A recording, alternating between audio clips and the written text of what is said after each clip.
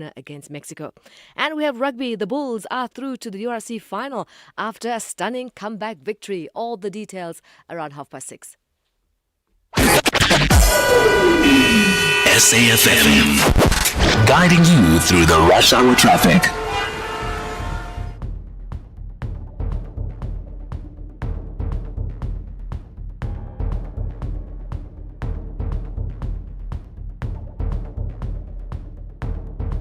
Backlog. If you're driving up in from Heidelberg, you might want to off-ramp at Barry Marais, take the R103, come back on at Heidelberg Road and just keep yourself moving and avoid that backlog there between Barry Marais and Heidelberg Road. If you're on the N3, it is quite heavy. N3 North just a little bit slow at Heldnace. The long-term roadworks remain in place there. Coming out of Pretoria this morning on your way down to Joburg, looking okay. A couple of breakdowns, one at New Road, but it's on the northbound side. Another on the N1 south of Buccleuch, just to watch out for if you're on that run down from Allendale this morning. Crash south of Gingingluvu towards Mandini. That's on the N2 Durban bound this morning, North Coast area.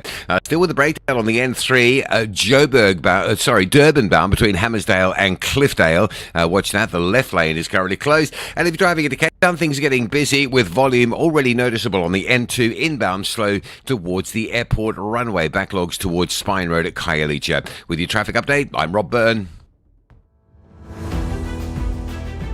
The National Briefing on SAfm. Clarity, context, and conversation. This is where the day begins with Kathy Mutlatlana on the National Briefing.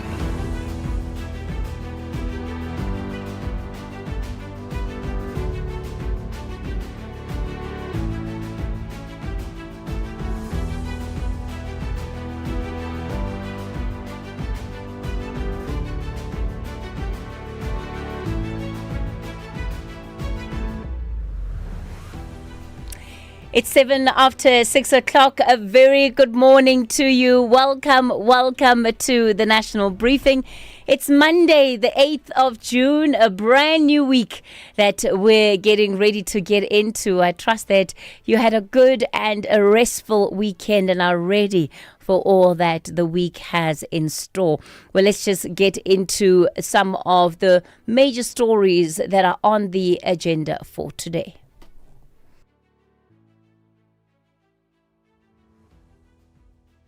Part of this effort, I will be sending envoys to a number of sister African countries to outline the measures that we are announcing this evening. Deal comprehensively with the issue of migration in cooperation with those countries. The migration debate is moving beyond South Africa's borders. President Cyril Ramaphosa says special envoys will be sent into the region as government seeks cooperation from governing states. Last night, Ramaphosa addressing the nation on illegal migration, announcing tougher enforcement, deportation centers, stronger penalties for employers who hire undocumented workers, and a renewed effort to tackle corruption at the country's border. But the question that remains this morning is, will these measures restore confidence in the state's ability to manage migration, or have they come after public frustration has already reached boiling point? And beyond that, will they stop the marches that we have seen? So will we see a lifting, let's say, of a deadline of 30th June for all undocumented migrants to leave the country? That's the story that we are going to be putting under the microscope throughout this morning. And while migration might be the matter that dominates the conversation, the World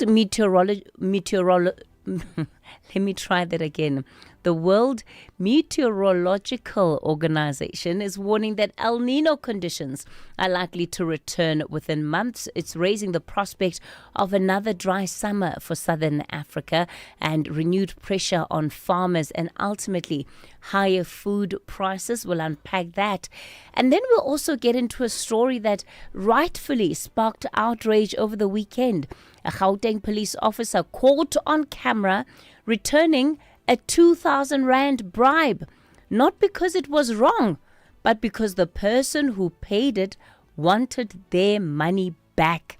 And we'll ask about whether corruption is becoming so normalized that getting caught is now the only consequence that follows. As always, of course, I'd love for you to be part of the conversation. The numbers to use this morning to get in touch with us on the studio line 086 000 2032. That's 086 000 2032. On the WhatsApp voice note line 0614 104 107. That's 0614 104 107. Rob will have your traffic, Zai standing by with your sport, and Ntaoleng will have all of your latest market updates. And we look forward to stepping into your day with you.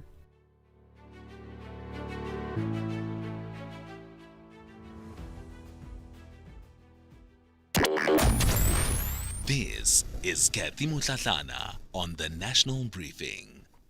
All right, it's 11 after 6 o'clock. Let's go to the front pages of the country's newspapers, give you a sense of what the newspapers are leading with.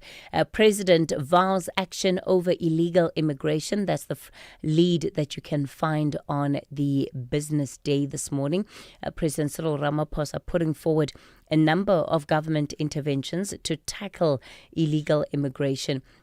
These include a phased relocation of refugee reception centers to border posts, setting up dedicated courts to fast-track the deportation of undocumented migrants, and discontinuing the Green ID book. And that is probably also one of the most consequential announcements that the president made yesterday. Some people have been hanging on to those Green ID books. I won't judge too quickly, right? I may have been one of those people. But the president is now saying it's no longer optional. You've got to get a smart ID. So I'm sure very soon we're going to start hearing deadlines about when exactly then that Green ID book is going to go out of the rotation. Yeah, you see, and all of the millennials and behind them, the millennials and everybody behind them is complaining about getting rid of their Green ID books. Guys, it's fine. Frame it and put it up on your wall. Your point is that it's now no longer going to be valid. That's part of what you can find on the front page of the Business Day. Ramaphosa also extends Eskom's grid split plans deadline. The task team established by the president is set to craft a plan to unbundle Eskom's transmission assets.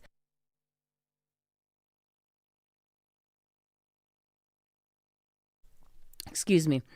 So that team that has been put together by the president to unbundle Eskom's transition assets, that's asked for more time to complete its work, and ratings agencies are warning of execution risks that might lead to a downgrade of the power producer.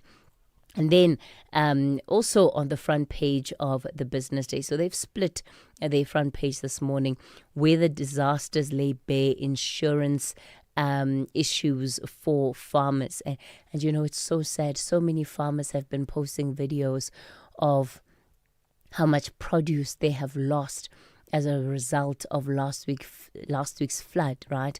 In some areas, it reached as much as 200 millimeters of rain. That's how much came down. And you can imagine, 1 minute you've got wonderful fields, the next it's all drenched in water, drowning. So that, of course, also proving rather to be a headache for insurance companies to deal with. The front page of the Citizen, council snubs a court, and that's a ruling that affects the Lesedi local municipality, which has approved its 2026-27 budget, despite a high court ruling against the property valuation role. Legal battles and warnings of a multi-million rand revenue risk from unlawful collections. And that story there you can find more of in the Citizen. On the front page of the Sowetan this morning, and I must say, this story it made me sad, because it took me back to the SASSA grant debacle in the Constitutional Court, right? Because part of what came out of that and the CPS debacle was around how some of these pensioners were having their SASSA accounts unlawfully deducted, because it's not allowed, but they were given all sorts of policies and this and products, financial products, etc., etc. And so that very well seems to be continuing. On the front page of the Sowetan this morning, inside insurer scam targeting pensioners. And it says many elderly people are distressed by deductions from their grants to pay for burial insurance they insist they never signed for. The lobby group helps victims who thought they gave their ID numbers for free food to offer people their ID numbers for free food to people who claim to be SASSA officials. So it looks like these individuals were running a scam and approaching the pensioners and saying, we are signing people up to receive free food parcels. And that's why they so willingly gave their ID numbers, only for them now to have their accounts deducted. The front page of the Star, only the state can enforce immigration laws, is the headline there. And it's picking up off the president's address last night. And on the other side is also the recorded Gauteng cops' alleged bribery scandal raises crucial legal questions. And it goes back to that viral video that I touched on in the opening of the show this morning. We are going to be doing more on the story just a little later within this hour, in fact. And legal experts are saying that anti-corruption laws target not only officials accused of accepting bribes, but also those who offer to pay them. So that's what you can expect then on the front pages of the country's papers.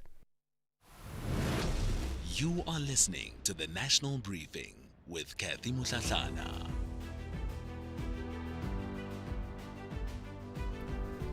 All right, it's 18 after 6 o'clock. Let's take a look at your weather. The good news is that there are no advisories and weather warnings that have been issued for today. So I'll get straight into it.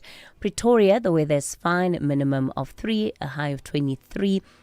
The expected UVB sunburn index is moderate. In Johannesburg, fine, 2 and 22. Vereniging also fine, -1 and 23. In Mbombela, fine, 6 and 23.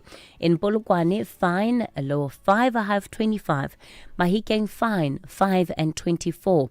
Vryburg, fine, 4 and 23. In Bloemfontein, fine, 2 and 19. In Kimberley, fine, 2 and 22. In Uppington, partly cloudy, 7 and 24. In Cape Town, cloudy with isolated showers and rain in the morning. Wind light to moderate northerly, 12 and 16. The expected UVB sunburn index is moderate. In George, cloudy with isolated showers and rain in the afternoon. Wind light westerly, 12 and 17. In Gqeberha, fine becoming partly cloudy with isolated showers in the evening. Wind moderate to fresh southwesterly. In East London, fine, becoming cloudy with isolated showers in the afternoon. Wind light northwesterly, becoming moderate to fresh southwesterly by afternoon. 14 and 22. In Durban, fine, wind light northwesterly until late morning. Otherwise, light to moderate northerly to northeasterly, becoming southwesterly in the evening. 14 and 23. The expected UVB sunburn index is high. In Richards Bay, fine, wind light northwesterly until late morning. Otherwise, light to moderate northerly to northeasterly. 14 and 25. And in Pietermaritzburg, morning fog, otherwise fine, low of 7, a high of 24.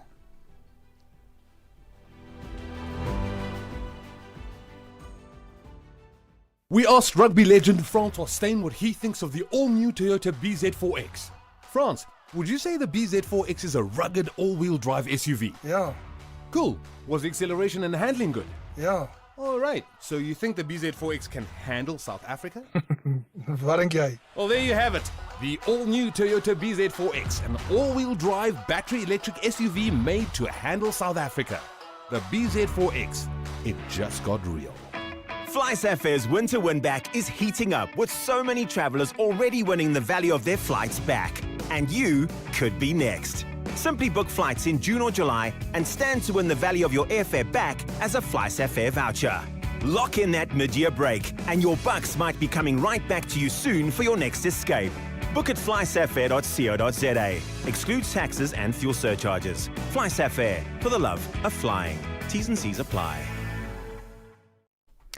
Buying house brands at the grocery store saves money, but you could really save by switching to Outsurance Essential Car Insurance made for older cars. 38-year-old Portia pays only 512 Rand a month for her 2015 Kia Picanto and has no upfront access payable, so no unexpected out-of-pocket payments. Get Outsurance Essential Car Insurance today for unfinanced cars older than 5 years and valued at less than 150,000 Rand. SMS car to 43185. That's car to 43185. Outsurance, licensed insurer and FSP. T's, C's and information online. The Global Briefing on SAFM.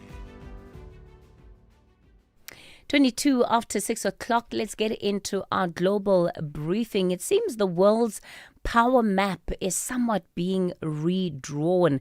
This is at least on 3 different fronts. In Pyongyang, China's Xi Jinping has landed for his first visit to North Korea in 7 years. Well, Salman Khan is an independent geopolitical analyst and he's joining us to unpack our global briefing this morning. Salman, Xi hasn't set foot in North Korea for 7 years. So this visit, why now?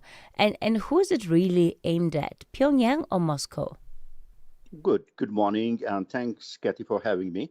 Look, as you have said in your preamble, the landscape of the geopolitics has, rapidly changing. For the last 40 years, the world has moved from the bipolarity to the unipolar, and now what we see is a multipolar. The axis of powers which is emerging from the multiple sources.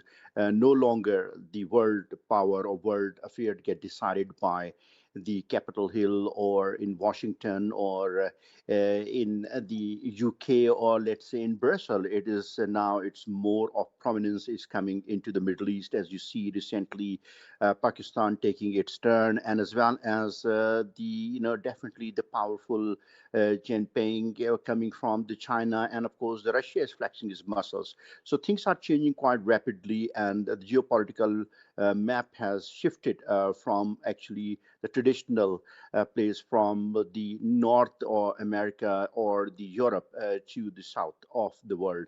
And it is, you're correctly saying that 7 years, but also what is significant is the Jinping has not come to even BRICS to South Africa for the last 3-4 years. He cut down his own international visit. The world's most powerful president like Putin and Trump has visited him rather than, and then why he has to go and meeting the president Kim Jong-un in North Korea. So I think things are quite fluid at the moment, and of course mostly I would say that the recent visit is due to that he also realized it that the growing influence of Russia in the North Korea, and of course in the recent years during the war between Ukraine and Russia, the North Korea has exported over $14 billion worth of the military hardware as well as the military personnel services, which of it only 1.5 billion has been paid, and the rest look like it seems to be the barter of the Russian supply technology of the advanced missile system to the North Korea, and which of course raises the alarm to the regional powers like a Chinese, and they look at it as a very what type of advancements the North Korea is having, and also North Korea import almost 95% of its the trade and most of the consumable from is still from China. All right. So there does seem to be all sorts of power play moves at play here. Speaking of Russia, Vladimir Putin is hosting his Showpiece Economic Forum and he's preaching a new world order. This is despite Ukrainian drones that are reaching deep into Russian soil.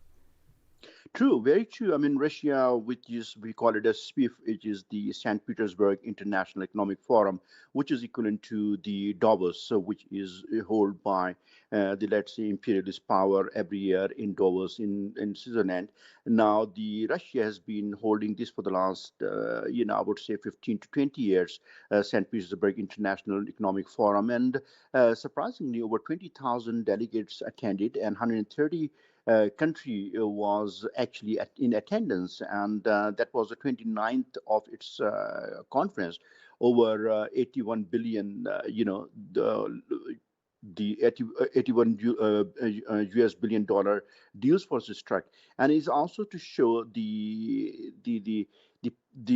shift on the mindset from the Russia is that yes, there is a war, but they are not too distracted from their economic growth, as well as also projecting their strength and stability that, despite the war on their one front, they still economically very strong and they still the leader of the South and pivoting its new global South as well as sourcing the new supply chains that has been distracted from the traditional partners. So there are many facets to it, but it's still, I mean, having such a magnitude of the conference during the war, it shows that their resilience and also their appetite for the further growth. Sure.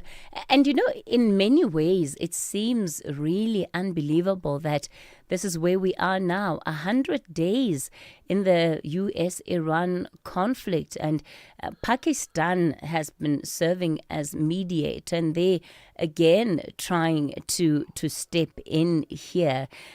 I mean, the question around Pakistan is the leverage, right, that it has to be a mediator in this matter. Do you think that that's paying off? Does it have enough leverage?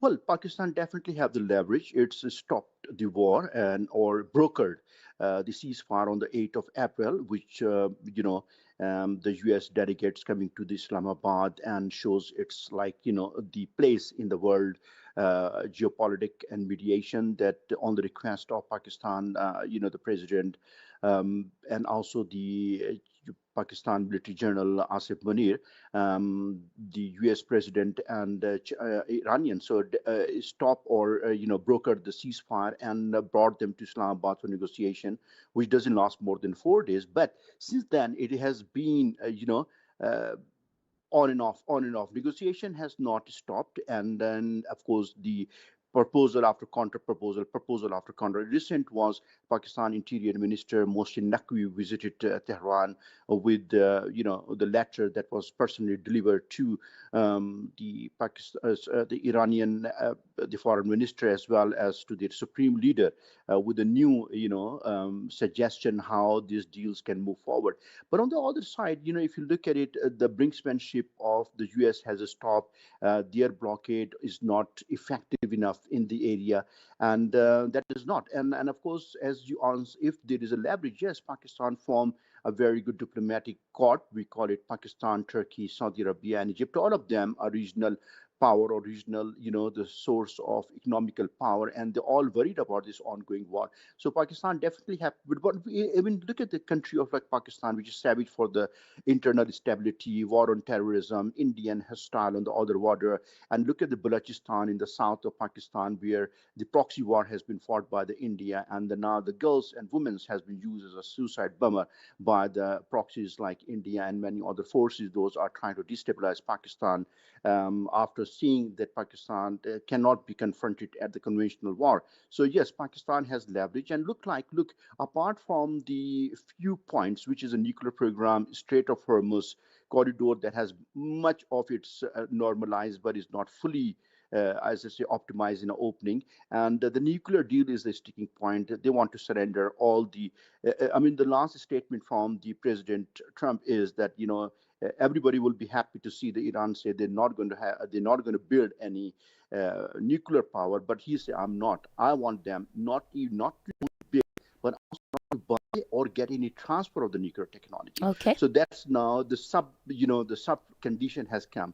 So things are moving slowly but forward, and hopefully the war will not return to its ugly face. Look, they are manifested. I mean, of course, the stockpile of the Israel and US was depleted during the war, and Iran was still fully capable of launching its missiles deep into the Middle East as well as in Israel, and I hope this time of transition is not for them to restock its pile. And of course, we had just now finished the holy, the pilgrimage of Hajj recently. So I pray and hope that these things will not become again the full-fledged war. But I think things are moving forward, and some analysts saying that hopefully over this weekend maybe things get settled, and if not, then at least close to be settled. But it's All very, right. very fluid. Salman Khan, let me thank you for your time, independent geopolitical analyst for Southeast Asia. It's time for your latest news headlines. And Musa, a very good morning to you. Good morning. Thanks, Kathy. In the headlines, President Cyril Ramaphosa says employers of undocumented foreign nationals could face possible jail time for employing and exploiting undocumented workers. The president addressed the country last night amid growing concerns of anti-legal immigrant sentiments. Good Party Secretary General Brett Heron has been unveiled as the mayoral candidate for the city of Cape Town ahead of the 2026 local government elections. Party leader Patricia de Lille made the announcement in the West Bank on the Cape Flats. And Iran has suspended flights at the international airport in the capital Tehran. Airspace in the West is also being closed until further notice. I'll have details on these and other stories at 7. SAfm, guiding you through the rush hour traffic. Good morning. Busy start around Joburg's Highway. It's a crash on the Mike 1 South at Grayston Drive. Heavy traffic coming down from Marlborough Drive side, from Woodmead into Sandton this morning. Also, big crash on the N3 North at Spruitview. That collision scene between Leondale Road and the Heidelberg Road exit. Very heavy coming in from Vosloorus into that one. The N17 queuing at Brakpan. That's Boksburg or Joburg bound into some roadworks. It is week 3 of delays between Verulam and Phoenix. The R102 roadworks on the southbound side still there. That 102 through Ottawa is going to be busy, as will be the alternative routes. It'll fill up quickly as well. Cape Town delays out of Mitchell's Plain. The M7. Jake Scoville queuing up to Samora Michelle this morning at 35th onto Jan van Riebeek into Parow. Slow going into the roadworks that continue. With your traffic update, I'm Rob Byrne. This is SAfm Sport with Zai Khan. Zai Khan, a very good morning to you. Listen, already I have so many messages on WhatsApp. People are complaining about the fact that it is now literally a final goodbye for the Green ID book. Oh. That's effectively part of what came out of last night's announcement. Zai Khan, are you one of those who hanging on to nostalgia, memorabilia? I'm just wearing my green and gold. Okay? That tells me you're nowhere near a smart ID. Guys, now is the time to go and apply. If you don't know where your closest Home Affairs office is, I suggest you start searching. Good luck. But listen, we want to say good luck to Bafana. Coach Bruges has given a warning, by the way, to his players just 3 days before South Africa's FIFA World Cup opener against the host Mexico. Bafana were held to a 1-0 draw by Jamaica in Pachuca over the weekend, with Lyle Foster rescuing a result after Dwayne Atkinson had given the Reggae Boys the lead. Now, remember, come Thursday, we will see our team. They'll be playing Mexico at a packed Estadio Azteca come Thursday night, 9 p.m. And we'll be rallying behind our boys. More soccer. Algeria have extended coach Vladimir Petkovic's contract, and that's through to 2028, just days before the FIFA World Cup kicks off. The Algerian Federation hailing his remarkable results since taking over after the team's early exit at the Africa Cup of Nations. Now, Algeria will face Argentina, Austria and Jordan in Group J. Elsewhere, Iran's national football team has arrived in Tijuana, Mexico, ahead of the FIFA World Cup. But a bitter dispute over US visas continues to overshadow their campaign. all 3 of Iran's group matches are scheduled in the United States, yet players and staff have been told they must fly in and out of match days. Now, US officials insist visas were granted, but Iran are reportedly saying that Washington is having politically biased interference in sport. From there, we go to rugby. The Bulls are through to the United Rugby Championship final after a 22-21 comeback victory over the defending champions, the Glasgow Warriors.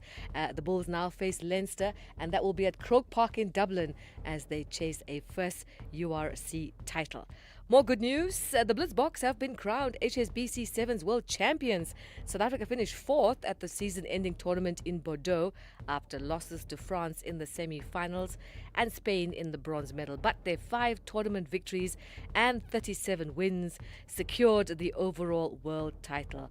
Now here's a wonderful Philip Snyman looking ahead and praising his side. No, I think everybody bought in what we want to do. Obviously, we set a couple of goals for ourselves. We reached most of them. We came short on a couple. But overall, I think tonight we're going to enjoy it. I think the guys deserve some time off. And I think overall, really happy with the season. And finally, the French Open has a new men's winner. It's Alexander Zverev, who beat Flavio Cobolli 6-1, 4-6, 6-4, 6-7, 6-1 for his first Grand Slam title. That's your sport on the National Briefing. We'll serve it up some more top of the hour. I'm Sai Khan.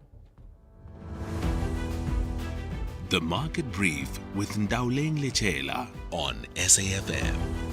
Ndauleng, a very good morning to you. Trust you had a good weekend. So this morning, the U.S. labor market holding firm as we take a look into the opening of the markets globally. Good morning, Kathy. Now, we saw this come out of the U.S. non-farm payrolls report. Stronger than expected job growth last month reinforced signs that the U.S. labor market remains resilient despite concerns over inflation and slowing economic activity. Now, non-farm payrolls increased by 172,000 during the month, comfortably beating forecasts, while the unemployment rate held steady at 4.3%. The figures are closely watched by the Fed as officials assess whether the economy is cooling enough to justify further interest rate moves. A robust labor market reduces pressure on the central bank to provide support through lower borrowing costs. Now, investors are turning their attention to U.S. inflation data due this week, which could offer fresh clues on the Fed's next policy move. Moving over to airlines, rising fuel costs and ongoing disruption in the Middle East have forced the global airline industry to slash its profit expectations for the year. The International Air Transport Association, which represents about 85% of global air traffic, now forecasts net profit of $23 billion next year, nearly half its previous estimate of around $41 billion. Now, despite strong passenger demand and industry revenues expected to exceed $1 trillion, airlines are grappling with higher operating costs as conflict-related airspace restrictions lengthens routes and increases fuel consumption. Industry leaders expect carriers to trim unprofitable routes while elevated fuel prices keep air higher and place additional pressure on smaller airlines. Tracking equity markets, Asian markets have continued their downward spiral in the red this morning, following peers on Wall Street, which closed in negative territory. The JSE followed suit, with the all-share losing 1% on Friday. This as geopolitical uncertainty continued to keep investors on edge as strikes continued, which lifted oil prices. Now, Brent is up 3.6%, trading just below $97 a barrel. The recent escalation in tensions has sent the dollar to a 2-month high, weighing on the local unit, which is trading at 16.54 to the greenback. The rand back above 22 to the pound and 19.08 versus the pound. That's your market brief this hour. I'll be back just after 7:30 with your local market moving headlines.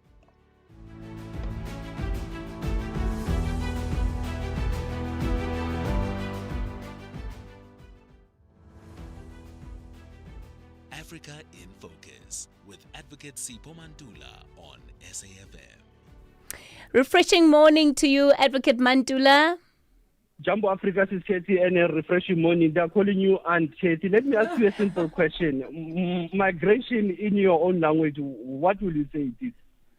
Oh, Advocate Mantula, these are the type of questions you're supposed to warn me about before we go on air, so I can go and research.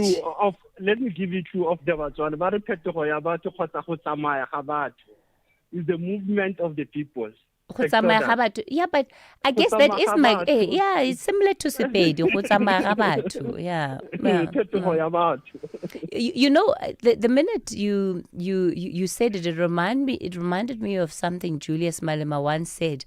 And I forgot the specific, I think he was talking about xenophobia at the time. So it's a long time ago that this quote is from. But he said, if it doesn't exist in his language, in his home language, then it doesn't exist at all. And at the time he was, decrying the xenophobic protests that we're seeing in the country. But migration continues to be a hot topic. And we're always at pains to say, Advocate Mantula, that South Africa is not the only country faced with the challenge of migration. And this morning, what's coming out of Tunisia highlights that. Absolutely. And since 2023, since Katie, when the president, Professor Kaisi said, talk about the hordes of illegal migrants from sub-Sahara posing a demographic threat to the Arab majority country.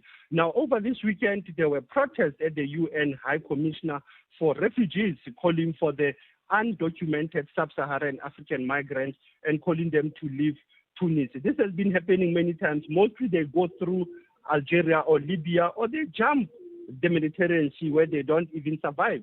So this is a problem, as you say. Let's wait for the AU summit. That's where I thought President yesterday would have punted that we are waiting for the AU summit in Cairo to address the push and the pull factors of migration. And let's look at our stats report, the state of 2023. I find many analysts, they've forgotten to go back to what Maluleka came with in 2023 on the migration patterns in South Africa and across the African continent.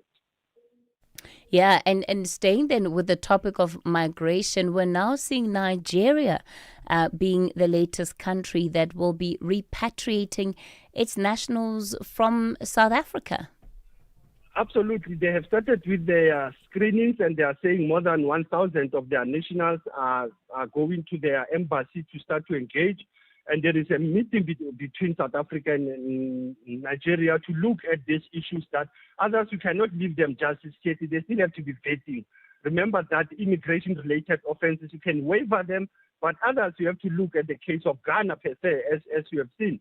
And now that's where we find that even within the SADC region, we are finding more numbers in South Africa that we are sitting with almost 5.1%. Others are saying more than 3 million non-nationals or foreigners are living in South Africa. But when you see West Africa, it's the same trend we saw in 2019, same trend we saw in 2015, 2008. And I think that's where we need to look at diplomatic engagement as we are moving towards Cairo. And I thought this one coming out of Gaborone, Botswana, was quite interesting. The former head of the African Development Bank, the former president, Dr. Akuimi Adesina, he's now the chairman of Botswana's Diamonds for Development Fund. Interesting that the boy's mine, Duma Boko, is going to West Africa to take Adesina to be the one managing what we call development finance, economic transformation, to look at the mining sector. Now, remember that Botswana has made sure that they got their share in the percentage of the DPS group ownership there. So bringing Adesina, who retired in around September last year, he will start on the 15th of June 2026 in Gaborone to take that role. She's working with a young woman called Boholo Kwenwendo, who has said that this is a major boost for Gaborone in terms of maximizing the value of its diamond resources. All right. Advocate Mandula, many of our listeners are going to want to know the reference, the boy is mine, and the Botswana president. I will give it, that is Duma Boko Sisketi. That is the man that we call the boy's mind, Duma Boko. Remember when he was inaugurated, that's what he said. And hence I say to you, it is the boy's mind is Adiseni in this moment. Our historical archive today, Advocate Mandula. We're going to then walk again the journey down memory lane. Naledi High School, the 8th of June, 1976. You know, Sisketi, when I look at this date, very interesting. 8 days before June 16, we are rewinding the memory lane of those who fought the liberation struggle in this country. Many never returned. Many were killed by apartheid system. The theme for this year talks about resetting, but we might say reboot the youth and the student struggles in our schools. Even if there's emergence of artificial intelligence, let's always remember our struggle intelligence that came from Naledi High when it was attacked. Being confronted by the apartheid government during that time. You'll recall that Botieti Mashinini were there.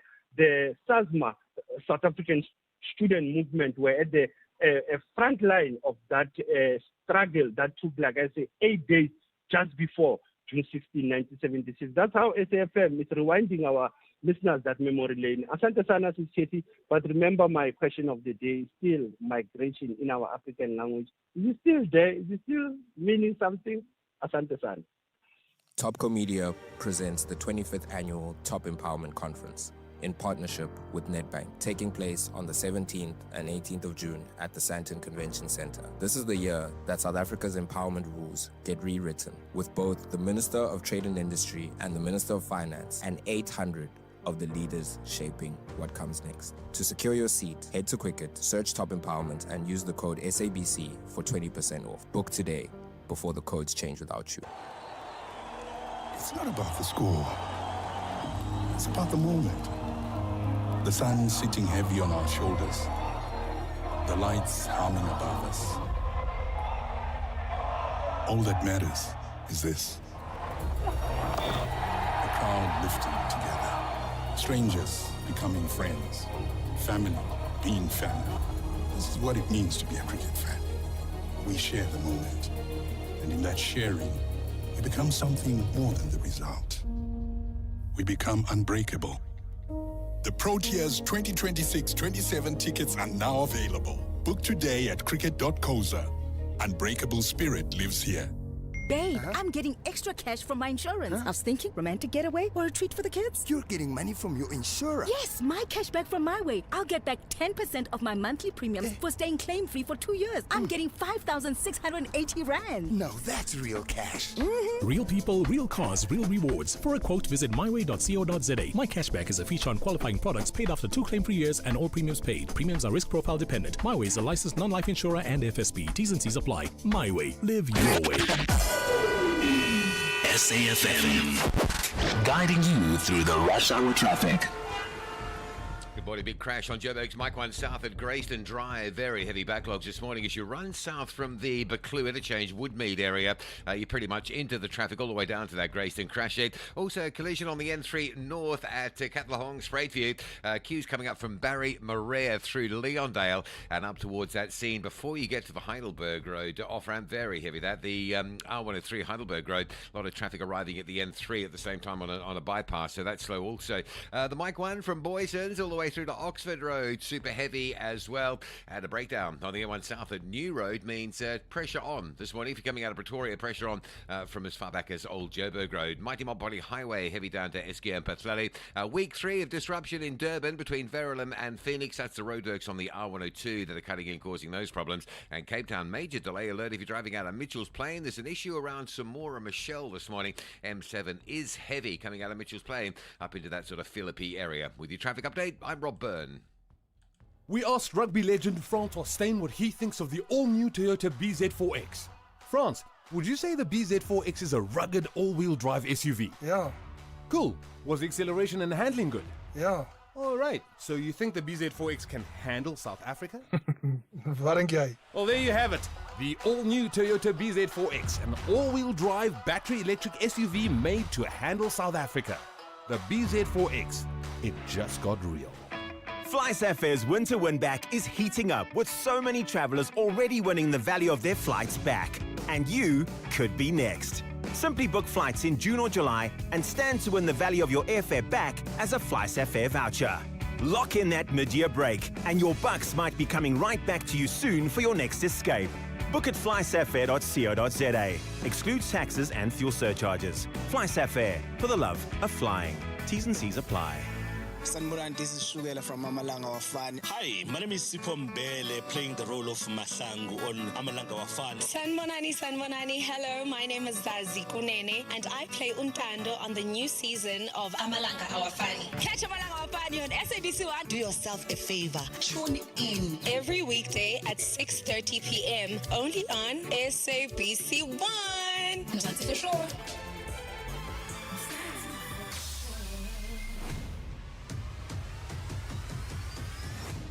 Kathy Mutlatlana is streaming live now on Facebook, YouTube, and X at SAFM Radio. Well, let's turn our attention to this story now at 6:51. A Gauteng police officer has been caught on camera handing back a 2,000 Rand bribe, not from a change of heart, but because the employer of the man who paid it was demanding his money back.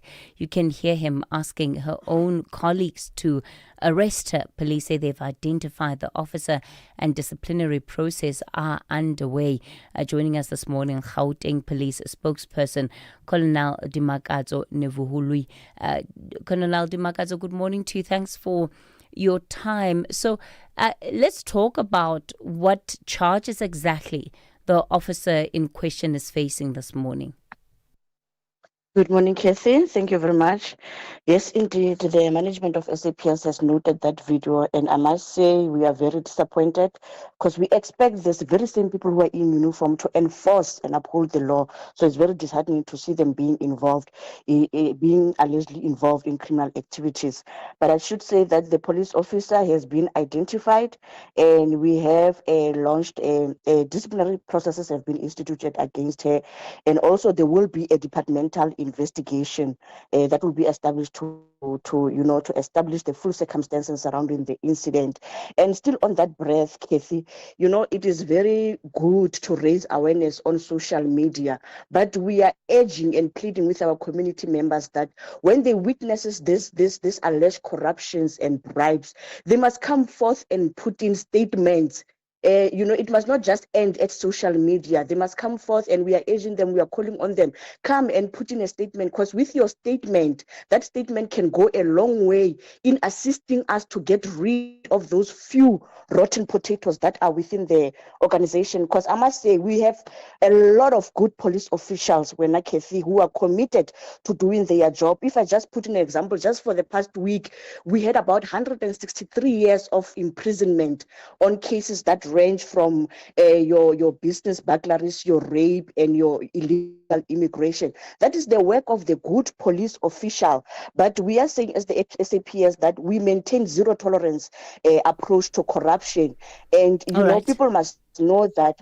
And we are also in that breath, Kathy, let me just finish to say that we have also for this quarter, starting from April to now, we have dismissed about 6 police officials, but we still have 20 cases that are still ongoing. So we are urging our communities to please work together with us by bringing in those statements and putting in a statement. What criminal charges is she facing? Should there be a statement that will be put forth, as I've already indicated, we have also identified the person on the video where the management will be in contact with him so that they can urge him to come and put in a statement so that a criminal case can be opened. So based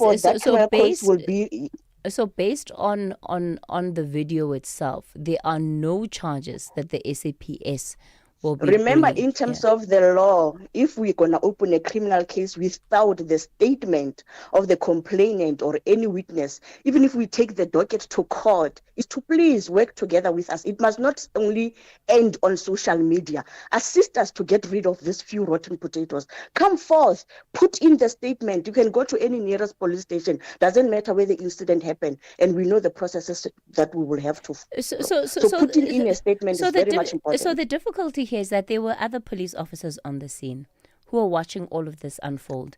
Those police officers could also be the ones that you get a statement from about the events of that morning. In fact, these are the very police officers that this motorist was challenging, saying, why are you standing there and not arresting your colleague for this illegal activity? That is very correct, Casey. Looking at the video, that's what we are seeing. But at the same time, like I said, we have launched an investigation, a departmental investigation, to establish the full circumstances. Meaning, even those members will be called in to put in their statements. So that will form part of the investigation. But why didn't they arrest her on the spot? Is taking a bribe as a police officer not illegal? It is illegal. So why did the police officers on the scene who are watching this crime happen not arrest their colleague? Like I said, Kathy, like we are seeing on the video, that will form part of the investigation processes to establish as to what happened and why didn't they arrest that person. That will form part of the investigation. But yet there's still no charges. They didn't act. Listen, they didn't act when they are supposed to act. Yes. So a case has been launched, and after a case has been opened, there will be investigation to hold accountable everyone else that was involved in that matter. Is this a criminal case or a disciplinary case? This is a disciplinary case. The criminal case, like I said, we have identified that person, and there will be someone who will be contacting them to come and put in. I still come back to the point that surely you cannot say that the criminal case is hinging solely on the motorist who paid this bribe. There were officers on the scene. In fact, they should have arrested both of them, the motorist and the police officer. Because in this country, even the person who's paying the bribe can actually face accountability before the law. And yet, we still don't have a case open. Remember, Cassie, we still can't just arrest for the sake of arresting. We need to investigate so that when we bring a case to court, it's a watertight case so that the person doesn't walk away again. They get the punishment that they deserve. If we were just going to rush to arrest without doing, we don't arrest to investigate. We investigate to arrest so that at the end of the process, we ensure proper conviction. Colonel Dimakatso Nevuhulu, let me thank you for your time. We don't arrest to investigate. We investigate to arrest, even if the crime is happening in front of police officers. Sharp. Kathy Mutlatlana is streaming live now on Facebook, YouTube, and X at SAfm Radio. Well, let's move on now to a story that could end up shaping our grocery bill in the next year. The World Meteorological Organization says there's an 80% chance El Nino conditions could arrive between now and August, and a 90% chance after this. Let me bring in Simon Gear. He's a climatologist, meteorologist, and environmental scientist. Simon, I'm so sorry coming to you so late, but how seriously should we be taking this warning? No, it is serious. This El Nino that we're expecting seems to be a very, very strong one. So just some background for listeners. El Nino is a change in sea temperatures along the equator in the Pacific Ocean. And that then has a knock-on effect right the way around the world. And El Nino and its sister La Nina, which is a cooling of those water temperatures, account for about 30% of the variability of our rainfall in South Africa. So El Nino tends warmer weather right the way across Southern Africa, drier weather generally, has a less of an effect in the Western Cape, but has a big effect all over the maize belt, over the central parts of South Africa, and then probably slightly wetter weather along the east coast. The dry weather, of course, has its own consequences, and this is where it really hits us, where we feel it most. Yeah, no, absolutely. So if we have a very, very hot, dry season for that sort of central region, then that is going to impact on maize prices, obviously, but also things like sunflowers, canola, all of those sort of crops which feed into our food system.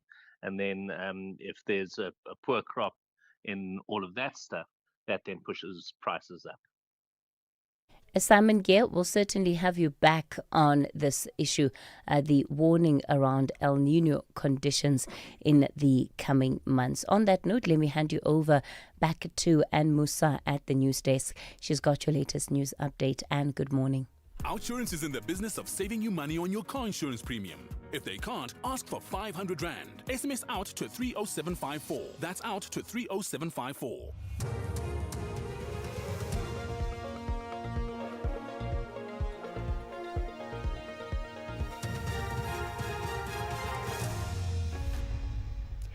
Thanks, Kathy. In our top stories, President Ramaphosa's warning to employers of undocumented foreign nationals and a new witness to testify for Ntanzi in Meyiwa murder trial. Good morning. President Cyril Ramaphosa says employers of undocumented foreign nationals could face possible jail time for employing and exploiting undocumented workers. The president addressed the country last night amid growing concerns of anti-legal immigrant sentiments. While acknowledging weaknesses in the country's immigration system, Ramaphosa outlined a number of measures aimed at strengthening border management and enforcing immigration laws. The president also warned employers who hire undocumented migrants that government will be taking a tougher stance against those found breaking the law. Employers who hire undocumented workers and exploit their vulnerability are breaking the law. They undermine our labor laws and standards, they undermine fair competition, and they undermine opportunities for South Africans. Such conduct will attract far stronger penalties and far stricter enforcement. The defense in the Senzo Meyiwa murder trial is expected to call a new witness on behalf of accused number 2, Bongani Ntanzi, when the case resumes in the Pretoria High Court this morning. Another witness, Police Colonel Putomngane Kumalo, concluded his testimony last Friday.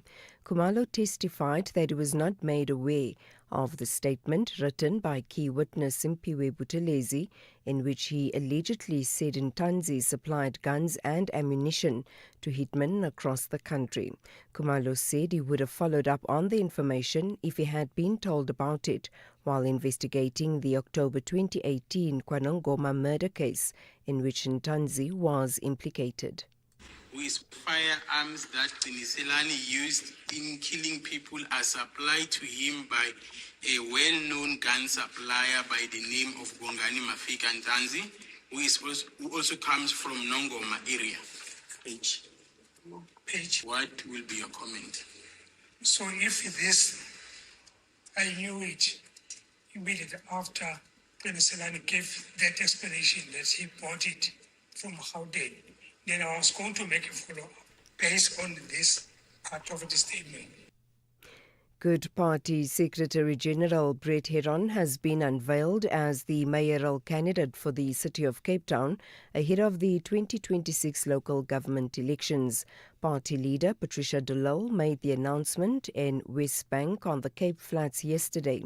She said the party wants to rectify all the governance issues facing the city. But we come with experience of the all unfinished business in the city of Cape Town. Our plan is to take city of Cape Town beyond the postcard image of being the most beautiful city. but get to the real issues and ensure that all Cape Townians must have access to dignity, land, services, all of that. The South African National Civic Organisation in the Northwest is calling for the disbandment of the Makwasi Hills Local Municipality Council. It follows the municipality's failure to account before the Northwest Standing Committee on Public Accounts. The Wolmaranstad-based municipality was condemned by Scopa for not presenting any report before the committee on Thursday.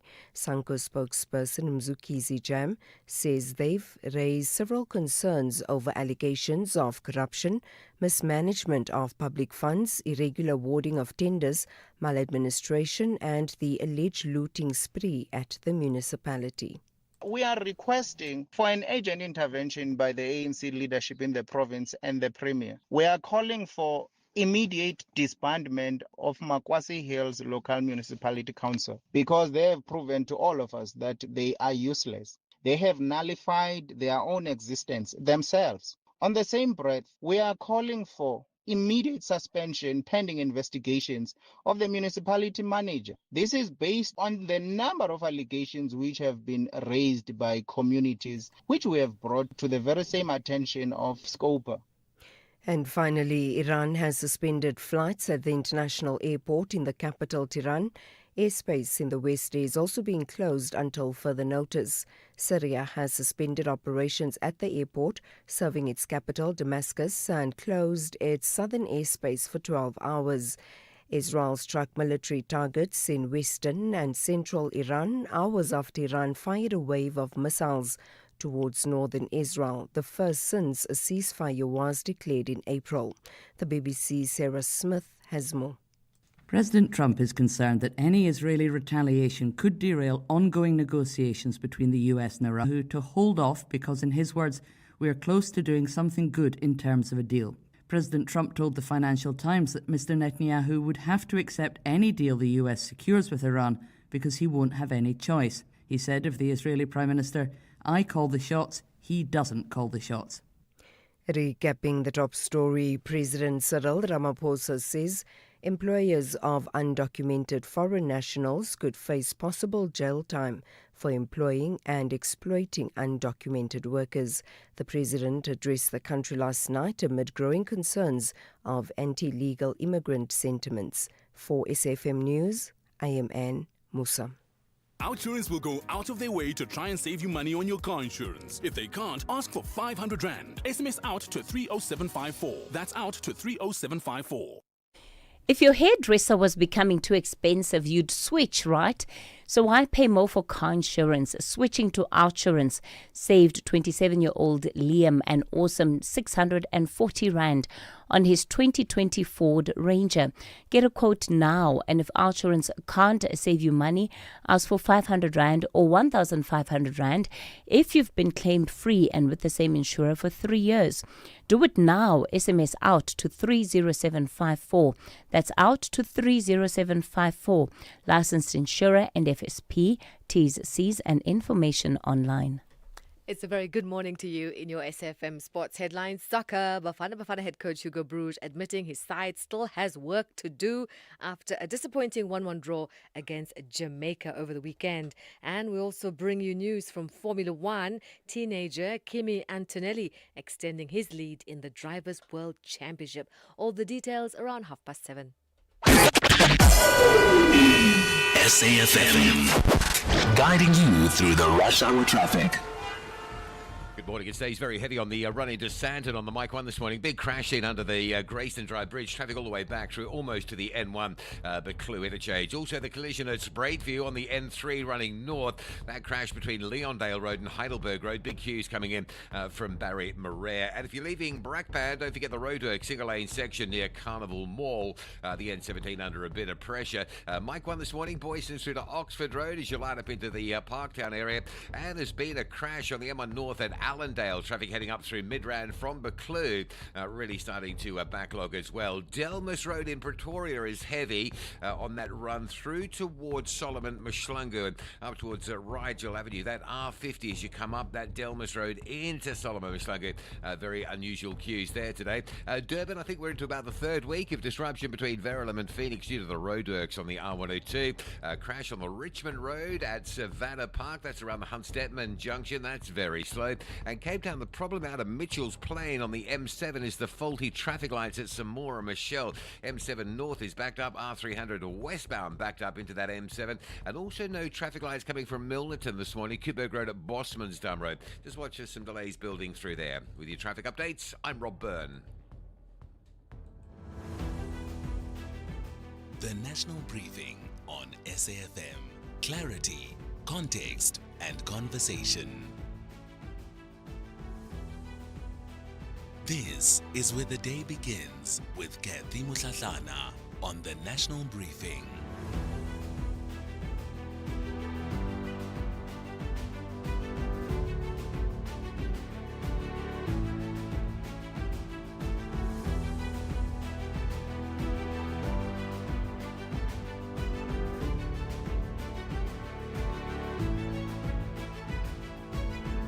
It's 11 after 7 o'clock. A very good morning. If you've just tuned in, you're listening to the National Briefing.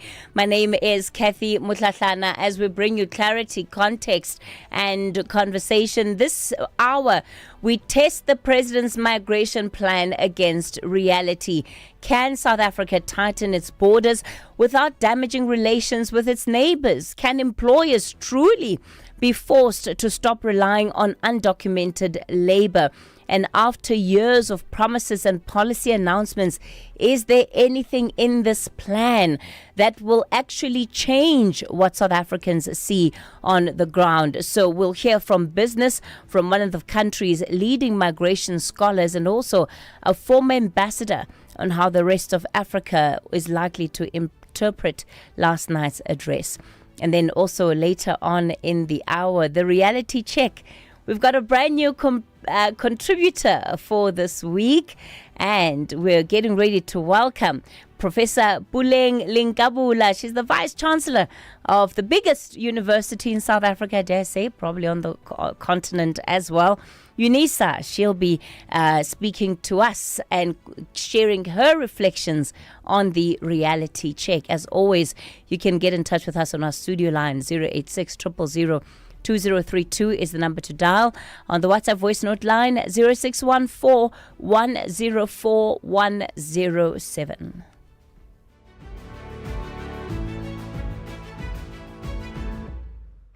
FlySafair's winter win back is heating up with so many travelers already winning the value of their flights back. And you could be next. Simply book flights in June or July and stand to win the value of your airfare back as a FlySafair voucher. Lock in that mid-year break, and your bucks might be coming right back to you soon for your next escape. Book at flysafair.co.za. Excludes taxes and fuel surcharges. FlySafair, for the love of flying. T's and C's apply. Topco Media presents the 25th Annual Top Empowerment Conference in partnership with Nedbank, taking place on the 17th and 18th of June at the Sandton Convention Centre. This is the year that South Africa's empowerment rules get rewritten, with both the Minister of Trade and Industry and the Minister of Finance and 800 of the leaders shaping what comes next. To secure your seat, head to Quicket, search Top Empowerment and use the code SABC for 20% off. Book today before the codes change without you. If your rent was becoming too expensive, you'd switch, right? So why pay more for car insurance? Switching to Outsurance saved 27-year-old Lynn a mind-blowing 638 Rand on her 2025 Haval Jolian. Get a quote now, and if Outsurance can't save you money, ask for 500 Rand or 1,500 Rand if you've been claim-free and with the same insurer for 3 years. Why wait? SMS out to 30754. That's out to 30754. Licensed insurer and FSP, T's, C's, and information online.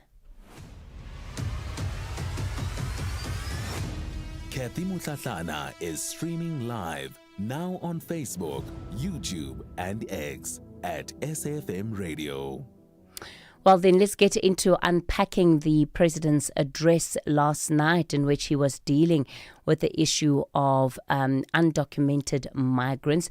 He's particularly spoken tough on bosses who knowingly hire undocumented workers and exploit them. He says there'll now be stronger penalties and stricter enforcement. So while there'll be an increase of inspectors, he's also saying those found in the wrong can also now face jail time.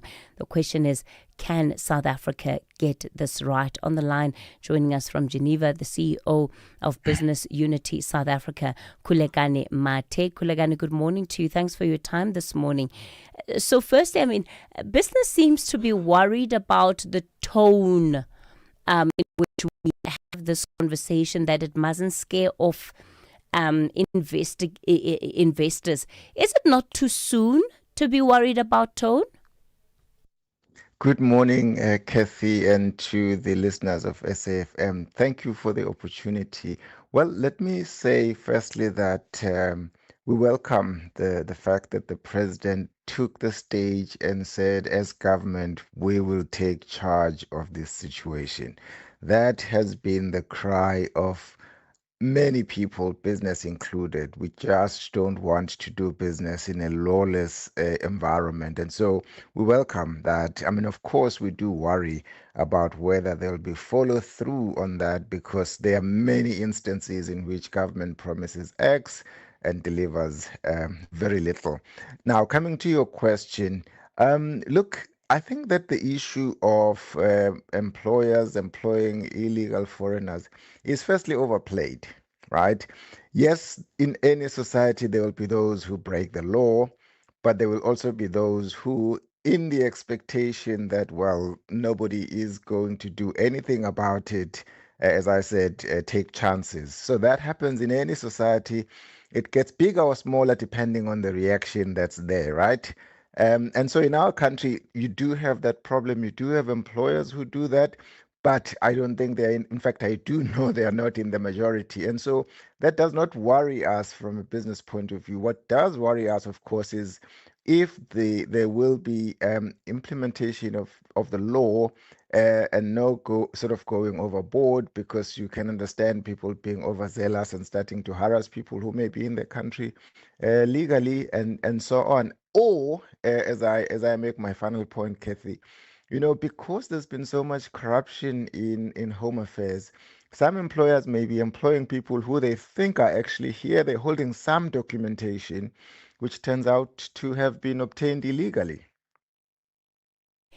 So the difficulty here, and I'm going to stick with the transport sector because I believe it really does provide one of the strongest examples yet around the issue of migration, right? So you have legitimate businesses that have really high turnovers, but in some instances, when it comes to who they're employing as truck drivers, they're choosing illegal, in some instances, migrants over South Africans. That in and of itself, if the president is saying that business owner needs to go to jail for having done that, does business agree that business owner needs to go to jail? If anybody has broken South African laws, we cannot protect people who are breaking South African laws. Now, obviously, the situation will differ from sector to sector, and there may well be reasons for that, which the government would obviously expect that there would be engagement. But as a basic principle, we do not support breaking the law of the country. Whether there are any justifications, those should be the next step to say, what do we do about this, rather than as a first step breaking the law. Previously, you've warned that anti-immigrant tension hurts investor confidence. Do you think what the president announced last night boosts investor confidence? Well, I think if we just take the main message as I saw it, which is that we will not let people take the law into their own hands. Yes, the concerns are legitimate, but the government will take charge of the situation, including making sure that people are here illegally, and those who are illegal will obviously then face the consequences of that. I mean, that's a reassuring statement. But as I've said, that, we usually are big on talk and very less on, on follow through. But as a statement from a head of state who obviously is in a country or leads a country where there's been tensions and so on in the streets, that is welcome. Khulekani Mate, the CEO of Business Unity South Africa.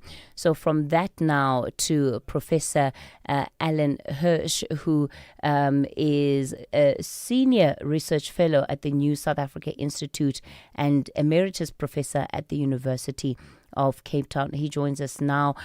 Professor Hirsch, good morning to you. Thank you for your time this morning. So the big question here is really around the extent to which we can move what the president was saying into practical implementation on a policy level. Your reflections on how possible it is going to be to get all of this done? Yes. So, the president made a lot of commitments, but, many of those commitments had already been made. So the commitment for the Department of Labor to establish a quota for South African workers, a minimum number of South African workers in different sectors of the economy, that had been decided by Cabinet. A lot of the Home Affairs commitments to a national population register, to doing away with the Green ID book, to having a digital system of population identification, a comprehensive one, all of that had already been committed. I think that those departments will certainly try to implement those decisions. Some of them will be more difficult. Some of the technical ones will be easier. I think the ones around systems, as long as the Department of Home Affairs is allowed to tender in an appropriate way for their services, and that CETA, which often gets in the way of good ICT services in government, doesn't get in the way. So what was new, Prof? Technical things. Sorry. What was new? Yeah, what was new in your view? Well, I think that the tone of the president was new. That it was quite a militant tone in a defensive way. I mean, I think the sense I got was that the president is on the back foot. That maybe it would have been better if he'd announced all the commitments that government had already made in a package much earlier in the whole process. I also think that perhaps what's new is this emphasis on prosecution of employers.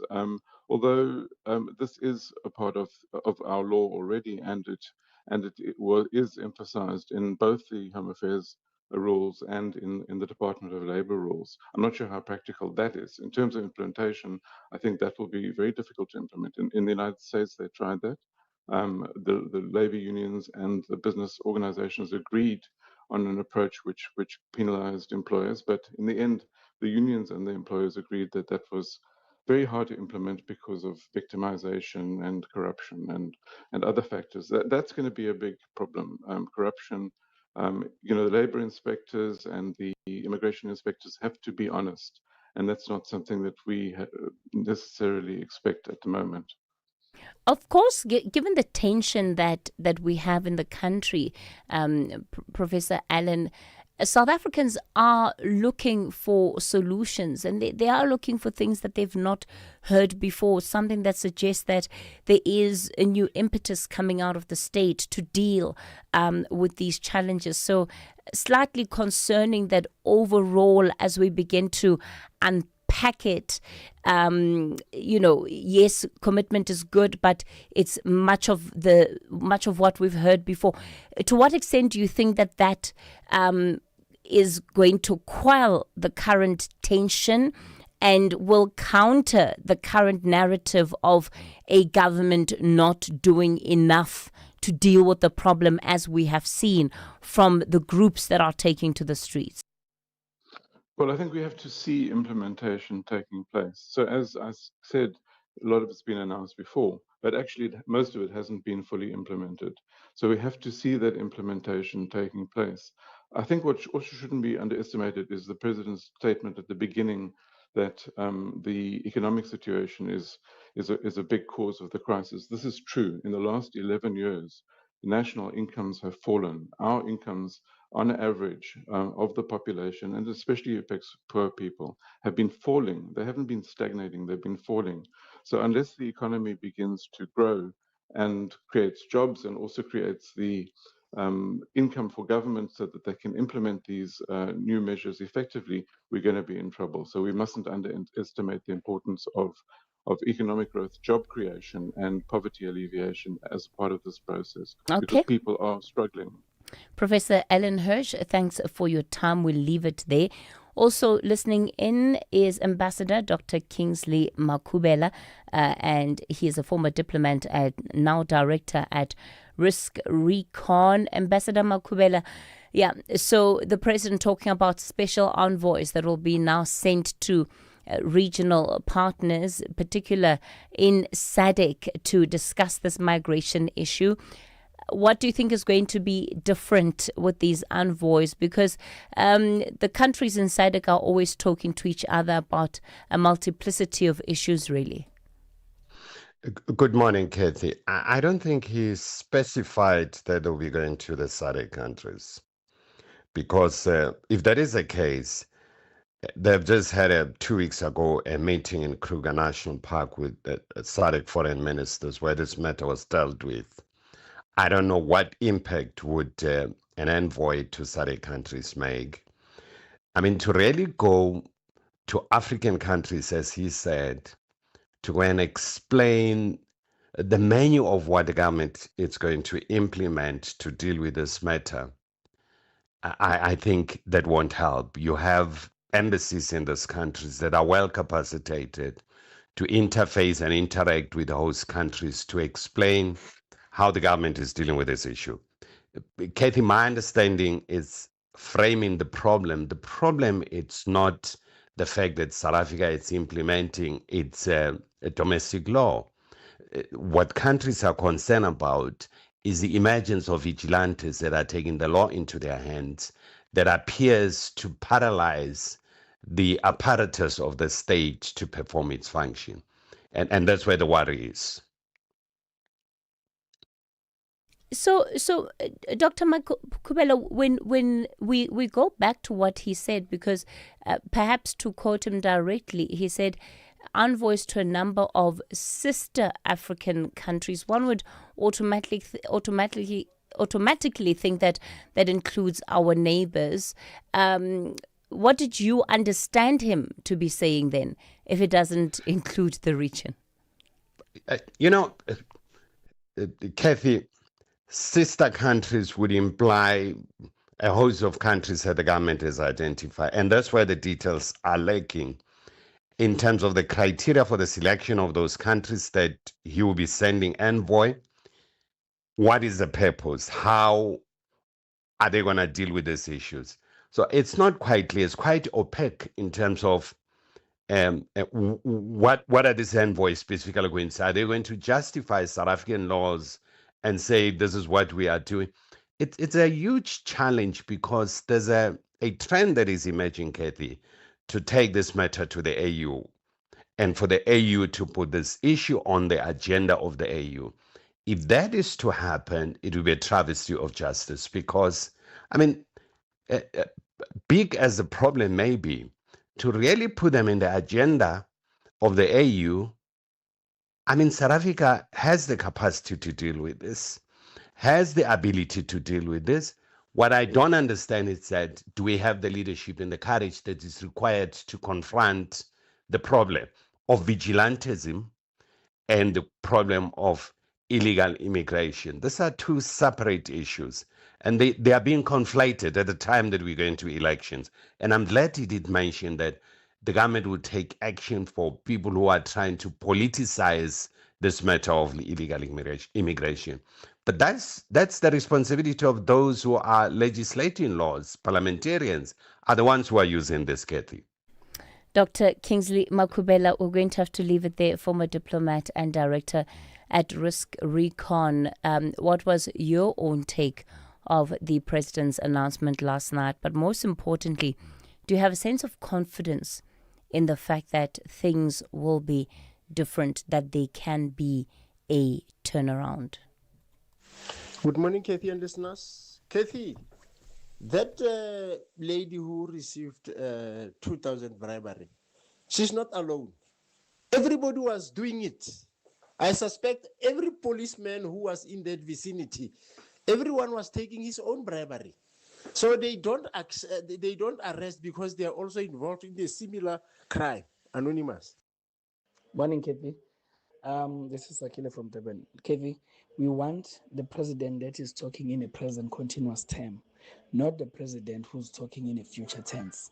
We've been having the issue of we will all these years. Now we want action and ongoing plans, not that they're still planning to do something. We are tired of that talk. Thank you. Kathy, shame on our police. You know, the police spokesperson, you can hear that she she cannot defend this one. I mean, in other words, if they see me steal something, they need to leave. Let me go and investigate first. No, that doesn't make sense. Z from Dufonte. Good morning, I'm Anne Musa. In the headlines, President Cyril Ramaphosa says employers of undocumented foreign nationals could face possible jail time for employing and exploiting undocumented workers. The president addressed the country last night amid growing concerns of anti-illegal immigrant sentiments. The Gauteng Health Department will today begin the phased rollout of the new HIV prevention injection, Lenacapavir. Gauteng has been identified as a key implementation site as the country's most populous province and one of the regions with a high HIV burden. And stocks in Asia have fallen sharply and oil prices have risen in early trading this morning as news of the latest fighting in the Middle East came in. I'll have details on these and other stories at 8. SAfm, guiding you through the rush hour traffic. It's a very busy Monday, high volumes and a lot of incidents as well to catch you out. One coming out of Pretoria, that stationary truck N1 South at Linwood is there. Traffic's backed all the way through to Montana. If you're coming off Stefaka Makato out of Montana onto the N1, you're going to sit right down to Linwood Road this morning. It is heavy. And then you've got traffic all the way through on the Midrand section, really from Old Joburg Road down to Buccleuch. And then on that Mike 1 down to that big crash scene with just one lane open at Grayston Drive. So you've got that really big queue, Pretoria side, then you've got just heavy coming through Midrand and all the way down to Grace to make sure you've got a ton of time to get through. Also, standstill stuff going north on the M1 up to a big crash at Allendale. All those links getting you through Buccleuch for a turn onto the M1 Midrand towards Pretoria. Heavy backlogging going on there as well. The Mike 1 north coming in from Boyce and slow really all the way through to Melrose side this morning. Durban crashing on the Richmond Road at Hunt's Detman Highway, slowing traffic Savannah Park. That's between Marion Hill and Chatsworth. Delays both ways around that one. The Kumashu Highway coming from Mallandela down to the N2's bad, and of course Verulam through Ottawa to Phoenix very heavy because of the roadworks. A lot of traffic going the other way, M27 out through Waterloo, leaving Verulam that way. There's a big queue out towards the N2 highway. Cape Town, no traffic lights. M7 at Samora Michelle coming out of Mitchell's Plain. M7 and the R300 routes are both heavily backed up into that, and a lot of traffic saw it last week, seeing it again today. R300 from Delft moving slow right through to Brackenfell in the N1. With your traffic update, I'm Rob Byrne. This is SAfm Sport with Zai Khan. Zai Khan, good morning again. It's 7:33. Zai Khan, I am worried now. Why is Coach Hugo Bruce sounding the alarm around Bafana's mentality and their energy in the camp? They need to be high. It's too early in the day to be disappointed. Jamaica and high. There we go. That's where we want to be, guys.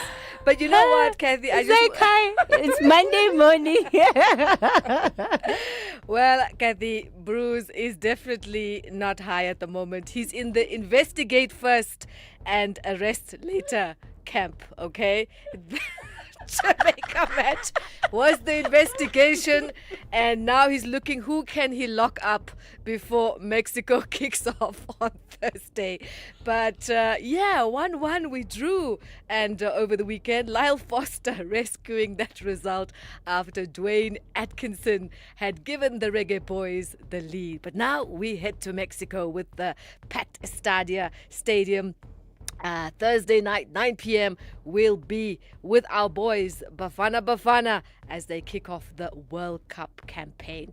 More soccer news. Benny McCarthy's Kenya side produced a commanding display. They beat Lesotho 4-0 in their friendly at the Lucas Modipa Stadium. McCarthy has now overseen 18 games in charge, 7 wins, 7 defeats, and 4 draws. Kenya, co-hosts of the 2027 Africa Cup of Nations, they'll face Bafana Bafana in the qualifiers later this year. Onto rugby, the Bulls are through to the United Rugby Championship final. They had a 22-21 victory over the defending champions, the Glasgow Warriors. They'll now face Leinster at Croke Park in Dublin. Tennis, Alexander Zverev, finally a Grand Slam champion after losing 3 previous finals. The German second seed beat Fabio Cobolli, and that was in 5 sets. Zverev is the first German man to win a singles major since Boris Becker 30 years ago. Here's Zverev. I was struggling physically a little bit, even though I don't think the cramps were physical. I think they were more mental. I was very tightened up. I was very, emotional. I was a bit unstable also in the 4th set, but and I actually think that the cramps helped me in a way. I think that I let go. I kind of hit my shots a bit more and just let go. And then of course the 5th set went my way, and I'm happy about that. And finally, motorsport. Italian teenager Kimi Antonelli becoming the youngest ever winner of the Monaco Grand Prix, holding off Lewis Hamilton in a shortened 10-lap sprint. Antonelli kept his composure, finishing ahead of Hamilton, the victory adding another milestone to Antonelli's debut season. Yeah, I'm very happy. It was a really strong weekend. And the team did an incredible job. First of all, with the rear wing that we brought, but as well with the turnaround that we had between Friday and Saturday. The car just changed massively, and obviously gave me a lot more confidence to push around this track, and just really been able to enjoy. And that's your sport for now. We'll leave it in the past lane. Zycon, you're trying to get us all fired this morning, aren't you? Fired up? Yes. Yes. Let's do this again, top of the hour. The Market Brief with Ndawleng Lechela on SAfm. It's 7:37. You're listening to the National Briefing. Ndawleng Lechela standing by with your market update. Ndawleng, so South Africa has scored its first Fitch ratings upgrade in 2 decades. Of course, I think the world is not what it was 2 decades ago, Ndawleng. Yep. Does it matter as much as it would have, let's say, 5, maybe even 10 years ago? It does slightly matter, Kathy. I mean, in the midst of this war, right, South Africa's improving fiscal position and structural reforms in energy and logistics have been well received by global ratings agencies. And that does improve, I guess, the investment landscape, making us a little more attractive. Now, Fitch citing public finances, stronger public finances, that is, disciplined spending, and signs that government debt is stabilizing. The move from Fitch follows an upgrade from S&P Global Ratings late last year, while Moody's has also shifted its outlook on the country to positive, signaling the potential for further upgrades. Now, Fitch highlighted the government's ability to maintain primary budget surpluses despite weak economic growth, as well as progress in the energy and logistics sectors, which are expected to support activity and strengthen the country's long-term growth prospects. Now, the decision is also expected to boost investor confidence and support lower borrowing costs over time. Now, it is important to note that while Fitch has upgraded South Africa's credit rating, we remain non-investment grade, which is essentially junk status. In company news, TFG is reassessing its store footprint as weak economic growth and the rapid rise of online shopping reshape the retail landscape.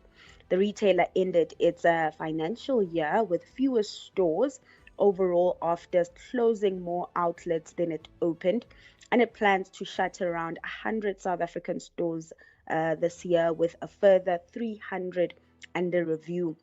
While CEO Anthony Thernstrom did not say whether jobs would be affected, the planned closures raise concerns about potential employment losses if underperformings continue to be phased out.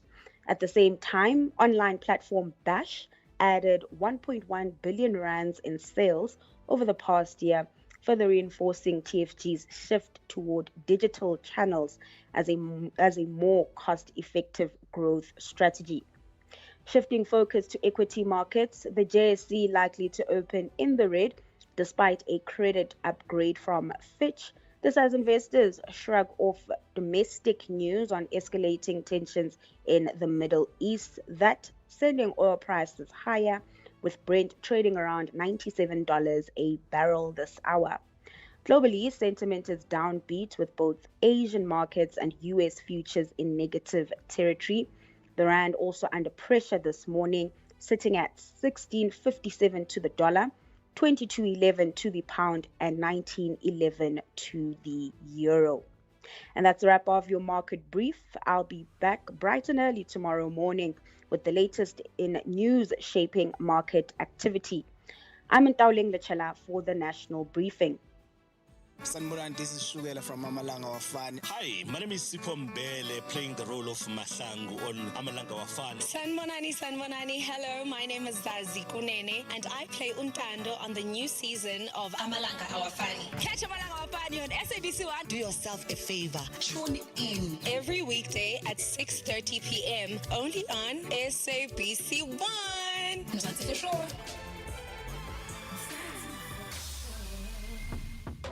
Get into the beautiful game and save like a super fan at Spar with products like 200-gram Baker's Blue Label Mori biscuits. Buy any two for 34, save 10 rand. Or 2-liter Spar Extra Shelf Life milk, full cream or low fat for 31.99, save 5 rand. Price is valid from 8 till 21 June, while stocks last. Only at Spar. T's and C's apply. If your regular plumber was becoming too expensive, you'd switch, right? So why pay more for car insurance? Switching to Outsurance saved 43-year-old Gloria an unbelievable 513 rand on her 2024 Audi Q3. Get a quote now, and if Outsurance can't save you money, ask for 500 rand or 1,500 rand if you've been claim free and with the same insurer for 3 years. Do it now. SMS out to 30754. That's out to 30754. Licensed insurer and FSP. T's, C's and information online. Reality check on the National Briefing.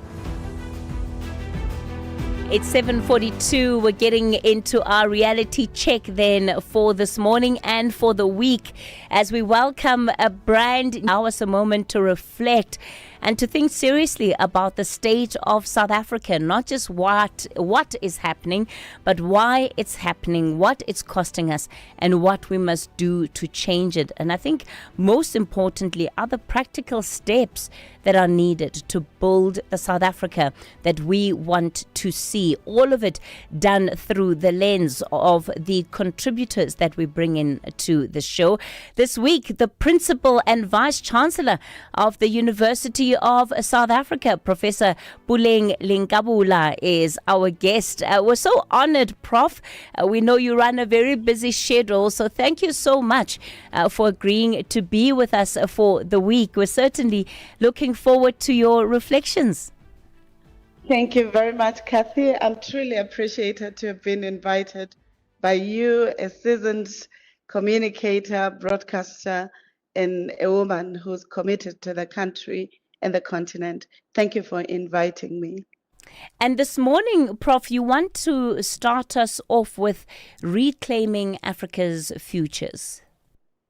Yes, thank you very much. Yes, I I truly believe that as a society, we have thought about ourselves within the global arena, and sometimes without locating ourselves within the socio-political and economic imagination of transforming our society.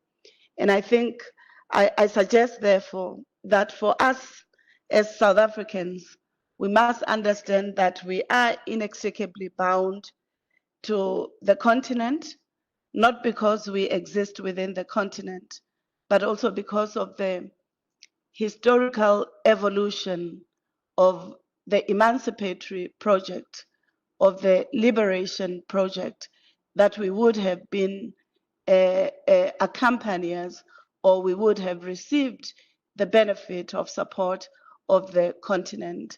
And therefore, to reclaim Africa's futures is both a task that reminds us to excavate the histories that we have journeyed together, but also the histories that we want to co-construct for the future.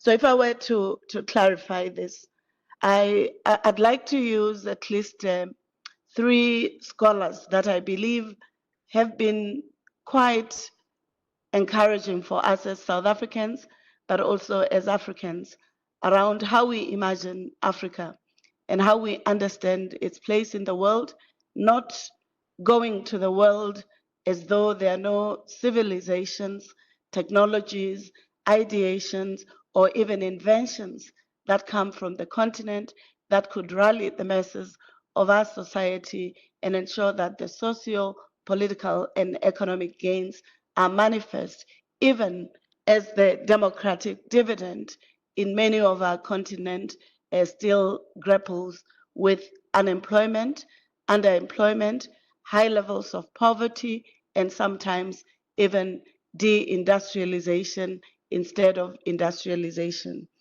I I believe social analysis and the role of ideation, the task of universities, therefore, as pastors, as partners to the imagination of the future of the continent is quite central. And therefore, I want to think of an invitation by our forebears, the African liberation heroes, who reminded us that for us to crafting the future. If you think of the 1912 meeting in Bloemfontein, Mangaung, that was imagining a democratic future for South Africa. It looked at it as a multi-pronged approach where multiplicities of society, civil society organizations, liberation movements, political activism, but also an economy that was meant to transform society and to eradicate poverty. And I think that's one of the important starting points because it was a contest to coloniality and an imagination of anti-colonial democratic situation. I also thought when we think about the future of Africa, we should also understand, are the masses of Africa or South Africa supposed to be subjected to the high levels of poverty and sometimes disillusionment that we experience, especially from the majority on the underside of history, not those who have been able to claiming for themselves some form of a job, a business, or even at least an international opportunity. And therefore, we will realize that Statistics South Africa, for instance, says despite of us as South Africans and as the continent talking positively about the youthful dividend, it reminds us that at least 4 to 7 million of youth and young adults within the context of South Africa are neither in universities, tech TVET colleges, or even community colleges. They are also neither in the world of work. They have given up hope because they're not in work. They're not also in universities. And I think for me to craft an intellectual future that will therefore solve the economic contradictions of our society, we need to focus on education as an emancipatory project that will help us to co-construct these successful futures. To do so, it is my suggestion that the interface between basic education, TVET colleges, as well as universities must be strengthened, and articulation from TVET must also be clearly articulated within our national policy framework. For to do so will allow ideation, will allow innovation, will also allow the technical critical skill sets to also be harnessed for industrialization. And the deindustrialization system, where we realize that manufacturing has also now moved into East Asia, will therefore be reclaimed for the continental optimization and transformation of the economy. The second aspect from education is really to strengthen African languages as languages of science. I often remind people that it was only in the late 1800s and early 1900s that Afrikaans developed as a new language. It was invested upon and it became a language of science, of teaching, and of learning. We have reduced many of our African languages as only languages of communication, of conversations. But if we as a country were to invest in African languages as languages of science, technology, innovation, and building economic systems, African languages would enable our own youth and young adults to be able to innovate without challenges. In the context of artificial intelligence, they would therefore translate whatever innovations they would want to enact into the languages of the world through translation, transcribing, or even other modalities that would be helpful. And the last point that I think is very important in thinking about the future. The future demands a society that is contextually agile as it is trying to insert itself within the global trading systems and the global multilateral systems. However, the place of Africa and South Africa in the global multilateral system and global trading system, whilst generally okay, is not in the main as optimal as we would like.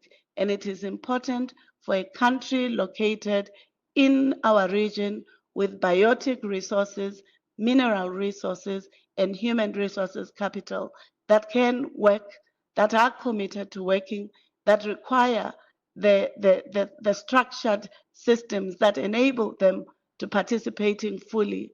This is one of the critical agencies that the political parties, universities, business, as well as civil society, and even chiefs, kings, churches, mosques, and others must really harness conversion, but also cohesion, so that we are all collectives in solving the challenges of our times. And I like what Amilcar Cabral, the former agronomist and the president of Guinea-Bissau, would have said, to say, to succeed in rethinking and reconstructing and reclaiming Africa, we must hide nothing from the masses of our people. We must not tell lies. We must expose what is being told, which is contradictory, and we must not mask the difficulties, because if we do so, we will not reclaim Africa. We will not engender the structural, systemic, but also policy imperatives that will lead into the change that we demand, including the feminist, womanist, and Busadi theorization that will engender the place of women within these imaginations of the future. Professor Puleng Lenkabula, we're going to pause it there for today. She will be back again tomorrow. The Principal and Vice Chancellor of UNISA. Rob is standing by with your traffic. Rob? SAfm, guiding you through the rush hour traffic. Thanks, Kathy. Another crash. I think it's involving another bus. This is north of Makado. If you're moving between Makado, Louis Tricard, and Mosina, just north, it's between the 523 and the 525 exits. That vehicle, big vehicle, heavy vehicle with a trailer, I believe, overturned and blocking that section of the M1. Very heavy around Gauteng highways this morning. Lots of issues going on. A breakdown or two on the M1 South before Linwood. That traffic coming out of Montana backs almost to Sefako Makato on the M1 all the way down to Linwood. That is super heavy. We've also got a big crash in on the N1 North at Allendale. If you're heading up through Midrand, that's a bit of a disaster. The queue started at Alex on the N3. They start at Rivonia Road on the N1 into Buccleuch and then all the way up to Allendale. Look at Pretoria Main. Look at the R55. Those big routes east and west of the M1 highways. Your corridor into Midrand and beyond Allendale Road this morning. Earlier crash at Grayston Drive seemed to be resolved. That traffic is starting to move through coming down from Marlborough Drive. Crash on Heidelberg Road around the N3 highway. So some big backlogging going on there as well this morning in that Germiston Sprayview area. Durban, the roadworks continue into week 3 on the R102, Ottawa down to Phoenix. So again, just a really big backlog of traffic through that area. N3 to Durban this morning, slow go from the Paradise Valley right through to about Sherwood. A crash on the Richmond Road at Clarvata, still causing delays that way. The M13 Hillcrest down to Kloof, that looks really busy as well. And then Cape Town side, we've got no traffic lights on the M7 at Samora Michelle. M7 R300 routes coming out of Mitchell's Plain are very slow. M5 is under pressure from Southfield Parkwood all the way up to the Coburg interchange. And not forgetting the protest action that's still underway on the N2 through Dutra in the Eastern Cape. You might want to elect to travel through there later today rather than in the next couple of hours. Rob Byrne, SAfm Traffic. Call SAfm now on 086 000 2032. Morning, Sisiketi. Sisiketi got it from the police spokeswoman there. They first investigate before they arrest. So that is what is happening to the borders there.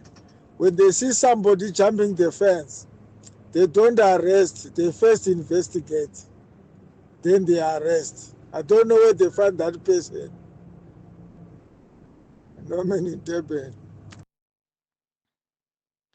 Morning, Kathy. All I can say to our president is incompetence. That's all I can say. The government is incompetence. Because you can't tell us now that you will stop the green ID books. But as I'm speaking to you, today there are people who will receive those IDs. Today there are people who will apply for IDs and apply for that green ID books. A lot of Home Affairs, especially in KZN, are still dishing out those IDs. That's incompetencies. Anonymous in Durban. Yeah, Anonymous, I thought that the only new IDs that were being issued is the green ID book. Okay, we're gonna let's get Home Affairs to also come on this week to explain what exactly is, because it makes no sense to talk about a transition but still be issuing green ID books. So yeah, we'll take it up, because I see some of my colleagues are also saying they're agreeing with our listener.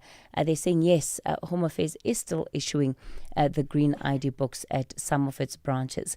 Jane, you're in Kempton Park. Good morning. Good morning, also Kathy. Yes, ma'am. I am so worried.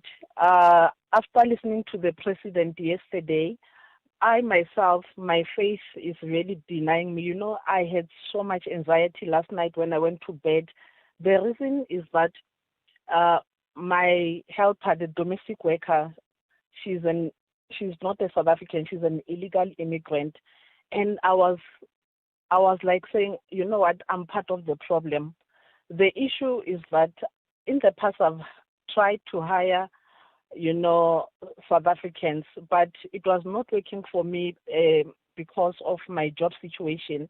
I work a shift work, and I think it's a structural issue that is happening in South Africa, where South Africans, they're staying far from the suburbs, and you find that for the illegal immigrant, they stay in the vicinity of the city. So you find that the one that I hired, I've had this lady, and I'm not underpaying her. I pay her above minimum wage. You know, I started not to have problems because she will come early at work. And if I'm stuck at work because I'm a shift worker, I work 6 to 6. But when I had my local people, it was a challenge. However, I have listened to the president. I need to reform because, like I'm saying, I am part of the problem. So I don't want to be arrested. So why I'm calling, I wanted to ask Kathy, so does it mean even us in the households, we are going to be arrested? I understand the plight of our people. I am saying, I am confessing live on radio that I'm part of the problem. I've hired someone who's not a South African, but also I was trying to look after myself. I don't know. It's a conundrum for me. I was thinking last night I need to take my babies maybe to the crash. I don't know how to go about it, and I'm also feeling bad that I've had this lady. She's from Zim for 3 years. Then I have to let her go. But if I call myself a Christian, then I also disobey when the government says what you are doing is crime. I just could not sleep at night. So these are the challenges that we are facing as a country. Unemployment is high. And all right. Yeah, I am saying that I'm part of the problem, and I will try to resolve it. I'm not sure whether me trying to fix it will fix South Africa, but now I'm dealing with my conscience. Thanks, Kathy. Jane. Look, thank you for coming on. Thank you for coming on and sharing that with us. I think we'll have an opportunity, perhaps try and pack it on the other side of the 8 o'clock news update.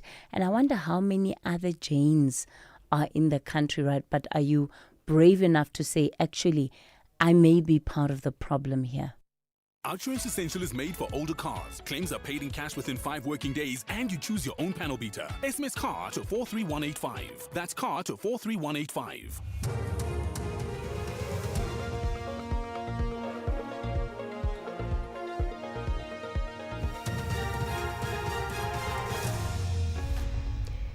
In our top stories, President Ramaphosa unveils crackdown on illegal migration, and Gauteng rolls out HIV prevention injection. Good morning. President Cyril Ramaphosa says employers of undocumented foreign nationals could face possible jail time for employing and exploiting undocumented workers. The president addressed the country last night amid growing concerns of anti-legal immigrant sentiments. While acknowledging weaknesses in the country's immigration system, Ramaphosa outlined a number of measures aimed at strengthening border management and enforcing immigration laws. The president also warned employers who hire undocumented migrants that government will be taking a tougher stance against those found breaking the law. Employers who hire undocumented workers and exploit their vulnerability are breaking the law. They undermine our labor laws and standards. They undermine fair competition. And they undermine opportunities for South Africans. Such conduct will attract far stronger penalties and far stricter enforcement. Meanwhile, the MK party has accused government of failing to act decisively against undocumented migration. Anti-legal migrant groups are claiming foreign nationals are taking jobs meant for citizens and also placing pressure on public services, among other issues. MK Party Chief Wapila Sande Mkhize has called for stringent border controls. South Africa has immigration laws. Inkinga esibhekene nayo, it's them not being enforced properly to benefit abantu bala South Africa. Umongameli talks about strengthening them. People of South Africa just need the president and the government of South Africa to fight for them, to be in control. Ama borders to people just do as they please. In other news, the Matlanga Commission is expected to continue with testimony from a new witness this morning. The Commission will hear evidence relating to the Adderton drug bust that occurred in the south of Johannesburg in 2021. More than 700 kilograms of cocaine, estimated to be worth over 300 million rand, were intercepted by police. Evidence before the Matlanga Commission has shown that 3 police officers, including a traffic officer, were first on the scene when the consignment was intercepted. The Gauteng Health Department will today begin the phased rollout of the new HIV prevention injection, lenacapavir. Gauteng has been identified as a key implementation site as the country's most populous province and one of the regions with a high HIV burden. The department says lenacapavir will be introduced at 133 facilities across the province, targeting those at high risk of contracting HIV. The rollout forms part of a nationwide initiative announced last week by President Cyril Ramaphosa. Provincial Health spokesperson Steve Mabona. Gauteng has been allocated sufficient lenacapavir stock to initiate over 56,000 eligible clients between the 8th of June 2026 and the 31st of March 2027 across the province. The department has already received its initial allocation to initiate just over 18,000 individuals. Distribution to districts commenced on the 34th of May 2026. Additional stock will be supplied on a quarterly basis. And finally, stocks in Asia have fallen sharply and oil prices have risen in early trading this morning as news of the latest fighting in the Middle East came in. Markets fell in Japan, South Korea and China. The price of benchmark Brent crude oil has risen to more than $96 a barrel. The BBC's Nick Marsh reports. An announcement by OPEC Plus on Sunday that the influential oil cartel would increase output targets for the 4th month in a row was largely ignored by oil traders, who know the increases exist on paper only. In reality, oil production has plummeted in the Middle East, with the Strait of Hormuz still blocked by Iran. Separately, Asian stock markets saw steep losses on Monday morning as they responded to Friday's tech stock sell-off on Wall Street. Recapping the top story, President Cyril Ramaphosa says employers of undocumented foreign nationals could face possible jail time for employing and exploiting undocumented workers. The president addressed the country last night amid growing concerns of anti-legal immigrant sentiments. For SAfm News, I am Anne Musa. Theft, accident, and 1 million rand third-party cover for your older car. Outsurance Essential has it all. Get a quote. SMS car to 43185. That's car to 43185. Flying economy saves money, but you could really save by switching to Outsurance Essential car insurance made for older cars. 51-year-old Evelina pays only 474 rand a month for her 2013 Hyundai i30 and has no upfront access payable, so no unexpected out-of-pocket payments.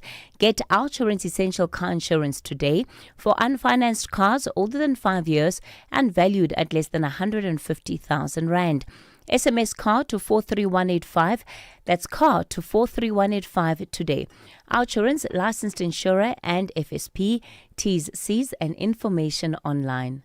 Very good morning to you. In your SFM Sports Headlines, soccer ahead of Bafana's World Cup showdown against Mexico on Thursday. Coach Bruce says we are playing for all the people who believe in us. And in athletics, the Comrades Queen Gerda Steyn is chasing a historic 5th title this weekend. All the details around 8:30. SAfm, guiding you through the rush hour traffic. Very heavy between Pretoria and Joburg this morning. Here's the big ones. A couple of breakdowns. M1 south around Linwood Road. Heavy queues back to Montana. Then the M1 from Old Joburg Road all the way down to about Melrose. Just really heavy and really slow. There is a crash on the northbound at Allendale that everybody's having a look at. Plus that earlier crash down at Santon on the Mike 1. So it's coming out of Pretoria. You need plenty of time to get through and make your connections into either work or whatever you're doing in Joburg this morning. It really is heavy. Also a big crash going northbound, blocking multiple lanes. M1 at Allendale. The queues there are pretty extreme. Starts N3 at Alex, and it starts on the N1 down around sort of Four Ways, Randburg side, all the way through this morning into Buccleuch and then up to Allendale. Use the R55, use Pretoria Main, use the 511, use the R21. Lots of options to get up to Midrand and Pretoria, avoiding Buccleuch through to Allendale. Also the M1 Soweto through Rudaport up to Gordon Road's pretty heavy. Durban, a crash on the M13 approaching Fields Hill, coming through from Hillcrest. That's heavy. There's a lot of traffic on the N3 this morning between the Paradise Valley interchange at Pinetown and Sherwood. That run in to Durban, really extreme. The Phoenix area all backed up again. Ottawa side particularly with the roadworks on the R102 and a sort of distribution of delays through that Ottawa area. Cape Town, N1 slow coming through the Brackenfell area this morning down as far as Brackenfell Boulevard. Malabongwe Drive is heavy from Parklands out towards the N7 highway at Dunoon, and still a lot of traffic on the M5 coming in from Grassy Park and Retreat side. Once you sort of get to Ottery Road or the Wetton Bridge, then you're going to sit all the way through to Coburg interchange. With your traffic updates, I'm Rob Byrne. The National Briefing on SAFM. Clarity, context, and conversation. This is where the day begins with Kathy Mutlatlana on the National Briefing.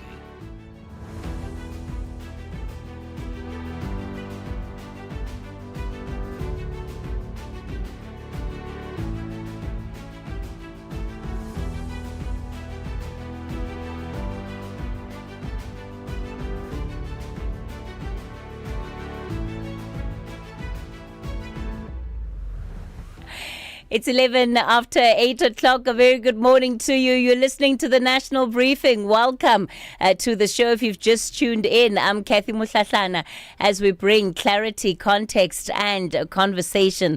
Coming up in this hour on our briefing debate, and this one is one that really never goes away, land, and whether South Africa should expropriate it without compensation. It's now back in the center of the debate as the MK party wants the constitution amended to allow expropriation without compensation to move the land claims cutoff date back to 1652. That's the year that Jan van Riebeeck arrived in Cape Town. The president says the 1913 cutoff remains non-negotiable. We're going to have that debate in a moment. And then, of course, we are going to take your calls. I see so many of you flooding the phone lines. We truly appreciate the fact that you want to get in touch with us. We will, however, only be able to take your calls later on in the hour. The number to dial for our studio line 086 000 2032. That's 086 000 2032 on the WhatsApp voice note line 0614 104 107. Please send your text messages as well on 0614 104 107. I know so many of you want to respond to the call that we took from Jane just as we went to news. The police officer who says they don't arrest to investigate. They investigate to arrest. So don't ask questions about why people are not arrested. We'll take all of that feedback later on in this hour. If you think you cannot afford a lawyer, think again. Clientele Legal provides tough professional lawyers for an affordable monthly premium. Our range of plans include cover for you, your spouse, children, and extended family. Plans include cover for civil, criminal, and labor-related matters. Whether it's protection orders, gender-based violence, uncontested divorce, or poor service, your Clientele Legal lawyer will be there to assist you. Our services are convenient. Simply pick up the phone and call your lawyer or send us an email and we'll get back to you. All plans include a bail benefit of up to 5,000 Rand and we'll go to the police station and pay it for you. Plus, Clientele Legal offers you 24-hour telephonic legal advice. Join today. SMS SAFM to 32195. That's SAFM to 32195. Clientele General is an authorized FSP and licensed non-life insurer. T's and C's online. Standard rates apply. FlySafair's winter win back is heating up with so many travelers already winning the value of their flights back. And you could be next. Simply book flights in June or July and stand to win the value of your airfare back as a FlySafair voucher. Lock in that mid-year break and your bucks might be coming right back to you soon for your next escape. Book at flysafair.co.za. Excludes taxes and fuel surcharges. FlySafair, for the love of flying. T's and C's apply. I'm Samela Kelpoy, an actress and a mum. Do you know what's in your cupboard? I've been trying to be intentional about the food I buy and keep in my cupboard. Unhealthy packaged foods can lead to hypertension, heart disease, and diabetes. Support front of package warning labels on unhealthy packaged foods, high in saturated fat, sugar, and salt. Join me. Sign the petition on healer.org. That's HEALA.org.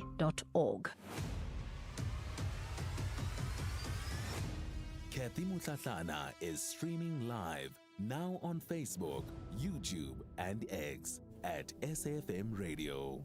Well, let's get then into our briefing debate for this morning. The issue around land expropriation without compensation being brought back now to Parliament's realm, I should say. It follows the MK private members bill that was tabled on the 27th of May, and it's seeking an amendment to a 1952 cutoff. This is in terms of land claims, and the Deputy President then saying that 1652 should be ruled out, and that the actual timeline that needs to be tracked for land repatriation, or rather land restitution, I should say, is 1913.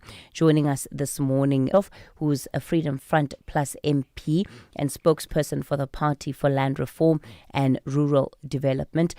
Dr. Boshoff, good morning to you. Thanks for your time. Good morning, Kathy, and good morning to our other guest, Ms. Saroti.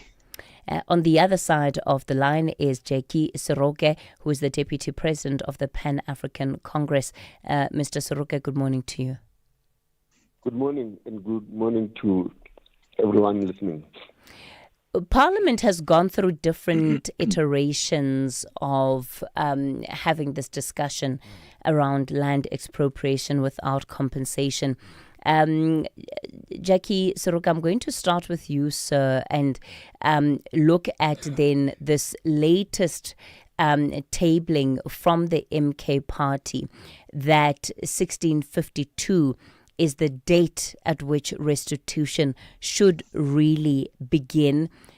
Do you see this as a bold step, or do you think that it forms part of the political theatre that has unfortunately accompanied this conversation, but as we see it, very little result in as far as garnering actual commitment to expediting land restitution processes in the country? Yes, I mean the history and of land invasion, including the history of or the understanding of territorial rights, is being debated by quite a wide range of people who, in some instances, really provide confusion to the matter rather than bring reality to it, from all angles, including the angle that says the invasion of land in Southern Africa came about when there was an emptiness and no one was here, and so on and so forth, which creates really difficulties in dealing with the matter from a legal point of view at the present moment in a realistic way. I think that the fact that we have a constitutional democracy that is based on the rule of law creates a platform from which issues can be tackled and resolved in a manner in which is seen to be fair for everyone. Now, when you take it back to 1652, when you understand that it gets more complicated, because at that period, land was not taken from people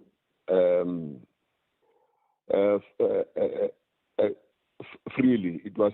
There were discussions and there were fights in most instances, but there were discussions, and there was also the hospitality of African people to provide security and live with people on the basis of trust.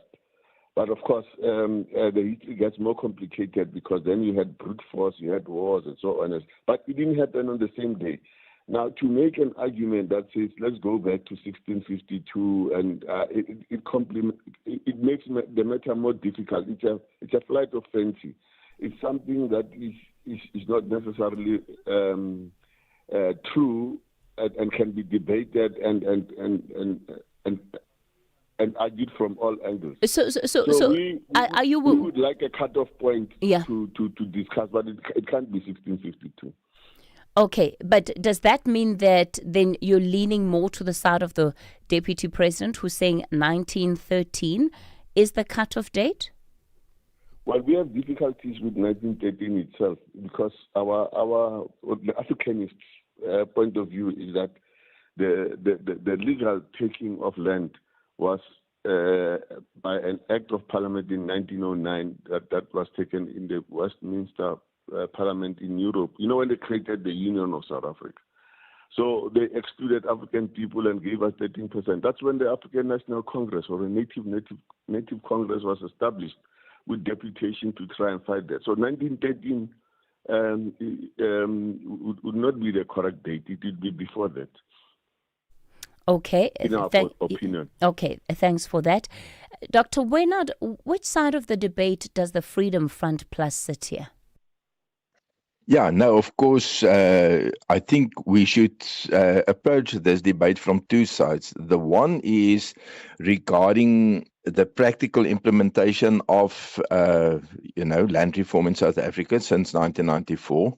And the other one concerns the symbolic value, the ownership of the land, the political settlement of 1994. And I think that we should agree, or we can agree, that the 1913 reference point was a compromise reached in 1994 to say, okay, we are not going way back as the ANC's policy had been before 1994 to say that all land should return to what they call into that debate. So let's use a conventional terms. So 1913 and all land taken without proper compensation would be restituted, and then there would be land reform as a proactive measure in accordance with that, with some goalposts. By that year, this percentage, and by that year, that percentage. And the political settlement is put under strain because the administrative part of this whole settlement didn't work out. There's not a high success rate with land reform projects. Lot of farms going into unproductive status after land reform, and the support of new farmers was inadequate. What also put some strain on it is that so many people said they would prefer financial compensation rather than receiving the land. And that, made some of the gains for transferring land to black people invisible, because it's in the form of money, But moving it back to 1652, as Mr. Rocky said, opens quite a number of other problems. So what do we do with people displaced, let's say, by the deeds of Mzilikazi and the Mandebeles? Are we inviting them back from Zimbabwe to say, okay, guys, you know, you went out of present South Africa in 1836. We should bring you back. You know, I listened to a discussion that the proponent of this amendment bill, Mr. Mzwaneli Manye, had on a podcast, in which it seems to me he said, no, we are only looking at the land taken by whites. We are not going to look into the different, let's say, wars and transaction between different African tribes. Now, well, that puts a rather distinct target on the back of all whites. And as an Afrikaner folk, the nation, the people of Afrikaners, which was created as a result of 1652, it delegitimizes our whole existence. Now, I think that's the two things that we should look at. Afrikaners need recognition as being a permanent feature of the South African society. We are a cultural community not going anywhere, and that needs to be recognized, and that needs to be worked into the whole political constitution of South Africa. That's the one thing. The other thing is the administration and the economic development of land reform should be done in a way which, you know, advances it. So, Dr. Boshoff, would you say then that this extension in particular, whether we're looking at 1909 or 1652, that it seeks to delegitimize, or is that a general feeling that you feel the approach towards land expropriation without compensation is one that delegitimizes Afrikaners as Africans?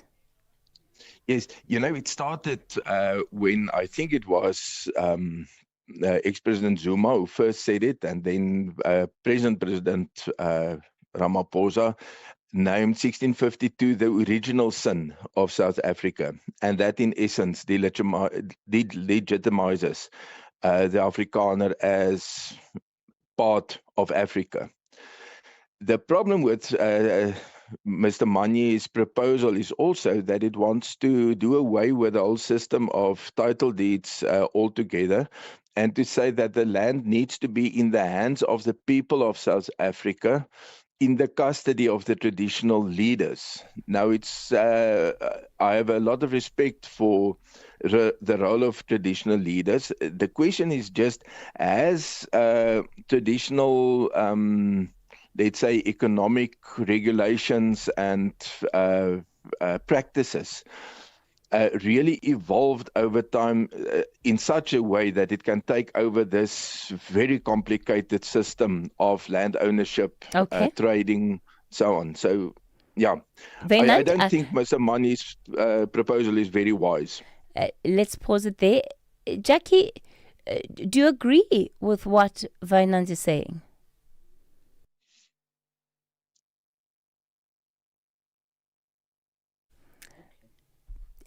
All right. It looks like we've lost Mr.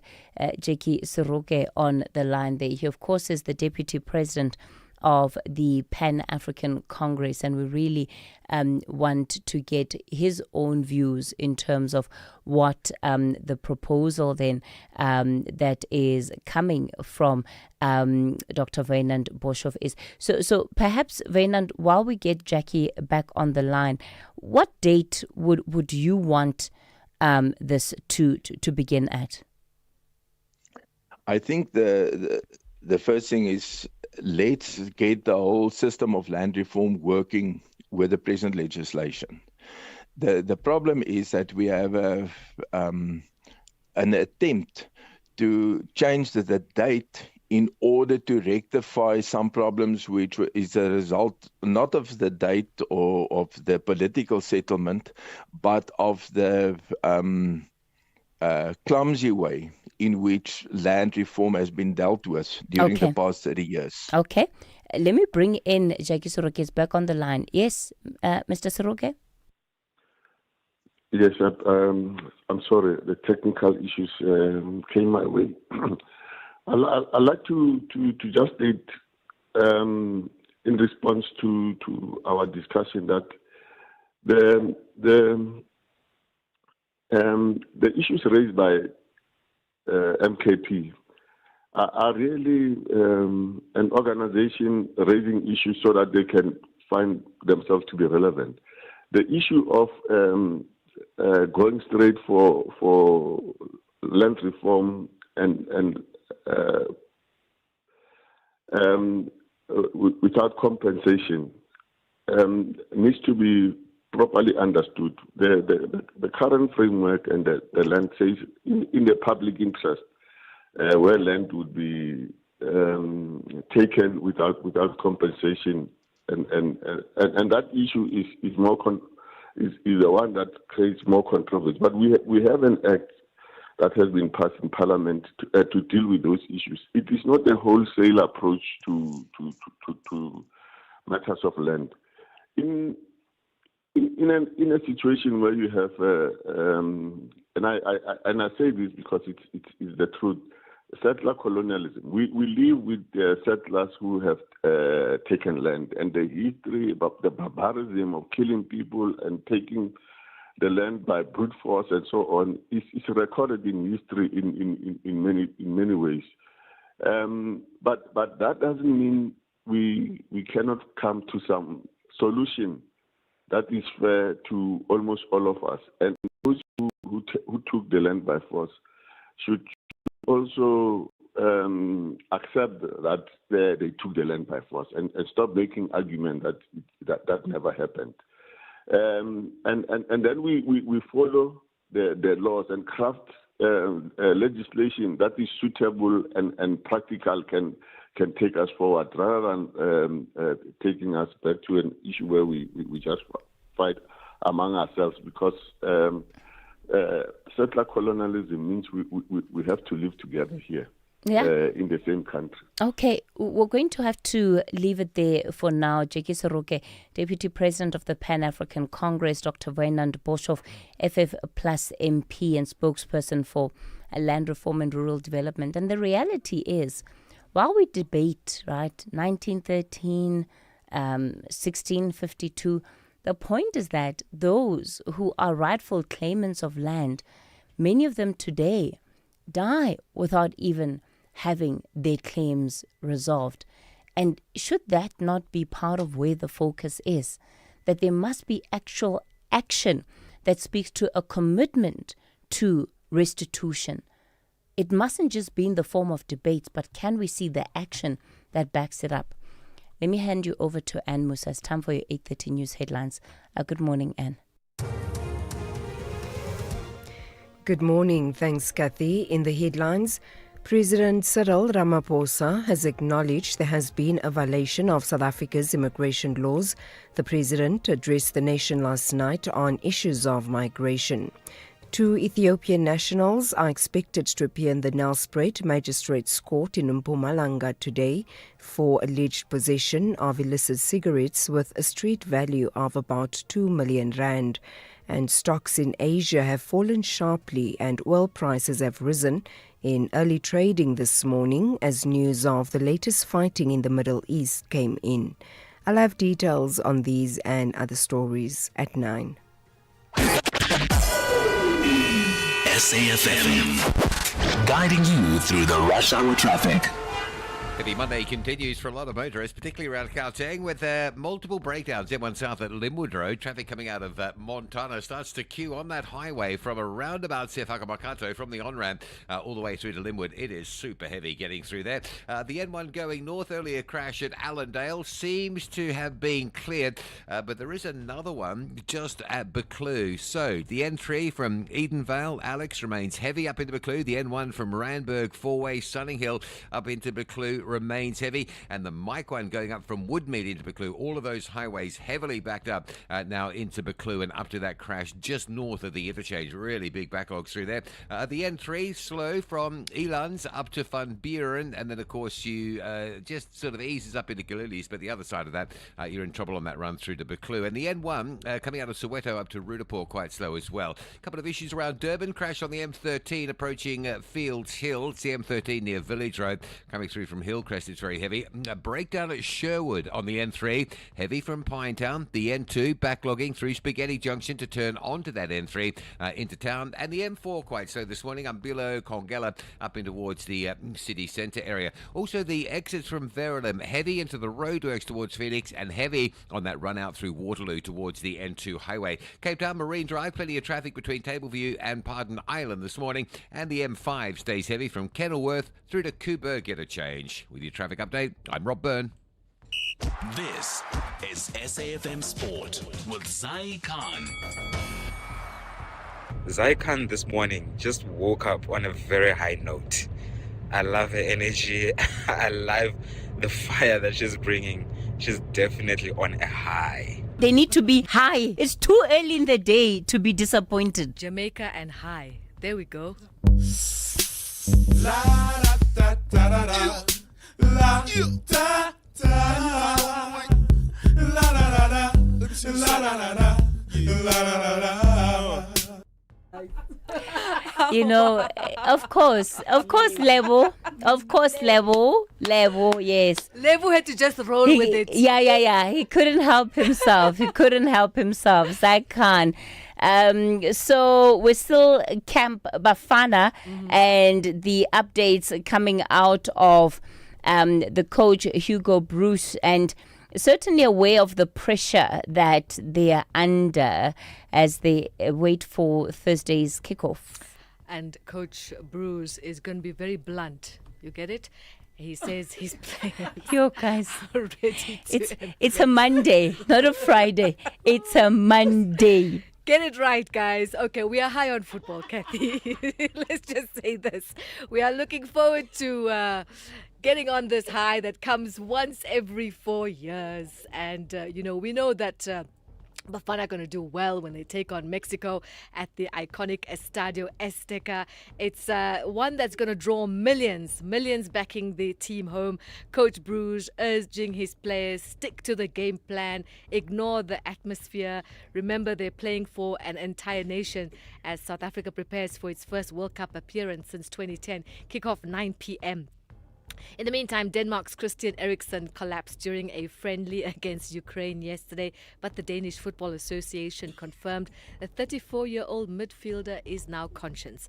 The match was abandoned in the 79th minute as Eriksen, making his 151st international appearance, received medical attention. Now, his latest scare comes just days before Denmark begin their World Cup campaign.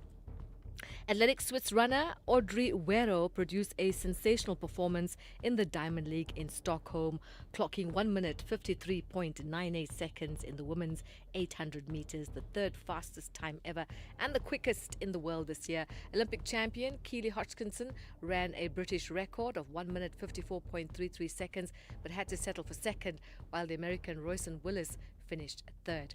Motorsport reigning world champion Marc Marquez claimed his first victory of the season, winning the Hungarian MotoGP. The 33-year-old Spaniard, riding a factory Ducati, held off compatriot Pedro Acosta in a thrilling battle of generations, eventually pulling clear in the closing stages to win by just over 2 seconds. Francesco Bagnaia, he finished a distant third, while championship leader Marco Bezzecchi and Jorge Martin both crashed out in the opening corner. That's your sport. We'll have more with John Henniker. He'll be back in the fast lane at around 12:30. I'm Zai Khan.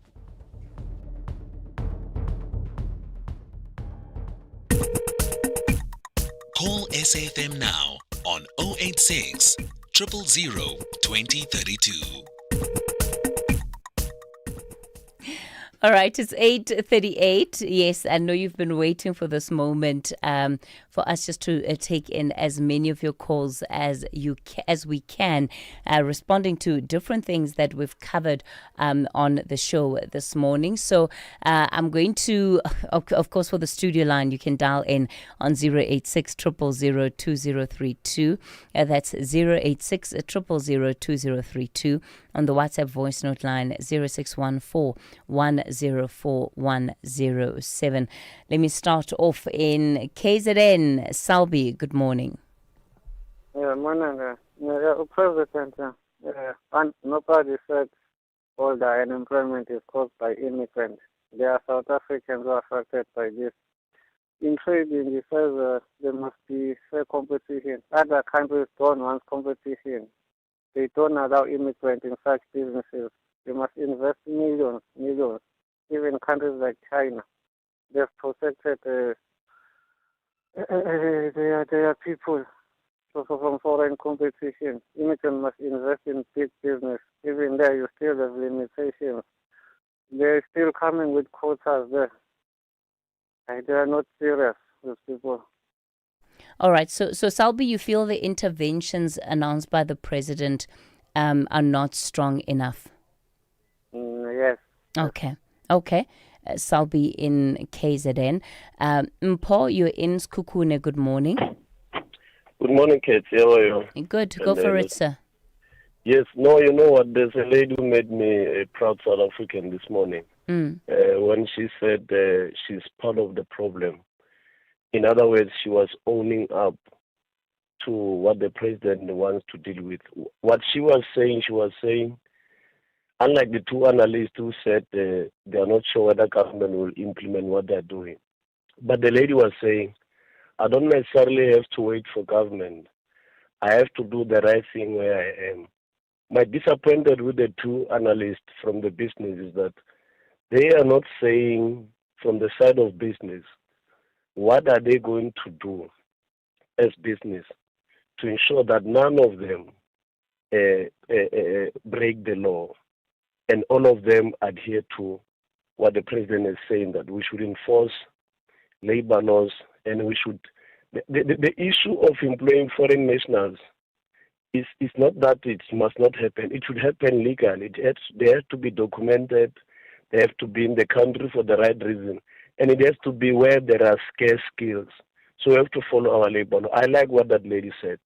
My last point is on...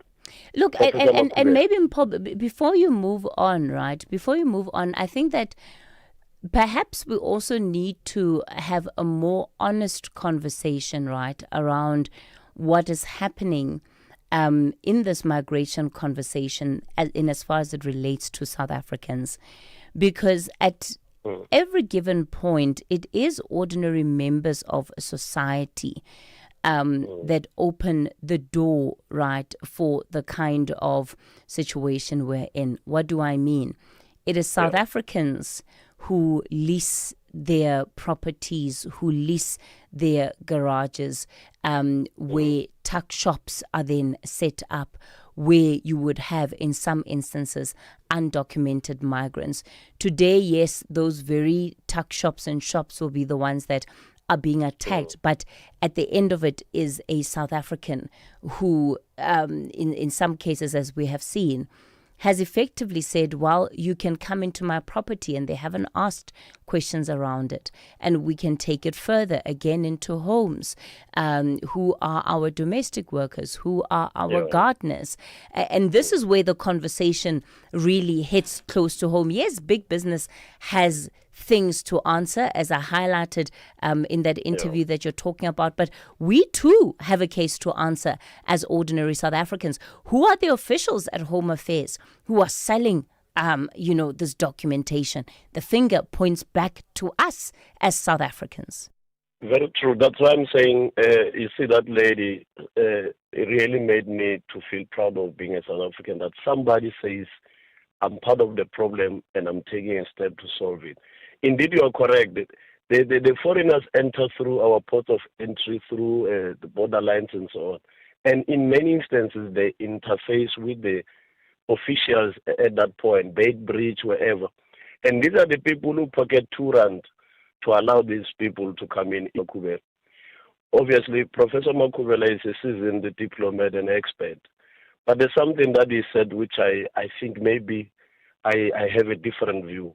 When you ask him whether the envoys will make any impact or any difference, and his view was that he doubts. My problem with that is that the professor does not appreciate the symbolism of diplomacy. What I mean by that is that when a president sends a special envoy is not your ordinary day-to-day diplomat. It's someone who sent when there is a sensitive, complex issue that needs to be attended to at the high level urgently. And therefore, the president, by saying he's sending envoys across the country, continent, and elsewhere, he's in essence saying, I take this matter serious. Okay. I respect the countries that are concerned about it. I'm sending someone higher to come to respect those countries and the seriousness of the message. Okay. That, yeah. Mpo, let's leave it there. Mpo out in Skukune. Silo, you're in Mokopane. Good morning. Yes, Kezi, good morning. And thanks for taking my call. In the point of the previous caller, and then your point that you are raising is to say it is us South African. There was a lady here, or she listened to this show. I believe she's a South African, whereby she publicly 2 weeks back to say she is not going to employ a domestic worker that is a South African because they go to funerals and so forth. It is a lady, it's a woman, this case. So I agree with you on that point. To say it is us South Africans, some of us who employ illegal immigrants, because the domestic worker is not a special skill or a scarce skill in South Africa. So how do these illegal people come in, Seskesi? That's where the government should be blamed. Our poorest border. We've been talking about this many years. Every day there's this discussion in all the platforms that you can mention. Yeah. But the government is not taking us seriously. And Okay. lastly, Seskesi, on the issue of these marches, we had the marches, we remember Dudula. What had happened, or what was the commitment from the government that they will do after in South Africa, or especially there by Soweto? Oh, that's such an important. It's such an important reminder to bring up Operation Dudula. Right, they follow in the same line. March and March follows in the same line as Dudula. What were the commitments then? What are the commitments now? Maxwell, you're in Pretoria. Good morning. Good morning, Kathy, and thanks for taking my call. First, Kathy, the implications that what is currently happening in this country, it's a huge damage outside the country. That's where people need to understand. On the same breath, I can understand the disappointment that they've got, especially with our borders and the police that are looking the other way to tackle this problem. But my confidence with the president's speech, he assured that something it will be done, and it's not a silver bullet issue where he needs to even consult our neighboring SADC countries to sit down and make sure that we deal with this situation amicably. You are right in one of them. Respond, Casey. I'm involved in the property business, Casey. You find South African coming with illegal or whatsoever foreigners using their papers to rent the flats, the place around Pretoria. We are the problem as well. We must not look for those illegal immigrants as the problem. We as South Africans are the ones who sell them the documented home affairs, who are the ones who are housing them because we want the rent and everything, who are also a problem in this situation. Okay. So there's no silver bullet to just point on one individual. We've got European, we've got a lot of people that are here illegal. Let the police wake up and smell the coffee. All right. Let me then go on to Wayne. Wayne, you're in Mthatha. Good morning. Good morning to you, Kathy. Kathy, I'd just like to comment on the illegal foreigners that are being hired. I'm one of the guilty parties, as was the lady in the earlier WhatsApp voice note. But without generalizing, we need to look at the work ethic of some of these foreigners. And I'm not speaking of a high-end employee. I'm speaking about just simple gardeners. It's so difficult, my experience, let me put it that way without generalizing, to get a gardener to come to work once a week, sober, and work his day, and then come to work the next week, be it sober or not sober, but they are so irregular. And the foreign nationals are there on time, they are not drinking, and it's actually a pleasure to employ them. Once again, I need to say, I don't want to generalize and say all South Africans are behaving that way, but my experience hasn't been good. Thanks for taking my call. Sure. And Wayne, what would get you to, let's say, consider a South African again? And given the experience that you've had, I know ultimately you're looking for output, right? So, following the president's speech, would you say fire your gardener and look for a local, look for somebody who's South African? You know, Kathy, the foreigner who is working in my garden was brought to me by a South African who I had hired, and I needed a second person. And then I was doing a small project, a garden project, and the South African started coming to work drunk, and then just stopped coming to work for 3 days, and would pop around when he wants to. And of course, when he gets to work and he's got alcohol in him, then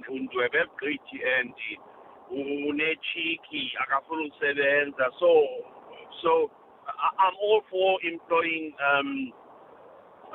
South Africans. My housekeeper is a South African, excellent, always at work. So I want to again say I don't want to generalize, but if our South African men just put up their socks and be at work, it's so difficult to get a reliable gardener, South African gardener. Sure. And I've experienced this over the years. Okay. Wayne, thanks for that contribution. So there's so many nuances and layers that are coming up in this conversation. I think all of us need to reflect on what Jane was saying, right? That now this is resting on her moral conscience. And what must she do now? Because I think there are many South Africans, there are many Janes, there are many Waynes as well out there. What is to be done now? Because we too have to look at ourselves as being part of the solution. Okay, the lines are just going, they're going off. Unfortunately, we're not going to be able to take any more calls. Rob is standing by with your traffic. SAfm, guiding you through the rush hour traffic.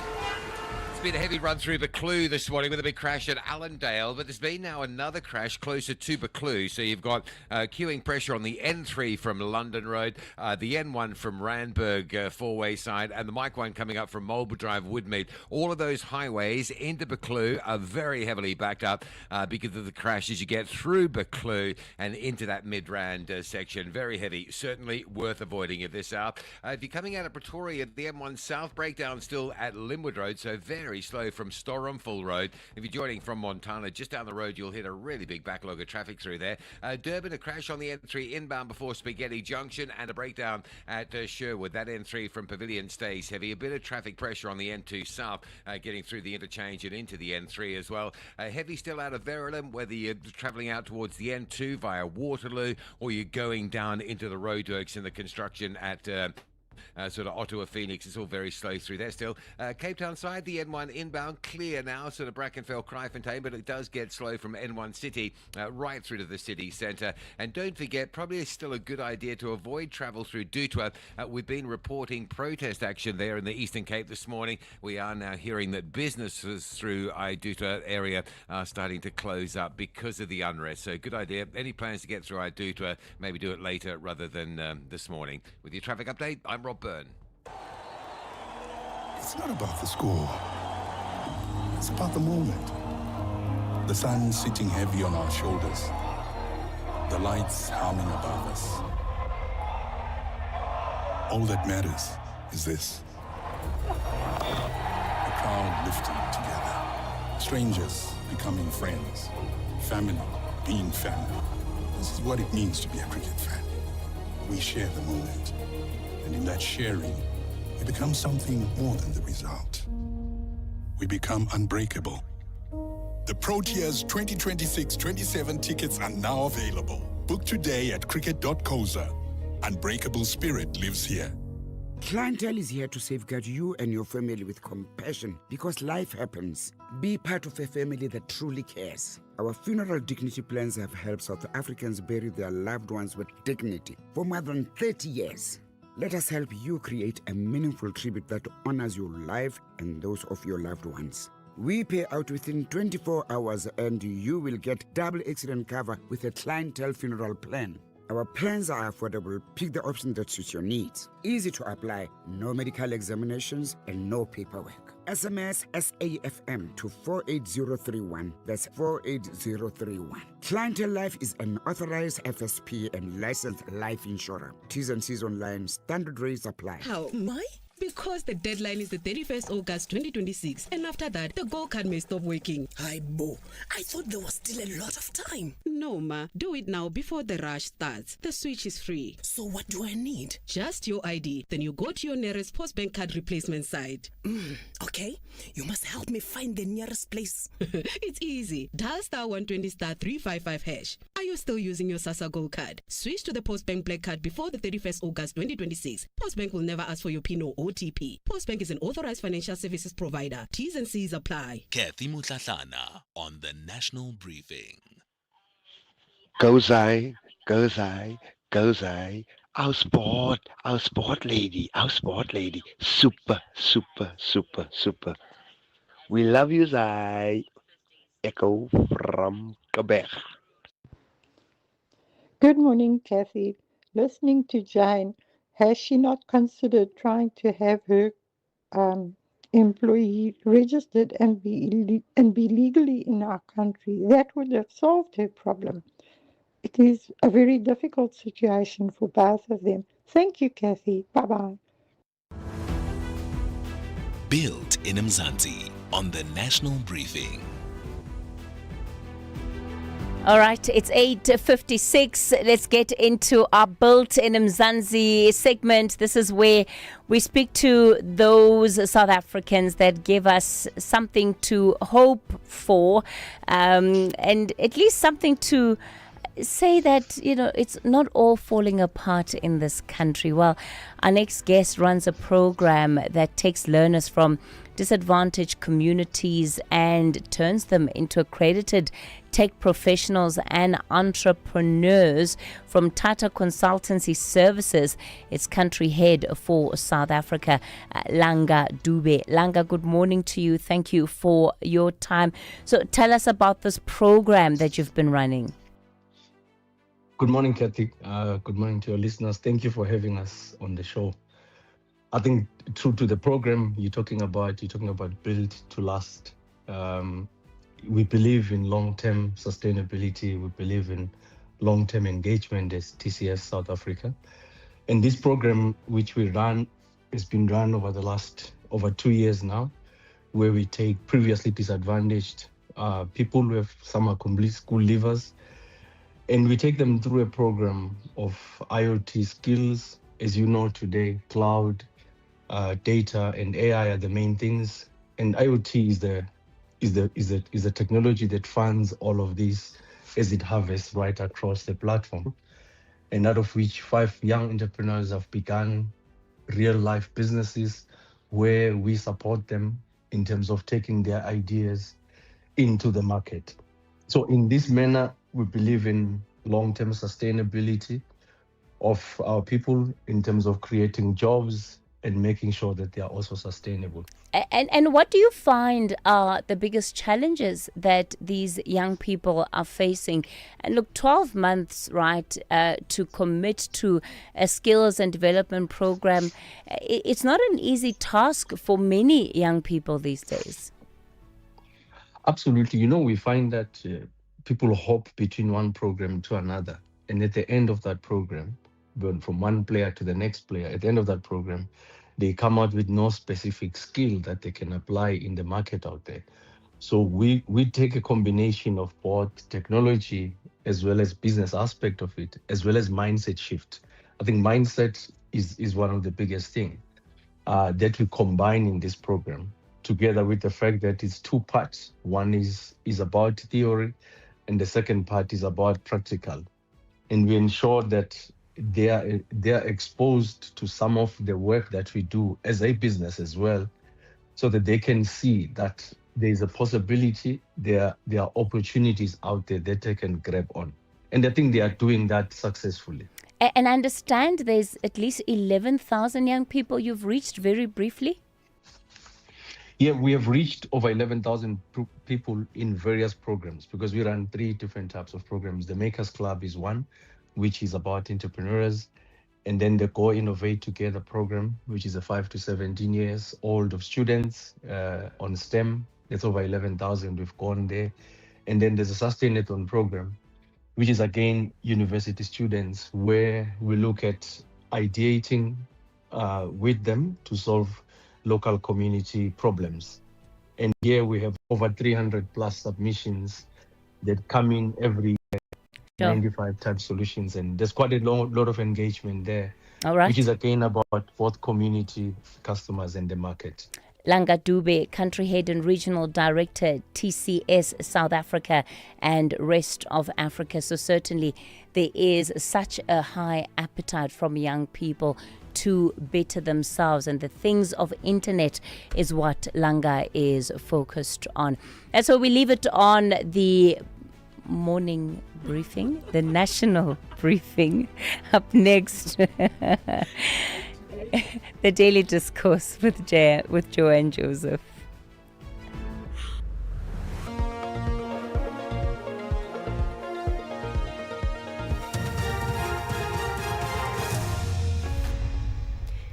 In our top stories, President Ramaphosa acknowledges a violation of immigration laws and 3 suspects arrested for police officer attack. Good morning.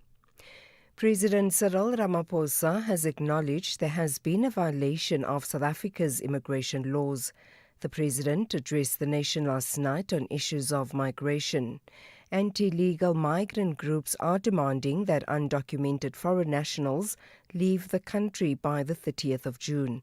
Ramaphosa acknowledged weaknesses in the country's border management and immigration system.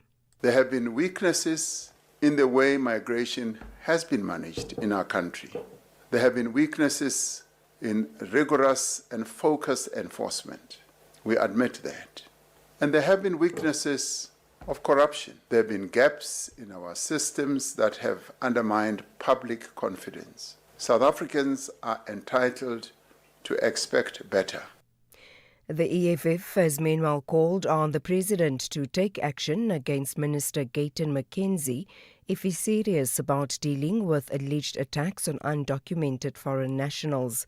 EFF Member of Parliament Sam Matiase. The president might as well be guilty of what he has called to try to explain, because in his cabinet he harbors xenophobes, he harbors Afrophobes who are known to have embarked prior to elections and now on what is called Abahambe, a brigade that is made out of former convicts. Now we are calling on the president to act against those ministers who continue to fan these fires of hatred and act against Minister Gayton McKenzie. 3 suspects have been arrested following an attack on a police officer with an axe at Delft Police Station on the Cape Flats in the early hours of this morning. The police officer sustained serious head injuries. Police spokesperson Andre Trout says the officer was standing outside of the building when 2 men and a woman accosted him. Another police officer who witnessed the attack immediately fired warning shots to deter the assailants. Trout says the suspects attempted to evade arrest. 3 suspects, 2 men aged 23 and 25, and a 23-year-old woman were arrested. A swift response by SAPS members and LEAP officers led to the arrest of the suspects and the recovery of the weapon. The injured officer is receiving medical treatment and is in a stable condition. The suspects remain in custody while the matter is under investigation. To possession of illicit cigarettes with a street value of about 2 million rand. The pair was arrested in Mbombela after a tip-off. They were found in possession of illicit cigarettes amounting to 500,000 rand. They led the police to a storage facility in White River where more cigarettes were found. After the arrest on Friday, the Provincial Hawk spokesperson said they will be charged with dealing in illicit cigarettes, trafficking and bribery. Apparently, the 2 attempted to bribe the police officer who effected the arrest. The community of Oudtshoorn in the Little Karoo have rallied around the flood-hit wildlife animal sanctuary. The facility, which is totally dependent on tourism, was flooded twice during the recent storms. Apart from staff working around the clock to ensure the animal safety, 300 volunteers pitched up to help with cleaning. The facility is now running disaster tours to keep afloat while repairs are being done. Douglas Erickson is the CEO. It's just, it's hard to talk about because we've had 2 major floods over a period of 4 weeks. And ever since the first flood on 6th of May, we have had volunteers from the local community, up to 300 volunteers throughout this entire time, working day and night to help us with no expectation of return. And you could see some of them working behind me now. And they've been here nonstop, getting the place up to scratch. And the speed at which they've been able to turn it around is incredible. So we are just beyond grateful. And finally, stocks in Asia have fallen sharply and oil prices have risen in early trading this morning as news of the latest fighting in the Middle East came in. Markets fell in Japan, South Korea and China. The price of benchmark Brent crude oil has risen to more than $96 a barrel. The BBC's Nick Marsh reports. An announcement by OPEC Plus on Sunday that the influential oil cartel would increase output targets for the 4th month in a row was largely ignored by oil traders who know the increases exist on paper only. In reality, oil production has plummeted in the Middle East, with the Strait of Hormuz still blocked by Iran. Separately, Asian stock markets saw steep losses on Monday morning as they responded to Friday's tech stock sell-off on Wall Street. Recapping the top story, President Cyril Ramaphosa has acknowledged there has been a violation of South Africa's immigration laws. The president addressed the nation last night on issues of migration. For SAFM News, I am Anne Musa. SAFM 106.2 FM in Thohoyandou. Topco Media presents the 25th Annual Top Empowerment Conference in partnership with Nedbank, taking place on the 17th and 18th of June at the Sandton Convention Centre. This is the year that South Africa's empowerment rules get rewritten, with both the Minister of Trade and Industry and the Minister of Finance and 800 of the leaders shaping what comes next. To secure your seat, head to Quicket, search Top Empowerment and use the code SABC for 20% off. Book today before the codes change without you. Life is full of surprises, but your insurance premiums shouldn't be. Savings on your car insurance is a sure thing with MyWay, leaving your wallet smiling every month. Switch to MyWay and save up to 40% on your car insurance premiums today to live your way. Real people, real cars, real savings. For a quote, visit myway.co.za. Premiums are risk profile dependent. MyWay is a licensed non-life insurer and FSP. T's and C's apply. MyWay. Live your way. 50 years later, Youth Month, the voices. When 1976 stormed, it was a normal day. People were going to work as usual, myself included. I was using public transport then, got into a taxi, went to my school. Nothing was wrong. No suspicion of anything. And to me that morning was just like any other morning. I was preparing myself to go to work, but I was going to a march. They had said that they are inviting the press to a march that is to be held by all the high schools in Soweto. Different generations, different experiences. One South Africa. 50 years later, only on SAfm, leading the conversations that move us.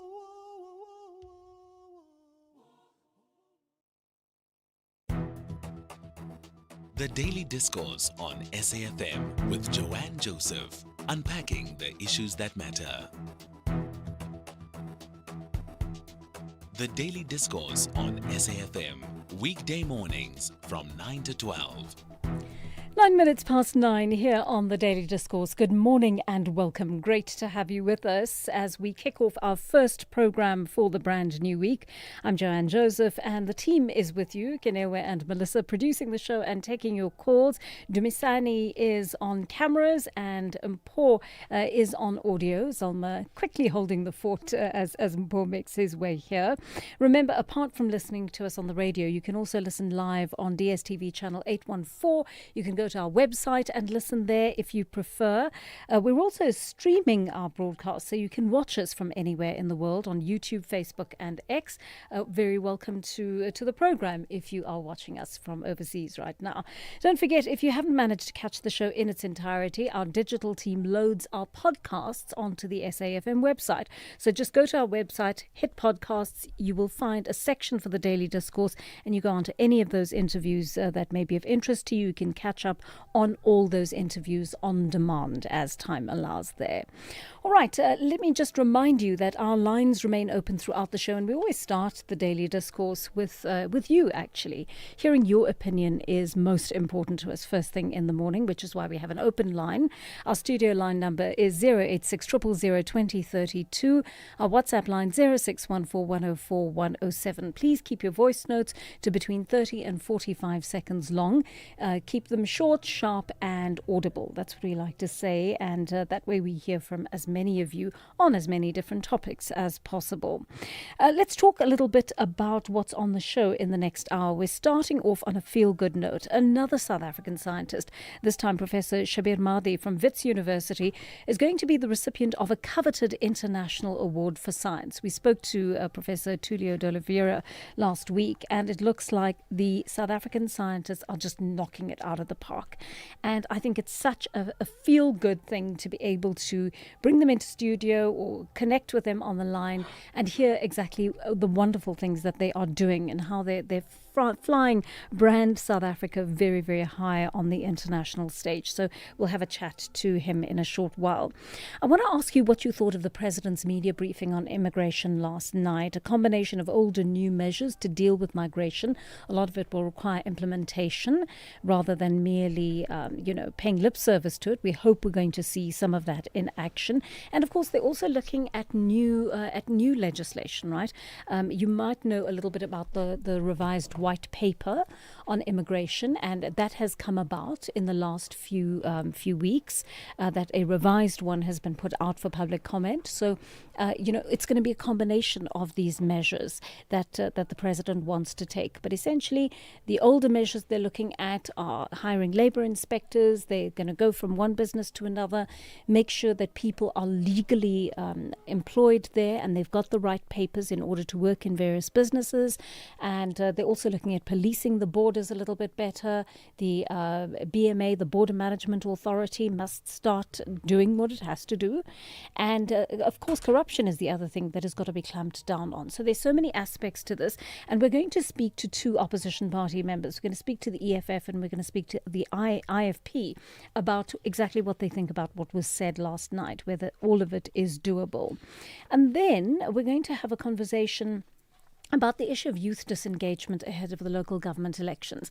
The South African Local Government Association is very worried about the fact that youth are apathetic, is that many young people just don't see the need for it because they're not seeing the kind of change that should come about through the ballot box, or they don't see a ballot box as their means for change. Perhaps there are other ways they're looking at affecting their democratic rights. Perhaps protest or other ways of doing this are occurring to them, but they're just not seeing the ballot box as a way to effect change. So we're having a conversation about that. And please, if you're a young person, I would love to hear from you on that. What stops you from wanting to register? Or if you're registered, what would stop you from voting? What would, by contrast, motivate you to actually vote and make your voice heard? Do you think the ballot box is a legitimate way of being heard in present-day South Africa? Does it effect the kind of change that you want to see as a young person? And are you going to have measurable benefits to your life if you go and vote? Is that what you feel? I want to hear from you on this. Really important that your voices are heard on this issue.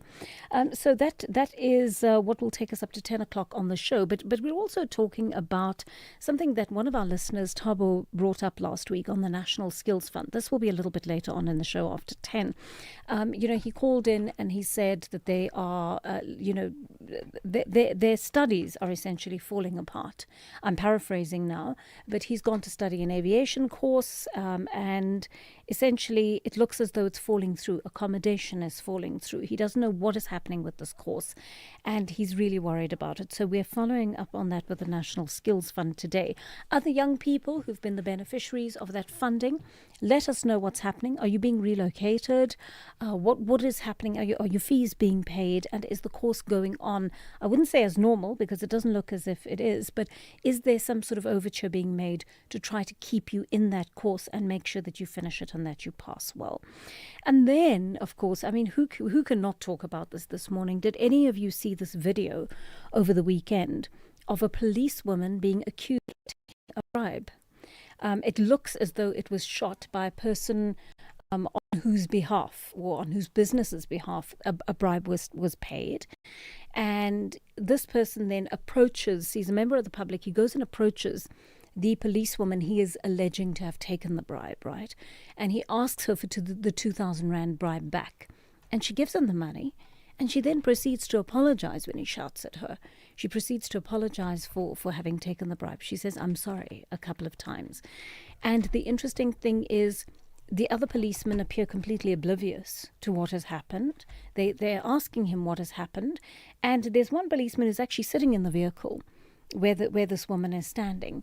And he makes no attempt whatsoever to effect the law. He doesn't say at any point, "Yes, my colleague admits taking a bribe, and yes, we're going to follow up on this." He just sits there and he says, he essentially implies he doesn't know what happened. And there are other police people who come along and, they're dressed in the metro outfits, but they just don't respond to this possibility that this lady may have taken a bribe. And today, you may have heard that interview with Kathy in which a police spokesperson said, we investigate to arrest. We don't arrest to investigate. That was the sum of what she said. So even based on what was seen in that video, she implied that police cannot take action unless the accuser makes a statement. So I want to find out about that. I want to find out exactly what the law says in regard to how police act on video information, because there's been an increasing call for police to be given these body cams.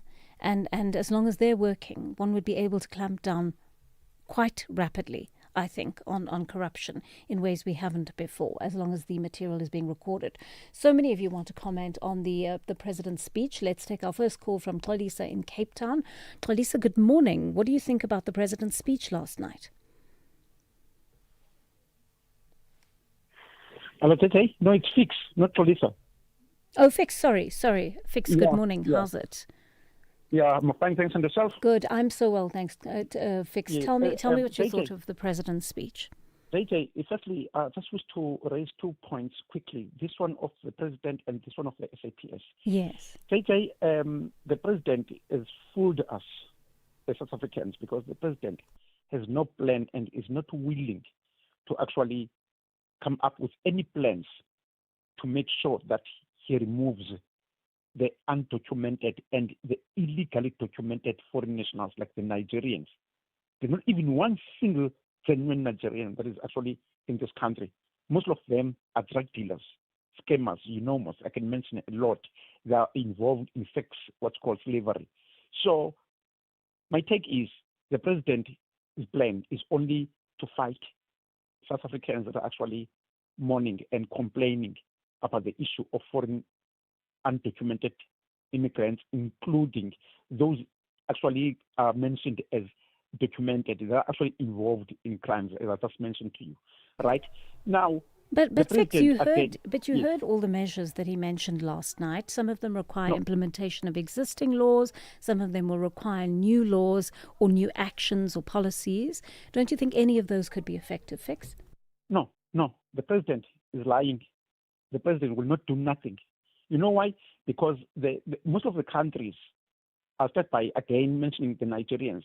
The government from Nigeria doesn't want the Nigerians to go back to their country because there is a very low level of crime committed by Nigerians when the most known Nigerian criminals are in South Africa, because now we are like a bin in South Africa, whereby all the debt from Africa comes to South Africa, because now again we have Tanzanians, we have Malawians that are actually committing serious crimes in this country, more specifically the Zimbabweans, right? Again, the government of these countries don't want these people back to their country because, again, as I just said, there is a very low level of crime because most of criminals are actually here in this country, right? Let me just go to the issue of the SAPS again. Yeah. The SAPS top brass is quite also involved in what's called so-called bribing. Yes, it looks station that commanders, way. yes. Yeah. And I know for a fact, and I've got proof of that. There is a station commander, or former station commander. I will not mention his name because it will be a last call that I'm making this radio station. There's a former station commander of Harare, whereby this guy has been given in the brown envelope by people that actually assassinated a guy who is a friend to a daughter of a police official in one of the stations in Cape Town. So the station commander received the envelope so that he may not actually proceed by arresting the people that are actually involved in it. Now, there is a claim that there was a cell phone that was actually... Okay, Fix, I'm so sorry, but we always have this conversation, and I'm afraid I can't verify the details of what you're saying of this particular case, right? But I certainly take your point that that police could be involved in bribery at the police stations. That's not out of the realm of possibility. It's certainly playing out before the Madlanga Commission, where we see senior commanders being held to account or being asked questions that suggest they may be involved in bribery and the like. So I really don't think that is that's out of the realm of possibility. I think what you're saying could be quite true. Again, not of everybody, but it could be true of some. So I think I know where you're going with that. If people can be bribed, a lot of people can be bribed. What difference is it going to make, even if these policies and laws are implemented? Which is a very good question indeed. One thing I was just caution against is referring to human beings as dirt. Let's not do that, and let's not make sweeping statements like all the Nigerian criminals are in South Africa. They're criminals from Nigeria, in other parts of the world, I'm sure, but there are also other Nigerians who are not criminals, right, who've come to South Africa. So it's worth just maintaining balance when we speak about things like this. Loed in Guyana, good morning, Loed. What did you think of the president's speech last night?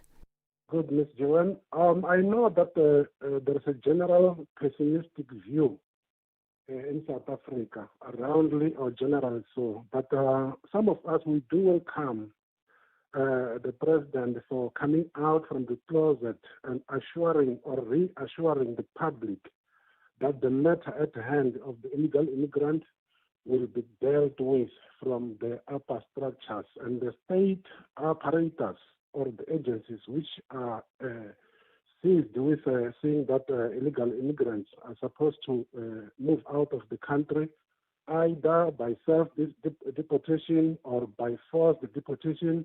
That is going to be done, Ms. Juan. You know, the country, as we speak, we are experiencing what is referred as crossing the river by filling the stones. I know that there are those who are against the movement of these illegals back to their native land, but we cannot take this any further, because we are surprised as a country. Everyone else has to come to that realization. And then we are not surprised, my sister, when political parties are bemoaning and castigating what the president has pronounced, because it amounts to political expediency. We have to expect that, because we are fast approaching the local government elections, my dear sister. And if you can allow me to conclude my point by quoting this very short quote from Amy Cesar: "No race or tribal group possesses the monopoly of truth, intelligence, force, and there's a room for all of us at the rendezvous of victory." Why am I closing with that one, my sister? There are some tribal groups in South Africa who are like acting as if the other tribal groups, such as mine, which I'm a Xitsonga-speaking person, I'm in Tsonga from Giani, we are not part of the South Africa, and then we are subjected to something else, which is bad.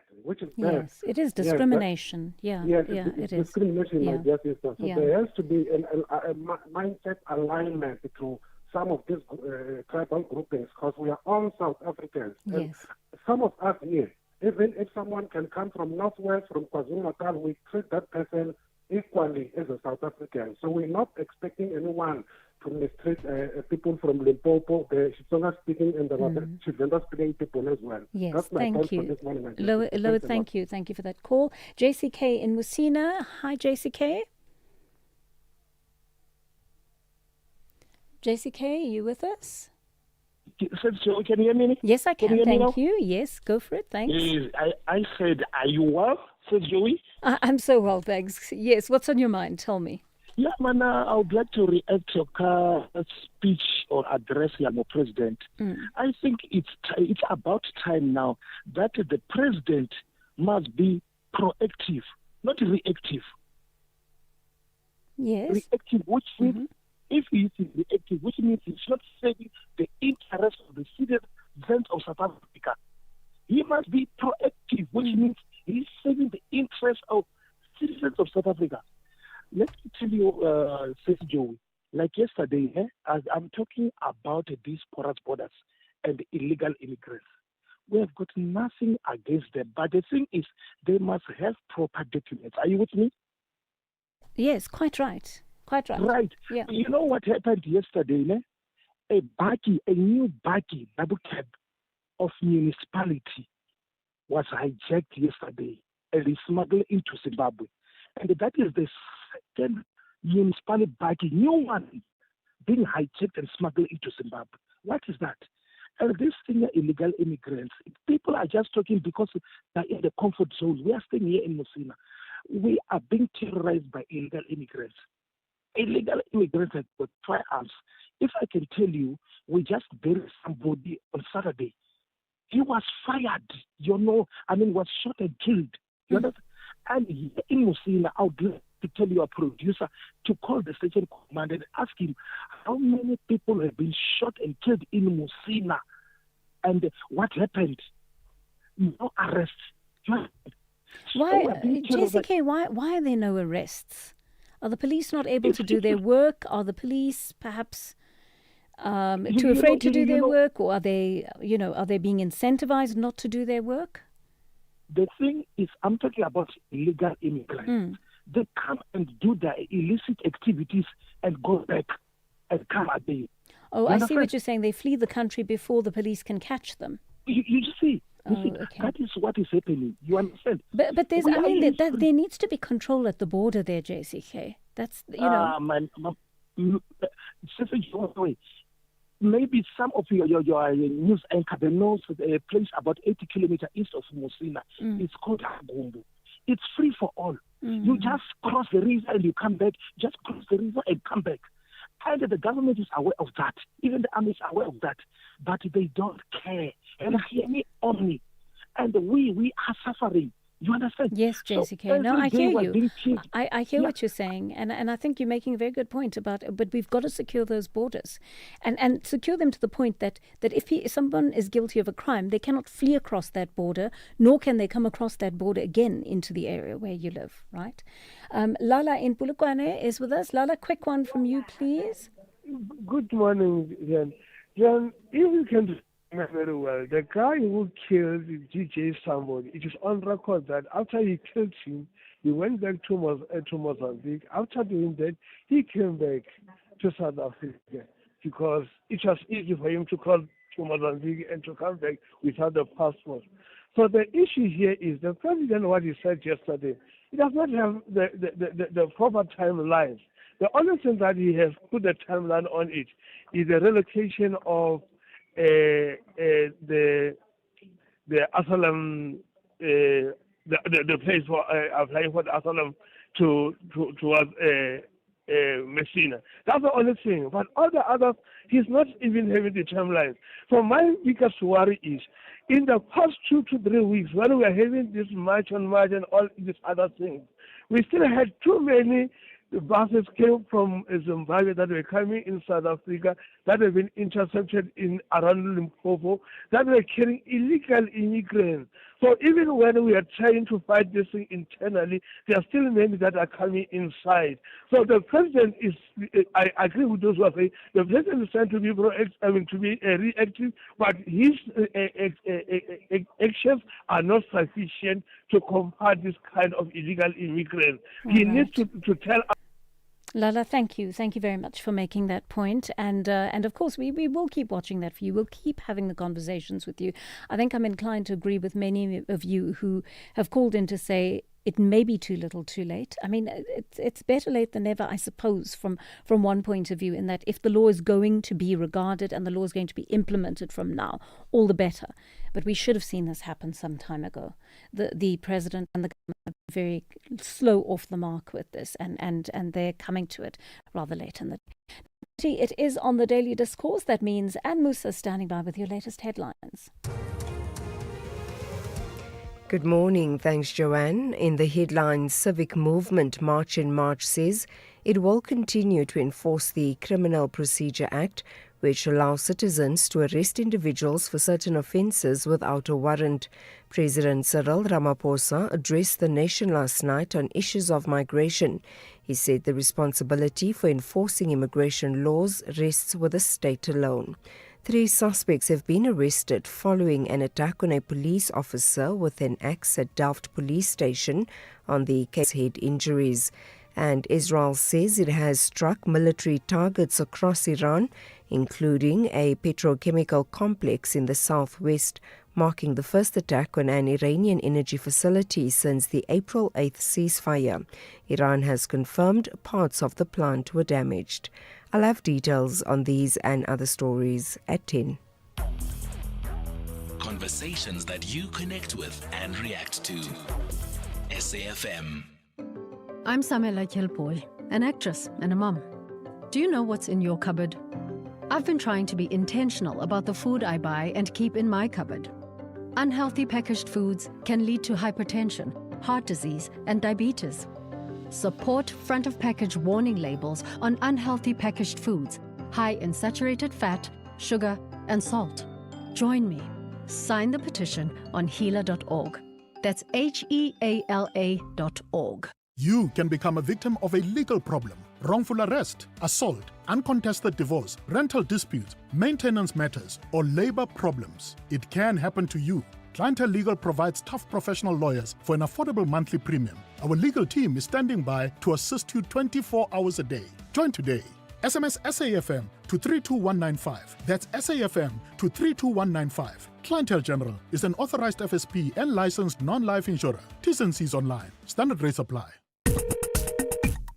Call SAFM now on 086 000 2032. Heading for 9:33 here on the Daily Discourse. Our first-time caller, Begumuzi from Soweto, is on the line to us. Begumuzi, you're very welcome. Hello, Begumuzi, are you there? Yes, Amir, can you hear me? Great, yes, we can hear you. Welcome to the program. I believe you're a first-time caller. No, thanks a lot, man, JJ. I would like to speak to what the president addressed yesterday. And while I'm still talking to that, I want to go back to the riots that happened. Is it 2015, where a 14-year-old was shot in Toronto, in Soweto, right? Yes. Where the leadership of the country came in there, and then they addressed the unrest that happened at that time. I happened to be part of the committee that was established at that time, where we had to find out come up with possible solutions. At that time, I need to mention this. At that time, we had spaza shops that were operating, that were run by South African nationals at that time. Yes. And what we had uncovered at that time was when the foreign nationals started, they came in with the refugee status, and then when they were buying the food, they were not paying tax and all those things. So because they were not paying tax, they could actually, I remember the survey we did with the Lucky Star tin fish. At that time, it was 15 rand when you go to Pick and Pay your big retailers. And now the South African spaza shop owners couldn't sell it at that price. They were selling it at 16 rand 50. Okay. And then the foreign nationals came in and sold it for 14 rand 50. So then when we came with those things, that's where we came with what the president is trying to implement now, to say we need to find a way of subsidizing the South African nation so that they can able to have a fair competition. So that's what was done in 2015, towards the end of 2015. That was our submission. Right. And I think it's only now. So where I want to get at, every time the president addresses this thing, he makes it that there's an ethnic mobilization that's happening. And I need to mention this, JJ. Not everyone is the same, right? Other people will speak of something, and when there's no action, then they act out. So I want us to put this, to understand this. From 2015, this was put on the table. Nothing happened until March, and March started doing the marches. And this is when our government is starting to react and put certain measures in place. So that's what I wanted to talk about. Unfortunately, I don't know, because this creates a certain impression that in this country, if you want things to be done, there has to be marches and protests. But if we sit and dialogue and talk about these things, there's no action that's done. So I just wanted to highlight that. Yeah, I think we have that impression as South Africans. You've always got to be on the brink of something serious before our government reacts, and it is very frustrating, because I don't think South Africans want to be violent. I don't think South Africans want to leave their homes to protest. They would rather leave their homes to go to work, and do all the productive things that we want to do as citizens. But it seems only when things are spiraling out of control and there's anger on the ground and there's some sort of social explosion that could take place that we start to see action on these things. And why our government waits till the last minute, till the 11th hour to act, is beyond me. But this, we've become used to this inertia, and we can't accept it anymore. Having said that, I hope you heard our conversation with SAfmRadio the other day in regard to the whole spaza shop thing. So they have put that fund in place for South Africans to be able to access funding. I think South Africans are being held back by the kind of documentation that's got to be produced, but they've been doing that since last year. So there has been some effort to get South Africans businesses, their spaza shops, going. But they've got to do it by certain legal means, and unfortunately they are dependent on municipalities and so on to give them licenses, which has slowed the process down. But that is happening on that side, and part of it is bulk buying that they enable through that process. All right, just after 25 minutes to 10 here on the Daily Discourse. And remember, I'd love to take your calls on this story. If you'd like to speak to Professor Shabir Madhi from WITS, give us a call on the studio line 086 000 2032. Our WhatsApp line is 0614 104 107. And the reason we're speaking to him, well, you may have heard our interview with Professor Tulio de Oliveira on Friday. We heard him remark upon how brilliant South African scientists are and how they've taken a global lead when it comes to medical and scientific achievements. Well, he might have been predicting the next conversation that we're having on the show now. Dean of the Faculty of Health Sciences at Wits University, Professor Shabir Madhi, is going to receive the Maxwell Finland Award for Scientific Achievement in the United States later this year. It really is a prestigious award that's going to be handed to him by the National Foundation for Infectious Diseases. The prize is regarded as one of the biggest achievements in the areas of infectious diseases and vaccinology. Professor Madhi joins us on the line now. Prof, good morning to you. Thank you very much for your time on the Daily Discourse. First of all, congratulations on receiving this prestigious international award. What does it mean to you as someone who's dedicated your working life to saving lives through vaccine research, public health and disease prevention? Hi, good morning, Joanne, and thank you for having me. So, Joanne, I have to say, the award itself came somewhat as a surprise, and it's really humbling as well. Humbling because it's really a testimony not just to my own work, but rather to the work of the team that I lead at Wits University, which currently has over 400 staff members.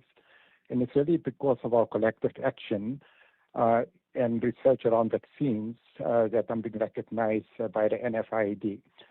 The work that we've done over the past 30 years, in fact, this year is our 30th anniversary around vaccines, and especially vaccines for children as well as for pregnant women, really has had an impact in terms of the World Health Organization's recommendations for the rollout of these vaccines, especially in lower and middle-income countries.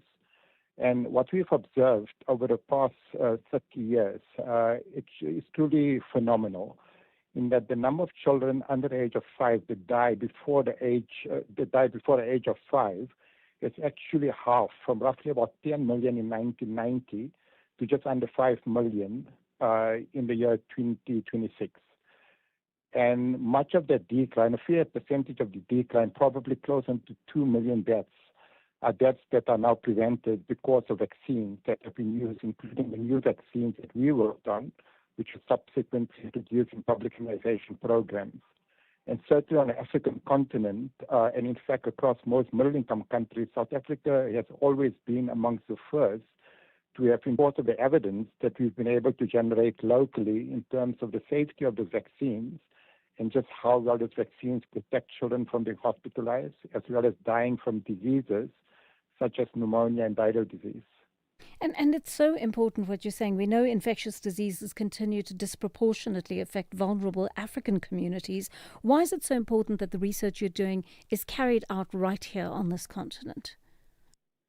Well, the most important reason is that the vaccines can differ with regard to how well they perform in different settings. And what we need to know is that before we introduce vaccines on the African continent, we need to understand just how well the vaccines work in our own setting, as well as how safe the vaccines are in our own setting. So for many infectious diseases, the force of infection is much greater in low-income settings. And obviously much of Africa, unfortunately, remains in that category. And because of that higher force of infection, and also because of limited access to curative health care, often the disease is much more severe, and the percentage of children that end up contracting these diseases that die would be much greater in many African countries compared with, as an example, in the Northern Hemisphere. One of the issues that really remains concerning is, like I mentioned, although there's been tremendous inroads in reducing the number of children that die from vaccine-preventable diseases, despite Africa only constituting just under 20% of the global population of children under the age of 5, more than 50%, approximately 50% of all deaths from vaccine-preventable diseases are still occurring on the African continent. All right. I mean, you've also played an important role in cementing Africa's leadership in vaccinology and infectious disease research. Just put us in the picture as to the vital work that's being done through the African Leadership in Vaccinology expertise.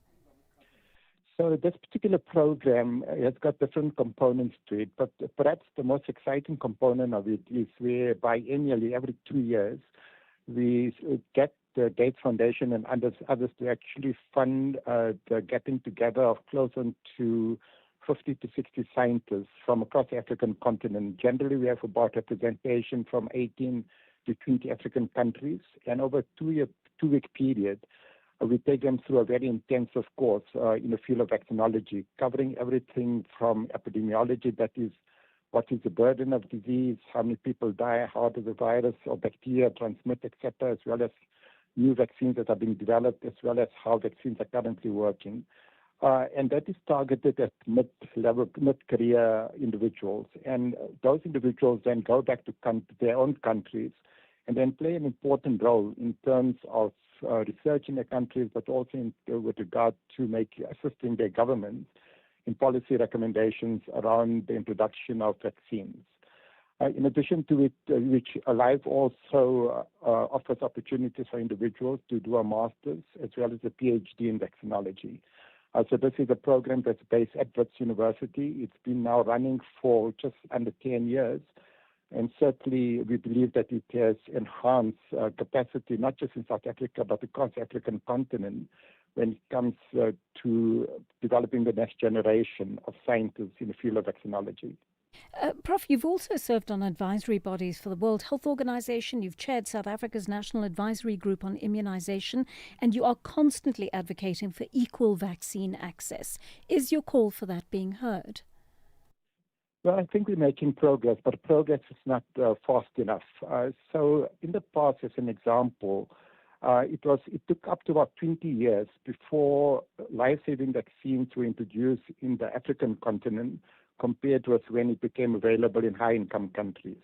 And that time period is beginning to decrease, but not rapidly enough. So as an example, the newest vaccine on the block is a vaccine against respiratory syncytial virus known as RSV, which is a very common cause, the most common cause, in fact, of children being hospitalized for respiratory illness, for chest infections, especially this time of the year. Now, for the first time, that's a virus that was discovered in the 1960s, and for the first time, we now have a vaccine available, which needs to be given to pregnant women, and the antibody from the mother transfers over to the baby while the baby is still in the womb. And the baby then is protected against RSV in its first 6 months of life. And this is work that we did in South Africa. We demonstrated the safety of the vaccine as well as how well the vaccines work. Now, that vaccine currently, unfortunately, despite more than 50% of children that die from RSV likely to occur on the African continent, there isn't one African country that has yet introduced a RSV vaccine into its public immunization program. The vaccine has not been available in high-income countries for the past 2 to 3 years. So like I said, the need for that vaccine is probably greater in low-income countries, in middle-income countries, but the cost constraint around these vaccines really is an issue. And that takes us to sort of the issue where we still have this dependency on high-income country manufacturers for these vaccines, which results in the needless loss of many lives over the years before the vaccine becomes affordable for introduction into our own countries. Prof, I must ask you about this because I know that some time ago, Wits University spoke about the issue of trying to attract funding to put into its vaccine research, and we were hoping that at some stage Wits would be instrumental in helping to fund vaccine, well, not fund vaccine research, but essentially helping to actually create vaccines in this country itself. I don't know how far that project has gone right now. Are we going to see that happen in the near future, where we've got a vaccine manufacturing facility right here at a South African university? Yeah, so Joanna, I don't think we've got a luxury not to continue with that goal. And certainly at Wits currently, there's 2 different vaccine platforms that are being developed at the Wits BioHub, which is a new initiative at Wits University, where we're looking at the research and development of these vaccines, at least up until the time point where we can show that these vaccines are safe, and then we would need to hand it over to other manufacturers that can take it to scale. But certainly that initiative of us looking at vaccine development rather than just clinical trials of vaccine is something which is still very much at the fore and an ongoing initiative.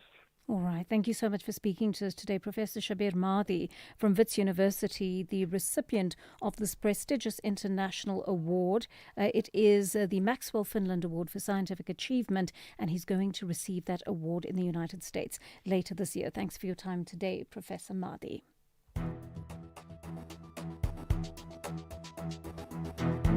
The Daily Discourse on SAFM.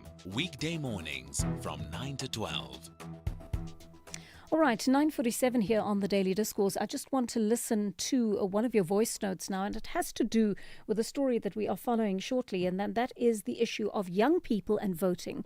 Are you, as a young person, going to go to the polls? If you haven't registered already, are you preparing to register to vote on the 4th of November? If you're not preparing to do so, tell us why you aren't, and tell us what would convince you to do so, because we do want a situation where young people are not kind of taking an apathetic backseat to the politics. We want you front and center, and we want you to be making the decisions about the society in which we live. You, after all, are, from an age and generational point of view, you form the majority of this population, and we want to hear what your views are on this issue. Let's listen to one of your voice notes on this.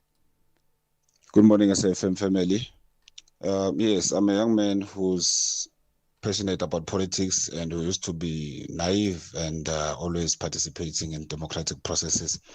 That was until I realized that, nah, man, there's no way you can outvote a system that was put in place through the barrel of a gun. So, yes, I definitely do not see the ballot box as a reliable instrument to effect change. I mean, I'm frustrated as a young person. At 31 years old, I don't even know what a salary is. So, yeah.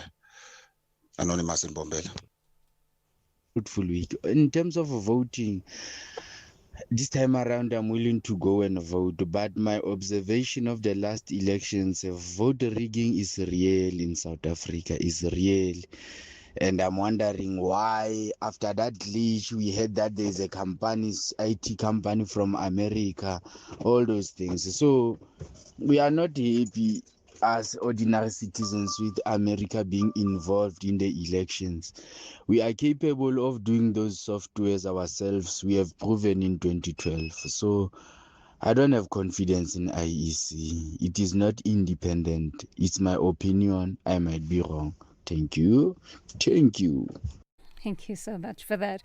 Right, at 10 minutes to 10, this is what we're tackling. The South African Local Government Association worried that young South Africans are just not interested in taking part in the upcoming elections on the 4th of November.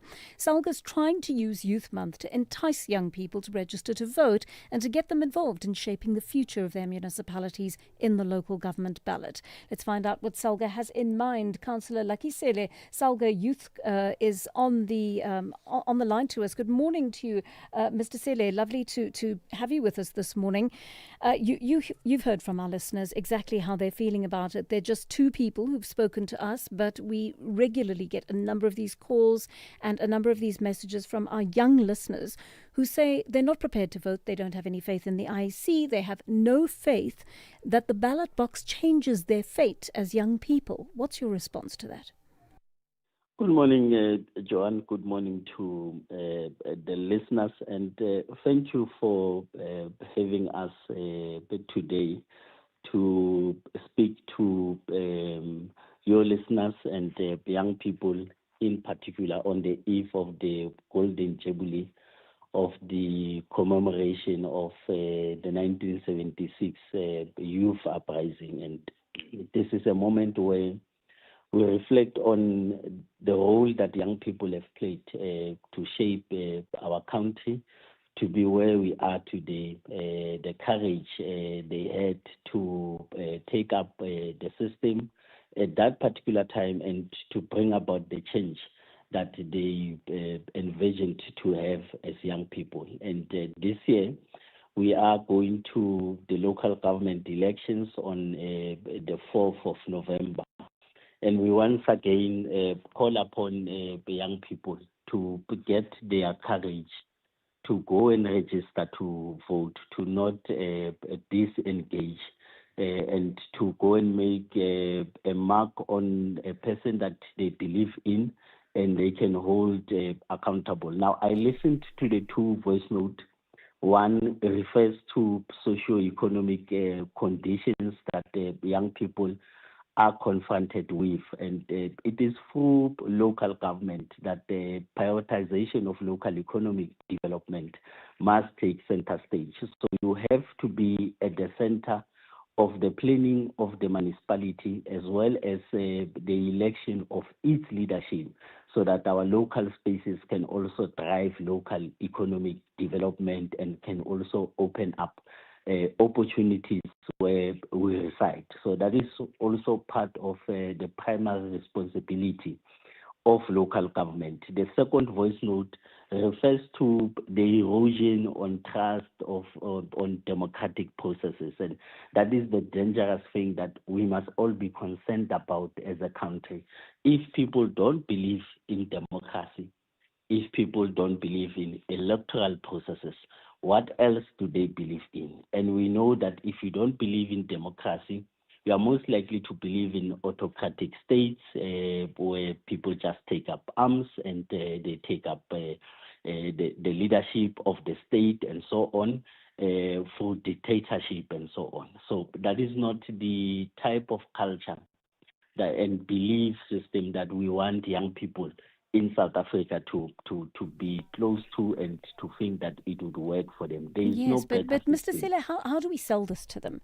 I'm not hearing from you any reasons why a young person who is disengaged and apathetic should go and register to vote and actually cast their vote on the 4th of November.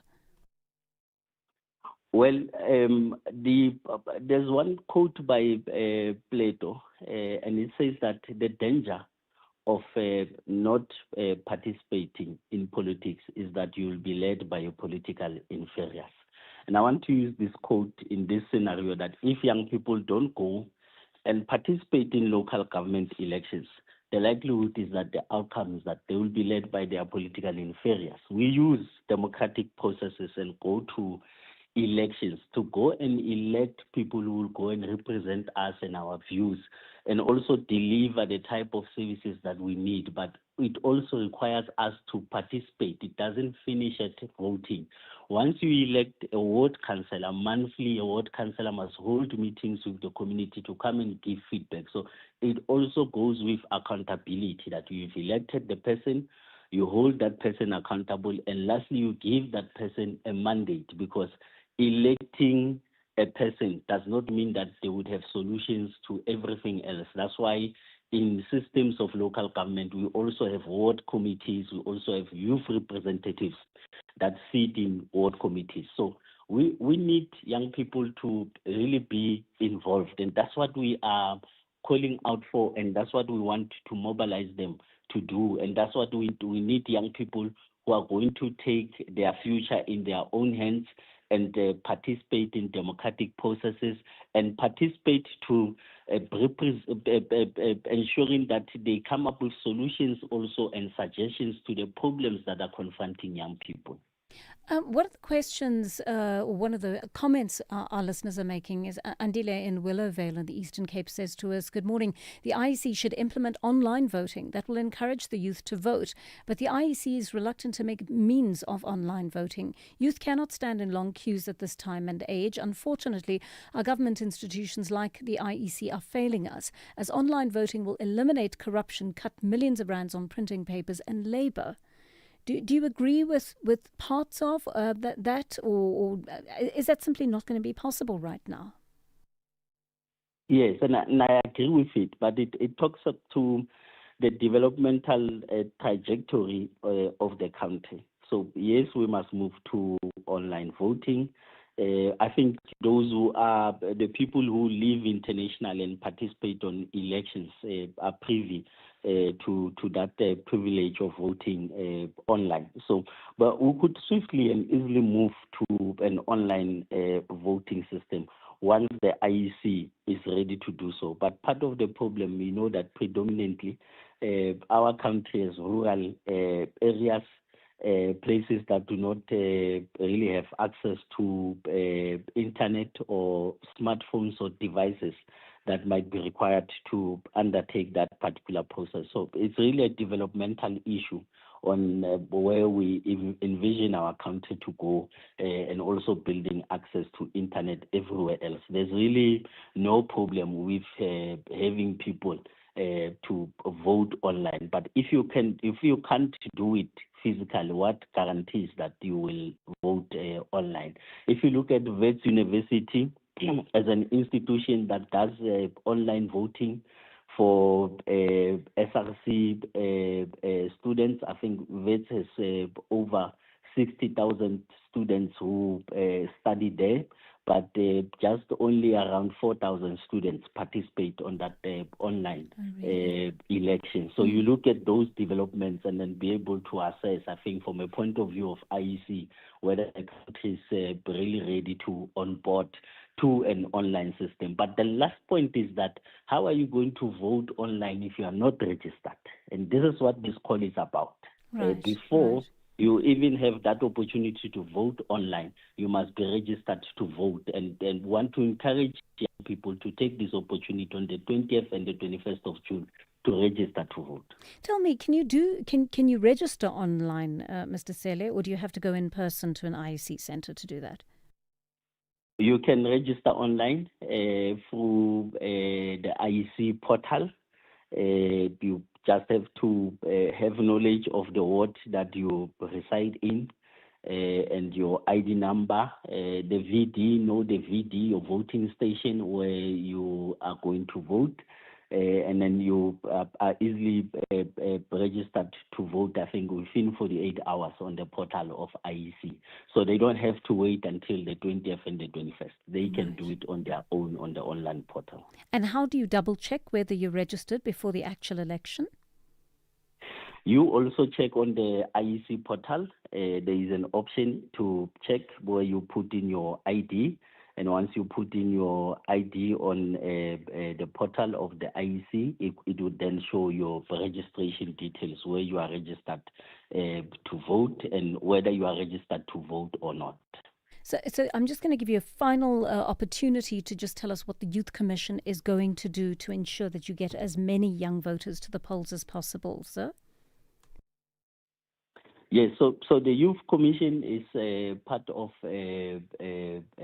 SALGA broadly, which is an association of local government which advocates for the sector and represent the sector. So what we will do, we will be on a number of conversations, both on digital platforms as well as sectoral engagements with young people, which will be physical, to then make them understand what is local government and what does it mean to have a municipal council, which primarily services that we live with on a daily basis, such as water, electricity, and the clearing of sewer, and so on and so forth.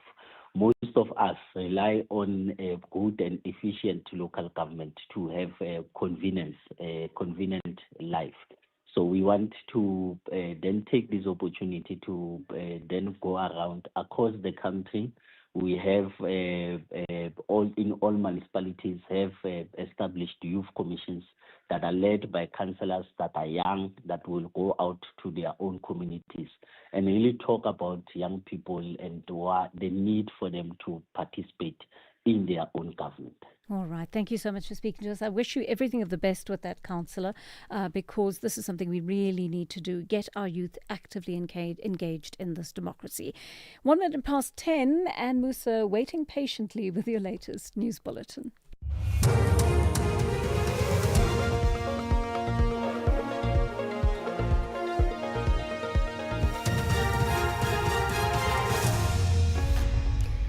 Thanks, Joanne. In our top stories, March in March leader disputes president on ID verification by police, and 3 suspects arrested for police officer attack. Good morning.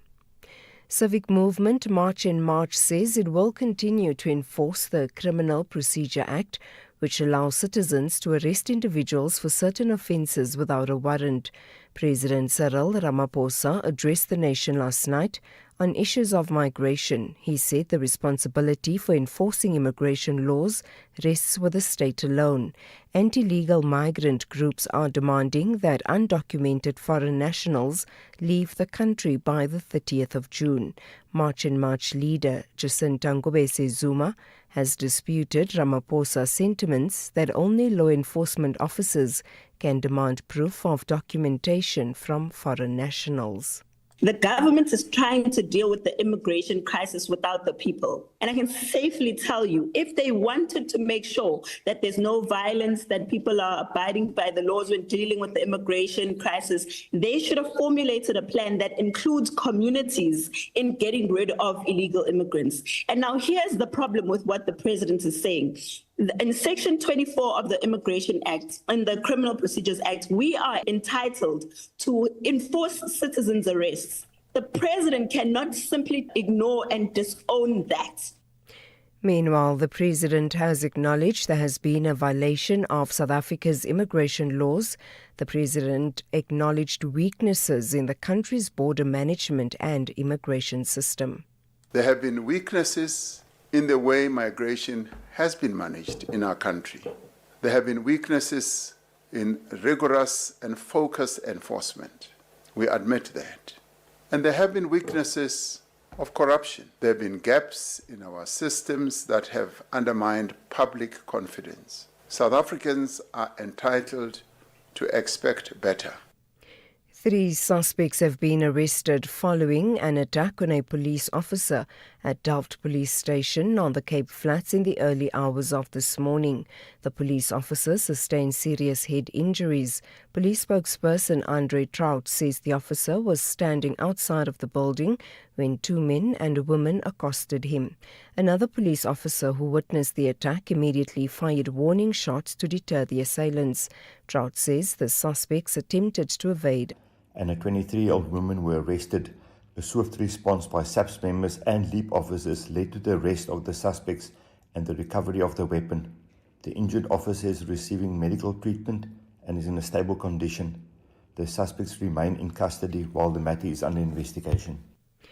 The search for one of the 3 occupants of a vehicle that plunged into the Crocodile River outside Mbombela city in Mpumalanga is expected to resume. The victims were said to be travelling in a vehicle that failed to stop at an intersection before crashing through fences and plunging into the river. 2 bodies of a male and female were found inside the vehicle when it was pulled out of the river.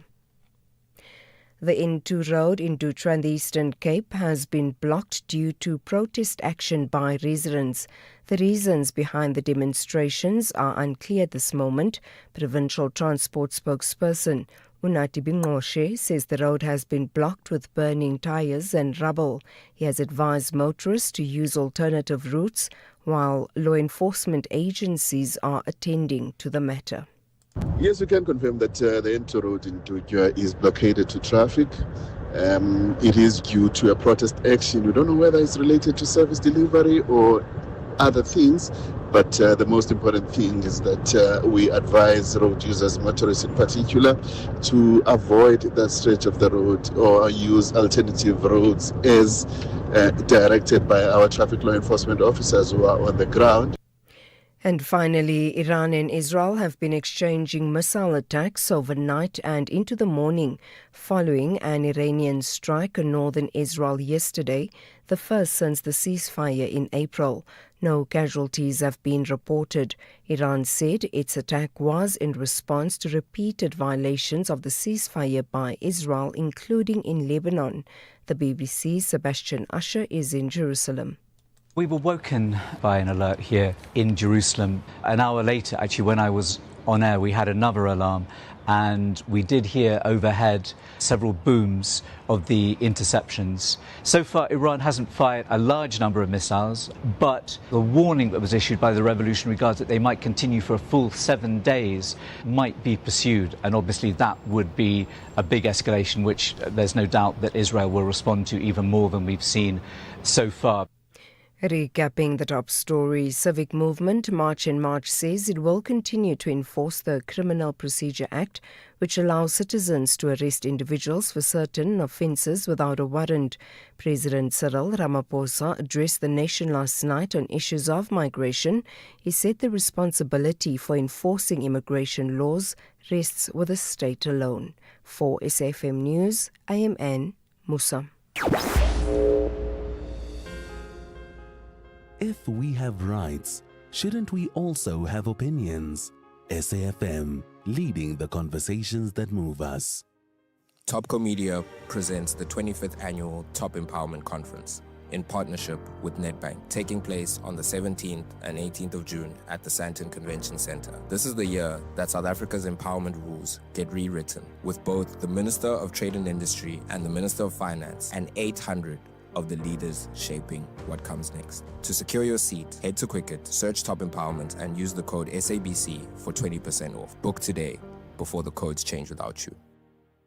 Life is full of surprises, but your insurance premiums shouldn't be. Savings on your car insurance is a sure thing with MyWay, leaving your wallet smiling every month. Switch to MyWay and save up to 40% on your car insurance premiums today to live your way. Real people, real cars, real savings. For a quote, visit myway.co.za. Premiums are risk profile dependent. MyWay is a licensed non-life insurer and FSP. T's and C's apply. MyWay. Live your way. 50 years later, Youth Month, The Voices.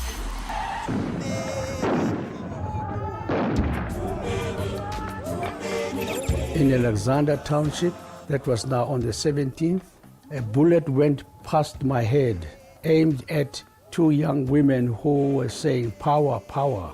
I fell to the ground, I got up and took the picture of this woman who was now shot in the stomach. Hi, my name is Mo'aho Chauke. The June movement was very important because I, in my time, have been to a few protests, for example, for GBV and stuff like that. But I don't think I would have the bravery to be doing that on a daily basis, especially because I've been to peaceful protests. There wasn't police officers shooting at me or whatever. So I think the bravery to, at such a young age, do all of that needs to be commended and remembered.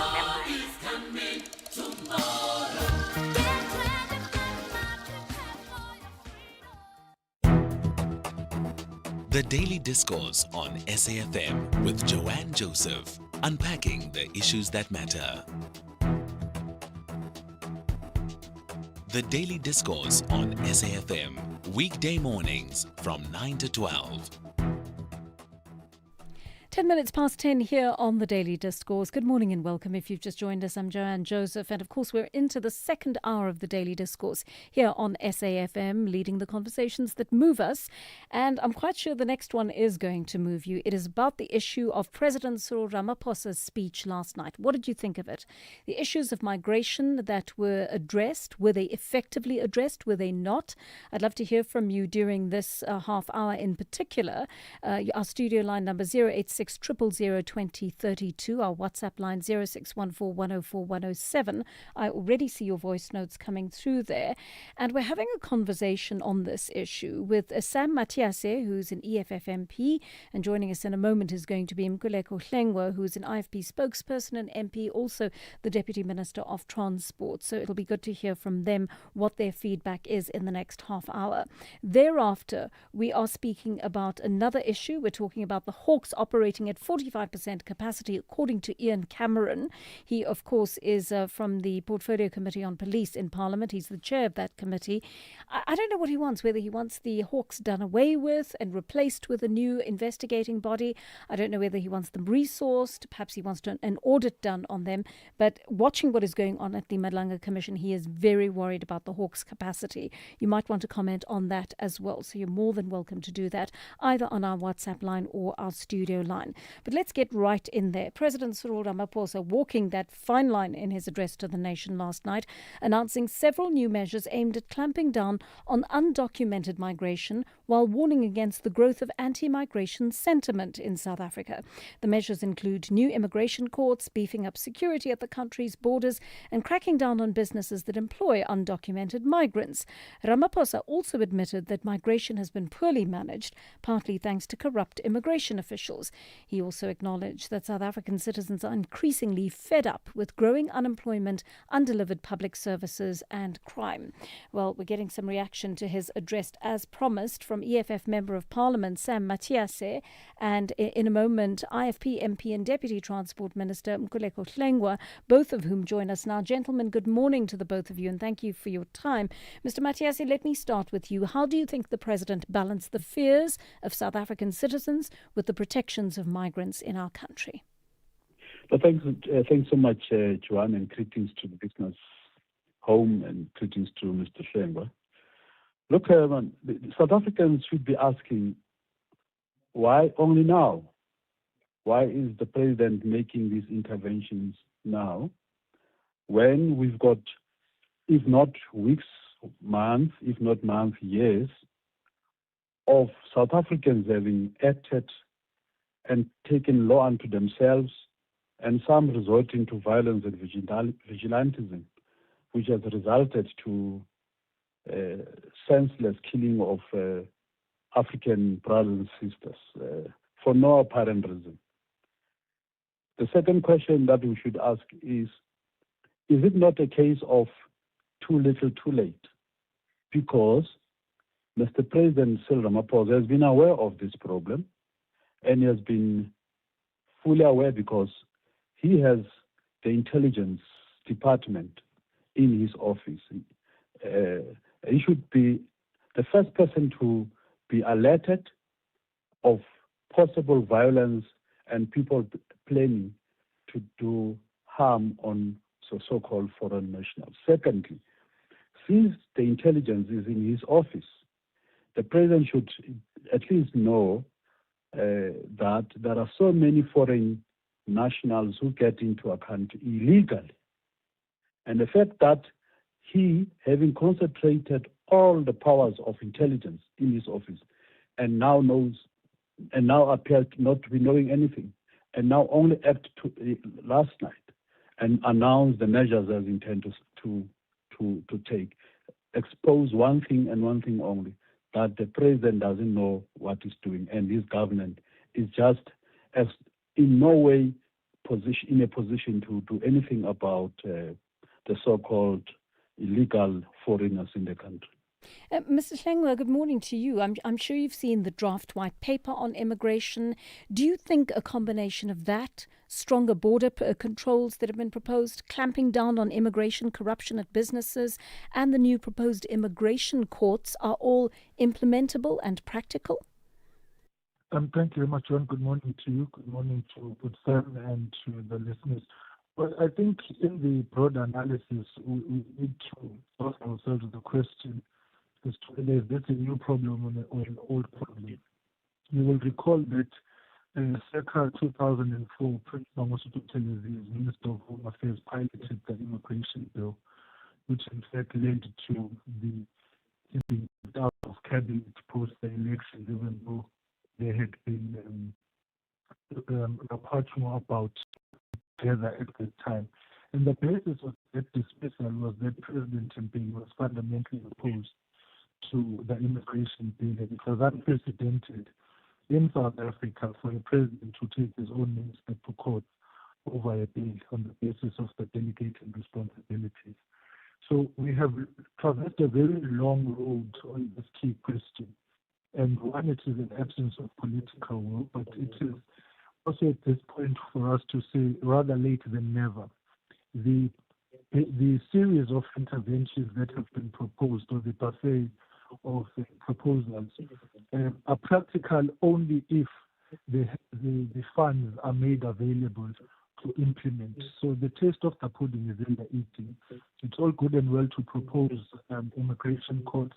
It's all good and well to want to tighten on deportations and send people back and border control. But we need money for all these things. And so it now falls on the Interministerial Committee and National Treasury to come together to cost this plan for the purposes of implementation. Why that is key is that large part of this is about national security and national interest. It's about the preservation of South Africa's own social responsibilities. The burdens on healthcare, on social grants, education, and other social services, including the burden on municipalities in rolling out services such as water and so on. If they are unaccounted for, or persons unaccounted for planning, it is very, very difficult. So our attitude is that the idea is that at this point, because we've now arrived at an important moment of the realization that this requires action, and I think it is important for us to recognize that the matter has been forced on the agenda by a number of players, including civil society. We must not misdiagnose the problem and want to label it as tribalism or ethnic politicking. This is a national security problem where we have got people in the country who we can't account for, whom do not pay taxes. And when it comes to criminality, we do not have fingerprints. We do not have the realities of tracking and tracing.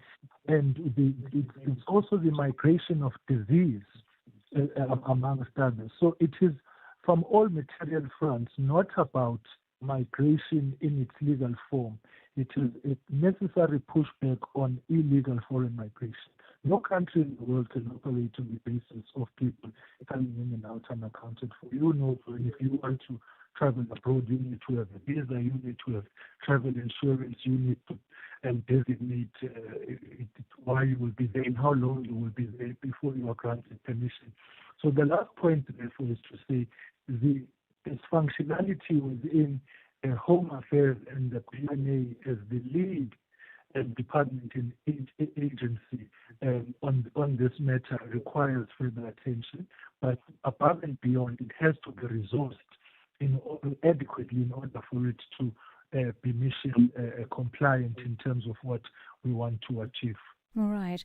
Mr. Matiase, the president has, of course, cautioned against vigilantism, xenophobia. Ngobese Zuma from the March and March movement saying March and March will continue to use the Criminal Procedure Act to effect citizens' arrests. I mean, how do you perceive that is going to be managed? That comment by the leader of March to March, who is related to the former president, Jacob Zuma, it tells you of the extent of lack of respect for the rule of law. And we ask ourselves, if a person who is related to the former president demonstrates such disgust towards the rule of law. She's, of course, sir, she's arguing that they are basing this on the law, on the issue of citizens' arrests as prescribed by the law. They've got no right as citizens to arrest anybody. It is a role of the police to arrest people who have committed crimes. It's none of their business. All what they need to do is to protest peacefully, and in their protest they must respect the rule of law. They must not infringe or violate on other people's basic human rights, and leave the arrest of people who have committed crimes in the hands of the police. This March and March and Operation Dudula is a manifestation of a deep-seated level of false consciousness of a country and a people who, for the longest of time during apartheid, have been indoctrinated in politics of tribalism and ethnicity through Bantustan system, where Zulus were kept on a separate small enclave, Sutus in a small enclave, Bedis, Xhosas, Tswanas, Vendas, and Songas, and all of that. Now that mentality is deep and it had to be uprooted, but it can only be uprooted through steadily patient political conscientization to reorientate our people from that kind of politics to a different politics that embraces fellow African brothers and sisters, that embraces a call for a united Africa, that embraces a call for integrated economic development of different regions of the continent of Africa. The only thing we can say to our dear sister is that don't stop what we're doing, because if you continue and people get hurt and people get killed, you'll be alone and you'll have to face the might of the law alone, and you'll just be alone. No one will come to your defense. This is the advice we can only give. And we're calling on all South Africans to condemn these violent and vigilante attacks on foreign nationals. Whoever who's in this country illegally, that person must report him or herself to the nearest police station. He must be properly registered. And if there's no proof that he should have been in this country, it is within the authority of the state to deport such a person. We are not encouraging these kinds of actions against fellow African brothers and sisters. Let me ask you a question, Mr. Hlengwa, about this issue of 10,000 more labour inspectors being on hand to check businesses, to check the national labour migration policy and propose quotas for documented migrants. Do you imagine, firstly, that this will apply equally to employees at all levels? Because we know that corporate South Africa will very likely react very strongly to this. Secondly, will this virtually automatically increase employment for South Africans? Because that's of course both the assumption and the hope. Mr. Hlengwa, are you able to hear us? I think you might be muted. Yes, I can. Thank you. Sorry. Joanna, I think we have to start somewhere. And the whole point is that we also have an abuse of South African labor relations here, where there's non-compliance, people are paid below the minimum wage, they are working long hours, they are working in conditions which are not suitable for employment. And then, of course, you have got people who are not supposed to be working, because we have to deal with skills migration on the basis of scarce skills first, particularly when you've got a problem of the magnitude that we do in South Africa of unemployment. So when your low-hanging fruits is that you've got jobs in restaurants and so on, wherein those are not scarce skills, and South Africans would be well served to be working there. Now, it is also about compliance with the law generally on the part of business, because this is also about accountability. And I think what is key is the fact that as South Africa right now, it is a free for all in a manner which is not sustainable or correct, because we must not oversimplify the shared frustrations of South Africans in the country. And so the interventions announced yesterday must be viewed as a responsible response to the challenge and give them the space and time to be rolled out. But what is key, again, is to then say those that have been tasked with the responsibilities in the various issues, what are the timelines for them to achieve what they are expected to achieve, the funding model to do that, and how do you resource them, and where do you begin. This also includes the fact that you need to resource our police stations as well, so that they can be fit for purpose to respond to this challenge. So for us, we believe that the 10,000 labor inspectors are important because they plug in to an ecosystem whereby it is also not just about the foreign immigrants as well in the country, but it is also about ensuring that South Africans in employment are working in conditions which are favorable and conditions consistent with the law. What can't happen is just to have labor inspectors targeting one aspect of the labor relations ecosystem. So that area in itself needs regularization to make sure that workers' rights are respected.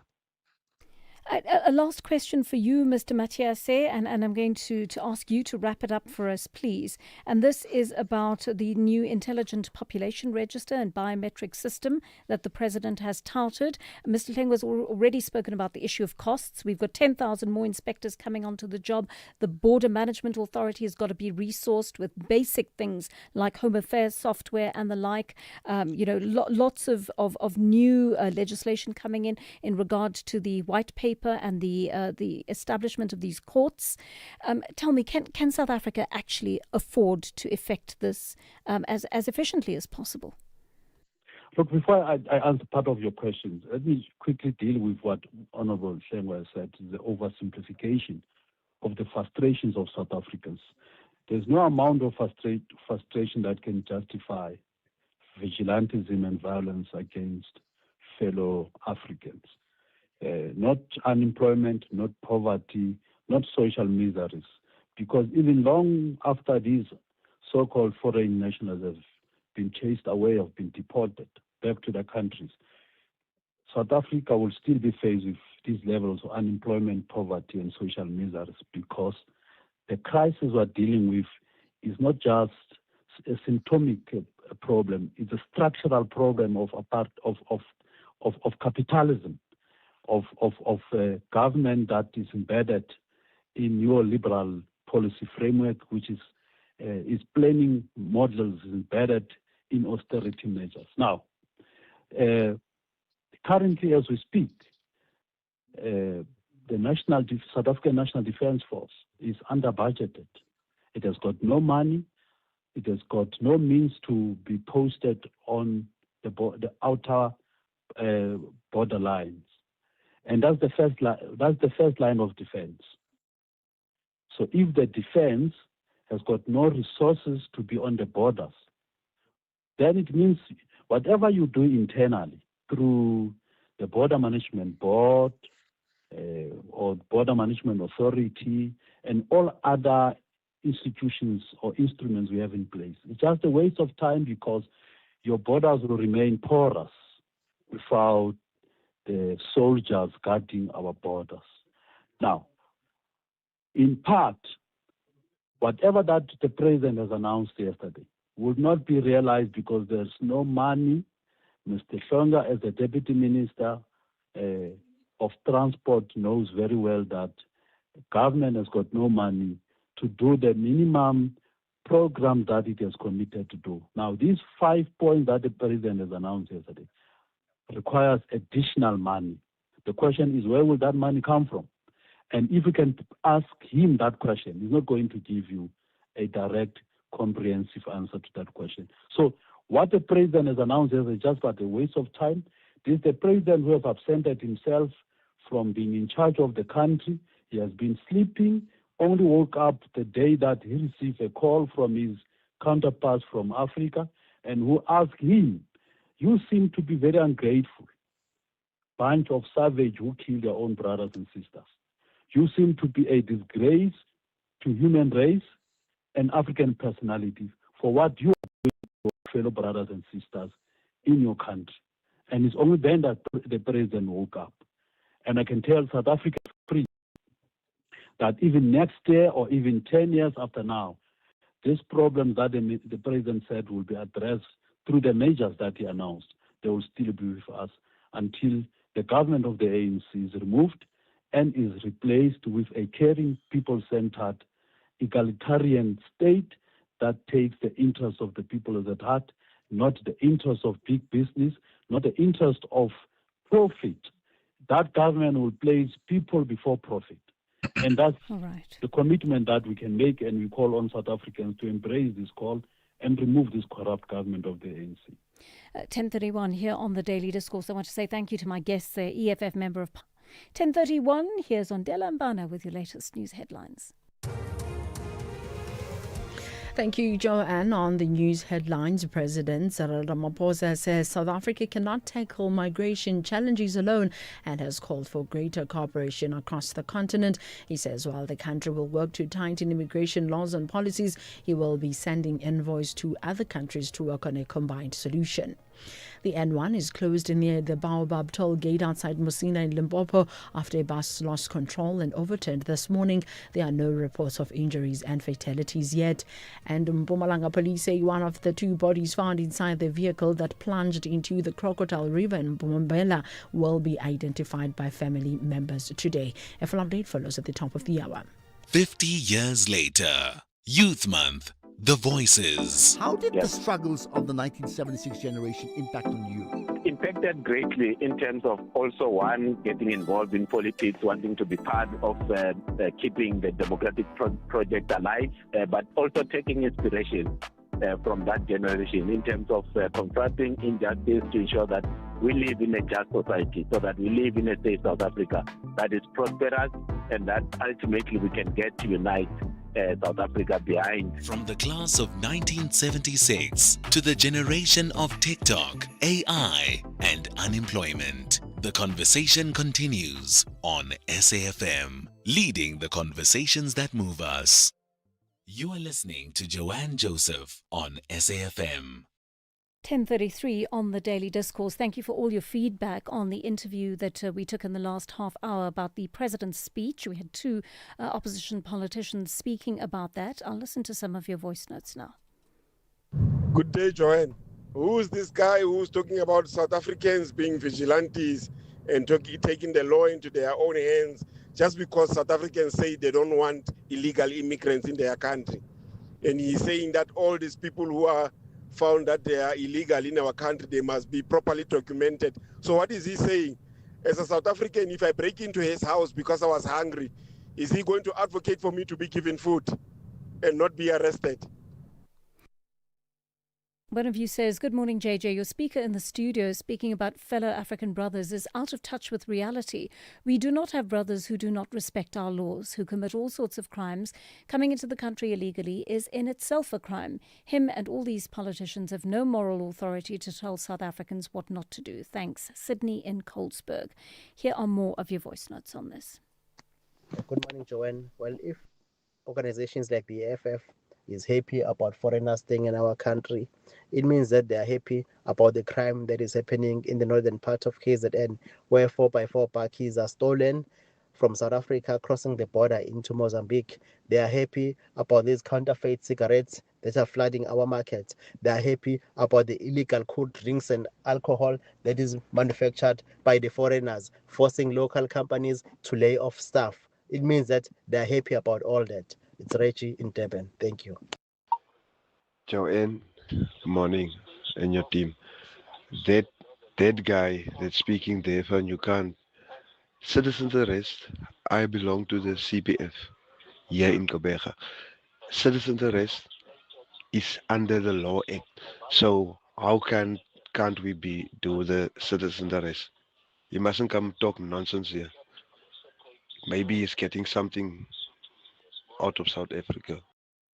All right, we'll keep those voice notes playing over the course of the show and keep them coming on our WhatsApp line, 0614 104 107. You may want to comment on this one as well as we hit 25 minutes to 11 on the show. Chairperson of Parliament's Portfolio Committee on Police, Ian Cameron, is calling for an integrity audit to be done on members of the Hawks. He feels the organisation is almost completely broken. Cameron says the Directorate for Priority Crime Investigation is operating at less than half its capacity. He's quoted examples of its members like Majors General Lisecha Sinona, Richard Chiviri, Patrick Mboto and Hawks officer Colonel Gavin Jacob, all of whom appear to have embarrassed the organisation in some way or the other. Let's speak to Ian Cameron now. Mr. Cameron, good morning to you and thanks for your time on the Daily Discourse. What's convinced you that the Hawks is operating at less than half its capacity? Good morning. Yeah, so the Hawks admitted this to us over the past year in several reports that they've presented to the Portfolio Committee. So it actually comes from themselves. I think the exact last number that we saw was about 47%.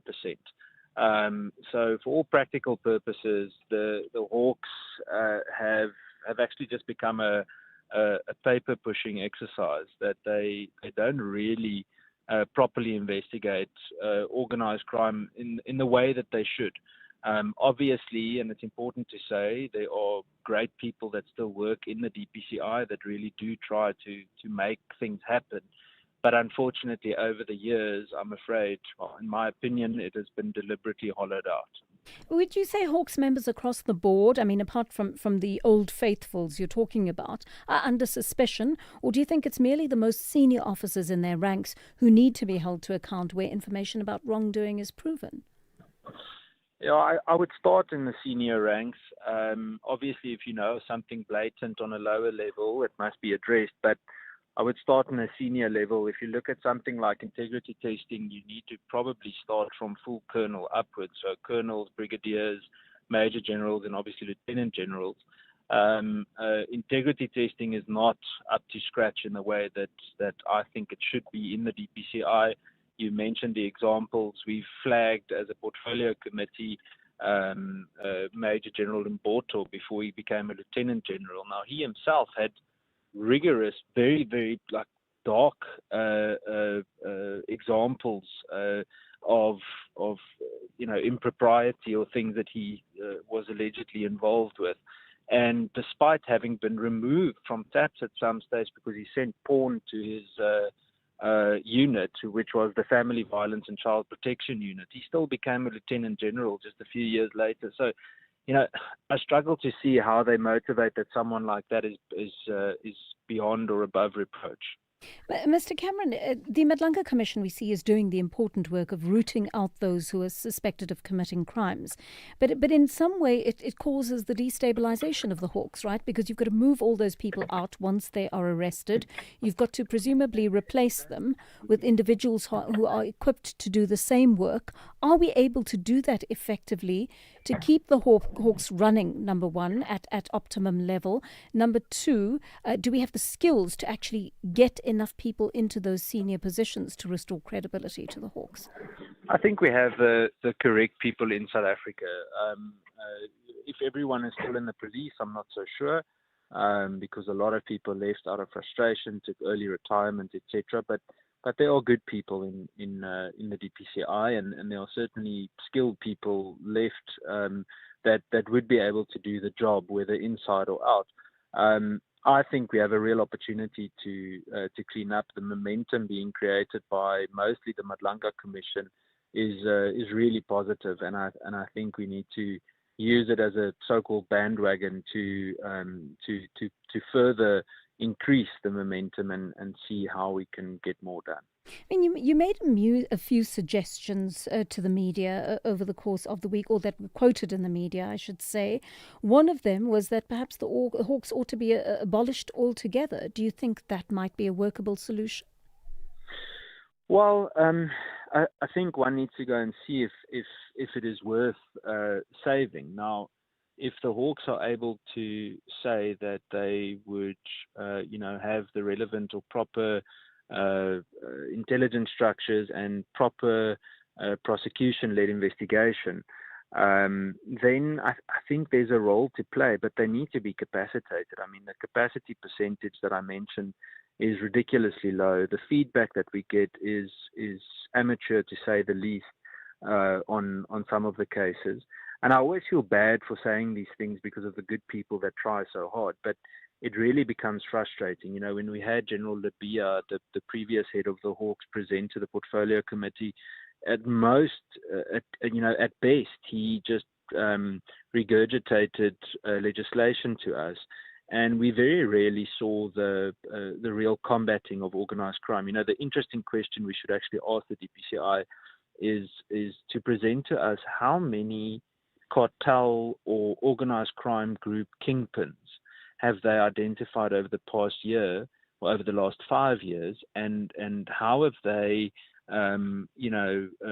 broken down or infiltrated, first of all, those structures, and then saw to it that the relevant persons become are arrested and prosecuted. And I'm oversimplifying it, but that number would be extremely low, and we can see it. If our organized crime ranking in South Africa keeps increasing like it is over the past 5 to 10 years, then it means the DPCI is not functioning the way that it should. You've also suggested that an audit needs to be carried out. What would this audit entail, to your mind? Well, obviously, lifestyle audits would need to be done, but I'd take it a step further, and you'd need to approach it the way that the SIU does it, but it should not only be with individual members. It must actually look at family members as well, spouses, anyone that's somehow related to some of these members, and then we need to take it from there. I would start with that for basic kind of indications of where we need to look and what we need to look for and at. But if we don't do that, then I don't see a reason to capacitate. You see, the problem is we often hear the excuse.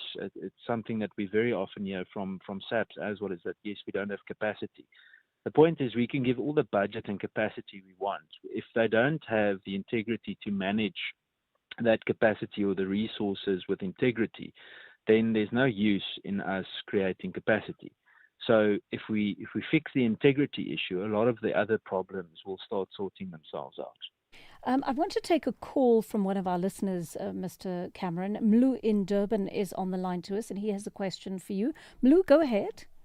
Hi, John. How are you? I'm so well, thanks. Please continue fine. with the question. Thank you. Now, John, a couple of years back, we had a formula. We have a working formula, when it comes to tackling the organized crime through the Scorpions, But at a certain resolution, this was taken to disband the Scorpions and the like. But what I'm saying, John, is that it can if even the media itself, if they are so serious in terms of assisting the country in tackling this organized crime, to push the president and the cabinet to resuscitate the Scorpions, And then after that, we see it constitutionally that nobody else can tamper with this particular organization going forward. And at the end of the day, they'll be reporting to the Constitutional Court in terms of their progress and whatever. Because politicians have been proven that they are the ones who are pulling the strings when it comes to this organized crime through the Matlanga Commission. Okay, interesting question there, Mr. Cameron. And I think Blue is asking essentially why the abolishing of these organizations is left up to politicians, why they can't actually be better protected by the courts. Yeah, so I mean, the Scorpions, first of all, he's 100% correct. The Scorpions wasn't disbanded because of, being effective or rather, let me rather say it's because they were being effective. The point is that certain politicians didn't want to be caught out, and that's the reason. That's why I said earlier it's the same with the Hawks. It's been effectively hollowed out almost from the beginning, from the get-go. And it's because of politicians, in many cases, that don't want to become the center of attention in these investigations. So, look, IDAC, as we know now, part of the MPA is the new so-called structure that is very similar to that of the Scorpions. And time will tell what the results are that they bring. There are many different, contrary. Controversial opinions to both sides of IDAC so far, but I think it's a little bit too early to make a conclusive remark on it. Mr. Cameron, that leads me to my next question. Policing expert Professor Johan Burger has told independent newspapers part of the problem has emanated from the Hawks being placed within the SAPS, but never having its own national and deputy national commissioner. Do you think that could be a fundamental problem? I think it is a serious problem because it means that your head of the Hawks is always inferior to a national commissioner. Now, if we look at the rate we went through national commissioners over the past 20 years, it shows you that we need a stronger parallel structure that can assist in holding them to account. The reason I say that is if you can imagine, let's say, for example, we have a national commissioner that is in cahoots with a specific organized crime ring or a specific individual. We have the allegations at the moment with the currently suspended national commissioner and Mr. Kat Matlala.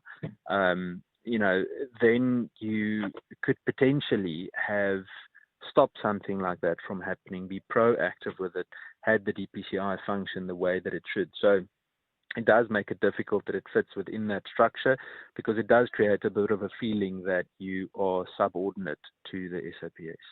Minister Feroz Kachalia, we're hearing, has appointed an advisory panel, which he's asked former SARS Commissioner Edward Kisweta to lead. Do you think that could help improve the lot of the Hawks? We'll need to see. I mean, I've read a lot of the criticism about Mr. Kisweta and his lack of experience in the law enforcement space. But that being said, if we look at the work that he did inside the revenue service, he managed to improve a whole lot of things. So I think we need to give a fair opportunity. A lot of people have actually over the last few years surprised us in terms of what they could actually do. And to be brutally honest, a lot of the people that have been vocal from within certain structures of Chapter 9 institutions haven't themselves brought many solutions to the table. So I think it could potentially work, and I think we need to give it a fair opportunity. All right, thank you very much for speaking to us. That, of course, was the chairperson of the Portfolio Committee on Police in Parliament, Ian Cameron, telling us about the current state of the Hawks and what he would like to see change in order for them to become a proper crime-fighting organisation. The clock is nudging towards 10 minutes to 11 here, and I want to listen to some of your voice notes on this. First of all, let us start with what is being said about the issue of migrants who've come into the country unlawfully. I want to listen to your feedback on the president's speech in regard to that last night. Joanna and your team, good morning. It's Kosnati speaking here. Look, my sister, we can't become a country whereby we are the ones supposed to obey the law, while the foreign nationals are not bound by any law. They are doing as they please. So what we need from the president, we need only one word to say, illegal immigrant, they must pack and go. That's all. That's what we want. We don't want species. No. Hi, Joanne and the listeners. My take on the president's speech was that he I think it's just something that he always does, where you just try to say the right things and just be as general as possible. Nothing was an actual solution. All of this is things that we know should be done. So I feel he just lacks, decisiveness. And unfortunately, or fortunately, that's how we got to where we are. So I don't know. I think let's see if practically all of this is going to make sense. But from what he said, I'm not impressed. At least half of black working people I meet in Cape Town are foreign, both domestic and commercial, says Jen in Cape Town. Taking some of your calls on this now, Muletelo in Polokwane is on the line to us. Muletelo, good morning. What's on your mind?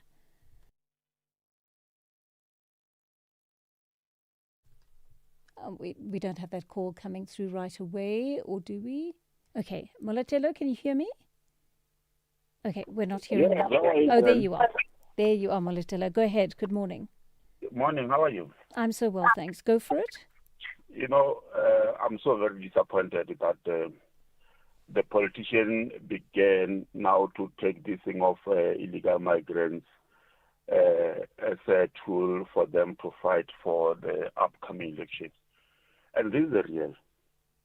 And then, of course, I'm disappointed that the president yesterday decided that say he wanted to talk to the people of South Africa regarding this illegal migration. It was late, of course. Because, the ANC itself is very good in planning the policies. But let's go to implement. This is the norm. What the ANC is doing is what we were doing during the apartheid era. For the government to listen, the people must be on the street. Yeah. This thing is written black and white. That the illegal migrant must come with a scare qualifications. But now the boundary is wide open. The government is see. The worst part is that these government officials, these top politicians, the people who work in the garden, in the domestic workers, they are the foreigners. So they know exactly what is happening in the country. They just relax. What they do is just to fight for the position, not taking care of the country. Fighting for the position. Who's going to be a minister? Who's going to be a mayor? Who's going to be this? Who's going to be this? Who's going to be this? Forgetting about how is the country looks like and then what needs to be done to protect the country. So that is the most failure of the ANC. And the most thank you. Yeah, thank you. I think you're flagging a real problem there, Muletelo. It's serious. So many people are asking why. Why at the 11th hour are we hearing from the government? This has been happening. People have been marching for months. People have been effecting so-called citizens' arrests. Some people will say vigilantism, for months. Why are we only hearing from government now? I agree that when the president came on last night, it looked as though he was on the back foot, and it was very reactive to what is going on in this country. I have to agree with that. John in Durban, what's your take on this? Good morning. Good morning. Good morning. I just want to talk about this foreigner issue, Joanne. Yes. Joanne, we got a problem here in South Africa. We will never solve anything because we are too divided. Those people who are rich, they don't care about the poor. Now, what is happening right now, the president says he needs to trying to put a tough enforcement to the companies. But what was holding the government to do this for all along? Because now the problem we are having now is that the foreigners, it's true that they're taking a South African job. And then the other thing, the government is coming here to make a promise that it cannot keep. You remember the drivers' issues that they have with the foreigners. The government, they said, no, we're going to intervene when the drivers are blocking the road. Then the minister comes there, make a promise. Then after 2 weeks, that minister is changed. They bring another minister. This problem of drivers, it never solved. But now we got Ibrahim Traoré in Africa. He's calling all the African countries to come together and have one constitution, one visa, one currency. But these governments, they don't go there because they want to remain in power and then to kill their people. When the election, they're rigging the election. So when the people go out on the street to demonstrate that what the government is doing, they shamble people, they kill them, they lock them in a jail. The people, they are running away from their country. Mm-hmm. Now, when they come here, it become our problem because they said, no, we as African brother, this is in Zimbabwe. There is a different law than South Africa law, and Malawi and Nigeria. So you can't say in South Africa we must be Africanism when all other countries they are not Africanism. We can't go there and open it for the shop. Point. You make a good point about it that we're one of the few countries with the really progressive laws, and that's why everybody has ended up here, and it's really difficult, I think, being on the same continent. And trying to run your country on the same continent as other countries that disrespect human rights, because you've got to be the one who's got to carry the can if you've decided that your constitution is going to be the world-class one that respects human rights. In other countries, the leaders of those countries who are overstaying in terms of their mandate as political leaders, those who are breaking all sorts of international human rights legislation, they're quite comfortable to keep doing what they're doing while their citizens run to South Africa. And we need to hold those leaders accountable. The problem is there's this kind of fraternity in Africa, isn't there, where we're happy to live with the consequences of what other African leaders do, but we're never prepared to hold them to account. It's always softly diplomacy. And for how long is that actually going to work for us as South Africa if we cannot hold fellow leaders to account on the continent?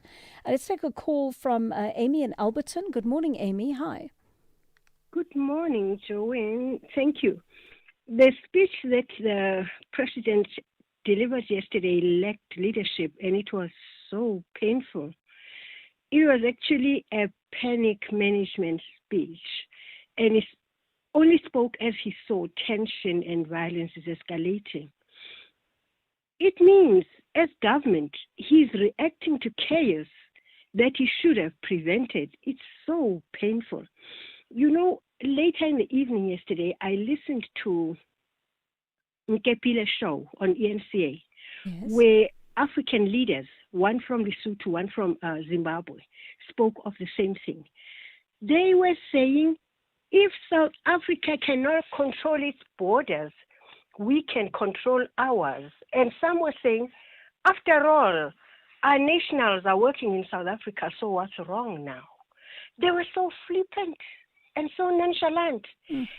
Like saying, well, South Africa is on its own. They must see to preventing this escalating further themselves, not with the foreign leadership. It's said, I think as South Africans, we have to go back to pre-1994 and stand up against what is not right. Our constitutional rights are are being violated by our own government. And it is happening because we, the citizens, have allowed a government that is working in the absence of meritocracy. If the people in the positions of leadership, like I'm saying, there was no leadership in that speech, in the positions of leadership even understood an eighth of the Constitution, this would be happening so peacefully, because foreign nationals would be coming legally and exiting legally. Yes, Wouldn't be agreed. pitted against one another as Africans, fighting, because the main thing is not like fighting for land, no. People are fighting because the problem they are having is resources among themselves. Yes, so he comes quite with a right. moral lecture and hope it will calm the people. It will not. The people are struggling, and these people are not sitting where he is sitting. They are living with ordinary people and escalating or intensifying the difficulties that ordinary people are having in their residential areas. This Amy, is thank very you. sad. Yeah, In fact, I think we should have a proper dialogue where President must sit in front of us and talk to us. He normally says, this is our problem as South African, we should all sit. You try and talk to his offices in Pretoria, the union buildings, and say, let's talk about this. I want us to address this. Gatekeeping, you will not reach him. You will not. You will not even reach his... True. Very, very true indeed. Amy, thank you for that call. I think you've made some important comments there about the president trying to manage the chaos that has been created. And part of the problem is, government has known this is a long-standing problem in the country. Academics have been doing studies on it since the early 2000s, right? And you know, they've been the Human Rights Sciences Research Council, for example, has been regularly measuring how South Africans feel about migrants in the country. And they've seen the shift. They've seen the shift over a number of years. And why are they doing the studies? Because they know it's a problem. And that's part of the intelligence that the government ought to be using, not just policing intelligence, but also the kind of academic wealth in the country and intellectual wealth that can tell you what is happening on the ground. Don't ignore it. Use it. Use it to your advantage to be able to build policy around it. It really boggles the mind why this government waits until the very last minute to act when there's already been violence committed or we're on the verge of serious violence in this country to act. I don't know where this inertia comes from, this incredible inertia that grips our government, but perhaps you have the answer to that. And in our communications after 11, perhaps you can share some ideas on that. Right now, it's 11 o'clock on the dot, which means Ondela has your latest news.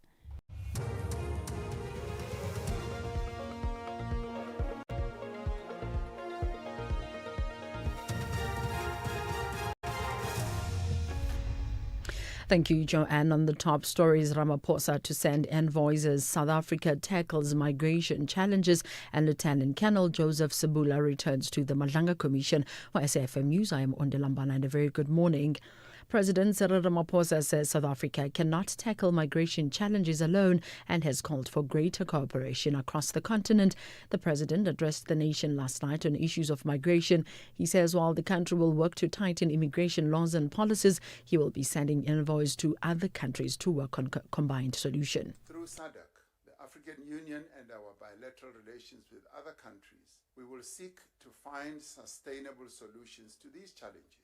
As part of this effort, I will be sending envoys to a number of sister African countries to outline the measures that we are announcing this evening and to deal comprehensively with the issue of migration in cooperation with those countries.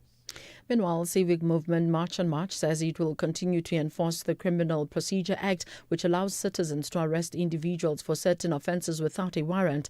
The president said the responsibility for enforcing immigration laws rests only with the state. Anti-illegal migrant groups want undocumented foreign nationals to leave the country by the 30th of June.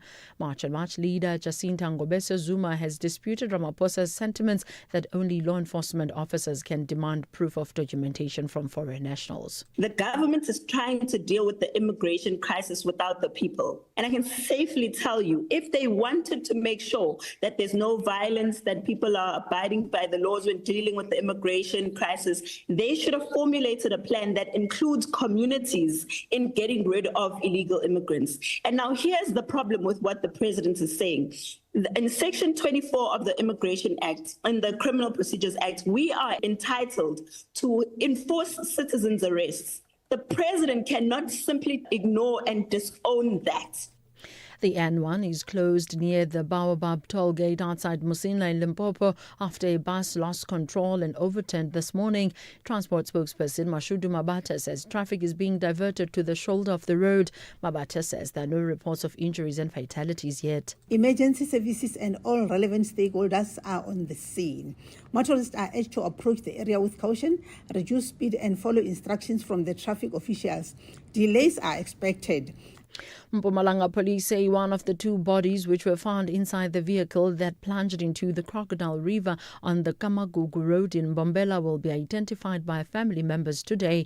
Police spokesperson Colonel Jabun Dubane says a search and rescue team will continue today to look for the third missing person in the river. She says police are investigating a case of culpable homicide. The male victim was positively identified by family members, while the identity of the female victim has not been confirmed.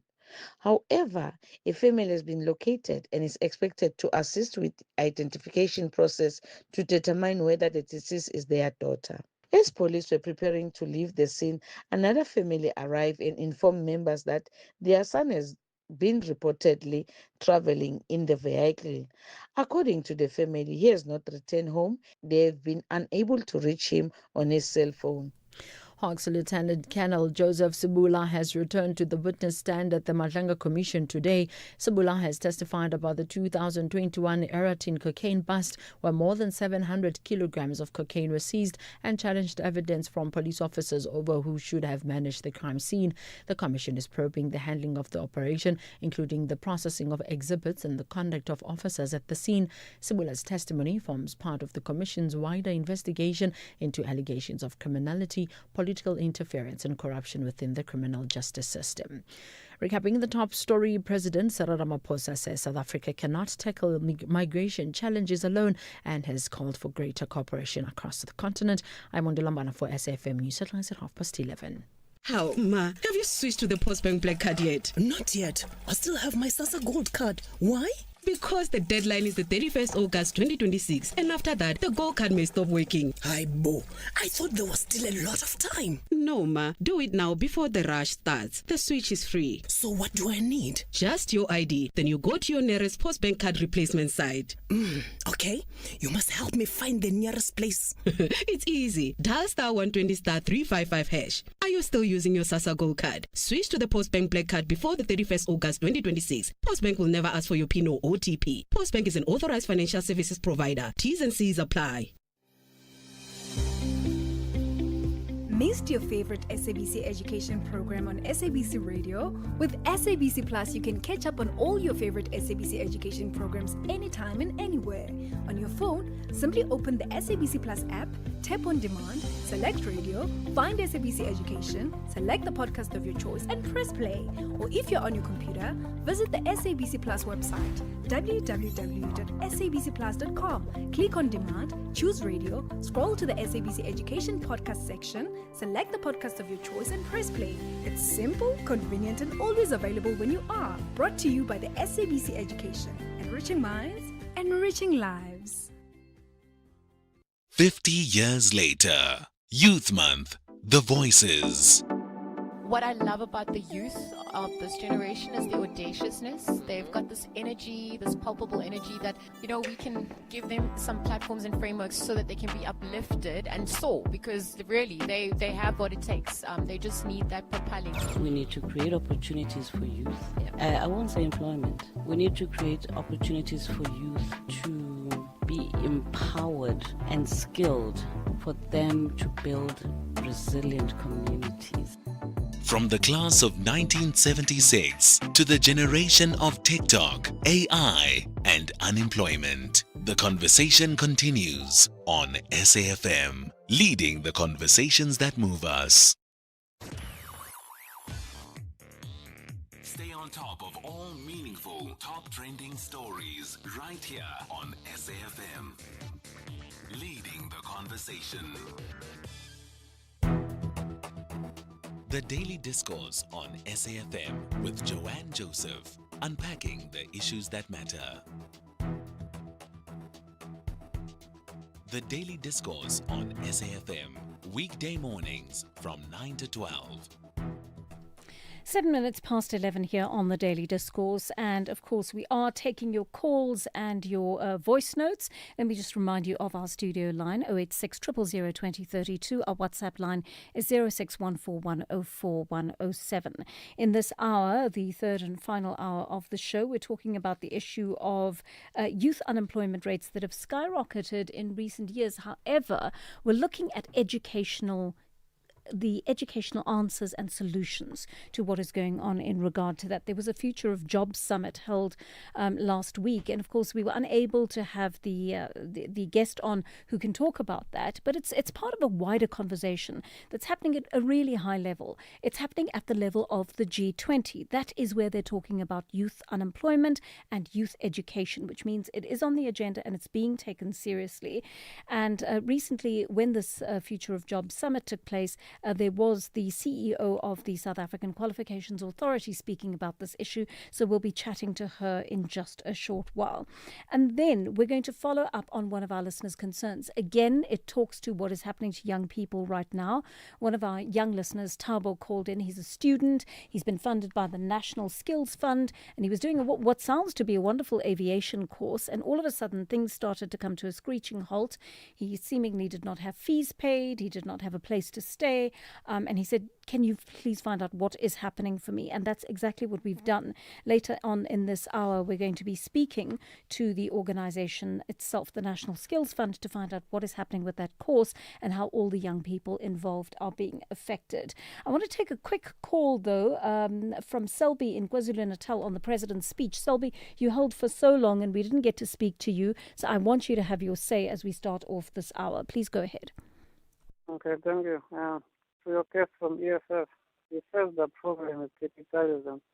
Even if we got rid of capitalism, immigration is not going anywhere. Non-capitalist countries, you can see how they got tight rules on immigration. They've protected even jobs and trading for their citizens. Nobody said, all this unemployment is caused by immigrants. There are South Africans who are affected, you can say, in the informal sector, in particular, in entire jobs. Selby, was not FF that went to a company in 2022, wanted to see the immigrants that were employed there. I think it was in Gauteng. Right, thank you, Selby. I'm afraid I wasn't able to hear you that well, unfortunately, but Selby's making the point that even in countries where capitalism isn't the economic system of the day, that immigration is still an issue. And of course, yes, you can look at it the world over, and migration is a big issue in many countries in the world. So yes, I think regardless of what political system you're looking at, migration is an issue. There's a great deal of displacement in the world in general. Just 11 minutes past 11 here on the Daily Discourse. And as I said, in this Youth Month, we're really worried about the high rate of unemployment that youth are experiencing. They're now in a situation where 60% of them are without jobs, including those who've put in the effort to study, to acquire qualifications. But recently, a gathering called the Future of Jobs was held in Johannesburg to talk about how the landscape is evolving. And this was part of the G20 Legacy Project, expanding access to higher education in Africa. There was a panel that was co-chaired by the Graduate Institute of Financial Sciences. And this was one of the dialogue sessions that looked at the view of employers as well as that of the South African Qualifications Authority. So we thought that we would invite them onto the program to hear from them. SAQA's CEO, Nadia Starr, joins us on the line now. Ms. Starr, good morning to you, and thank you very much for your time on the program today. I understand you were on this panel that spoke about access to higher education across Africa. What would you say in a nutshell needs to be done to achieve this? Good morning. Thank you very much for the opportunity. Good morning to your listeners. I was also very grateful and appreciative of the opportunity to talk about, about access to higher education in these conversations about jobs. Of course, let me start off by saying that SACWA is the Qualifications Authority, and as such, we have no mandate in the labor market, but of course, qualifications themselves are proxies for the skills that the labor market is looking at. And so we were brought into this conversation gratefully, as I said, to speak about education, qualifications, and their alignment in terms of supporting youth and others in accessing opportunities, shall I say. What needs to be done is, we have mammoth tasks ahead of us. But really from the conversations on the panel, I think everyone agreed and came around the point that we need to be working together in partnership with all sectors of society so that we are able, in fact, to be providing seamless chains between education, training, the workplace, civil society, communities, but also, chains of accountability where we're able to provide access, but access to quality education and success in education. If we think about education across Africa, higher education is a very small component of, the broader education systems, particularly on our continent, with less than 10%, penetration into higher education. And so what we also need, if we're speaking about equitable access, are differentiated systems that allow for different learning, different education, different pathways and different ways of accessing opportunities. And so, as I say, a mammoth task, a big response, I think, but really something that is achievable through partnership and collaboration. Ms. Starr, you're in charge of an organisation that ensures South African qualifications across institutions maintain an equal standard. How important is this going to become as the world turns to Africa for skills? Oh, it's absolutely fundamental. An equal standard, firstly in relation to our democratic transition. SACWA and the NQF were institutions and constructs of democracy. We've come from a system that was legislatedly different and unequal, and so we're blessed, in fact, to have empowering legislation that requires and obligates us nationally to provide equal systems and standards, no matter where you are, receiving your education and learning. So it's fundamental to, of course, our own transformation and our own democracy, but as signals to the world and as levers for opportunity, it also becomes critical because what we need to show the world are strong signals of quality and consistency so that no matter where skills are taken and hopefully returned back to our continent, these skills are consistently of a high quality so that there is building of trust in, the outputs of the systems, that we put in place in South Africa. We are as strong as our weakest link. And so having institutions of quality assurance that ensure that everyone is being, able to access quality education is important. And of course, we don't have the luxury of sending young people into, programs that do not meet these standards. The nature of education has seemingly changed a lot. Just talk to us about micro-credentials and the stacking of those to help young people improve their qualifications. Sure. I mean, micro-credentials is a bit of a fad, shall I say. In South Africa, we've had short learning programs, skills programs for the longest time. Micro-credentials, as we start nationally to conceptualize this, we don't have a national definition in legal terms. So the concept is quite fluid at the moment, and this reflects the global conversation. Across the world, there is still contestation and conversation about what exactly is a micro-credential. But if we think about it as a small unit of learning that is quality assured and assessed, so it's not just anything, but it can cover a wide range of modalities of learning. Mainly, done digitally.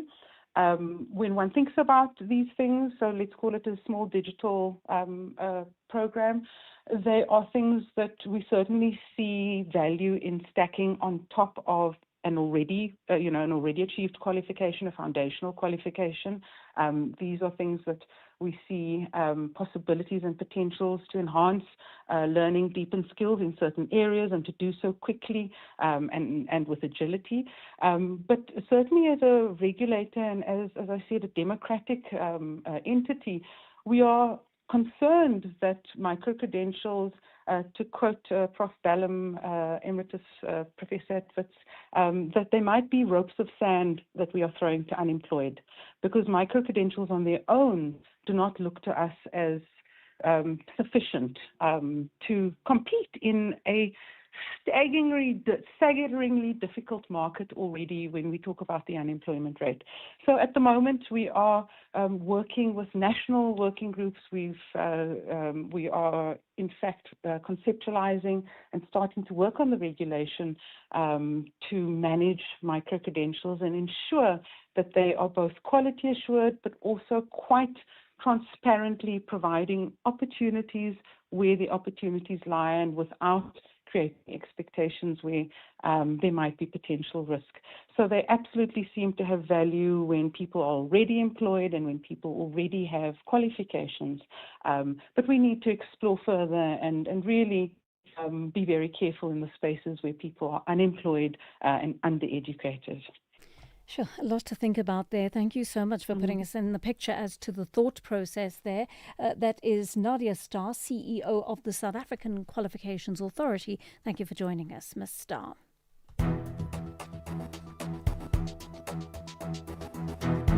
The Daily Discourse on SAFM, weekday mornings from 9 to 12. Heading for 20 minutes past 11 here on the Daily Discourse. We're going to keep the conversation going in terms of education and how this affects young people. But I'm also going to use a voice note to just touch on the issue of voting for young people. We had that discussion very early on in the show. And SALGA came on, the South African Local Government Association, came on to say it's worried that young people are not registering to vote. We really need to get as many young people to the voting polls as possible to have a say in their future at municipal and local government level. Let's listen to a voice note on that. Hi, Joseph, Johan. Listen, young people must go and vote. You see, it's pointless to complain about the leadership that we have while we do not go and vote so that we can make change. So in order for you to make change, you must go and vote. That's it. Go and vote in numbers to change our situation. Anonymous in the Northwest. Thank you. I'd love to take more of your calls on that issue and whatever's on your mind as a young person. It's Youth Month. I'm giving you a platform to talk about the issues that worry you every day. What are the things that give you sleepless nights? Do you worry about your future? Do you worry about your education? Do you worry about how you're going to pay for any of this? Do you worry about your future employment? What are the things that are on your mind? This is your platform to tell us what you think on these issues. I also want to listen in to one or two of the voice notes on the issue of the president's speech. Good morning, Joanna. It's Joanna from Durban. You know, Joanna, from everything that the president said yesterday, I don't believe a single word. Where are the inspectors that he spoke of when he was doing his national address? None. Can anyone call in and say, I have seen them in my industrial park or anywhere in the flats doing the inspectorate? None. But those people who are busy trying to push this narrative that, the march is about tribalism, it's a lie. They've been happening in almost 9 provinces. So Zulus are all over these 9 provinces. Man, come on, guys. Let's be honest. We, as South Africans, will not eat ideology. The problem with South African government, it is not only that they are reactive, they are also not addressing the correct or the right problem. First, it was with Fish Must Fall. Their focus were on dealing with destruction of property, not issues raised by students. Now, their focus is on March and what people will do if they are not doing what they're supposed to do as the government, instead of addressing the issue, which is illegal foreigners must go. Thank you very much. Hi, Kathy. It's Washington from Durban. You know, when we vote for political parties. But the problem is the people that the political parties put in office that are letting us down. We have no control over that. And that's where the problem lies.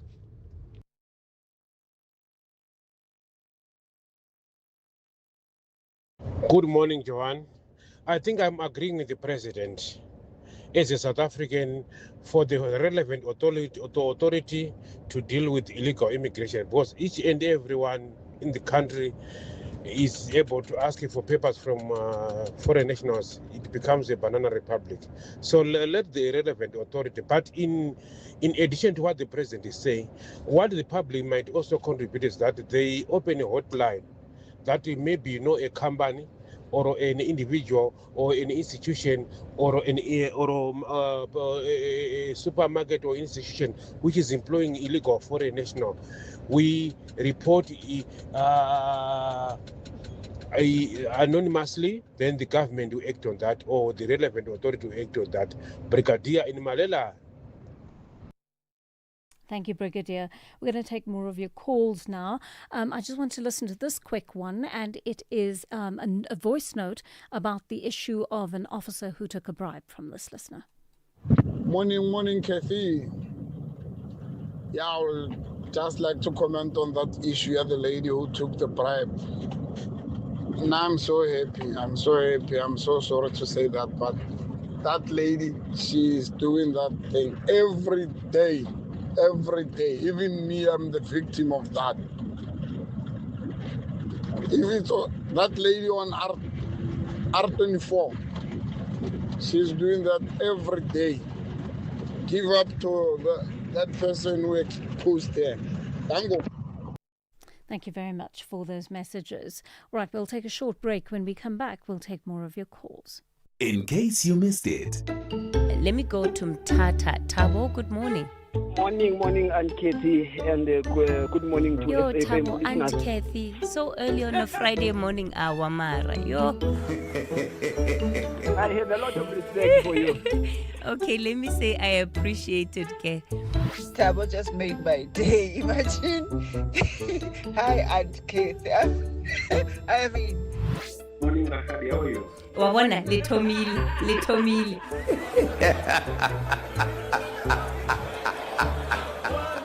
That was National Briefing This Morning with Kathy Mutlatlana. 50 years later. Youth Month. The Voices.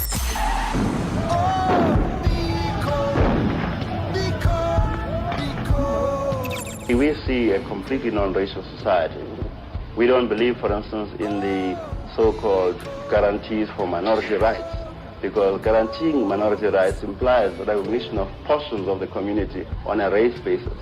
We believe that in our country there shall be no minority, there shall be no majority, there shall just be people. And when you look at the youth today, they are very comfortable, they don't want to do anything. That's something that the youth from back then never had. And it's something we can learn from that to actually stand up for ourselves as well. Stand up for your brother or sister next to you, because today, when you look at a brother or a sister struggling, instead of helping them, you would rather laugh at them. But I believe that back then, they would fight together so that everyone can be better, because that's literally what they did.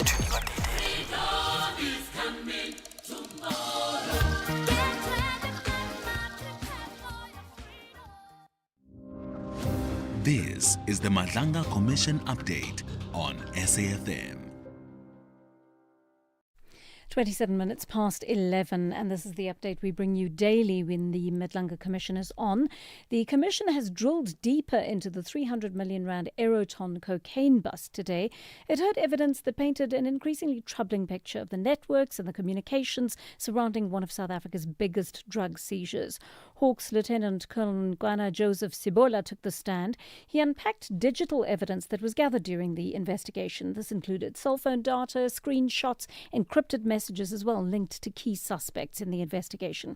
Sibola told the Commission that investigators were relying heavily on screenshots recovered from devices because the Threema messaging application doesn't retain messages. The Commission heard about communications found on the phone of Tumelo Nku, revealing exchanges with an individual known only as Alpha. This was believed to be a senior customs official. The messages centered on a container shipment and reflected growing panic among those involved. In one exchange, Alpha warned, "If those containers are gone, me and you are in big trouble," while also referring to receiving heavy threats and urgently requesting photographs of containers and seals. So the chats further suggested the involvement of multiple players in the operation. That included a forklift operator described as our guy, raising fresh questions about possible insider assistance. Sibola also testified that getting driver information was a critical part of the investigation because drivers can be vulnerable to manipulation by criminal syndicates.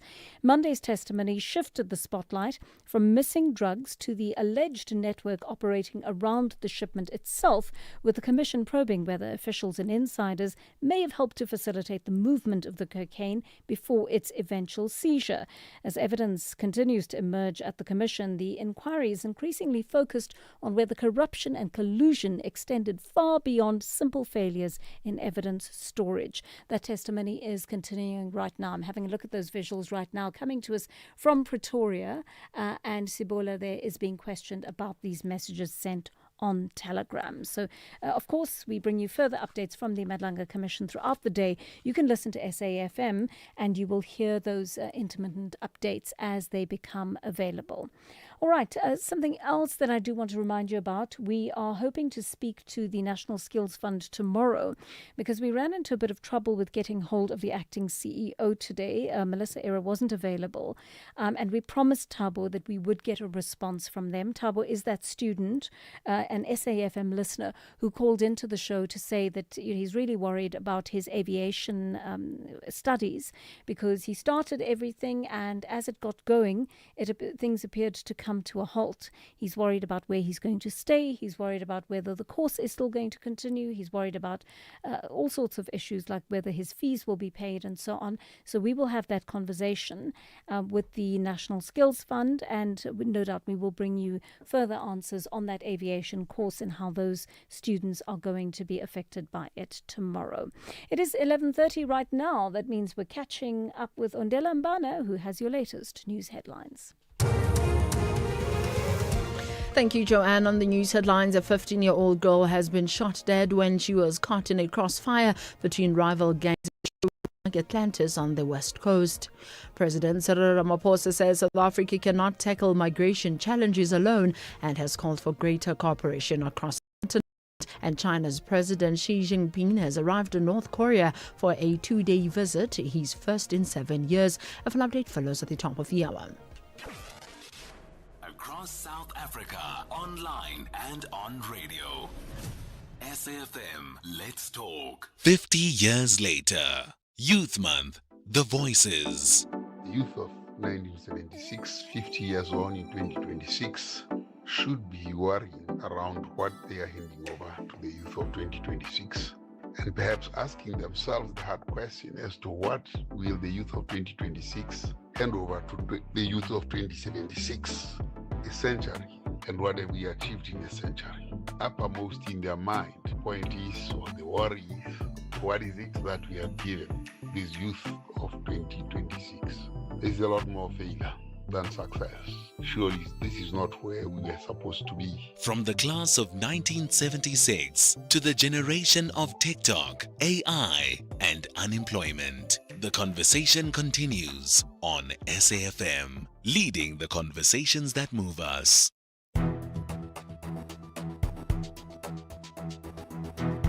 The Daily Discourse on SAFM, weekday mornings from 9 to 12. 11:32 here on the Daily Discourse. We're into the last half hour of our show. I'm taking many of your calls and messages at this hour. Magdalene, you've been holding for a while. Thanks very much for staying with us. What are your thoughts today, Magdalene? Morning, Joanne. Thank you very much, and morning to the listeners. Yeah, Joanne, let me just start first with the president. Okay. It is true. The president will never combat the situation of the illegal immigration in South Africa alone, but he will do it effectively so with the citizens who are concerned, who are highly concerned about the present situation in South Africa. Once he can engage with those people, the people who manage to expose their concern to say, this cannot be done, this cannot happen in South Africa under our nose. Those are the movements who manage to come out and say no to the wrong thing. I'm talking about the NSDF in Mangaung. I'm talking about Operation Dudula. I'm talking about March on March. Those people need to be part of bringing change in South Africa. They need to be in the borders. Part of them need to be deployed in those borders everywhere where there is a concern about the problem of unemployment and or whatever. Secondly, Ndade Matthias, if you don't have a plan with EFF on how to bring change in South Africa, we the people on the ground, we've got plans. Now the government of South Africa will be from the ground upward. No more from upward to the ground, because we realize that corruption is the main thing to go. So we don't need that anymore. The last thing is that our youth, we are not going to exploit our youth anymore. Our youth are vibrant youth with high intelligence. They've got innovations within themselves. They get frustrated because they can't come out. They can't explore what they have within themselves. So we're going to ensure that coming the 4th of November, we bring change. Magdalene from Lynn, thank you. Magdalene, thanks very much for your call. David in Davyton is on the line to us. David, good morning. You want to talk about poor leadership? Hi, ma'am. How are you doing? I'm well, thanks, David. What's Hi, on your ma'am. mind? I'm not well. Okay, ma'am. I'm not well. I just need to be so faster. Ma'am, in the country, we are lacking in the leadership. And then now, I do have an advice to this government of ours, so that this thing of illegal people in the country can be quickly done. The issue is that if the government, like last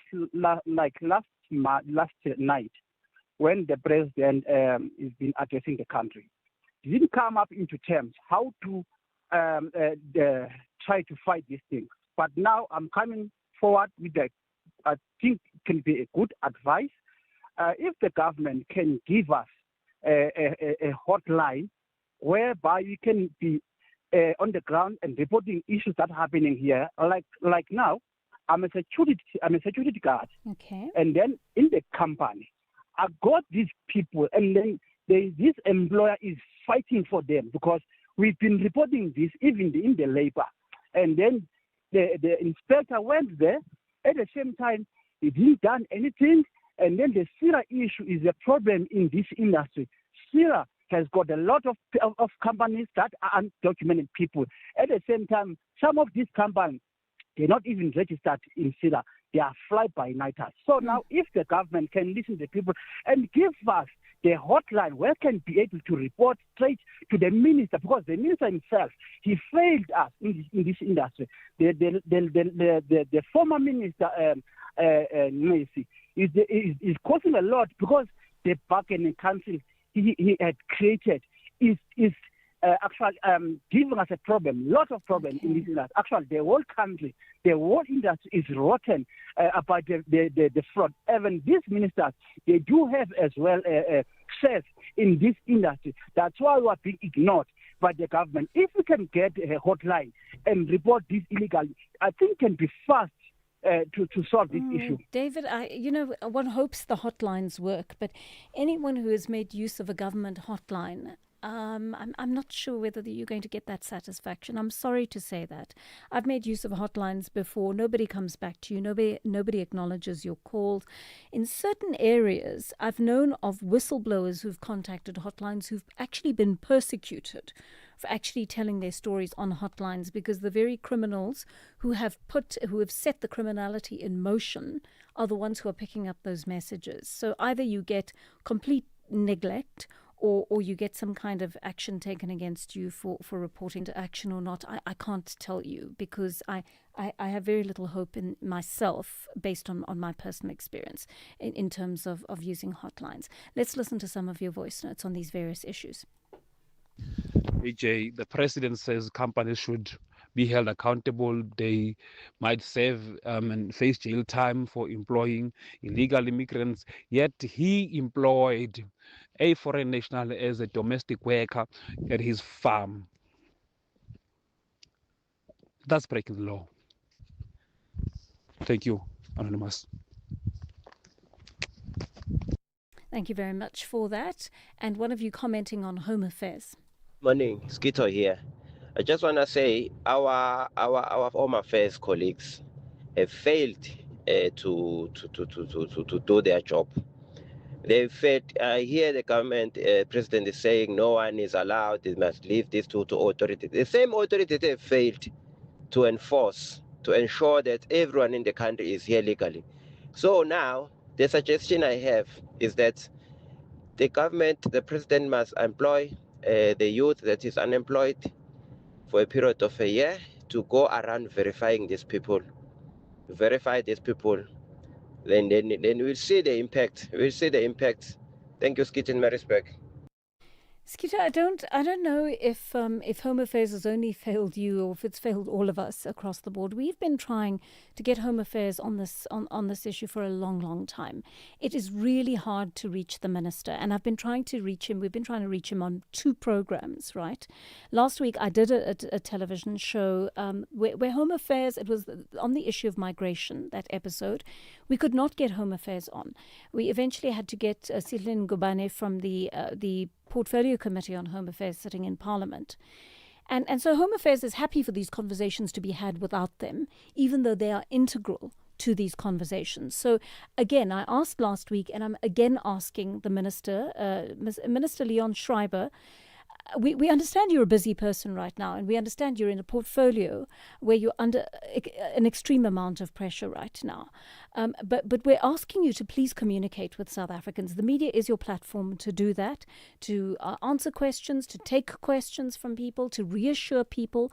Part of being in government requires you not only to effect your day-to-day KPAs and KPIs. You've also got to talk to people and communicate to them what's being done.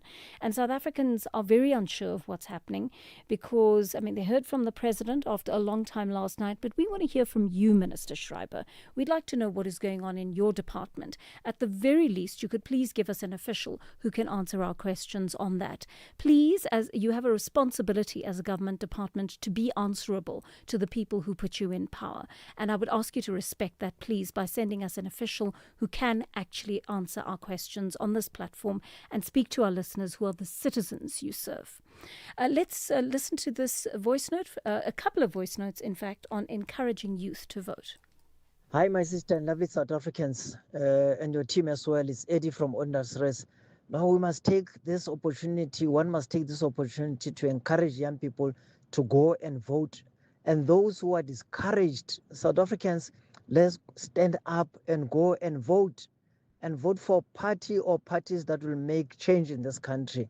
We can't allow things to fall apart as it is now. Let us go and make our mark. We cannot just sit back and say we are not going to vote when things are falling apart. Thank you. Oh, I wish I'd hear from more youth who are adopting that stance.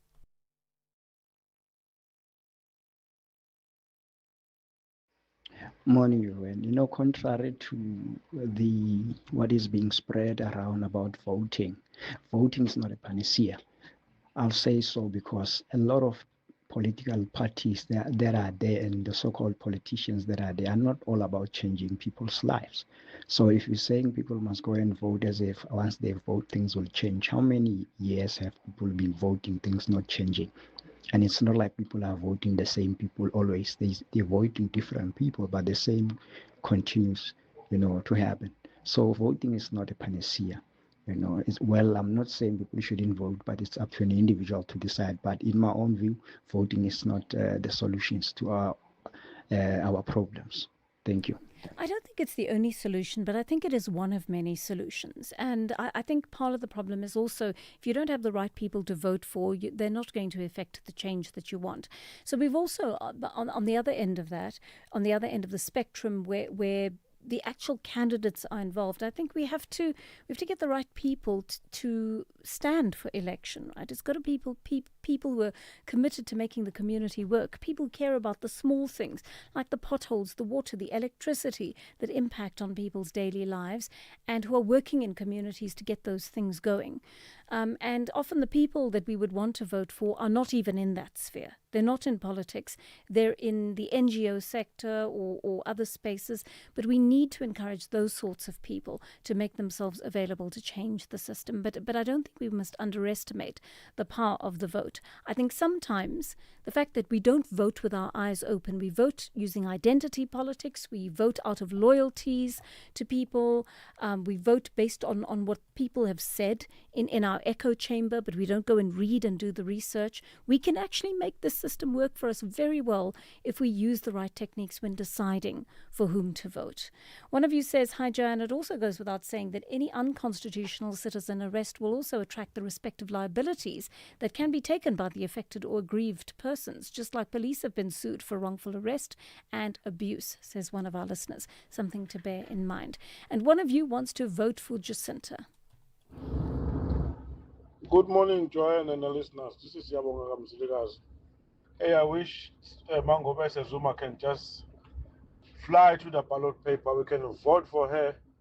I think all of South Africans really like what she's doing for us. Because these politicians, they're wasting our money as taxpayers. They're feeding themselves. They don't care about us. Seriously. Mangobese, wherever you are, just go to the ballot paper. We'll vote for you. If only it were that easy. I mean, clearly she'd have to register March and March or whatever organization she wants to as an electoral party, and then go from there. But many people are saying they like what she's saying. I think she is really speaking on behalf of people who have serious grievances against government. But what worries me sometimes is that she's not entirely factual.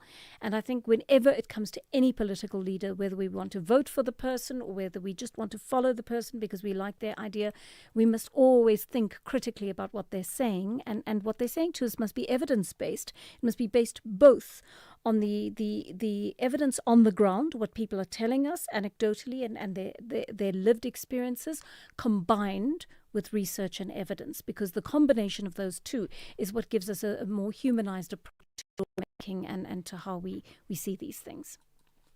Good morning, Joanne. I think I'm agreeing with the president.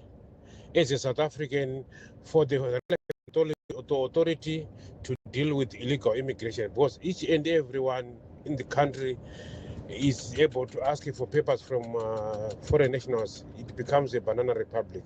So let the relevant authority, but in addition to what the president is saying, what the public might also contribute is that they open a hotline that maybe a company or an individual or an institution or a supermarket or institution which is employing illegal foreign national. We report anonymously, then the government will act on that, or the relevant authority will act on that. Brigadier in Malela.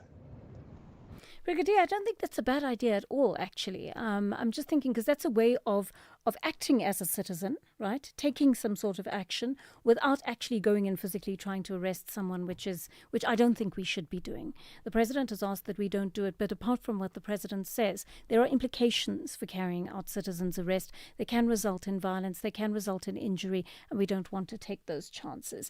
By the way, Jacinta also saying to us, Kenewe has just reminded me that she doesn't want to go into politics, although I think what she's doing on the ground is fairly political. Let me take a last voice note on this issue. I get it's Washington from Durban. You know, when we vote for political parties. But the problem is the people that the political parties put in office that are letting us down. We have no control over that. And that's where the problem lies. I think we did play that one a little bit earlier on, but I thought it cut off. But we did listen to it to the very end. All right, that is where we're going to wrap up the Daily Discourse today. Thank you so much for your communications, all your messages and phone calls over the course of the day. I really feel like we are chatting in a way that's helping us get to the bottom of issues. We're listening to each other very well, very respectfully, speaking robustly, but with respect. That is the only way. Dialogue is going to get us to a certain space where hopefully we know what to do as a country and how to take ourselves forward. And of course, action can then be based upon that dialogue. That is where we are wrapping it up. Thank you so much. See you tomorrow. From the team and me, take care. Bye-bye. SAfm's award-winning drama department presents to you another episode of the book, The Unfair Way, The Untold History of South African Black Golf, written by Jerry Lepu, read by Simpiwe Kwana. Please note that the views expressed in this book are not that of the station. Listeners' discretion is advised.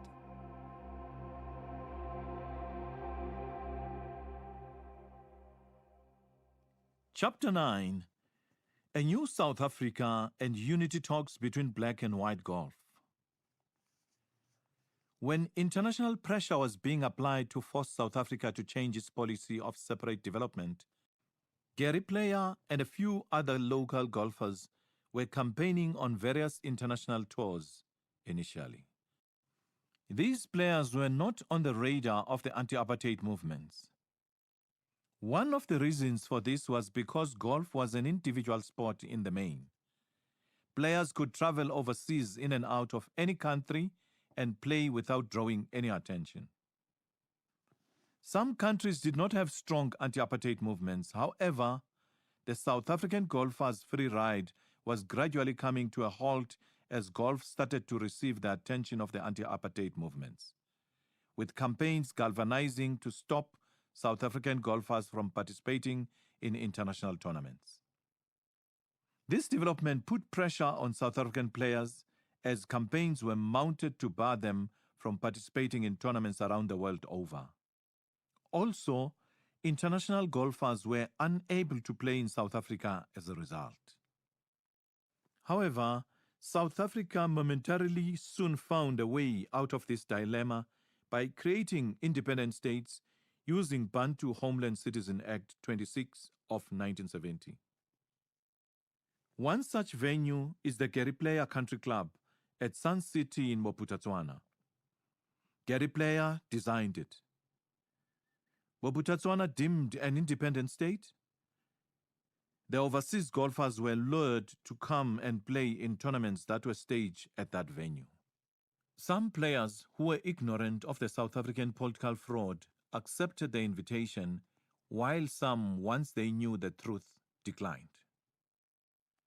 Political change and unity talks. Fast forward to the late 80s and early 90s, when the South African government lifted the ban on the liberation movements and talks started on abolishing apartheid and forming a political dispensation.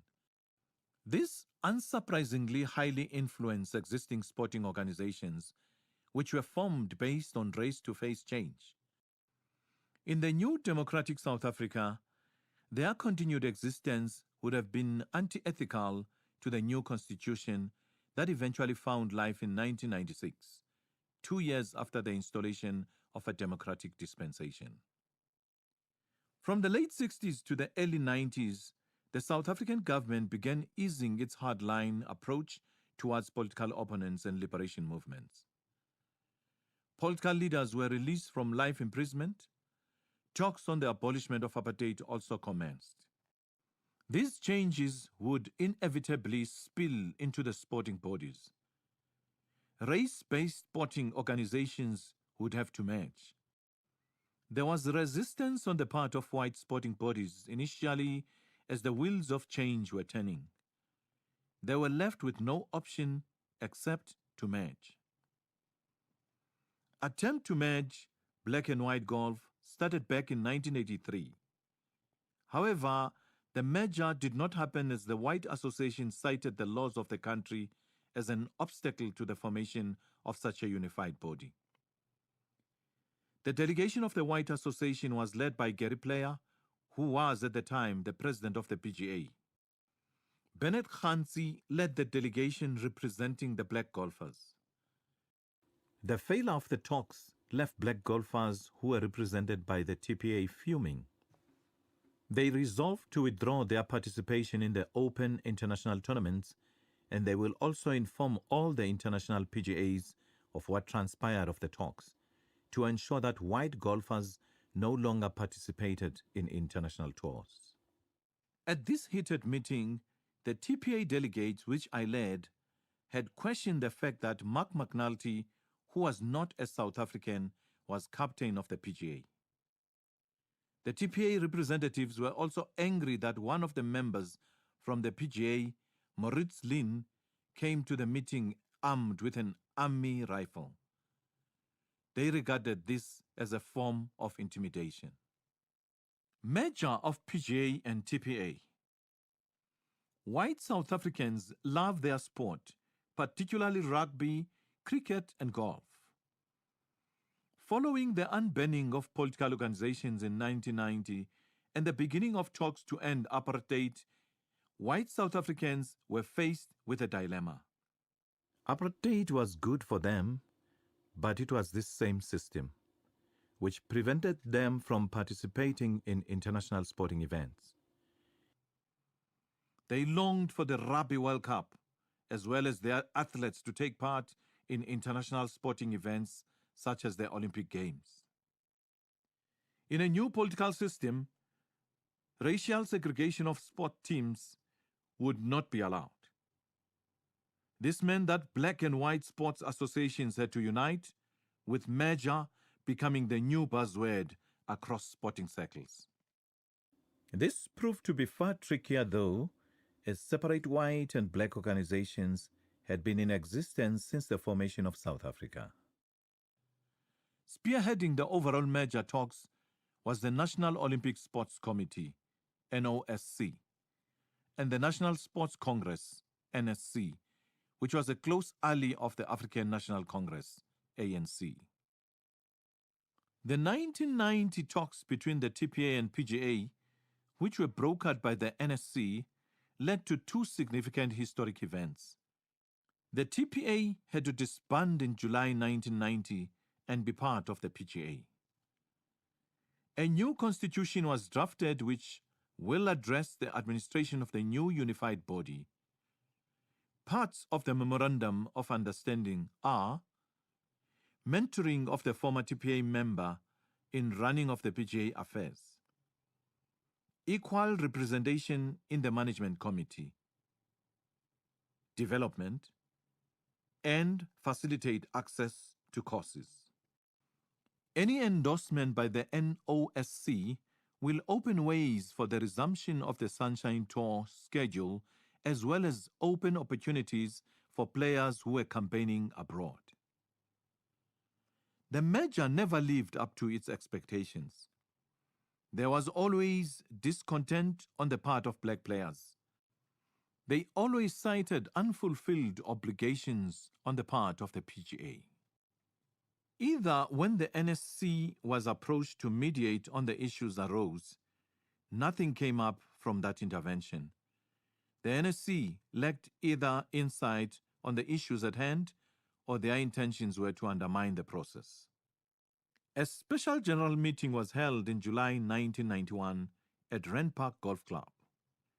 At this meeting, the new PGA was formally constituted and Bernard Khansi became the first chairman of the PGA Tour division and Graham Webster remained chairman of the club professionals. The question that must be asked, however, is whether the merger ever attended to the problems that were raised by the black golfers.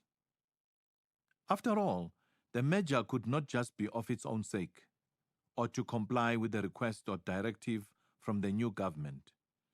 It had to benefit those who were discriminated by the apartheid system, which prevented them from realizing their potential and becoming world beaters. From own interaction with them, the black golfers are still of the view that they are being sidelined by their white counterparts. This is also evident in a statement in 2020 written to the association by the black golfers, in which they state that the agreements don't seem to be far-reaching. They point out that they entered unification talks in good faith, but only whites are benefiting from the process, as it opened the way for them to participate in overseas tournaments. On the other hand, nothing was done for black golfers. Chapter 10.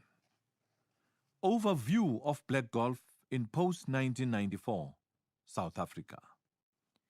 When South Africa transitioned to a non-racial democratic system, most of the veterans of the Fel golf courses were approaching either their 50s or were way beyond this age. Some of them were past their best and could no longer play competitively. Their last resort was the Seniors Tour, which catered for players who are 50 years old and above. However, playing socially, a few of them were still capable of returning good scores. They acquitted themselves reasonably well, considering their past struggles, which had taken a toll on them. In addition, they were also available to mentor the young stars who would take the baton from them. Joining the seniors tours, Soli Sipeng. Soli Concrete Sipeng was a regular outstanding campaigner of the Sunshine Tour who persevered against all odds to play in the tour. His eventual breakthrough happened when he campaigned in a senior tour. He won in 1998 Vodacom Senior Classic, played at the Dainfern Golf Estate. He recorded another 10 years victory later, winning the 2008 Templeton Senior Classic at the Dainfern Golf Estate, and in the process, beating notable players like John Bland, Simon Hobday, who were among the cream of South African white golfers. John Mashiko. John Mashiko performed well both in the regular and senior tours. He was one of the black players highly respected for his ability to consistently produce good scores on both tours. The reason for this was not hard to find. Having been one of a handful of black players who enjoyed the luxury of practicing at a proper golf course for 8 hours a day, it paid dividends for Mashiko, leading him to becoming one of the South Africa's top black golfers.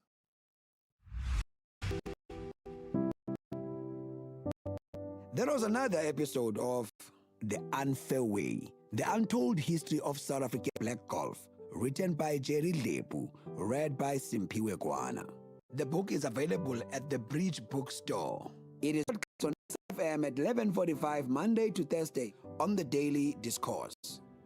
It is produced for the station by Vovi Patal, read by Simpiwe Kwana, production by Wiseman, Nanda Koza, and Tato Mapuma.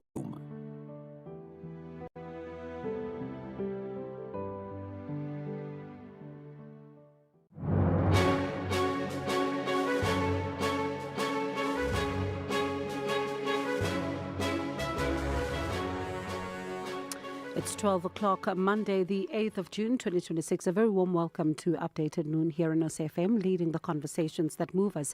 My name is Bongi Wazwane, standing in for Sakina Kamwendo. Coming up this hour, there's a new witness at the Matlanga Commission and looking at the Ayrton drug bust in Gauteng again. More reaction to President Cyril Ramaphosa's several measures to counter undocumented immigration. And John is here with sport. We're finally going to hear from Hugo Bruce. They've been in Mexico for a while, and also we're going to look back in history, but we're going to hear from the Mexican coach as well. He's sounding a little confident. All right, share your views with us. 41391 SMS are charged at 150. Call us 086 0002032. We also, of course, on WhatsApp. You can send us your voice note 082-692-3909. Post your comments on X or Facebook at SABC News_radio. Reach us using the hashtag updates at noon. All these and more coming up in the next hour. But first, though, the latest news on Delambana is on standby.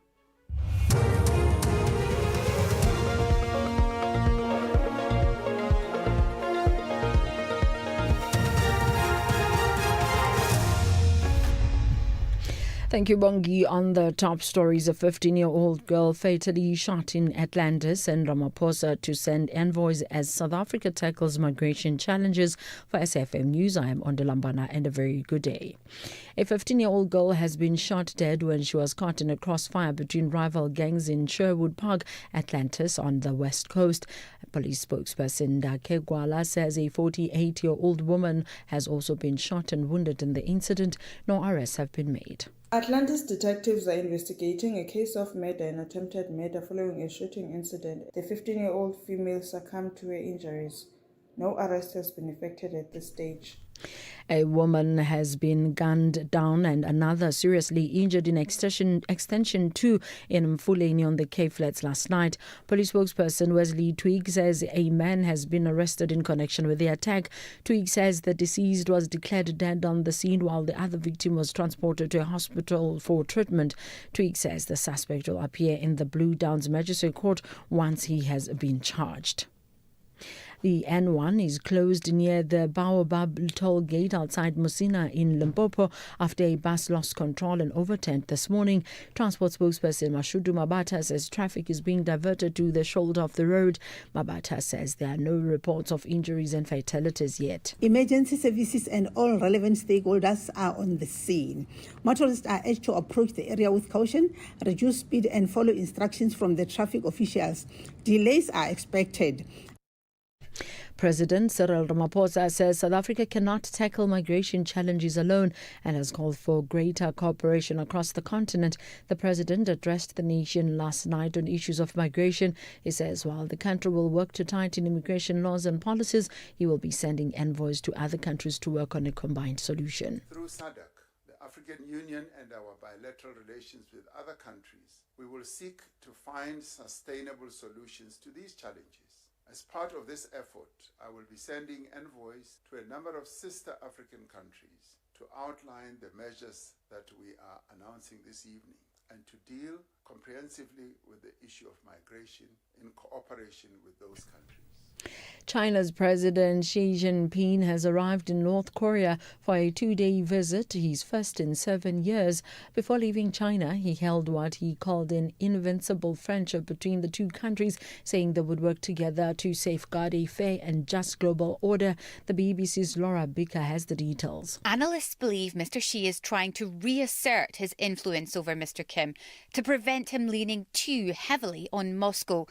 Russia has been providing North Korea with badly needed oil, food and weapons technology in exchange for North Korean troops and munitions for its war in Ukraine. Beijing has not liked being sidelined, as it's eager to maintain some influence over Pyongyang to rein in any volatile behaviour and ensure stability on its borders. Recapping the top story, a 15-year-old girl has been shot dead when she was caught in a crossfire between rival gangs in Sherwood Park, Atlantis on the west coast. I'm Ondelambana for SAfm News Headlines at 12:30. Update at noon, midday to 1 p.m. You're listening to Bongi Wezwane on SAfm. Thank you very much, Ondela. We'll catch up with you at the bottom of the hour with the news headlines.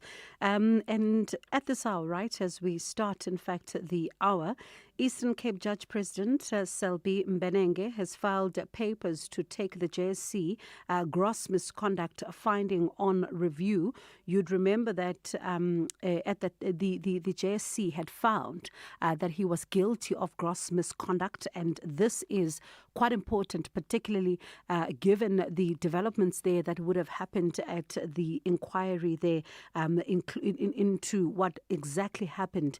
You'd remember there was that complaint by Miss Mengo there, who was the judge's secretary at that time, and so now he in fact has filed papers to take this particular finding of gross misconduct on review, and he seeks to interdict the JSC from referring the gross misconduct finding to the National Assembly pending his review. You'd remember that once that gross misconduct finding was made, it then paves the way for the National Assembly to have what would one would look at as an impeachment conversation, possible impeachment of the judge president, which then what would have happened following that. So he doesn't want the National Assembly to now continue with that, in mind while the review is still pending. So we'll try and get some reaction on this particular story, and also tracking the developments at the Madlanga Commission.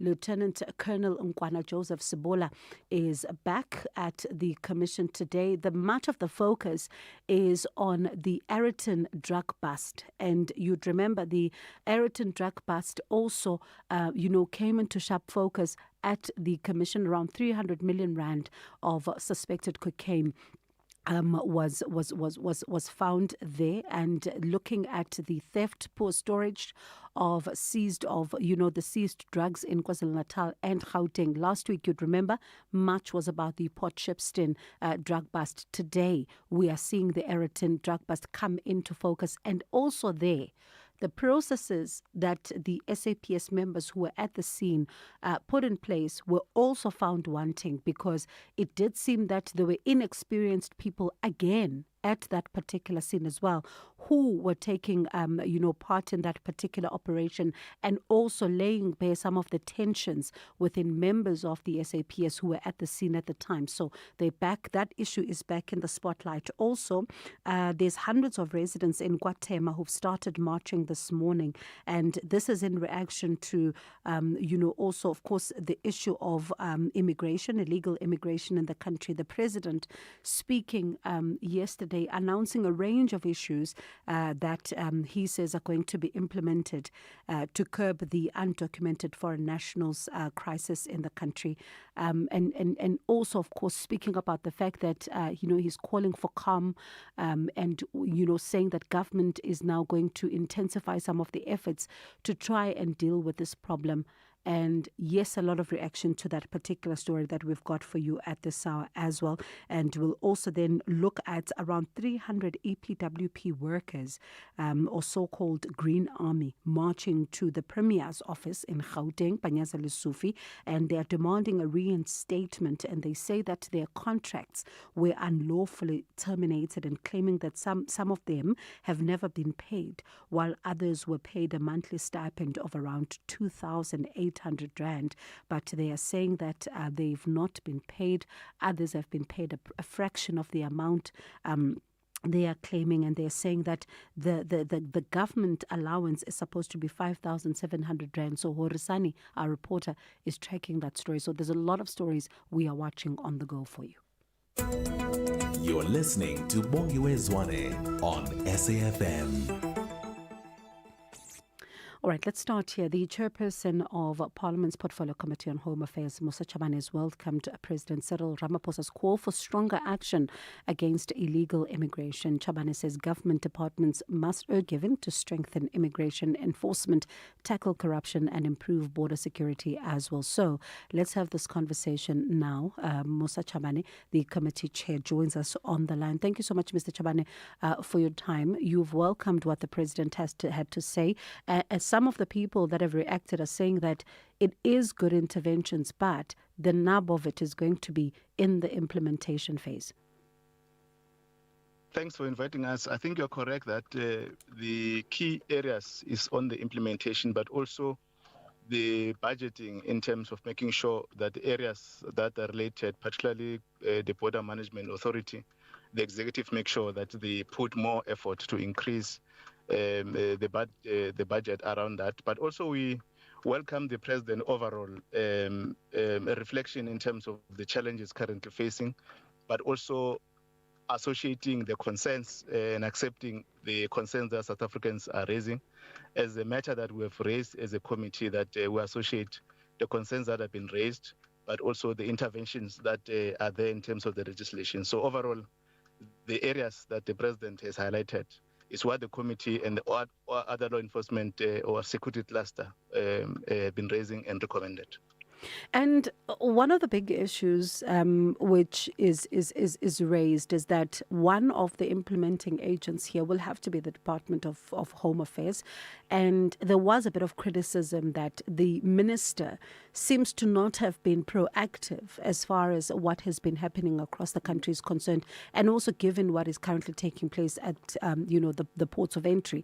How important will it be on that front as well for accountability? And I ask this because you've got the Border Management Authority that says that it only has 25% of its workforce, and much of the responsibility now lies on them. So how important will it be that the Department of Home Affairs is also visible on that front as well? Firstly, is to appreciate the work of the Border Management Authority led by Dr. Mashiapata and being proactive with other law enforcement agents. That is critical. And secondly is that the President going out, reflecting on the areas that members of the committee have been raising and other committees demonstrate the agency on the matter. As part of the accountability, we are clear that members of the executive ought to account to the work that they've been assigned to do, and we reflect that area in terms of the absence of those that are given responsibility to interact with the issues. But we are comfortable in the manner that the Border Management Authority leadership led by Dr. Mashiapata, but also complementing the work that the President has raised. I think is a correct observation that members have raised in the previous committees, the absence of other members of the executive not being going out. Last week, if you observe, both Deputy Minister Bushielo Njabulo Nzunza and the Labour Deputy Minister were on the ground in terms of making sure that they observe and monitor the operation in various sectors within the country. But what does it mean then for accountability? And I understand you say that the deputy ministers were there, but the entire department now needs to rally behind what is happening here, because if the Border Management Authority is to achieve the goals that it set for itself, the budget issue has got to come into the conversation as well. You remember that during SONA, the President highlighted the underfunding of the Border Management Authority.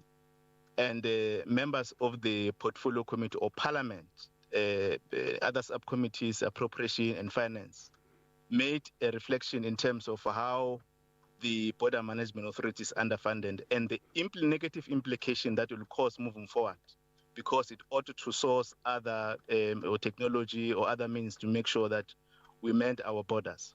The Minister of Home Affairs, Dr. Schreiber, Deputy Minister Njabulo, and Director General must account to the Portfolio Committee on the key areas President has briefed the nation, but also in terms of the annual reports that they've presented before the Portfolio Committee. I can assure you that the Portfolio Committee of Home Affairs, the collective members of the committee, do their work, and in terms of making sure that they account to the work that they've been assigned to do.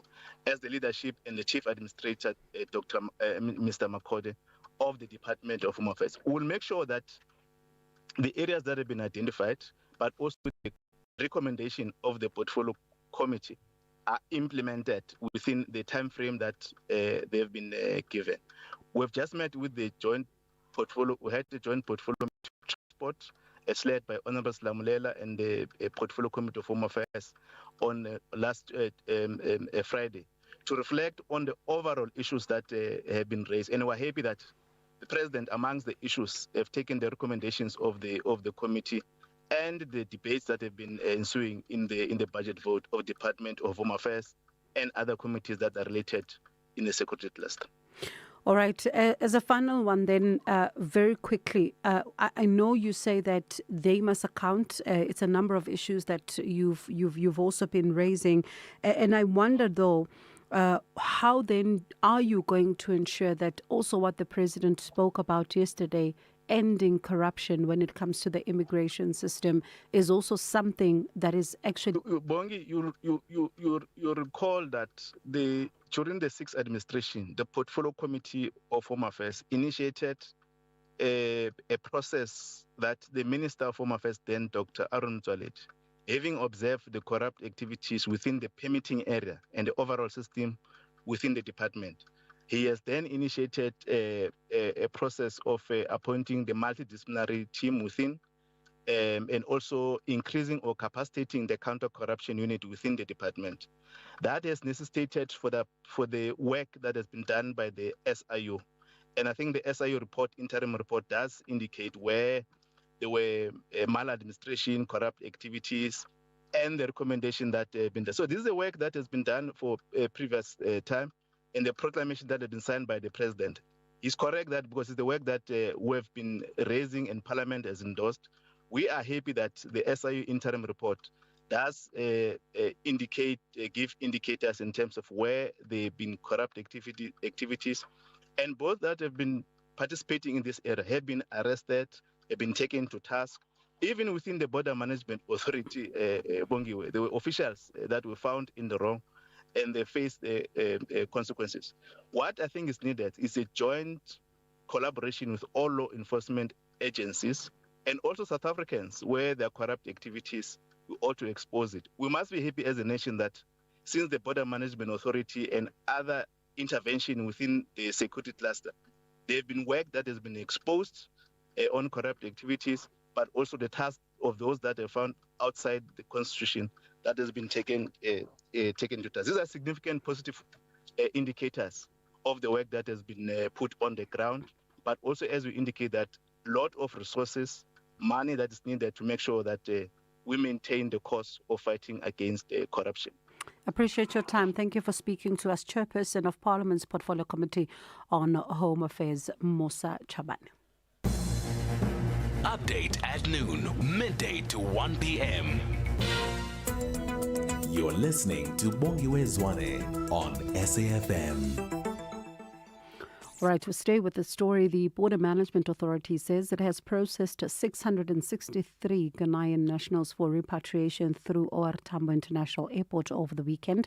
BMA Commissioner Dr. Michael Masiabato says the operation was conducted in partnership with the Ghanaian High Commission and the government and other government stakeholders.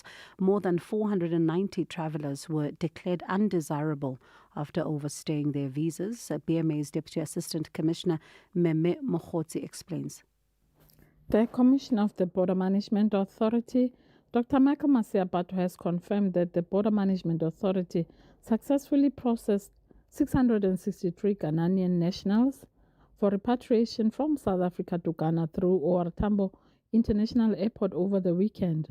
The repatriation process was coordinated through the Port Management Committee, comprising of various government stakeholders responsible for lawful and orderly movement across the ports of entry. On Saturday, 6 June, a group of 332 Ghanaian nationals was brought to OR Tambo International Airport by the Ghanaian High Commission in Pretoria for repatriation. Following an extensive and rigorous check-in process, the travellers proceeded to BMA Immigration for verification and proper clearance. Of the travellers processed, 170 were travelling on Ghanaian ordinary passports, while 162 were using emergency travel certificates issued by the Ghanaian High Commission in Pretoria. Emergency travel certificates are single-use travel documents issued to facilitate the return of citizens to their country of origin. During immigration processing, 321 travellers were found to have overstayed their allocated period of stay in South Africa by 30 days or even longer. Consequently, they were declared undesirable in terms of Section 30 of the Immigration Act, read together with Regulation 27 of the Immigration Regulations. At the conclusion of the immigration process, 323 passengers were found eligible to depart and subsequently boarded a chartered flight arranged by the government of Ghana through the High Commission in Pretoria.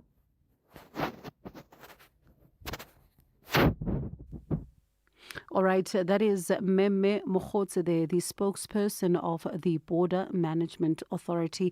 Now, the Department of Employment and Labour plans to impose a fine of up to 100,000 rand per worker on entities found to be employing illegal migrants. Let's speak to the Department of Employment and Labour, Inspector General Eki Muilwa. Thank you so much for your time. Perhaps we start with, firstly, how is the department processing what the President had to say last night? Currently, as things stand, we're working hand in glove with sister departments, such as Home Affairs in particular, and the South African Police Services. We do have different jurisdictions, and our role in that regard will be to test compliance with all our pieces of legislation. But when it comes to issues of undocumented foreign nationals or illegal immigrants, as we call them, that are employed in the working environment, that will be in the purview of Home Affairs. So those that are found to have been in that space, they get arrested, and that's where the South African Police Services comes in. And I think what you're talking about in terms of fines and all that, it's something that is still in the making with regards to the amendments, particularly our Employment Services Act bill, which then talks to the imposition of fines and so on. That law is not finalized yet, but it is at an advanced stage. And once finalized, it will then enable us as a department to regulate that space much more comprehensively. And the President yesterday saying that government has finalized the National Labour Migration Policy, which proposes maximum quotas for the employment of documented foreign nationals and deals with the prosecutions of employers hiring undocumented workers. That is what he said to say yesterday, and also saying that the Employment Services Amendment Bill has been approved by Cabinet for introduction to Parliament. Now, it speaks about, of course, the minister being empowered, right, to set the quotas in respect for the employment of foreign nationals in any economic sector or occupational category. Yes, this is on paper, but one wonders, right, because yesterday the big conversation was when and what becomes the timeframes here. Yeah, I will not be able to talk to that because clearly those will be time frames that have got parliamentary processes in them. So from an administration point of view, I won't be able to give those timelines. But of course, you can understand, I suppose, the frustration because at times pieces of legislation sit in Parliament. It can even be for a year or 2 or 3, and that would then make your work as a department difficult, I suppose. Absolutely, point well taken. However, the agency is well understood, and I'm sure when the President spoke, he's well aware of those kind of issues and how they need to be dealt with. And I'm sure that the whole thing is going to be speeded up. We're waiting eagerly for the day when these laws will be enacted so that we are able to do our job from a regulation point of view. How are you able to currently do it now? And I ask this against the backdrop of some 2,300 labour inspectors, if I'm correct, who are currently active. This appears to be a small number. So how are you managing? No, absolutely. And hence the model where we coordinate our efforts, it has really paid a lot of dividends because we not only coordinate efforts, but we also bring together resources. And therefore, we're able to sort of amplify our efforts rather than if you just approach the whole issue of the employment of undocumented foreign nationals on your own as a department. It's something that we started a few years back, and when we look back, we can see the difference in terms of the impact that we're making against the backdrop of the resources that we have. So currently we're doing that, and we also have improved our detection. So our inspections are risk-based. Because with the minimum resources that you have, you've got to direct your resources where there is the majority of problems. So our the sectors are not the same. Some sectors are more problematic and high risk than others. Hence, we prioritize sectors in that regard. As a final one then, before I let you go, there are concerns though that while you do your work, I'm sure you've seen them, with allegations that some labor inspectors are turning a blind eye for bribes and they're not doing what they're supposed to be doing. Have you found that, from the work that you have done, such cases you've had to deal with, and how have you managed to make sure that there's accountability? Yeah, there is accountability. I think we've got a watertight quality management system in place. We do get those allegations from time to time, and the difficulty has always been that who alleges has got to prove that allegations will be made, but when it comes to substantiating those allegations, we haven't found anything. And I can tell you here and now that in the past 10 years, I can count on one hand the number of inspectors that have been found to be guilty of taking bribes. In those instances, we have dismissed some of the inspectors, but like I'm telling you, the number is quite small. And we believe that the majority of our inspectors do what they're supposed to do to the best of their capability and ability. Appreciate your time today. Employment and Labour Inspector General Egi Muilwa there speaking to us about some of the developments following the President's address to the nation last night. Meanwhile, Guatemala residents have embarked on a protest march, which is expected to move between Tema and Springs today. Residents are reportedly calling for government to take decisive action on issues affecting the communities. Let's try and speak to our reporter, Luyanda Danga, who is tracking that particular story for us and giving us a sense of what exactly is currently taking place on the ground. And you would have seen different communities, including. So let's get the latest now. Luyanda Danga in Guatemala Springs. Luyanda, thank you so much for your time. What's happening? Luyanda? Bonkiwe, good day to you and good day to our SAFM listeners. Yes, go ahead. Tell us what's currently taking place. Yes, indeed, Bongiwe, residents here in Guatemala are up in arms. They are saying they are sick and tired of long television speeches. They are sick and tired of statements after statements. So we are outside here. We are following them because they are marching, Bongiwe, from Guatemala, marching to Springs. We are following them, Bongiwe. So this protest comes after President Ramaphosa addressed the nation last night, you'd remember, regarding the issue of illegal immigration in our country. So now the resident Bongiwe believe that the government is actually their promises lead to no long-term solutions, Bongiwe.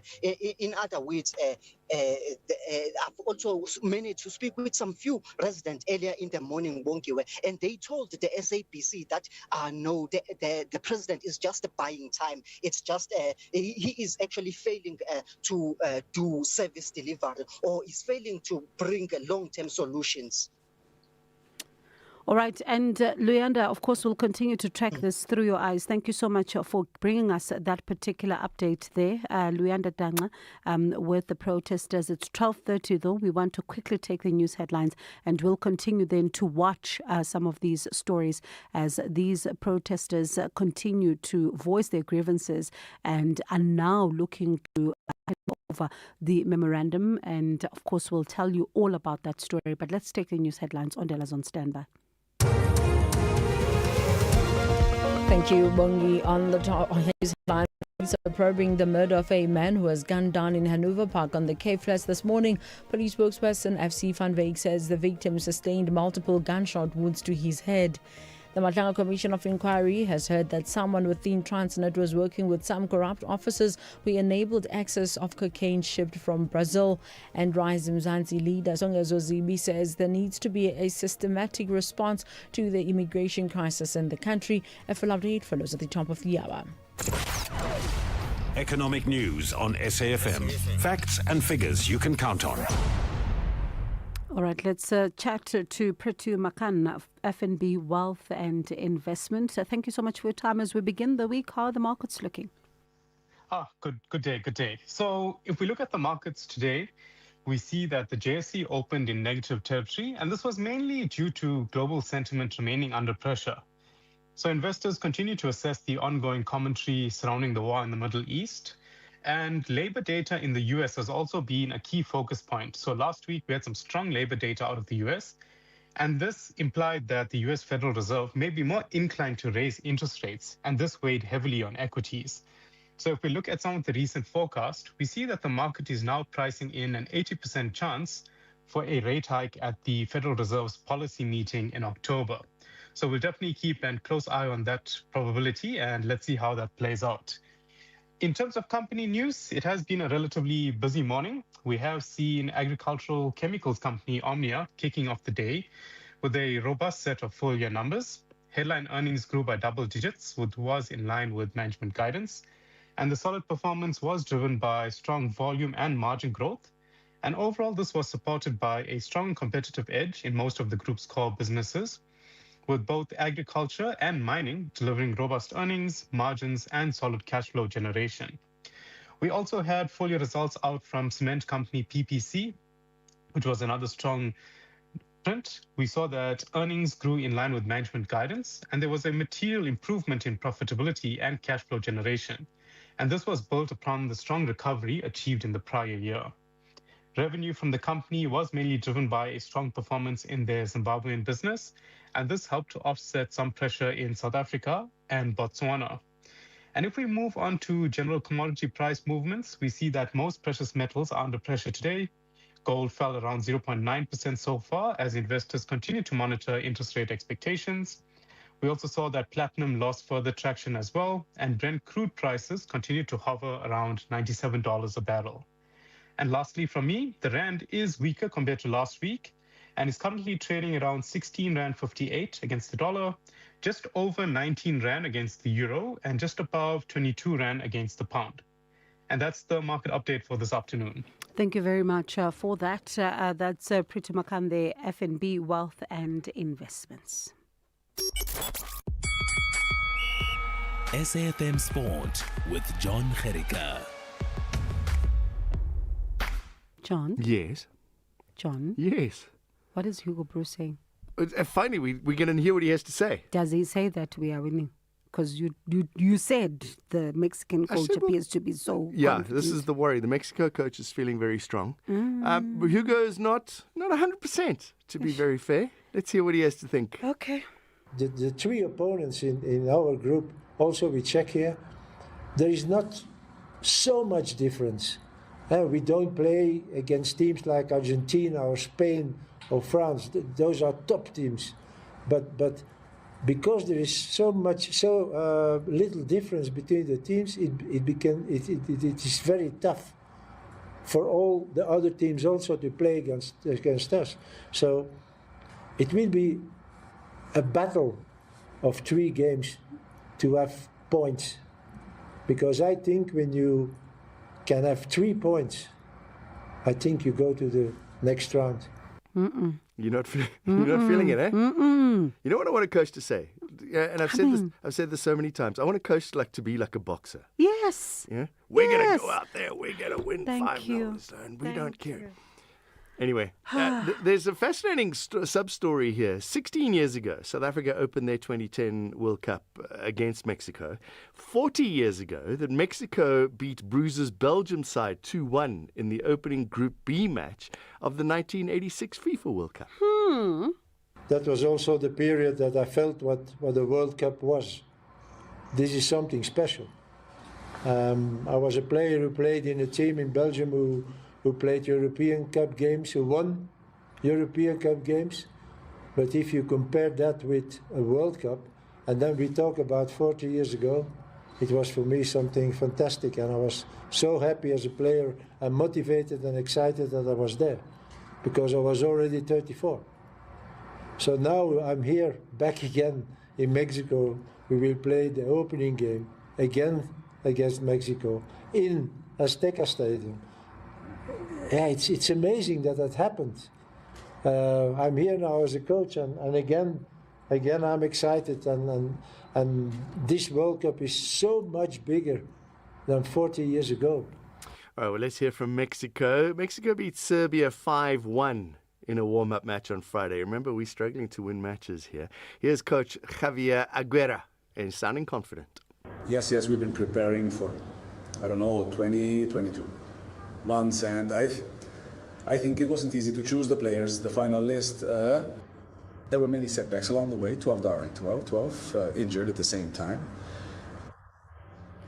Well, I think that beyond today's game, the result, or rather, I think we're on the rise. That's what I think. I insist. You may or may not agree, but I think we are coming into this in good shape, in good spirits, in good physical shape, recovering players. I think we're coming to this at a good point. Some friendlies today. The Netherlands take on Uzbekistan in New York at 8:45, and France take on Northern Ireland. France remain one of the favourites to win the World Cup, despite losing 2-1 to the Ivory Coast in their pre-World Cup friendly. Some great athletics news for Team South Africa. The Diamond League was in Stockholm last night. Zakiti Nene won the men's 400-metre flat, a time of 44.48 seconds.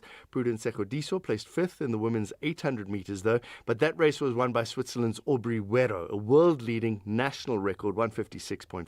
She upset everybody there. Sinasipo Dambile won silver in the men's 200 metres, time of 20.1 seconds, and Mtiem Tinkulu came 5th in 20.53 seconds in the men's 200. Next event is in Oslo on Wednesday. Springbok assistant coach Tony Brown will conclude his tenure with SA Rugby and the Springboks at the end of next year. He will then return home to take up a coaching position with the New Zealand Rugby Union in 2028. The former All Black fly half joined the Springbok coaching team in 24. Has been influential in shaping the team's attacking game, which seems to be working well. Huge cricket result today. Afghanistan took on India. It's only one test. India scored 564 for 8 before declaring. Then bowled Afghanistan out for 152 and 112. So India won by an innings and 300 runs. That's India's biggest Test victory, eclipsing the previous record of an innings and 272 runs against the West Indies in Rajkot in 2018. In fact, it's the 10th largest Test victory ever in the history of the game.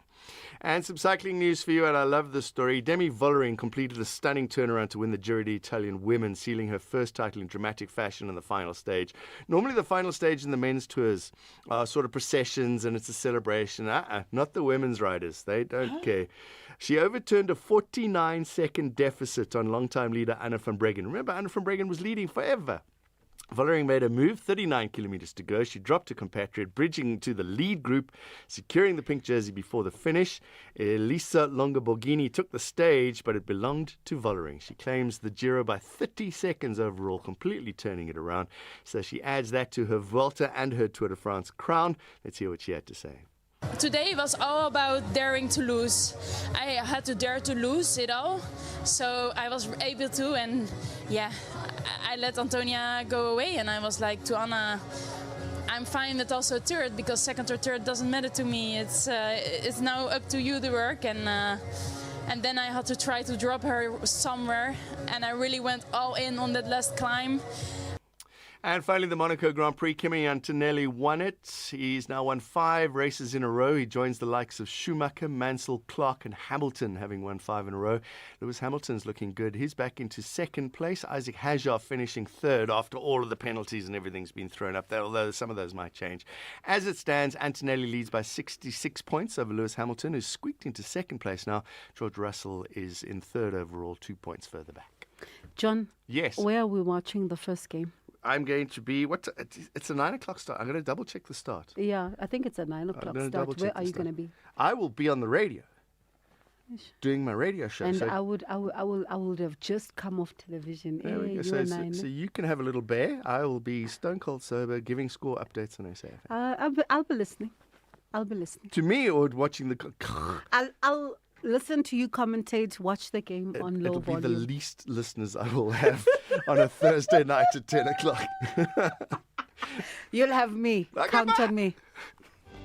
Whether it is a CCMA referral, problems with a mechanic, unfair blacklisting, or an uncontested divorce, Clientele Legal provides tough professional lawyers for an affordable monthly premium.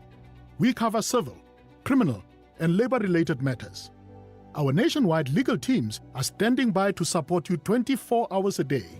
Plus, all plans include a bail benefit of up to 5,000 Rand, and we'll go to the police station and pay it for you. Join today.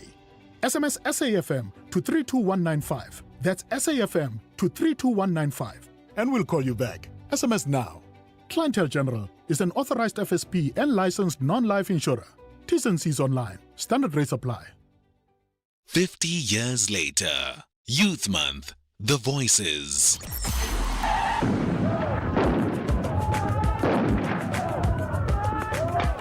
What is needed is not just a readjustment in the details of the policy, but a change of policy altogether. I think that's what is needed. In other words, separate development is not a solution, it is a problem. The system has done so many things and so much harm to my people that the people are no longer interested in having equal rights. What I'm saying is that we need to believe as young people again, have that spirit again that the youth of 1976 had, that we can also bring about the change. We are the change that we are the change. We should let us be the change that we want to see. Let us exercise our rights, voting. Let us exercise our rights.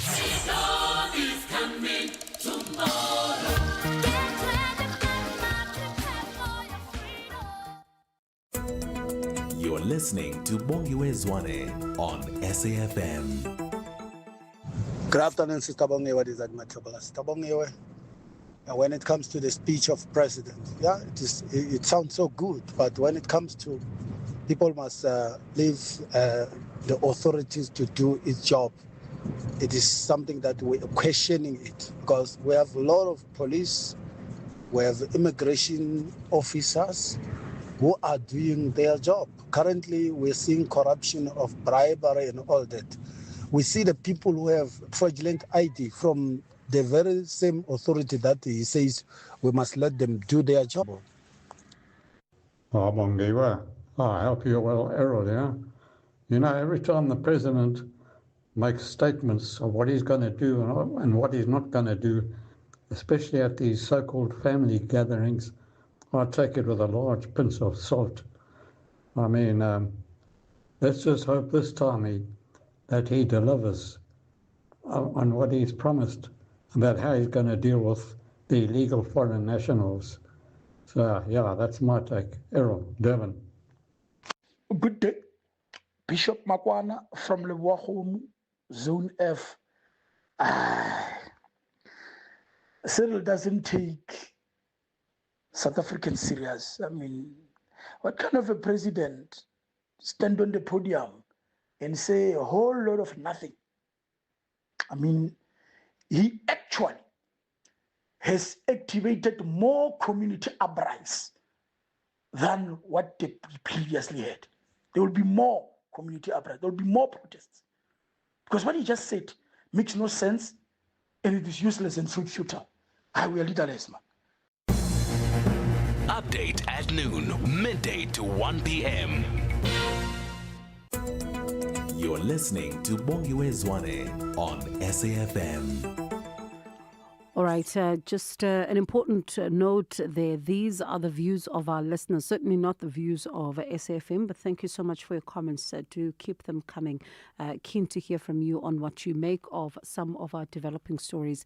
More than 300 EPWP workers, otherwise called the Green Army, today marching to Gauteng Premier Panyaza Lesu's office in Johannesburg. They're demanding reinstatement and the Green Army claiming that their contracts were unlawfully terminated and some of them have never been paid, while others are claiming that the monthly stipend of around 2,800 rand that they are paid instead of the government mandated monthly allowance of around 5,700. So let's get more details now. We speak to our reporter, Orisani Sitole. Orisani, thank you so much for your time. Has the march started? Actually, it's concluded, Bongi. It was just a brief one.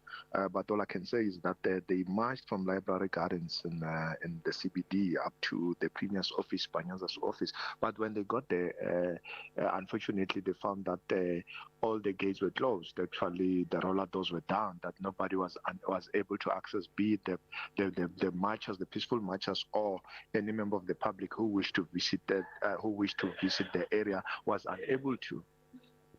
And what are some of the issues? Because I see there's the contracts that they're talking about that they say were unlawfully terminated, but also the issues of stipends.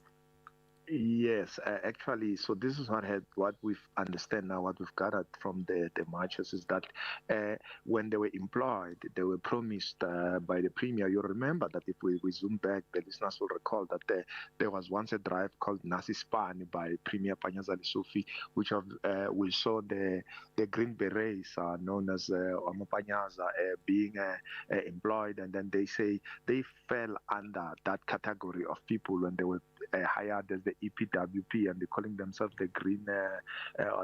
So now they say they were stopped, so there were no more payments made into their accounts, and at some stage there are people who get paid, but they're not getting the agreed amount, which of it's around 5,000 rand plus. But then they were getting some like as little as 2,800 rand. But now the issues that they are raising is that some of them are disabled people whom their lives would have in the termination of contracts, or actually in them not being paid, their lives would have continued by them receiving social grants. For example, people who have children will be doing the same and going to SASSA to claim their social grants. But their argument now is that they are unable to do so because right now in the system they appear to be having peasants from the department, the Gauteng government, that they are employed, meaning that for anyone to look for opportunities within government or anyone having to go claim SASSA money, they are unable to do so because that blocks them. The system is designed in a way that you can't be getting best of both. So those are the things that they are bringing to the table. So finally then, let's talk about those who received the memorandum on behalf of government. So there's one of the directors who came from the Premier's office. Apparently, the Premier was not at the office at that time. She did say, because they say this is not the first time that they've marched there. They've marched a couple of times. At some stage, they are saying that there's some people are even shot dead by the police with rubber bullets and all that. Some are injured because of that. So they say the last time they were there, they gave the Premier's office about 7 days to respond, but there was no communique, and it's been a long time ago. And now they're saying they give them until Friday, which of they've counted 3 days. They say until Friday, starting from tomorrow, Friday 12 o'clock. So they're hoping to get a response. And we've had the representative talking about how then committed to responding to them. But before she left, she highlighted that actually the matter also involves the Gauteng Agriculture and Environment Department. So they are hoping to bring them to the table, and then they can talk into that. So that. All right, appreciate that update there. Orisani Sitole, our reporter, live for us at that march there that has just concluded. The more than 300 EPWP workers who were taking their grievances to the Premier of the Gauteng province, Panyaza Lesufi.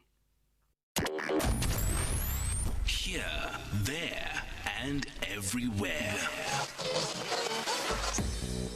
SAfm 104.5 FM in Oat Bay. You're listening to Bongiwe Zwane on SAfm. A new University of Cape Town study has revealed alarming levels of alcohol use among adolescent girls and young women in South Africa. Researchers found that nearly 1 in 3 young women surveyed consumed alcohol, while hazardous and binge drinking patterns were common, especially among those out of school and living in urban areas. Experts warn that the findings are deeply concerning, particularly because young women are amongst the most vulnerable groups to HIV infection in the country. Warren Engelbrecht and Karabo Sioko filed this report. Researchers surveyed more than 4,000 adolescent girls and young women in 6 high HIV risk districts across South Africa. The findings showed that alcohol use was high among women aged between 20 and 24, particularly in urban districts such as Cape Town and Tshwane. Senior researcher Mpho Tlali says researchers also found that many participants who consumed alcohol engaged in hazardous drinking patterns.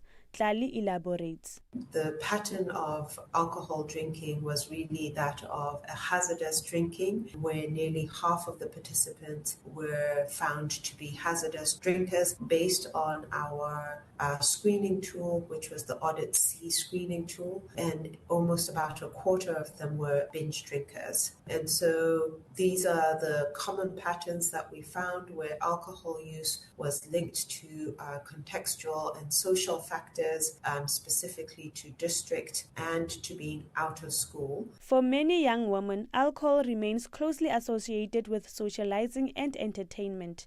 Others say they drink to cope with personal pressures and challenges in their daily lives. I'm just drinking for fun, no problems, just relaxable.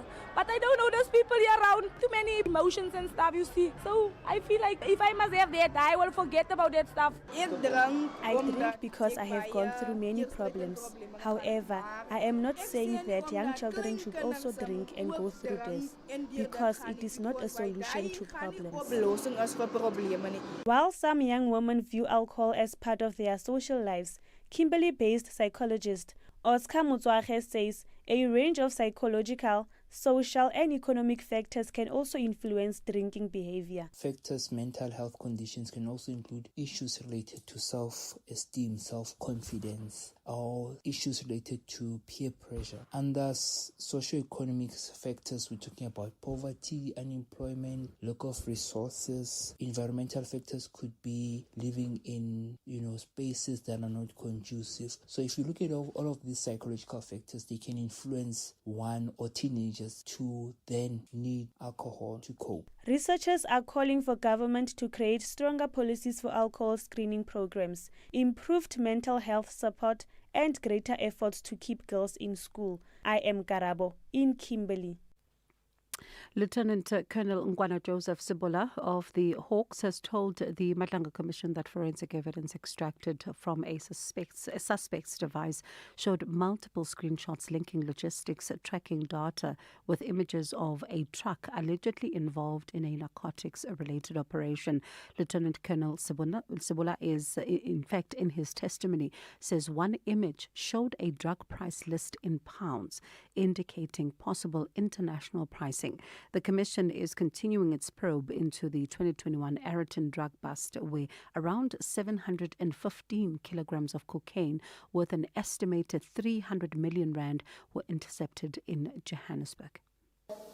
Colonel, what is the significance of then the other picture on page 18, the one that was in blue? Where was it? Where did you find that, and what's its significance? This picture was on the screenshot of Mr.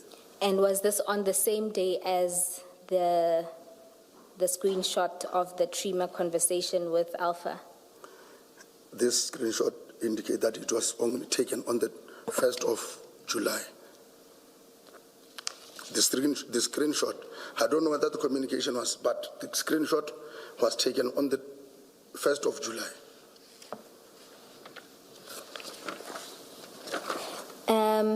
And what is the significance?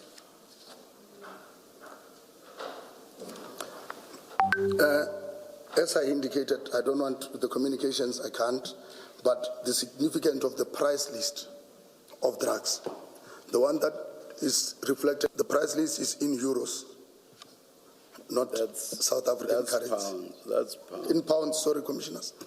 Sorry. All right. And then let's deal with the other screenshots that were found together or in the days after this, the one on the 1st of July. Can you read paragraph 7 of your statement? Another computer screenshot was identified depicting yellow jersey truck that was indicated as being designated to collect the container. These screenshots were extracted and preserved as part of the digital evidence obtained during the forensic examination of the device. Commissioners. And to explain this, can we go to page 20 of the presentation? Yes. Colonel, the first picture, what is that? That is the screenshot of the computer. And that computer, is it the same one that we saw earlier? Yes, we can see at the bottom there, it will also indicate Transnet. At the bottom of the picture. And then in the screenshot itself... No. Where about is Transnet? I don't see. There is something written in red, Commissioners. Yes, can you, there at the bottom.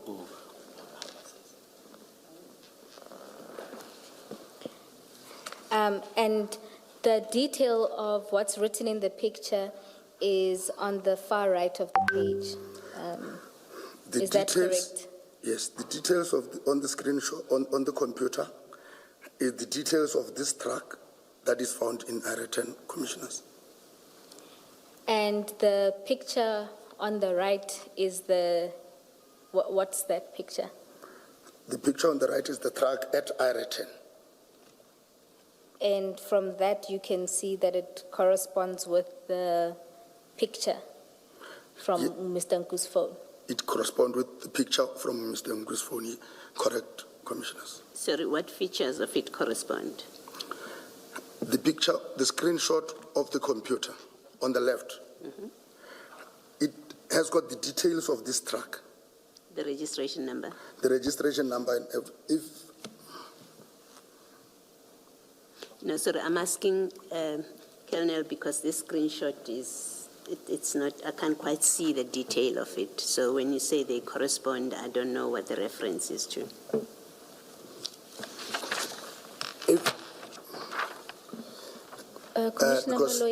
Because here it's just a photo. What is written on the far right? On the far right, it's the details of... The details of what is happening on this computer, Commissioner. I see. It shows the gate, tracking company, the license. Yes. Yes. Okay, thank you. I see that. This is what is reflected on this, Commissioners. And this picture was retrieved from, well, the metadata of it shows that this picture was taken on the 8th. That would be the day before the Ayrton bust. That was the date before the Ayrton bust. And then the next picture is on page 21. Just to confirm, Colonel, what's on the left is what was found on Mr. Nku's phone? This is what was found on Mr. Nku's phone, Commissioners. And again, this is a screenshot from Transnet? That is correct, Commissioners. And to the left. On the left. Yes. On the left. And on the right is a picture of the truck that was involved in the Ayrton scene. Correct, Commissioner. And it's already in Ayrton. Yes, this was taken when it was in Ayrton. Is this on the left? Let's just focus on the left. The heading says track and trace. I'm assuming this is how Transnet tracks this truck from Durban to Johannesburg. That might be correct, Commissioner. Because it has the details of the registration number, the time in, time out, and then it has details of where it stops and stuff like that.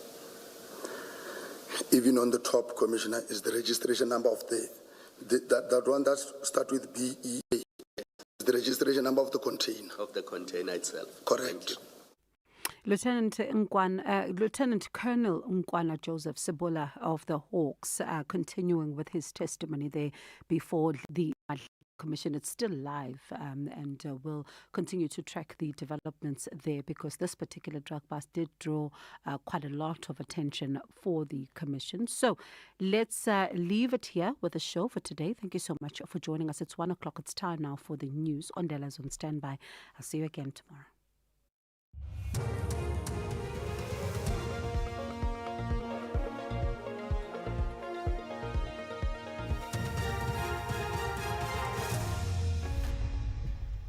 Thank you, Bongi and the team on the top stories. Judge Mbenenge files papers to interdict the JSC and Cape Town police probe a fatal shooting in Hanover Park. For SAfm News, I'm Onde Lambana, and a very good day.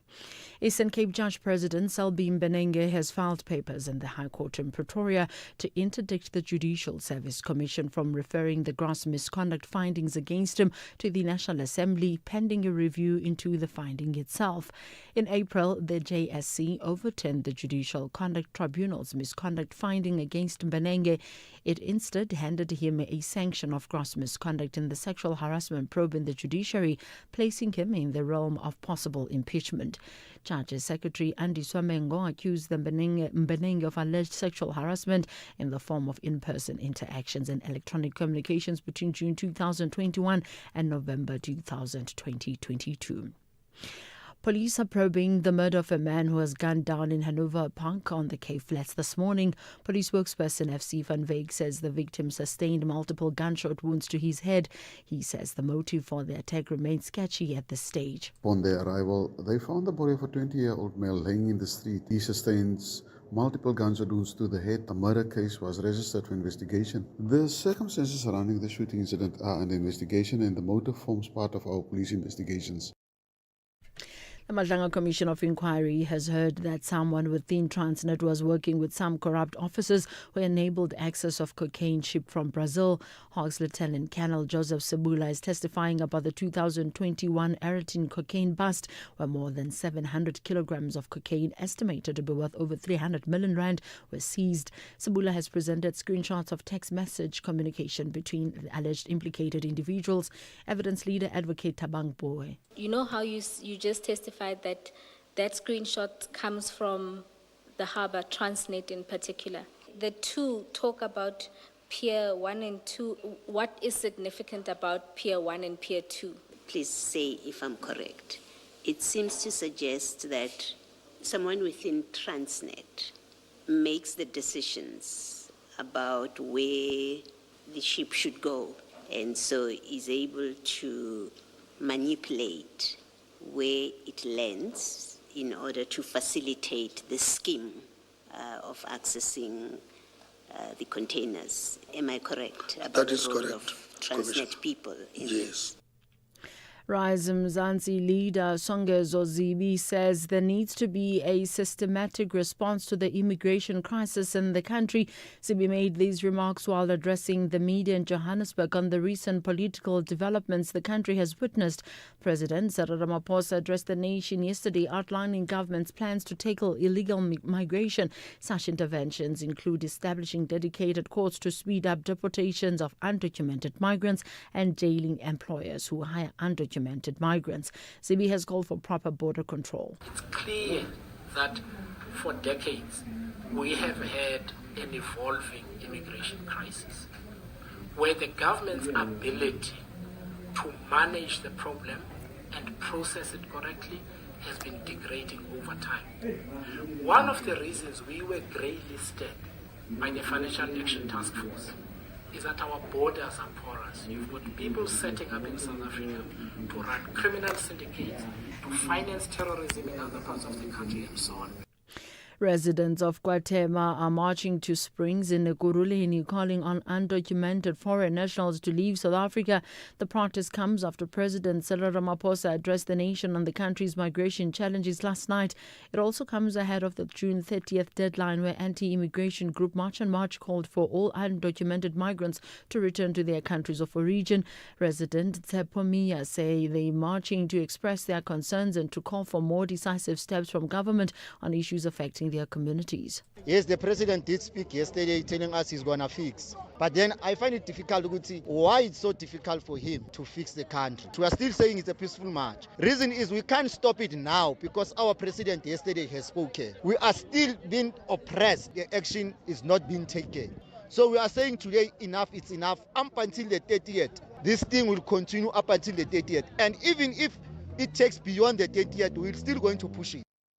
Recapping the top story, Eastern Cape Judge President Selby Mbenenge has filed papers in the High Court in Pretoria to interdicted the Judicial Service Commission from referring the gross misconduct finding against him to the National Assembly, pending a review into the finding itself. I'm Ondilambana for SAfm News Headlines at 1:30. Mama Million here, and yes, I am a millionaire. And there you'd be on the couch with your 6 numbers. But 7 is for heaven, or yes. But 4 is for the door, or yes. But 38 is never too late, or yes. Well, the Lotto Live draws are back. Every Tuesday, Wednesday, Friday, and Saturday. Catch the live draw at 9 p.m. The National Lottery. More plays, more chances, more millions. Players must be 18 years or older. Play responsibly. The National Lottery is officially operated by Sizakai. The Full Circle with Bridget Masinga, Monday to Friday, 1 to 3 p.m.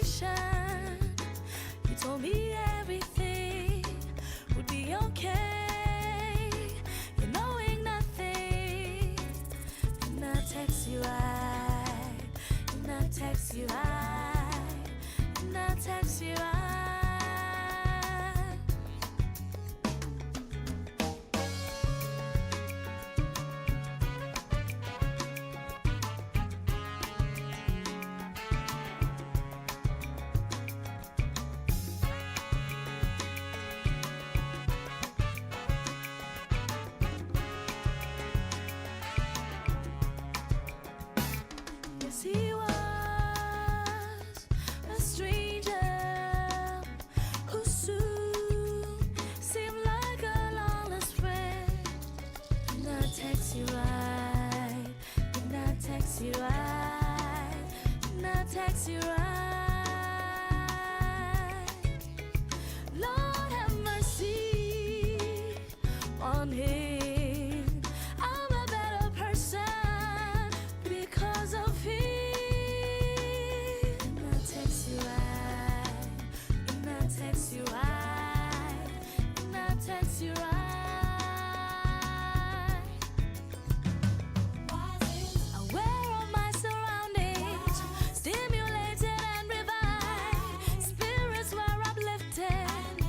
Wanted it to end and unforgettable.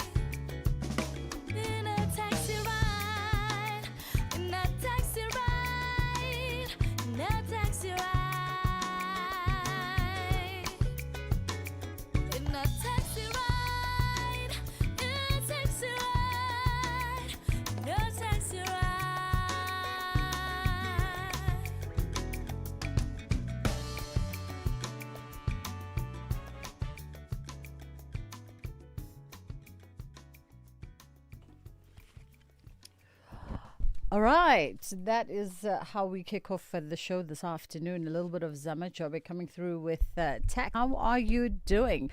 I hope you had a good weekend. I hope you had some rest, some relaxation. You managed to get yourself sorted. Getting geared up for the week that lies ahead. Can you tell that even we on our end are still getting geared up for the week that lies ahead? And we've got a Monday that is Mondaying, right? With so much conversation that needs to happen. It is the full circle with myself, Bridget Masinga. Good afternoon to you. We're going to kick off firstly by touching base on all things Madlanga Commission for day 115. And this time around today, we're doing things a little bit differently. We're going to be in conversation with Ambassador Andy Mashaile, who is Mashaile, who is a security strategist and retired Interpol ambassador. So we're going to unpack those processes that have preoccupied the Commission for the better part of last week around that drug bust. Also coming up today, we're looking at navigating your way through mid-year fatigue. Can you believe it that we're already in June? It almost feels like the year just started yesterday, and yet here we are. Because it's Monday, we're giving you an opportunity moment. The Access 70 Future Builders Bootcamp is taking place mid-month from the 19th to the 26th of June right here in Sandton. We'll find out more from the project lead about Access 70 and the kind of development they aim to put in place, particularly for South African youth. And then on the other side of it too, while still on work and career, we're looking at employee wellness at the workplace. And this conversation we jump into because of that very unfortunate incident that came to light via social media over the course of the weekend involving Cartrack and their employee who subsequently, from what we believe, what was shared on social media, passed away in the vicinity of the building. We'll unpack not the merits of that particular situation, but just looking at work environments and the kinds of things that need to be considered, particularly if someone is exhibiting signs of not being well, has communicated that they're not well, and the kinds of considerations that employees should have to avoid, any kind of fatality like we saw being shared in that particular story. Let's take a quick pause. We'll be right back. SAfm. Prime time all day long. South Africa, on the 11th of June, history repeats itself. It all begins with a moment we'll never forget. South Africa versus Mexico. Relive the rivalry. Feel the pride. Witness the kickoff of the FIFA World Cup 2026. Catch the opening match live on SABC3 at 9 p.m. Stream it on SABC Plus and follow every moment on SABC radio stations nationwide. This is more than a game. This is our story, our passion, our time. All of us, all in. Go Fela. Only on SABC, the official broadcaster of the FIFA World Cup 2026. For the love of the game. I'm Samela Kelpoy, an actress and a mum. Do you know what's in your cupboard? I've been trying to be intentional about the food I buy and keep in my cupboard. Unhealthy packaged foods can lead to hypertension, heart disease, and diabetes. Support front-of-package warning labels on unhealthy packaged foods, high in saturated fat, sugar, and salt. Join me. Sign the petition on healer.org. That's HEALA.org. 50 years later, Youth Month, the voices. Soweto, under fire. The country's largest township had a dark cloud hovering over it. June 16, 1976, presented a new form of resistance towards the Afrikaans language policy introduced under the Bantu education in 1953 under the then apartheid government. On that fateful day of June the 16th, what was supposed to be a peaceful protest by black students against the Afrikaans language policy turned ugly. Police fired at thousands of protesting students, killing 176 of them and leaving thousands injured. Different generations, different experiences. One South Africa. 50 years later, only on SAfM, leading the conversation. Bridget Masinga, weekdays on the Full Show. All right, it's day 115 at the Madlanga Commission, and we're seeing Hawks Lieutenant Colonel Ngwana Joseph Sibola coming back to the stand before the commission today to continue testifying on that 2021 Ayrton drug bust and the handling of that crime scene. Joining us today is Ambassador Andy Mashaile, who is a security strategist and retired Interpol ambassador. Spahle is on a study leave, and we thought we'd rope in the ambassador to help us just figure our way through some of these processes. How are you doing this afternoon, Ambassador? Hey, Bridget. Good afternoon to you and to the Heavyweight Show listeners and the production. Firstly, I know that you have been following quite intently the proceedings of the Madlanga Commission. Perhaps your thoughts thus far on not only the colonel's testimony, but also just on what's transpired around this drug bust involving those, that almost 700 plus kgs of cocaine. Bridget, one, that drug bust was intentionally messed up. That's what I picked up. Number two, people had criminal intentions. When you look at someone calling someone from Zonkizize police station and a black bakkie being called and some of the bags being loaded onto the bakkie and the bakkie wanting to make a getaway and many others, including allegations that General Firoz Khan was at the scene and many of the shenanigans that happened. And fast forward, the drugs being taken to Boyson's police station, 750 having it been captured, but only 700 appearing or making their way to the Boyson's police station, 15 gone missing. And now let me scare you. Bridget, do you know how much that the kilogram of that cocaine would have cost? No. 1 kilogram of that cocaine in today's terms would have been, that brick, a single brick, cost 400,000 rand. Sure. So you can quickly multiply those 15 bricks with 400,000 rand. Way back when those bricks were stolen, a gram of cocaine, I was told, a gram was costing almost in excess of 1,000 rand. A gram would be your fingernail kind of a thing. Would cost in excess of 1,000 rands. This is what went down around the capture, the investigations, and the transportation of the drugs. And where we are now in this discussion is who enabled that the drugs should go missing, which is where the Madlanga Commission is at. And we're seeing the Madlanga Commission asking the colonels and all those who have been on the stand since the second session and the final session, the third and final session of the Madlanga Commission. We are going to go into a state of affairs that says who benefited from the bungling of the drug bust, the transportation, the storage, and the missing part of the drug. Tell me this, Ambassador, because we don't have a lot of time.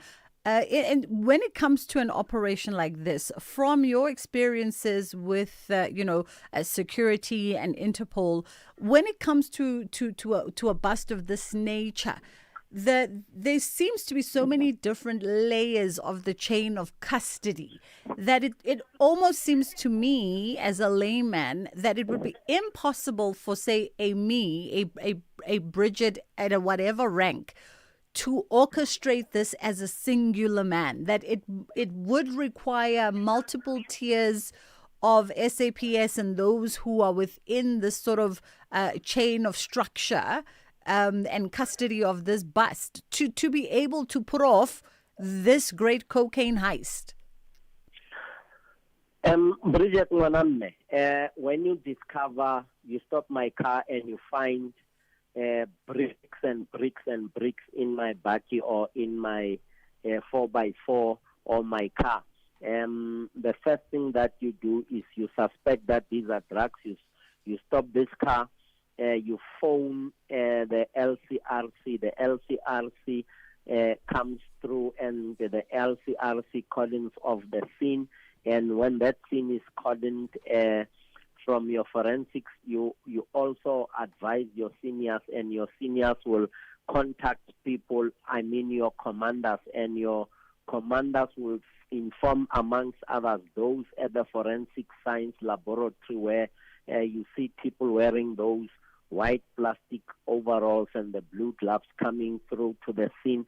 And you also inform the South African Narcotics Bureau within the police environment, or SANAP, as they are used to calling it, and you inform, obviously based on the quantity, you inform those who are specializing in from a law enforcement point of view. You inform people, organizations like the DPCI, and you specifically look for those who are in that environment of drugs. People like Mr. Carl Sender to come through and verify and coordinate.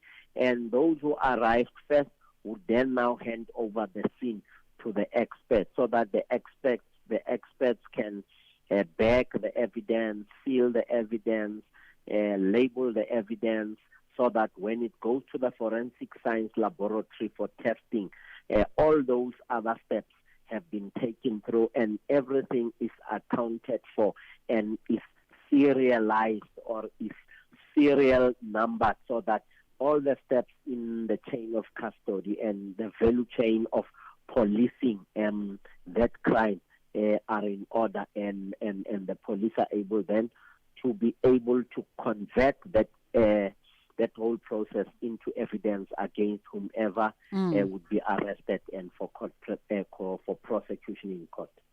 Sure. Okay, so it's not as simple as a one-man job, bottom line. No, definitely not. So for everybody who's taken, as we wrap up, for everybody who's taken the stand to kick the ball away from them and say, it wasn't me. In this process, I did this and I don't know the rest. There is room there for further interrogation. There's room there for accountability to be held, because we can't all say it wasn't me, because it was somebody. Definitely. If the process was clean and there were no criminal intentions and there were no sharks or there were no hyenas in the process, the process would have unfolded correctly. Those drugs would have been taken through to the forensic science laboratory, and the process of those who are arrested, prosecutions could have happened, and destruction of those drugs would have happened. Now, the process was contaminated by the hyenas and the vultures in the process, because they know what kind of money to make, and they also know how to doctor the statement so that nothing comes out of that bust and they have made money from it. And who best understands the processes? Police officers. And what kind of police officers? The rogue ones, the ones with a criminal mind, the ones who have an intention. One of the elements of crime is an intention to steal, and the ability to steal, and the action that happens. So that would constitute crime in or around that scene, committed by the hyenas and the vultures. Yeah, we'll have to leave it there this afternoon. Ambassador Andy Mashila, thank you so much for the time. A security strategist and a retired Interpol ambassador. It's 1:25 We're going to hit a quick reset, and then we'll come back on the other side. SAfm supports a litter-free South Africa. Play your part in keeping our surroundings and environment clean. SAfm, leading the conversation.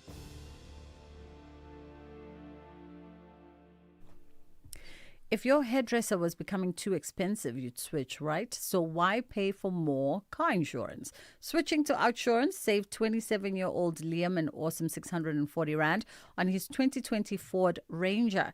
Get a quote now, and if Outsurance can't save you money, ask for 500 Rand or 1,500 if you've been claim-free and with the same insurer for 3 years. Do it now. SMS out to 30754. That's out to 30754.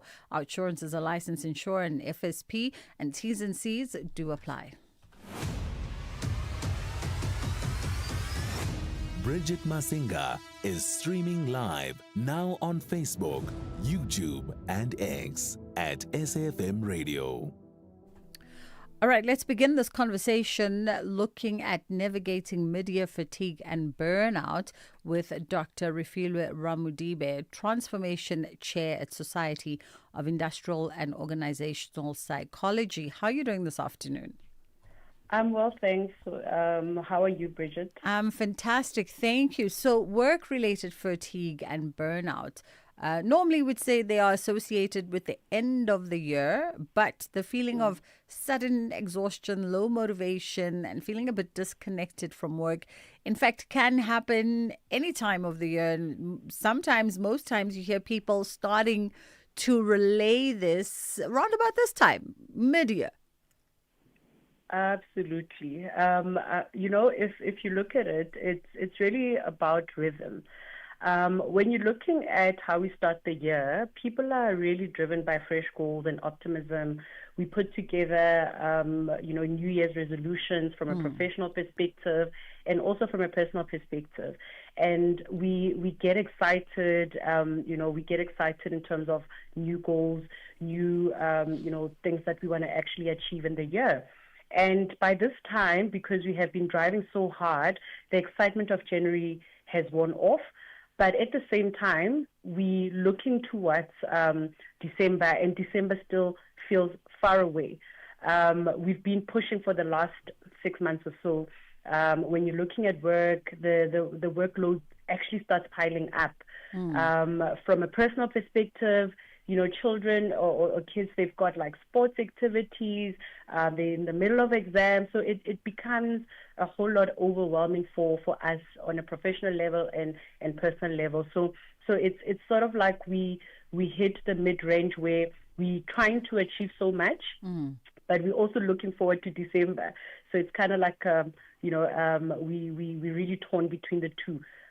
Getting the goals, but also looking forward to the rest at the end of the year. Absolutely. And I guess that becomes compounded, right? Because not only perhaps is your morale starting to slow down, your motivation starting to lag a little bit, your inspiration starting to get questionable, and then it gets compounded by other environmental things that just add to the stress element of it all.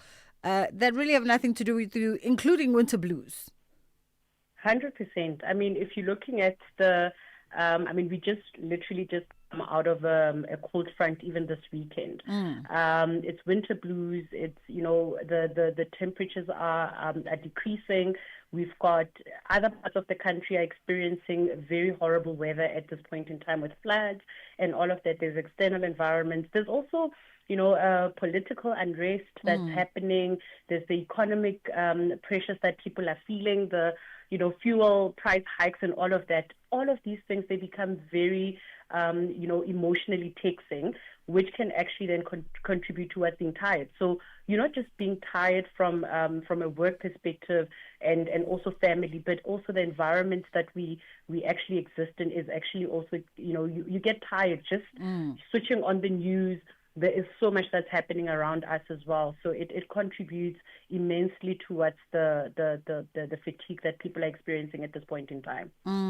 Dr. Refilwe, a quick pause just for the headline news. We'll come back on the other side and continue. All right.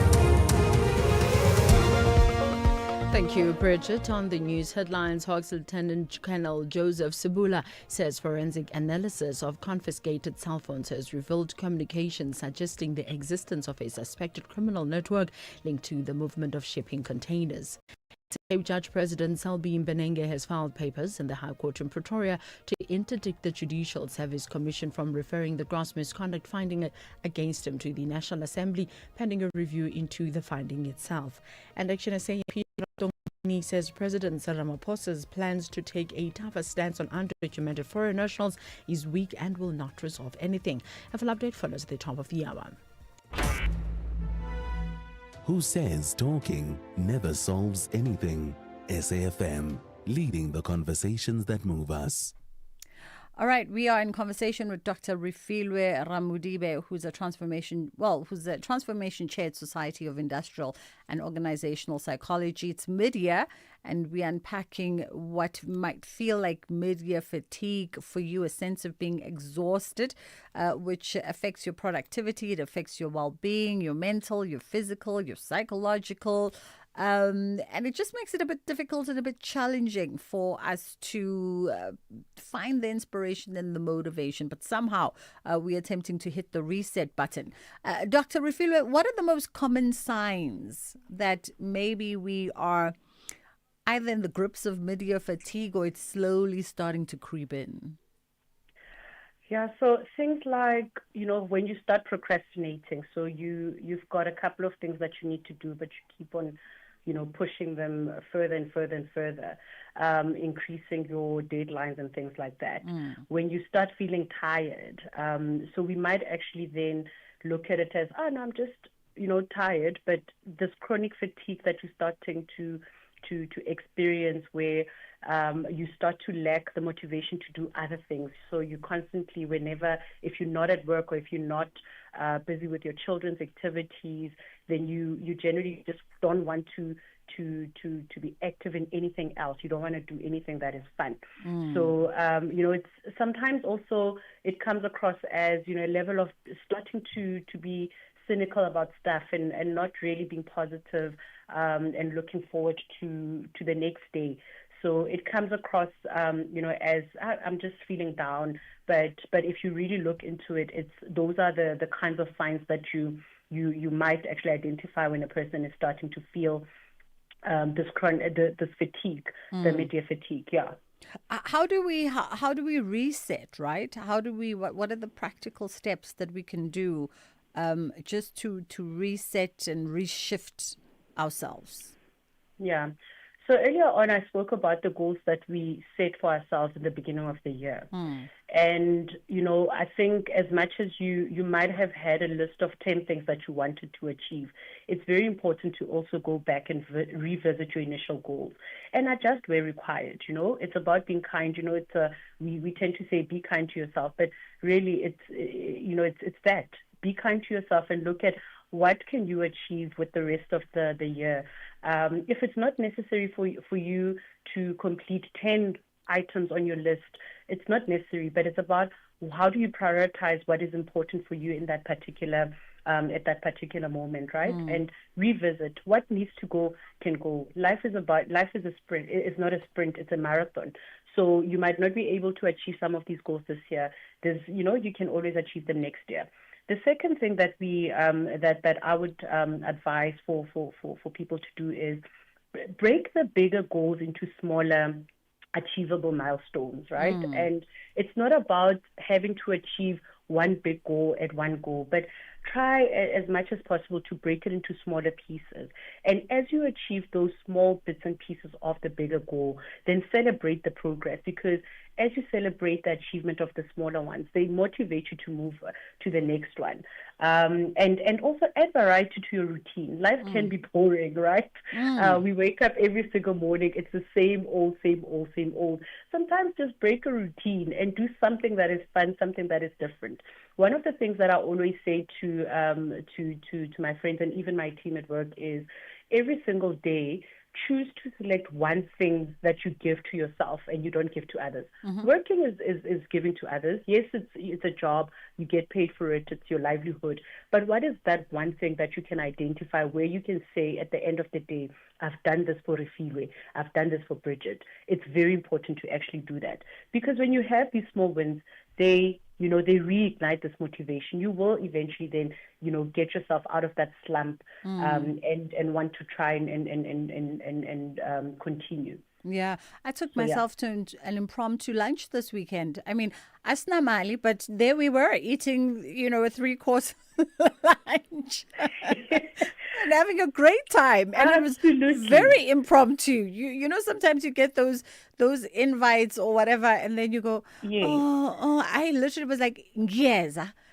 Exactly. I had a great Exactly. time. And sometimes it's the simple things, right? Like, your friends might be calling you and you guys just have oros and biscuits, guys. It's just about, now you've broken that routine. It doesn't have to be a lunch or a dinner at an expensive restaurant, but it's about what is it that you do that is out of the day-to-day routine that you can break out of, that gives you that energy, meeting friends, meeting family, doing something for other people as well. And you are right. Like, you don't even have to, at 3-course, you can even get it at a very cheap restaurant, right? Yeah. Or even taking yourself out for, I don't want to name the brand, but they've got that cheap breakfast that you can actually get before 11 o'clock. You can actually go take yourself out for that and grab a cup of coffee. And, those are the things that can actually help you.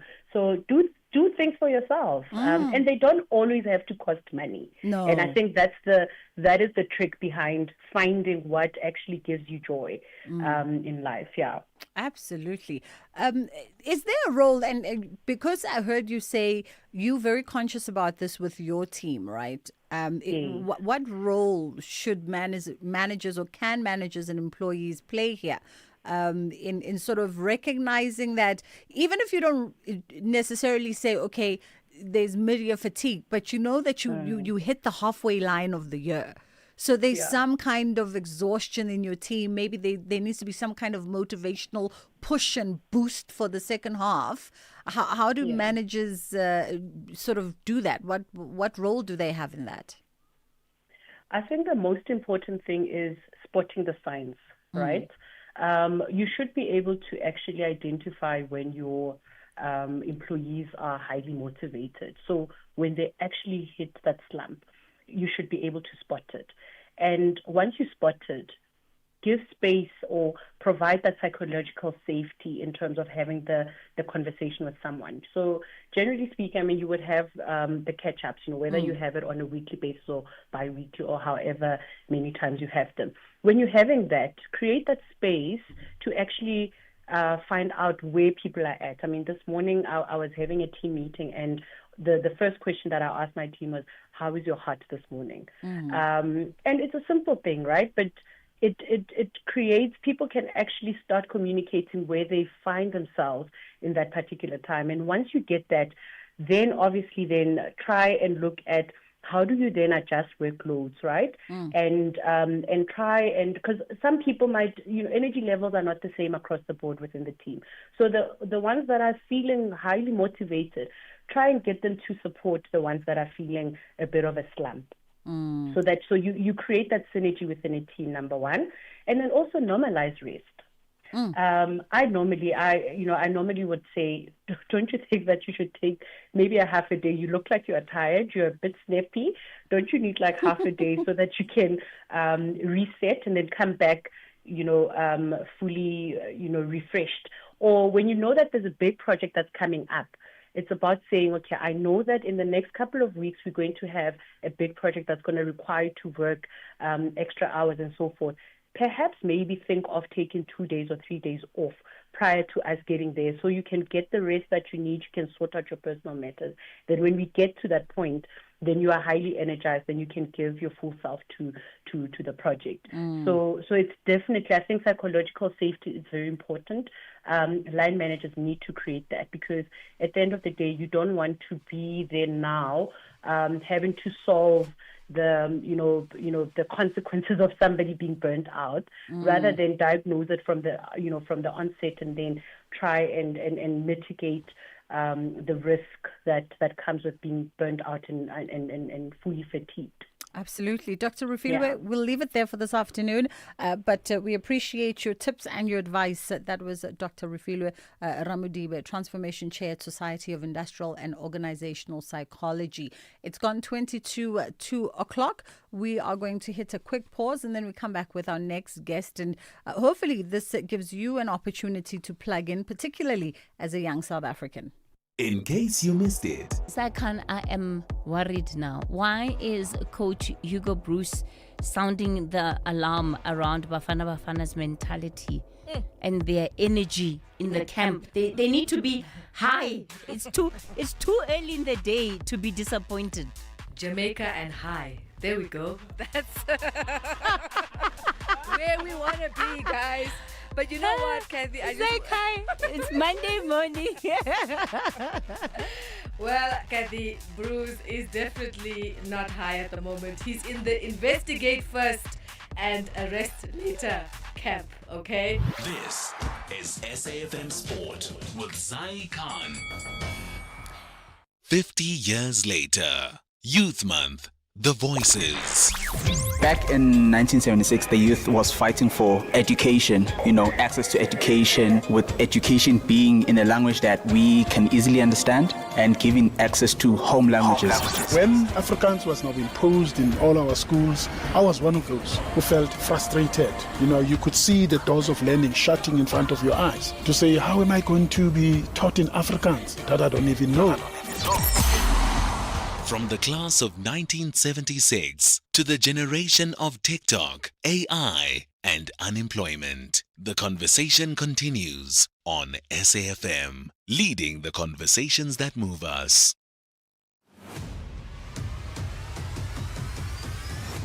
Bridget Masinga is streaming live now on Facebook, YouTube, and X at SAFM Radio. Oh, as if this is the headline we needed to see right now. Talking about mid-year stresses, global stocks are falling, fresh hostilities in the Middle East. Everything is pushing up the oil prices. Hey, hopefully Ulindi is going to give us some fresh news. She's in studio. Lindy Kekana joins us now, project lead for Access 70 Future Builders Boot Camp. We're going to find out more. What is Access 70 number one? And what's in store in terms of the program. How are you doing this afternoon? I'm very good, thanks. How are you doing? I could be better. Could be better. I'm great. Talk to me about Access 70. All right. So Access 70 is a program that was designed by NPI Governance Consulting for the graduates to have access to the opportunities. Okay. We have graduates that are sitting at home that are not working, and so we thought the unemployment is a crisis. It's very high. So we thought let us come up with something to do something to fight unemployment. So that's where Access 70 comes in. In sort of just the essence of the program, how does it work? All right, so we focus on graduates that are unemployed and give them an access to the real opportunities, hence Access 70. So when we started, we had only 70 opportunities. So we had 70 work that we had. So that's why we said access to 70 opportunities. I see. Oh, so back then it was access to 70 opportunities, but obviously things grow and evolve and add. 100%. Now, you describe yourself as a future builders boot camp. So does that speak to the kinds of programs, development, the skills, the partnerships that you put in place? Yep.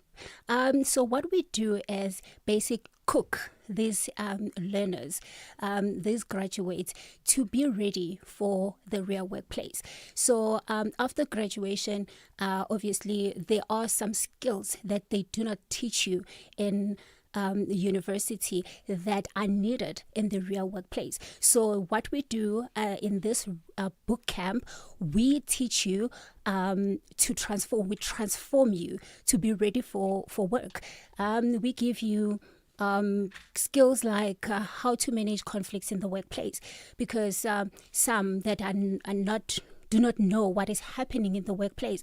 You will have a conflict with your colleague, for example, and you will take your bag and leave. So we teach you how to manage that. We teach you how to professionally business communicates and etiquette to the workplace, how to prepare for a CV, how to prepare for an interview, and just be ready for the workplace, the real workplace. Yeah. So all of those interpersonal development skills is where you plug in. We plug in the boot camp. So we have a boot camp, which is an intense boot camp that is 7 days, where we cook. We teach you all these skills so that when we give you this opportunity, because there are opportunities, we already have these opportunities. Right now we have 80 opportunities. We've already given other opportunities. We've already placed other graduates in the workplace. But now, after this boot camp, we have 80 opportunities that are waiting for these graduates. And in terms of the opportunities that you partner with to place the graduates that are now cooked through your system, are we talking sustainable jobs here where folks can be secured in the job, potential to grow? Or is it medium short-term jobs, or it's long-term proper? So it differs. Okay. So the partners that we work in. So we spoke with our clients that we work with and said, okay, this is what we want to work with. Are you in? And they like the idea. So they're giving us either permanent jobs, either your internship programs, your learnership programs, and it starts from a 12-month program as well as permanent programs. It differs. Okay. But there are opportunities, and they're like, okay, we like the idea. Here's what we have. We have 5 opportunities. We have this opportunity. That is why we no longer 70 opportunities, but more than 70. We've got 80 that is guaranteed after the boot camp. Yes. So for this cohort, have you already filled the cohort for this half of 2026, or are you still looking to fill some gaps? Not really. So we're still looking for graduates to register, to come through and register. As we speak, in this morning, we have already confirmed 15, and we are planning to have at least 35 now because it's in June, which starts on the 19th to the 26th of June, because it's Youth Month. So we made sure that we align it with the Youth Month, and then we're going to have another one in November, which is also going to be 35. I think it's now going to be more because we're getting more opportunities. So we're going to have another one in November because it is an entrepreneurship month. I got you. So this one opened now from the 19th to the 26th of June. Already you've got 15 confirmed applicants, and then you're still wanting to bring that up to about 35 confirmed applicants. What do the young folks have to have when they log on to www.access70.co.za? Is there an application form? I guess there's a vetting process of sort to find the most suitable candidates. And what do the young folks have to present in that application process? Correct. So you go to our website, www.access70.co.za, and you fill in the application form. But you need to be 18 to 35 because we're focusing on youth, and you need to be a graduate, at least have a diploma. So I can graduate from any institution of higher learning? You can graduate as long as you are a graduate that need access to the job opportunity. Come through, register, and then this is Access 70 is for the boot camp specifically. However, for the other opportunities for the graduates where we post or advertise our jobs, you can log into www.workplace-launchpad.co.za. There you can create your profile, have your profile there, and then we post opportunities. Got you. Okay. All right. So for the bootcamp specifically, it's www.access70.co.za. And then for those that are seeking employment where you almost act like a recruitment agency platform, It is workplace-launchpad. Yes. .co.za. Yes. All right. When do you close applications for this as we wrap up the conversation? We are planning to close the applications on Wednesday. This Wednesday. Because we need to prepare. Yes. So please remember, this bootcamp is absolutely free of charge. What we're going to do though is going to assist the ones that are going to be assisted with transport fee. They're not they're not working. They're unemployed. So we're going to give them something to be able to travel to the boot camp. Yes. So just as we wrap it up, I have literally less than a minute. So those who are coming to Joburg or based around Joburg, Gauteng, that can get you can assist. Yes. But is there a hybrid platform for those that are not here listening to us everywhere else that want to be a part of this? This time we haven't planned on the hybrid one. However, we can work on that for the future, yes. Awesome. Lindy Kekane, thank you so much for the time. That was project lead for Access 70 Future Builders Bootcamp. Those those platforms again, www.access70.co.za and workplace-launchpad.co.za. Babe, I'm getting extra cash from my insurance. I was thinking romantic getaway or a treat for the kids. You're getting money from your insurer? Yes, my cash back from my way. I'll get back 10% of my monthly premiums for staying claim-free for 2 years. I'm getting 5,680 Rand. Now that's real cash. Mm-hmm. Real people, real cars, real rewards. For a quote, visit myway.co.za. My Cashback is a feature on qualifying products paid after 2 claim-free years and all premiums paid. Premiums are risk profile dependent. MyWay is a licensed non-life insurer and FSP. T's and C's apply. MyWay. Live your way. Topco Media presents the 25th Annual Top Empowerment Conference in partnership with Nedbank, taking place on the 17th and 18th of June at the Sandton Convention Center. This is the year that South Africa's empowerment rules get rewritten, with both the Minister of Trade and Industry and the Minister of Finance and 800 of the leaders shaping what comes next. To secure your seat, head to Quicket, search Top Empowerment and use the code SABC for 20% off. Book today before the codes change without you. SAFM values your views. Be an active citizen. All right, South Africa. History repeats itself and it all begins with the moment we'll never forget. South Africa versus Mexico on the 11th of June. Relive the rivalry, feel the pride and witness the kickoff of the FIFA World Cup 2026. Catch the opening match live on SABC 3 at 9 p.m. or you can stream it on SABC Plus and follow every moment on SABC radio stations nationwide. This is more than a game. It's our story, our passion, our time. All of us, all in Kaufela. Only on SABC, the official broadcaster of the FIFA World Cup. Bridget Masinga on SAFM. All right, joining us now is Tumelo Mpolokeng, who is the CEO of John Taulo Gaetiwe Development Trust. And the Northern Cape is under the spotlight now as we take a look at the Punyatela Career Expo, which returns to, of course, John Taulo Gaetiwe district on this month from the 24th to the 25th of June. How are you doing this afternoon, Dumelo? Good afternoon, Bridget, and afternoon to all the listeners. I'm doing very well, and thanks for having me on your platform. We appreciate the time. I mean, tell us more about the Career Expo and, of course, how it all fits into the Greater Kasi Career Expo. Okay, Punyatela Career Expo is a flagship program of the Kasi Career Expo platform. And this program was established in partnership with the John Taulo Gaetiwe Developmental Trust and SAfmRadio mine, which is one of our local mines in the district. And it's implemented here in the John Taulo Gaetiwe district in the Northern Cape province. We started this initiative for the JTG district because we wanted to show high school learners, particularly in our district, the limitless possibilities at their disposal post-matric. And this is why the show is very big and it caters for all the 32 high school learners across the district, drawing about 4,500 learners and about 100 exhibition stalls. Sure. I mean, it's quite a significantly sized exhibition indeed. Let's talk about, the sort of structure of the exhibition as well.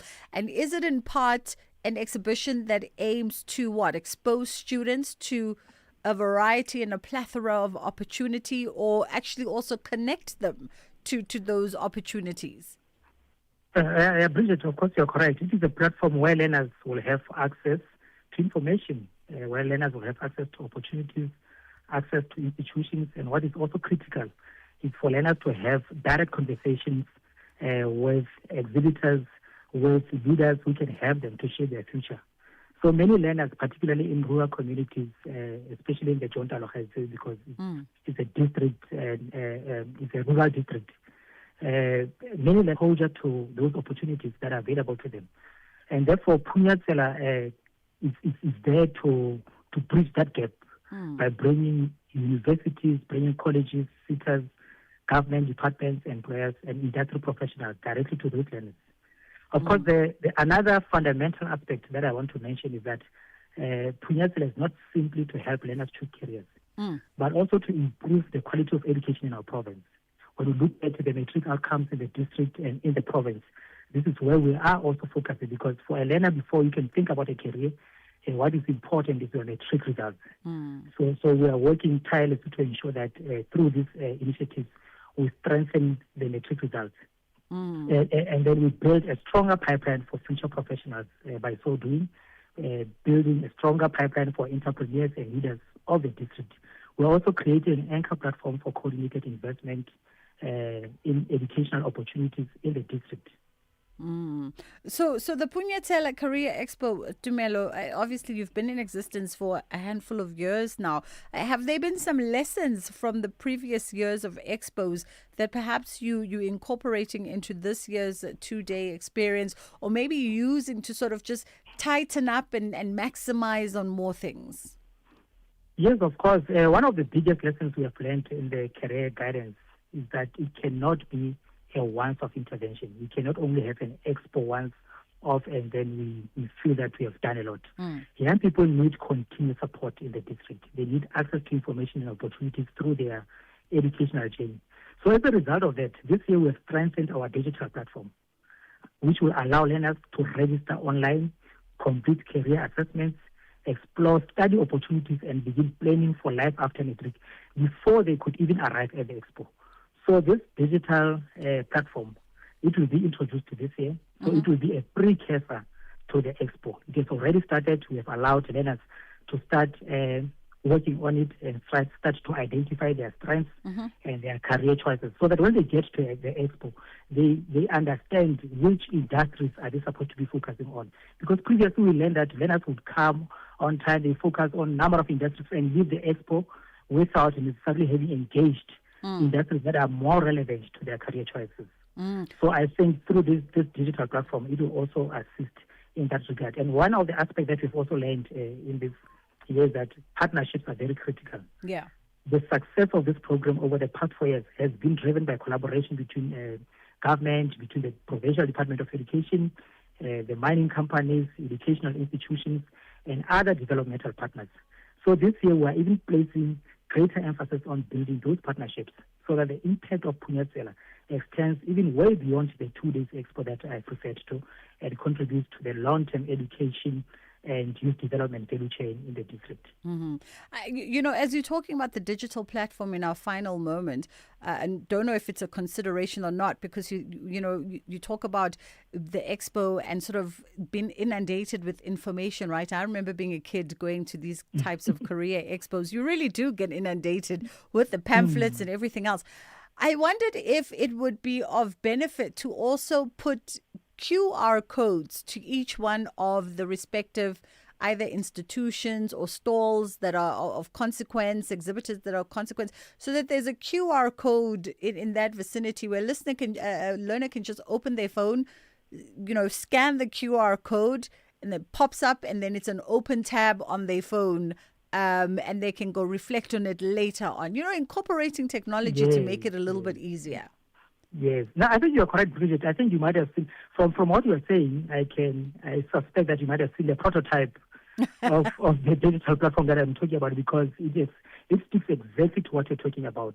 It encompasses the QR code that you're talking about. So it is at the cutting edge of technology, and it is very user-friendly for learners. Even those who are coming from the far-flung areas, Yes. it is easy for them to access it. Yes, and to go home with all that resource. Tumelo, we appreciate the time and good luck on the Punyatela Career Expo, which is happening between the 24th and 25th of June out in the Northern Cape. That was Tumelo Pulokeng, who's the CEO of the development. Of course, it's 2 o'clock on the dot. It's time for Andela to come through with the top of the hour news.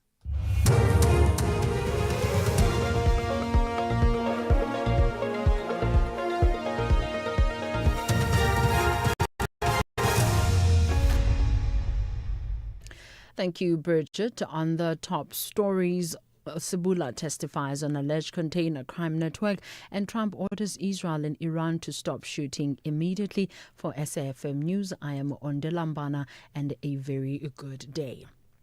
Hawks Lieutenant Colonel Joseph Sabula says forensic analysis of confiscated cell phones has revealed communications suggesting the existence of suspected criminal network linked to the movement of shipping containers. Sabula has testified before the Madlanga Commission that screenshots recovered from a suspect's phone revealed discussions involving containers, harbour operations, and the collection of shipment information. He said the communications referenced multiple role players, including individuals allegedly positioned at ports and customs facilities. The evidence formed part of the investigations into the 2021 Eratin cocaine seizure, in which more than 700 kilograms of cocaine was intercepted.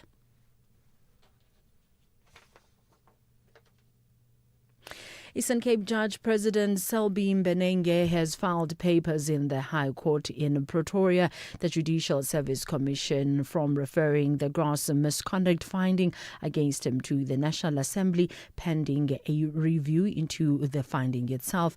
In April, the JSC overturned the Judicial Conduct Tribunal's misconduct finding against Mbenenge.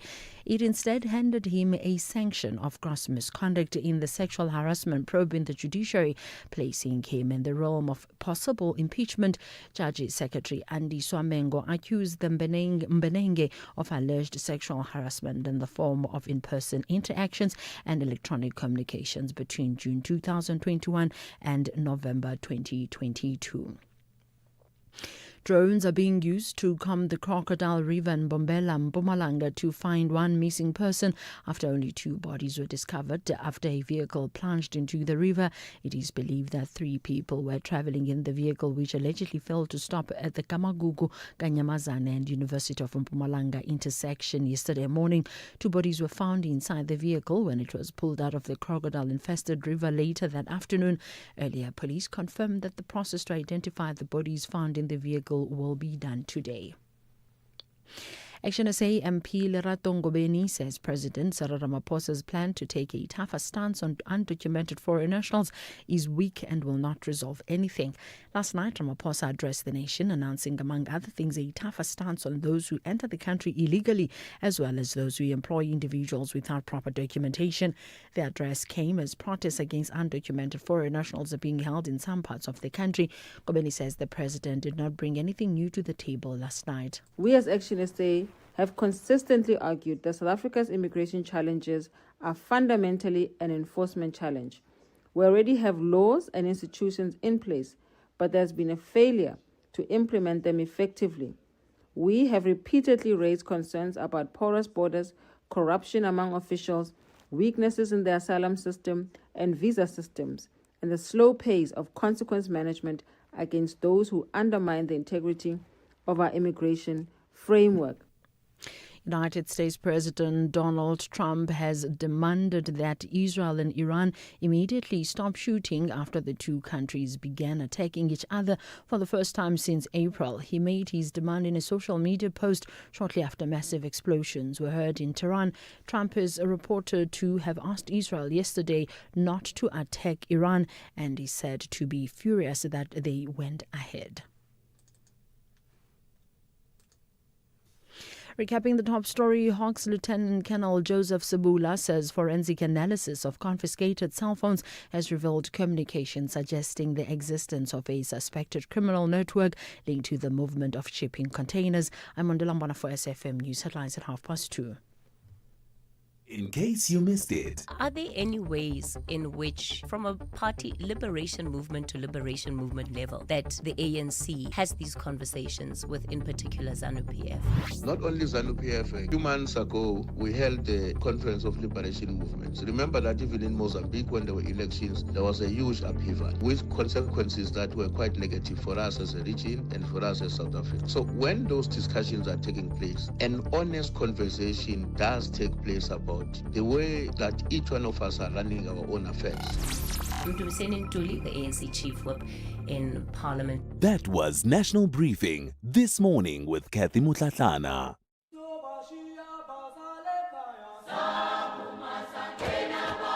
This June, Youth Month, SAfm brings South Africans together across generations to reflect, challenge, remember, and reimagine the future. From students to struggle veterans, from campus radio to community voices, from 1976 to 2026. This is 50 years later, a month-long national conversation, only on SAfm.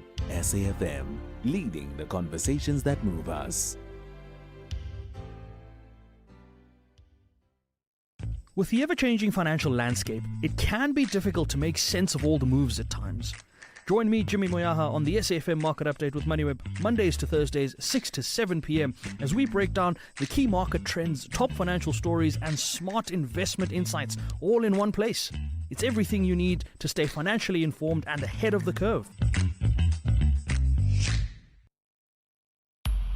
SAfm values your views. Be an active citizen. The public is invited to nominate persons who have expertise or knowledge in the field of broadcasting, journalism, and media and/or broadcasting law and related fields for an ad hoc appointment to the Appointment Committee of the Broadcasting Complaints Commission of South Africa. 3 committee members will be appointed to serve a 4-year term from August 2026 to the 31st of December 2029, and persons with a financial interest in the broadcast or printed media industry are not eligible. Motivated nominations, nominees' acceptance, and a short CV should be addressed to the registrar on the email bccsa@nabsa.co.za. Nominations close on the 17th of June 2026. And for more information on the tasks of the Appointment Committee for the Broadcasting Complaints Commission, you can visit www.bccsa.co.za and see the Constitution. Only the best qualified nominees will be called for an interview. The Full Circle with Bridget Masinga, Monday to Friday, 1 to 3 p.m.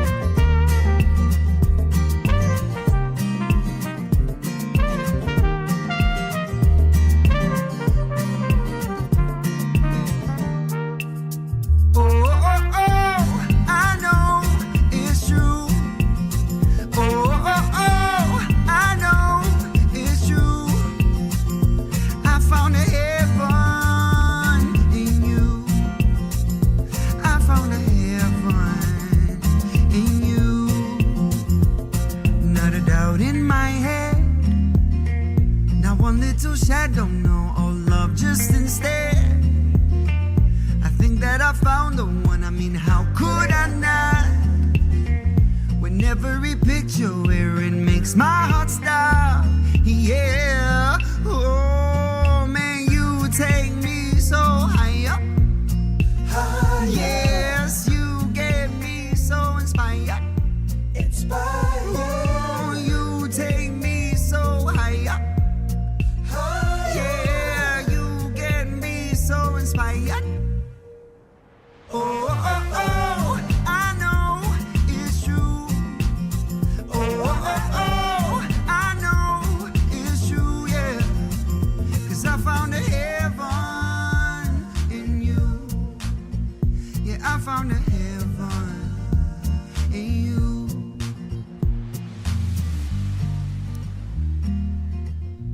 Huma Sigela featuring Jay Something on this one, Heaven in You. What a beautiful song. It's one of my favorite songs indeed. Hope you enjoyed it. Bringing us to a 2:10 on the Full Circle with myself, Bridget Masinga. We're going to have a different kind of conversation now, and we are looking at employee wellness at the workplace. And this one is prefixed by the events that came to light on social media over the weekend, of course, of that incident that allegedly happened at a car track offices. Without getting into that incident, which has left, from what we know, what we read on social media, has left one woman deceased and a family distraught. We just wanted to have a conversation around the environment, the elements that lead themselves to such a thing happening, where employees feel that pressure and feel that lack of support and understanding, that they put themselves in a situation that is compromised, and ultimately come and present themselves for the duty of work, even though physically and maybe even mentally they're not at their healthiest. And so helping us weave through this conversation, Julia Makubela joins us now, leadership development practitioner. How are you doing this afternoon, Julia? Talk to you again. Thank you so much for the time. We appreciate it very, very much. We live in an era of prioritizing, conversations around employee wellness programs. I know on this show, not a year ago, we just came out of one in the first hour of the show. We have these conversations multiple times across the year. And yet, evidently, from what we see, the stories that come to light on social media when we have such a tragic incident happen, is that really some of these things that we talk about are not filtering through into organizations. Yeah. And, I think there's a very helpful framework. There's a sociologist, Joanne Arca, and she made this observation that the workplace is built for an ideal worker norm. And it's an actual thing. And the ideal worker norm is that the workplace favors somebody who is available all the time, who never gets sick, who's able to come in very early and leave very late, who doesn't have responsibilities outside of work, who also does not show emotions. So if something is upsetting in the workplace, they kind of have emotional stoicism. And so even though that is the driving force in the workplace, that is what is valued, on paper, in policies and what is written in documents and the values sometimes that are on the wall of workplaces on their websites, is that they say we value employee wellness. But in practice, the ideal worker norm is what drives the reality that workplaces are driven by targets, by KPIs, at the cost of human beings' wellness and the ability to have work-life balance and to maintain mental health. And so I think there is the reality, and then there is what is written on websites, on values, on policies and procedures. There's oftentimes a disconnect between the two.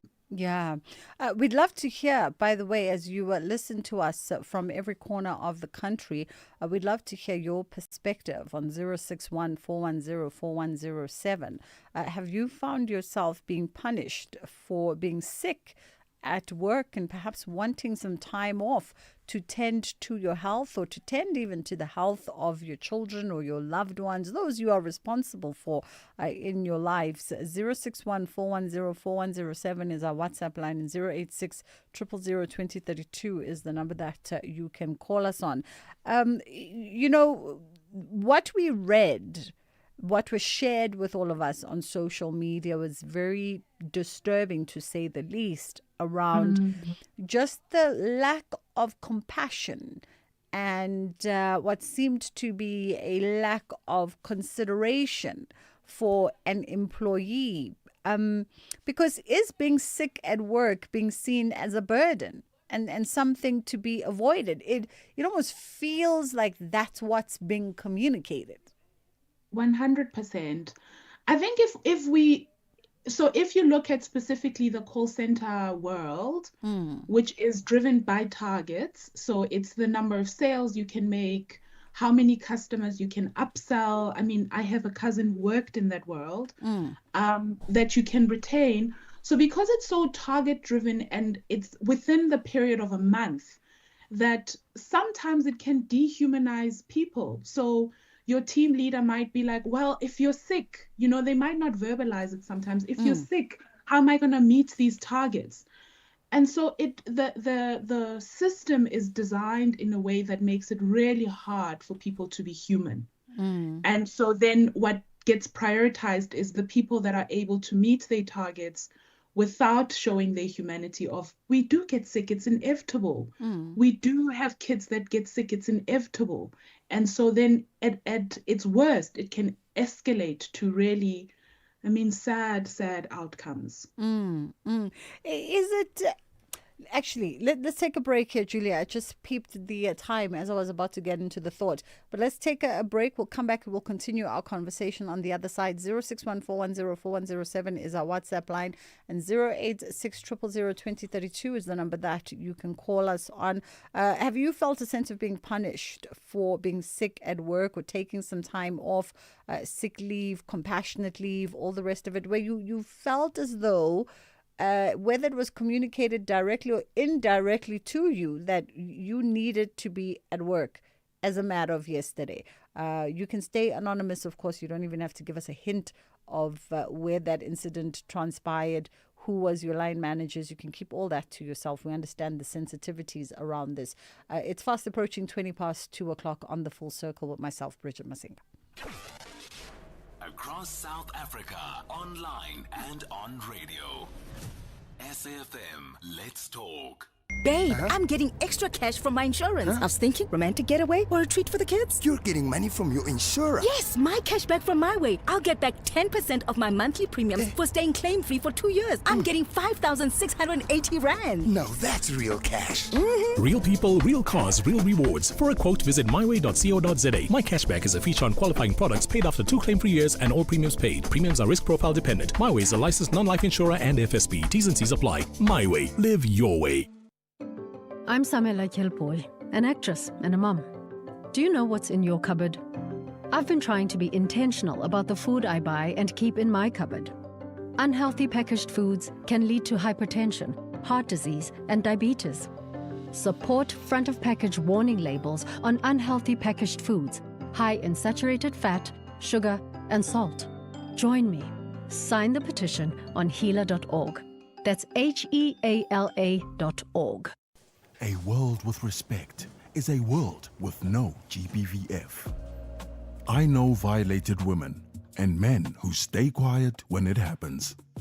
It is not a distant reality, and our silence enables the abuser. Most women surveyed reported experiencing controlling behavior in relationships. Being a man is not about control. It is about responsibility. Choose to stop harm, call out, and change bad behavior. A world with respect is a world with no GBVF. No excuses. Refuse to be a bystander. This Youth Month, as young men and boys, we must lead the change against gender-based violence and femicide. Stand for dignity and safe communities. Join the movement alongside the GBVF Response Fund. Topco Media presents the 25th Annual Top Empowerment Conference in partnership with Nedbank, taking place on the 17th and 18th of June at the Sandton Convention Center. This is the year that South Africa's empowerment rules get rewritten, with both the Minister of Trade and Industry and the Minister of Finance and 800 of the leaders shaping what comes next. To secure your seat, head to Quicket, search Top Empowerment and use the code SABC for 20% off. Book today before the codes change without you. Bridget Masinga is streaming live now on Facebook, YouTube, and X at SAFM Radio. I was about to offline with my producers. 061-410-4107 is our WhatsApp line, and 086-000-2032 is the number that you can call us on. Julia Makubela joins us now, leadership development practitioner. It is a Monday, so on Mondays, we focus on conversations that skew towards workplace, careers, and environments, and self-development, and mental health, and all that stuff that really comes into play. And we jump into this conversation because of the conversation that was sparked on social media, and particularly we came across it on X, formerly known as Twitter. But I get the feeling that it went beyond just that particular platform. We don't know anything about the merits of that incident at the moment, and nothing has been really directly confirmed with us. We actually did reach out to CarTrack's head office. My producers did reach out because we wanted to have a first-hand account from them. And they declined to be a part of the conversation after multiple switching us to different departments and different individuals. Ultimately, they made the decision to not be a part of the conversation. But Julia joins us to just broadly have a look at this.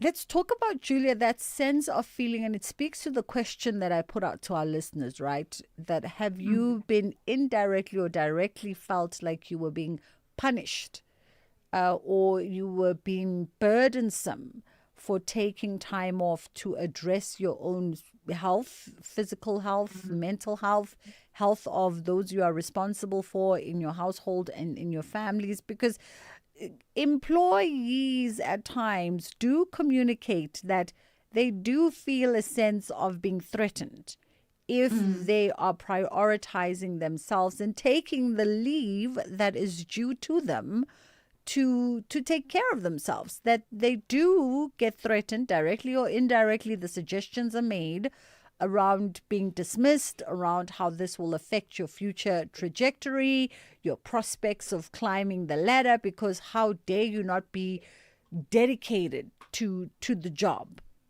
Yeah.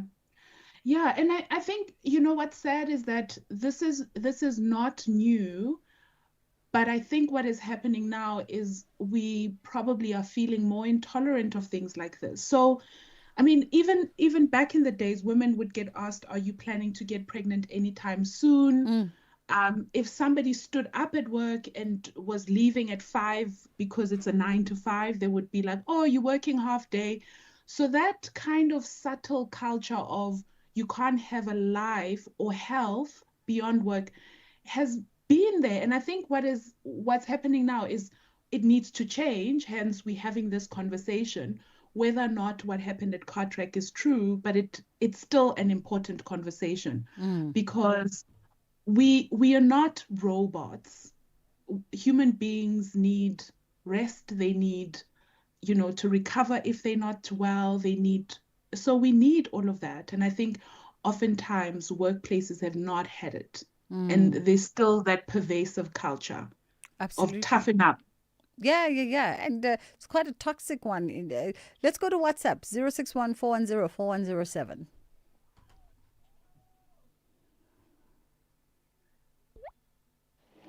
Good day, Bridget. This is Simi. You see, the thing is like this. Workplaces do care about employees' well-being, wellness. But the difference here is that they care about employees' wellness based on which position in the company they occupy. Say like a retailer will care about the wellness, the well-being of their store managers, their directors, financial managers. But if you're a cashier, you're a merchandiser, your wellness doesn't care. For them, you're just a tool because you can easily be replaced. If you die today, tomorrow they'll replace you with someone. But if you're someone who holds a critical position, then they will care about your wellness. That's how things work. It's about a hierarchy of whose wellness is more important than the other. It's anonymous somewhere around South Africa. I'm a truck driver. You know the situation that we are working on. As we speak now, I climbed on the truck on the 11th. And now I'm approaching the next month, 11th. Working Sunday to Sunday, passing Sundays as if nothing happened. You don't get that incentives that you qualify to get, since while you will be working on Saturdays or Sunday. Even if you ask, they will tell you about, now we don't have the other drivers that can take that truck. Now we need to push. I've been asking for enough, and it's painful. Because some other times when you phone, the controller will be telling you, maybe you phone in the afternoon, he'll be telling you that I'm just trying to put my child to sleep. I'll phone you back. And something crosses your mind, asking yourself that he's busy with his kids. What about mine? It's very painful. But what can you say? Then our government will be saying, the South Africans don't want to work. What are we doing now? It's so sad. Thank you. It really is a sad situation. Julia, as we begin to wrap it up, I know that we used the same line for the other voice note, so you didn't hear it, but he spoke around the fact that if you're a bottom line employee, a cashier, a packer, you pretty much are dispensable to a company. You're just a number. And so there's a sense of them not caring. But if you are in a strategic role and position, there's more care and concern and consideration for your well-being. And he says it really is hierarchical how these things work at times. 100%. 100%. I think a company won't in South Africa blatantly mistreat you because of our laws, but that is 100% true, that the higher you go in an organization, the more you much more protected, and your culture and your experience of the workplace is much more easier, fairer, and you get those benefits that are normally written. I mean, it's not always easy, but it's true. That's been my experience when I work in organizations. The lower you are, the harder things are. And the truck driver, I heard that one. I mean, it's so dangerous to drive when you're exhausted for a whole month. I mean, it puts that person in a dangerous situation. So then we'll hear in the news that a truck driver, hits other cars. And so it's such high risk that some people are being put through. Absolutely. It's very sad. We definitely need, I don't know what it is, tighter eyes and check-ins, or maybe just a little injection of compassion to people who lead organizations and who manage people within those institutions. We have to leave it there for this afternoon. That was Julia Makubela, Leadership Development Practitioner. It's 2:30. It's time for the headlines with Ondel, and then we'll get into our children's programming. Thank you, Bridget. On the news headlines, the Madlanga Commission has heard evidence suggesting that individuals linked to the 2021 Eratin cocaine investigation may have had access to confidential shipping information. The LFP has suspended 4 senior leaders in a suspected purge of supporters of its expelled KwaZulu-Natal chairperson Balishinga, and disaster officials say this week's priorities in the flood-hit areas of the Guardian Route and Little Karoo regions in the Western Cape will focus on accessing cut-off communities and to assess damage to roads and other infrastructure. Top of the hour. Bridget Masinga, weekdays on The Full Circle. This program is brought to you by SABC Education. And if you miss any of our programs, you can catch up anytime on the SABC Plus app or on the SABC Plus website, www.sabcplus.com. Brought to you by SABC Education. Enriching minds, enriching lives.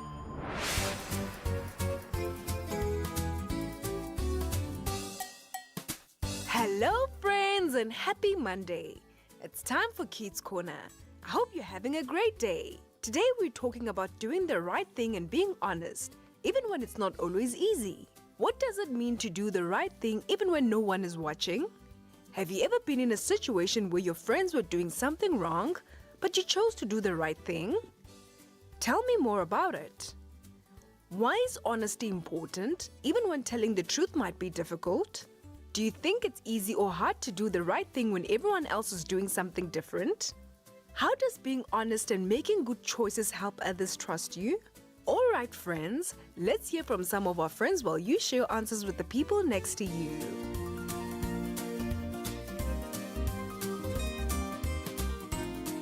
Hi friends, my name is Isakanya Nguli in grade 5C. I am in Brixton Primary School. I am 10 years old. Doing the right thing means making good choices even when no one is watching. It shows your true character.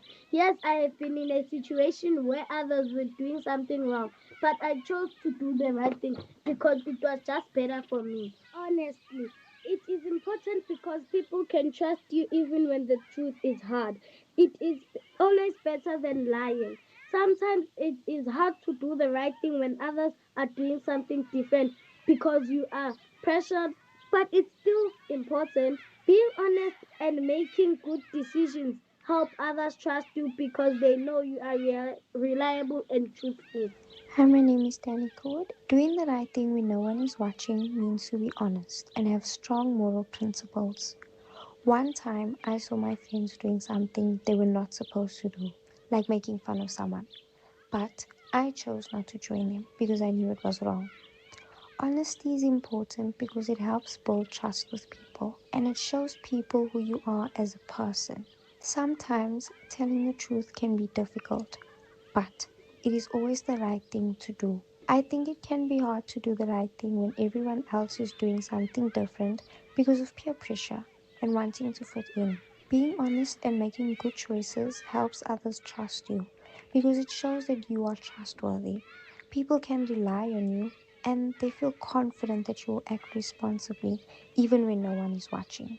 Thank you. Hello everybody, my name is Karawa. What it means to do the right thing even when no one is watching means staying true to yourself and doing what you know is right and what you know is acceptable. I have never been in a situation where my friends were doing something wrong because we've always been able to hold each other accountable whenever something goes wrong, which means that we've all basically learned from each other, so we choose not to do things that are wrong. Why I think it's really important to be honest and telling the truth when it's difficult is because it gets you out of way more harder situations or things that could possibly ruin your future. I don't think it's easy for people to do the right thing when someone is doing someone different because of being peer pressured by people around you and always wanting to fit in around people around you. How being honest and making good choices helps others trust you is because they learn from your decision making, they learn from your mistakes, and they see how much of a person you've grown into. Well, thank you for listening. Bye. Hello, beautiful people of Mzansi. My name is Lwanzi Shlongwane. Doing the right thing, even when no one is watching, means making good choices because they're right, not because someone might see or reward you. Yes, once one of my friends wanted to copy homework, but I chose to do my own work because I knew it was the honest thing to do. And it's also very unfair on my part for me to put in my hard work and effort into something, and then someone just comes and they expect to write that work and make it look like it's their hard work and effort. Sometimes telling the truth is very difficult, but honesty is super duper important because it helps build trust and shows good character. Even when the truth is difficult, it is usually so much better than lying, and it gets you into less trouble. I think it's not very easy to do the right thing when everyone is doing the wrong thing, because especially in our adolescent years, we really care about fitting in. The older you get, the more you realize that fitting in is not all that at all, and it really puts you in very uncomfortable situations where you do things that you would never do, but because you want to fit in, you're doing these things, and that's not real at all. Being honest and making good choices helps other people trust you, because people know that they can rely on you because you tell the truth and always act responsibly. Hi everyone, my name is Melissa Zondo. I am a learner from Brixton Primary School in grade 7A. Doing the right thing when no one is watching means being an honest person and not needing to be applauded for your good deeds. Yeah. I have been in a situations where my friends were doing something wrong and I chose to do the right thing. Honesty is important even when telling the truth might be difficult, because it sets you free. The truth sets you free, and it just helps you be a better person and more honest. I think it's hard to do the right thing when everyone else is doing something different, because the peer pressure may get to you and it may be hard to do the right thing, but yeah, it's hard. Being honest and making good decisions helps people trust you, because they know that you are honest and you don't do bad things. Good day, friends. My name is King David Eze, and I'm currently 12 years old. What does it mean to do the right thing even when no one is watching? It means you must do the right thing because you may see no one is watching, but of course, the Almighty Father in heaven is watching. Yes, I have been in a situation where my friends were doing a wrong thing, but I chose to do the right thing. The reason why honesty means you must do the right thing and is very important is because what if you lie and the person finds out, it will just make the situation worse. Yes, I think it's easy to do the right thing when everyone else is doing something different, because I will still take count for it in heaven in the last days. The way being honest and making good choices help others trust myself is by telling them that I'm trustworthy and I can't lie, and they know that I won't make problems worse by lying and the opponent figuring out I'm lying. Thank you all. Hi everyone, my name is Alanda Mzabe. I am 12 years old. Yes, I've been in a situation whereby my friends were doing something wrong, but I chose to do the right thing. I think it's very hard, but sometimes easy to do the right thing when everyone else is doing something different. Why? Because some people have negative peer pressure. People cannot trust you if you are a person who does not be honest, because people are scared, be afraid to play with you, thinking that you will lie with no reason. Thank you, everyone.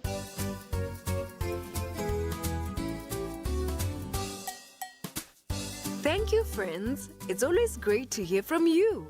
And to our friends listening, I hope you shared your answers with the people next to you. We often hear people talk about doing the right thing. But what does that really mean? Doing the right thing means making good choices, being honest, and behaving responsibly even when nobody is watching. True character is shown by the choices we make when no one is there to reward us or correct us. Sometimes we may find ourselves in situations where our friends are doing something they should not be doing. It can be difficult to stand apart from the group because we all want to fit in and be accepted. However, being a good friend does not mean following others when they are making poor choices. Real courage is having the confidence to say no, walk away, or choose a better path even when it is unpopular. Honesty is one of the most important values we can develop as children. Telling the truth is not always easy, especially when we are worried about getting into trouble or disappointing someone. You should understand that truth is something you earn through your actions. When you're honest, keep your promises, admit your mistakes, and make responsible decisions, people begin to trust you more. Parents, teachers, friends, and family members feel confident knowing that they can count on you to do the right thing. Doing the right thing and being honest are habits that grow stronger with practice. Every time we choose honesty over lying, as children, we may not always get everything right. But if we keep trying to make good choices and learn from our mistakes, we will grow into trustworthy, respectful, and responsible adults. In the end, doing the right thing is not about being perfect. It is about choosing to do our best even when it's difficult. That's it for today, friends. See you next time.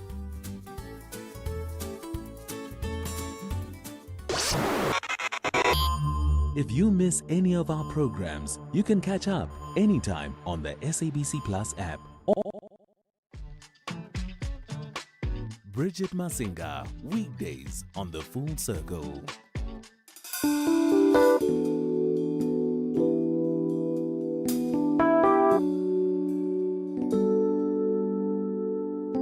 I believe in love.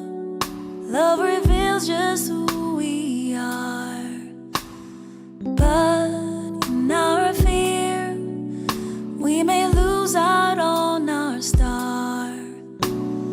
Love brings us closer while fear tears us apart. Love sets us free, but our fear will keep us frozen. But ooh, I'm a believer. Ooh, I'm a believer.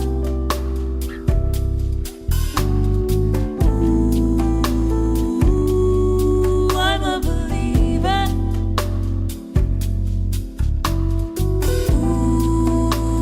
Ooh,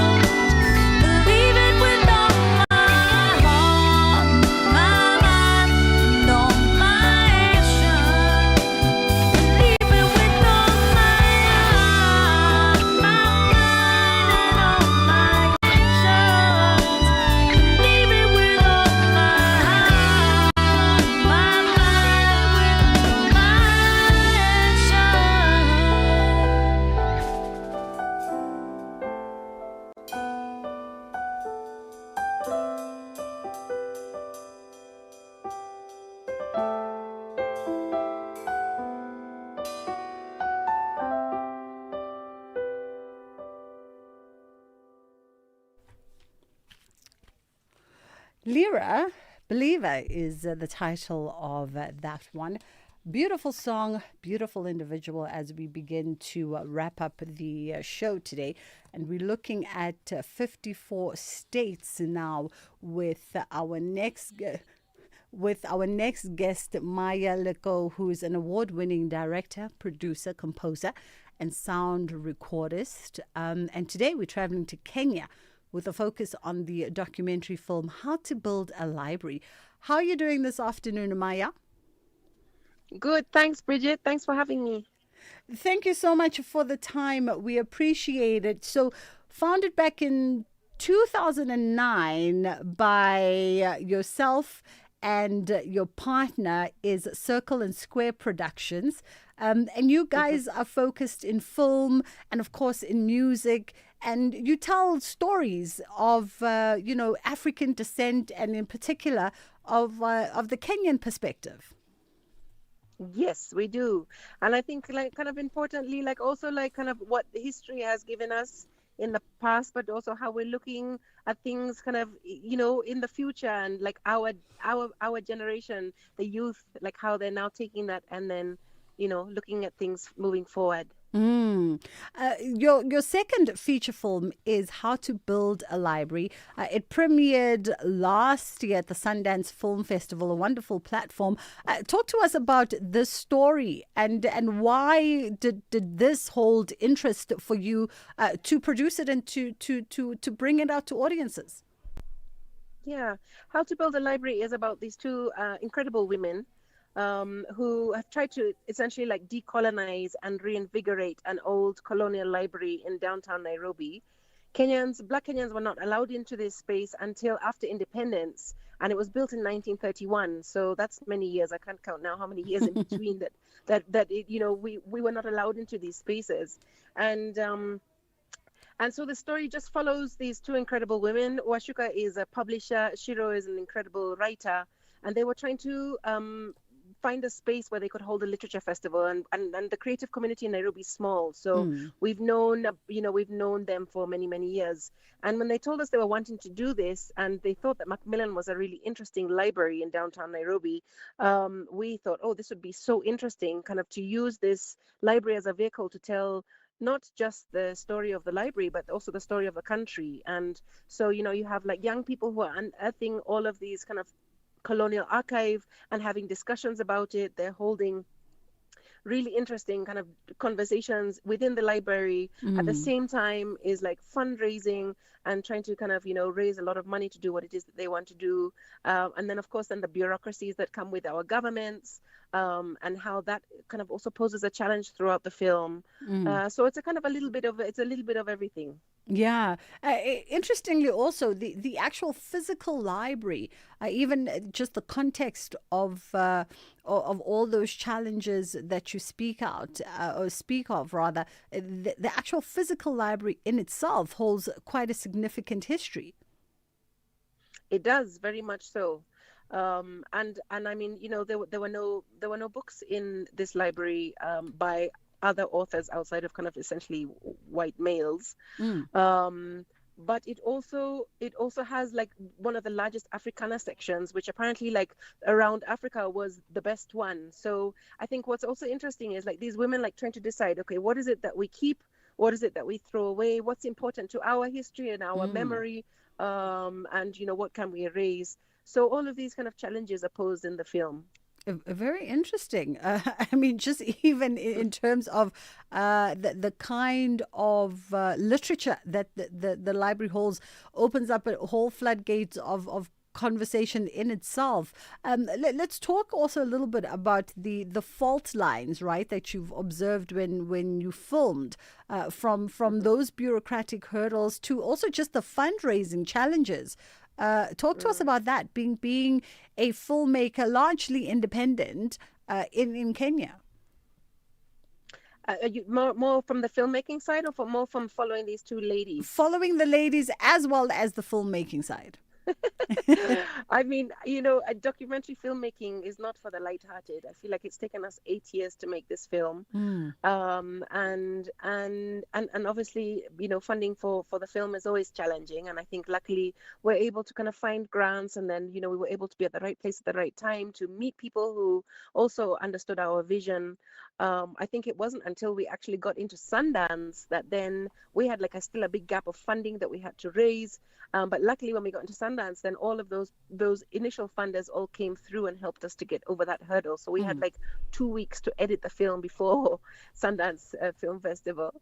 And I think also for the library, for the ladies who are trying to reshape this library, it's what are they trying to do and how are they trying to raise funds? And they're trying to put in some really interesting programs. They're trying to kind of do structural changes and fixes, as well as then also psychological. And I mean, that obviously all takes an incredible team. They have a really wonderful team of young people who are behind all this, but it also takes financing to not just for the employees, but also to do the things that they want to do.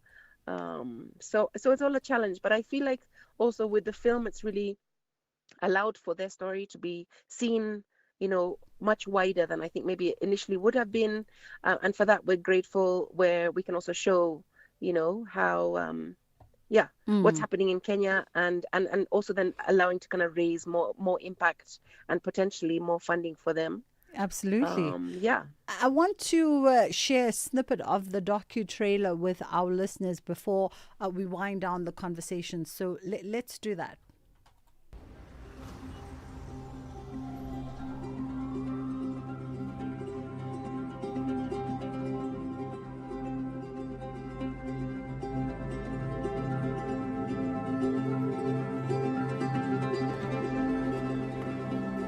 Do you guys smell books?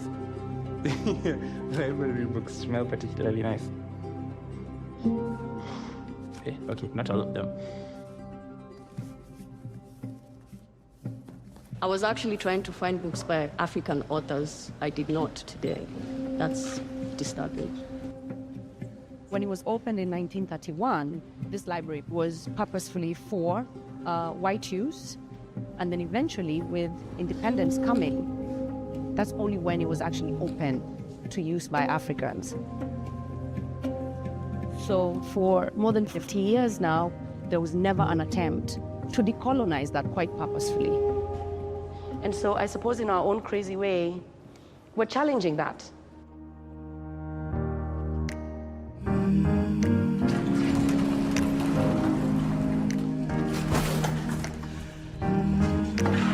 Hapa mtafanyaje sasa? Kuleta vitabu, makompyuta, ma wifi, tuweke choo. By when? Tafuta do kwanza. Just a snippet of the trailer of the film, the docu-film, How to Build a Library. As we wind down, Maya, just perhaps in closing, what are you hoping to be the greater impact of the story to people around the continent and by extension, of course, just globally, the global community? I think, these two women, and like just their resilience and their resistance to really try and make something possible for better for the public. I think as a blueprint, this could be used across the country, and we've screened in over 70 festivals worldwide. And something that always comes up after the film is that there's people, there was a Caribbean lady, there was a Moroccan man, people who have similar histories who came up to us and had very similar problems of what they were trying to do, either creating a library or a school. So I feel like this film can also really be used as a blueprint to be able to maybe, I don't know, inspire or aid or something for people who are trying to do similar things in these similar countries with similar histories. And I also feel, it's not just a vanilla story of these two women and what they're doing. It's also the librarians. The librarians have been there for many years. They're employed by the government. So there's also friction that happens between these young women and the librarians. And then, of course, as I said, kind of government. So it's how do all of these communities get together and be able to maybe speak about like making things easier for people and for the public, allowing for us to be able to have access to things that maybe we wouldn't necessarily have access to. So those are the main things. And then of course, like highlighting the library as much as possible for them to get the funding that they need to be able to finish the work. Absolutely. Well, it sounds like an incredible project, and no doubt we're going to get inquiries from listeners as to where they can view it. That was Maya Luko, who is the award-winning director, producer, and composer around this one, How to Build a Library. It is a docu-series that has showcased around the world. We're going to take a quick pause. We come back. We get straight into Madlanga Commission. This is the Madlanga Commission update on SAfm. So it's day 115 at the Commission of Inquiry into Corruption, Criminality and Political Interference in the country's criminal justice system that includes police, intelligence and the judiciary. And today we saw Hawks Officer Lieutenant Colonel Joseph Sibola continuing his testimony. We're going to reflect back on some of the highlight moments from that. And looking at the time, that's where we're going to leave it from our end. Ashraf is coming through with a wrap up just before 6 p.m. And of course, Ondelambana is bringing the top of the hour news. Concerned by the contact of certain senior police officers and the role they played in the crime scene, based on the information that I've... Was assisted by Warrant Officer Mkhana and Warrant Officer Pakula. The truck was then escorted to its destination at Aretin, where it was opened by the owner. The police searched the container and drugs were found in the container. The driver of the truck and the person who were to receive the whole cargo were placed under arrest. However, the Hawks members arrived at the scene and the member who recovered the drugs were later arrested. The driver and the owner of the cargo were then released. All right. I will raise my concern with you with this description, and then you can comment if you want. Okay. And my concern really is that it does not seem to capture the heart of the... My experience, the extent of their involvement in this operational activities was unusual and raised concern in my mind regarding the nature and purpose of their participation. As a result, their level of involvement created doubts and prompted questions as to whether their actions were entirely consistent with the expected role and responsibilities. Who are you referring to specifically? Commissioners, you can be aware that I was confronted with a certain statement, that of General Khan, and of which, when I was on my own going through the docket, I asked myself, does this man know how the scene could be handled? Because had he approached the scene the way it was supposed to be, we were not going to be confronted with this level of questioning, commissioners, because that should have been resolved right away on the scene. But based on their interferences and other things, what was supposed to be a good case has been lost. That is my view, commissioners. Just to read, and then, Commissioner, we know one senior official that you have mentioned and that we know was on the scene, General Khan. Who else? Because you speak in the plural. Who are these senior officials? I'm aware that General Kadwa was present on the scene. I'm aware that General Kalakala was on the scene. But one can ask what role were they playing, but except for that of General Kadwa to say, I was sent...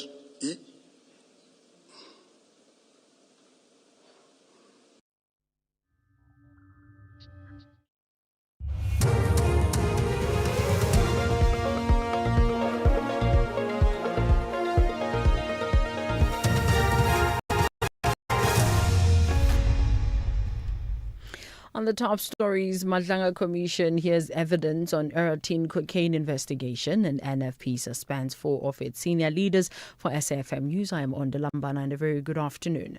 The Madlanga Commission has heard evidence suggesting that individuals linked to the 2021 Eritrean cocaine investigation may have had access to confidential shipping information.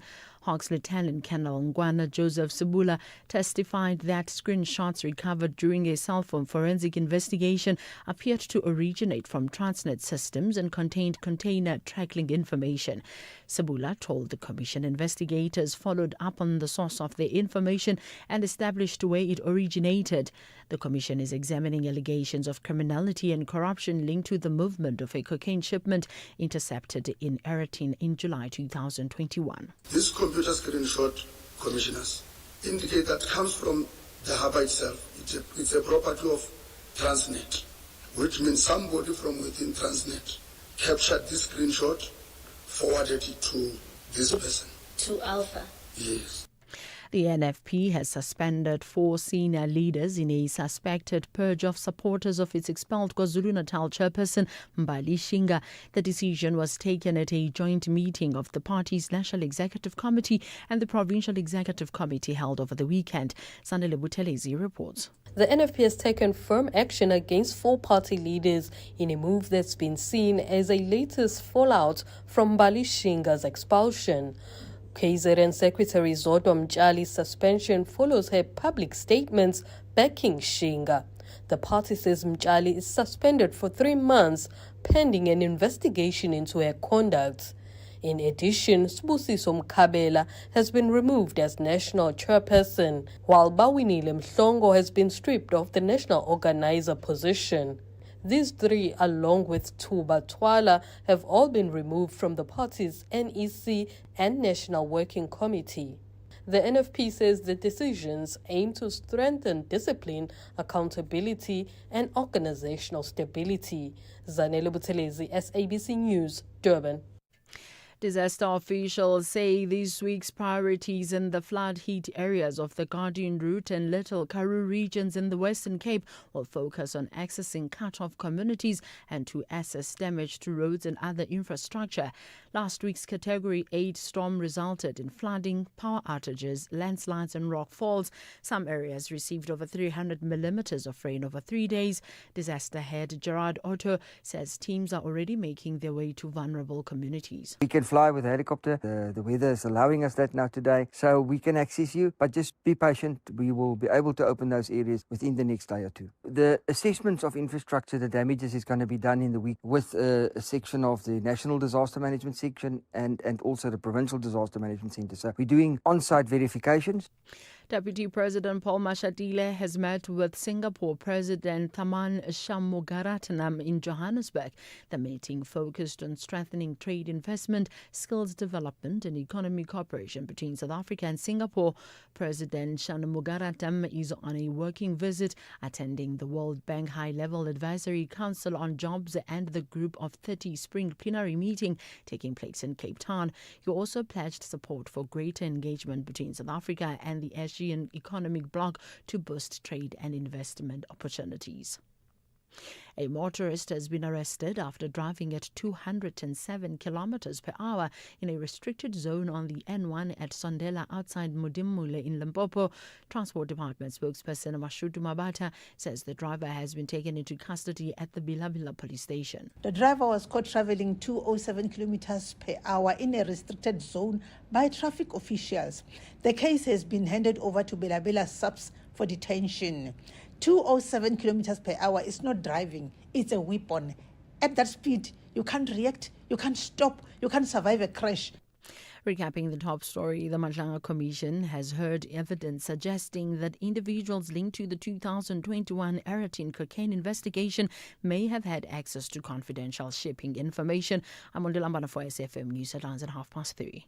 50 years later, Youth Month. The Voices. Reflecting on back what we had then is the fact that yes, we have education now, but stuff like education being free is one of the struggles.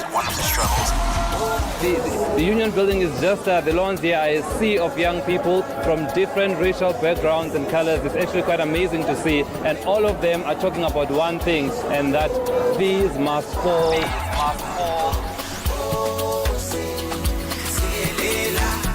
From the class of 1976 to the generation of TikTok, AI, and unemployment, the conversation continues on SAfm, leading the conversations that move us. In sports this hour, Bruce says that Bafana still have a lot to do ahead of opener of the World Cup. Eriksson stable after latest health scare, and Preston seals memorial crown in playoff drama. More details at 3:30.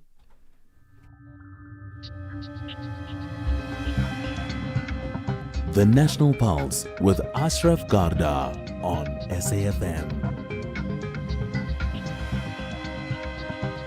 You're listening to the National Pulse, weekdays 3 to 6 p.m.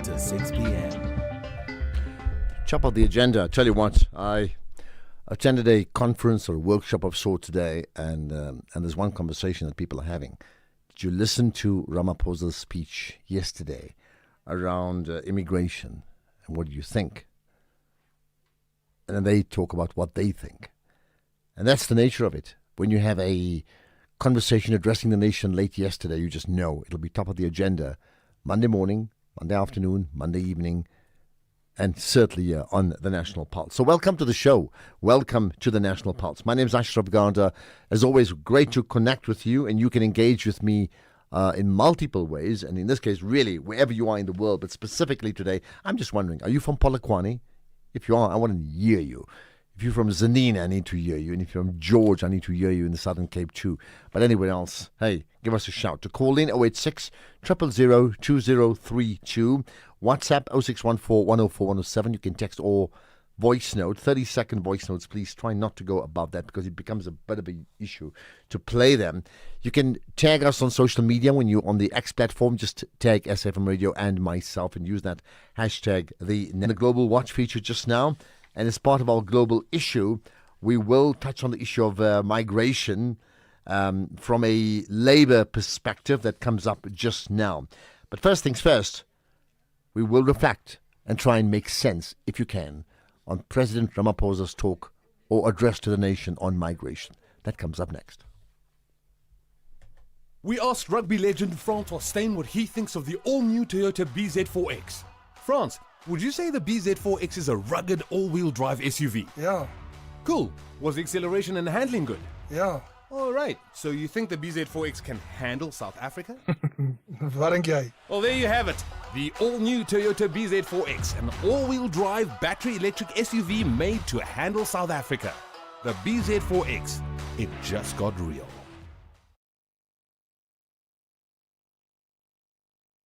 The National Pulse, weekdays 3 to 6 p.m. So how about you doing just that? Use one word to describe President Ramaphosa's address to the nation on migration issues yesterday. Just one word. You can talk more, but I'd like to get the one word. Let's hear from you right away. Now, lots to consider coming out of that. He said lots of things. He spoke about the state moving to tighten enforcement. In fact, taking accountability and owning up largely, and I'm paraphrasing, that they'd messed up because ultimately the state are responsible for the border management and implementation and management of migration. So if they haven't done that, and we talk about it now, that's where the problems are. That's the causes. That could well be the solutions, maybe. He also spoke about government not allowing groups to hijack the issues of illegal migration, and that would incite violence in the country. Let's get reaction on this with Professor William Gumede, who was a governance expert, founder, chairperson of Democracy Works Foundation. Prof. Gumede, William, good to chat with you. Thanks for connecting on the National Pulse. Good afternoon, and good afternoon to listeners. Thank you. Happy to speak to you. Absolutely. Now, of course, I've asked listeners to use one word to describe their reaction to Ramaphosa's addressing of the nation on migration. I'll start with that with you. One word? He had to say something because, up to now, the central government was very, very quiet because it is a crisis. I mean, we're facing a crisis. So the fact that he gave a 5-point strategy to work on now is just, the devil is in the detail. Is it going to be implemented with real resolve? It's going to be the issue now. So therefore, your one-word emotion, I mean, when you heard it, what you felt, just in one word? It is, it's difficult to put it in one word, one word these days because, it's all good talking. And we know we have a talking government and unfortunately also a talking president, but we often see very little action. So one word, it is long overdue. But we now need to see action. Although, the record of government action so far in the past, is not that great. All right, we'll take the long overdue as one word anyway, right? I suppose if the purpose of the address was to reassure the nation as to the state of South Africa managing migration, who is in control, who sets out the rules, who manages the processes, who's in charge, then that would have been the purpose. Did the president succeed in doing all of that? Again, it's not as simple as whether he succeeded or not. It was important that he make a statement. So that was very important. He has done that, right? Because he has disappeared last couple of weeks in this crisis. Secondly, he had to assert, which is very important to the president, to assert the state's control over the rule of law, because in this, what we've seen the last couple of weeks, we have seen vigilantism, violent vigilantism. So when a state sees that, experience that sort of thing, it appears that the state has lost control and the country is in total chaos. The rule of law is gone. So that is why it was important that the president make a statement. And now, absolutely, we have to see the implementation. And again, the devil is in the detail of the implementation. I've been actually worried more that the president, facing an impeachment procedures and so on, that the president may become, is a lame duck, not may become, but is a lame duck. So, and that is why, a vacuum has been opened up in our political space in South Africa. That is why extra parliamentary groups and so on can weaponize this migrant crisis in South Africa for their own political ambitions or personal ambitions, because of the vacuum that has opened up in South Africa at the center of South Africa's politics. The fact that President Ramaphosa is focused and will be focused on trying to survive this impeachment process, and also the other bigger context is that the ANC as a party is in decline, and it is fighting its own internal battles around its own succession and so on. Let's then talk about, you mentioned the word devil in the detail maybe twice or thrice already anyway, right? In terms of some of the specifics, what did he say in terms of specifics, and what do you think holds? What can work and hold or what can't? I think the first thing, just in terms of, strengthening border security, that's an absolute basic. It's also a public service issue. The broader public service have failed to operate effectively, and the border management system, the security system is part of the broader public service and also the broader police. So that's a very clear goal. The second one is stamping out corruption within the immigration system, because we can all talk and blame illegal and undocumented foreigners in South Africa, but corruption in the system allows all of that. And secondly, is also inefficiency and incompetence in the system. If you have corruption, you've got incompetence in the public service, then you can't often blame the people that exploit the system, because there's corruption or incompetency. Documents take years to be processed and so on. So the president at least said he's going to do that. And the other one is, working with other African countries to tackle the problem. That really is a big issue, because our crisis that we're sitting here with our migrant crisis is because of other African countries that are either autocratic or they're either incompetent or they're either corrupt. Then it forces their countries to come here. Now there's another part that is missing that the president did not say is, with the ANC as the dominant party has often supported undemocratic African countries, corrupt other African countries. Yeah.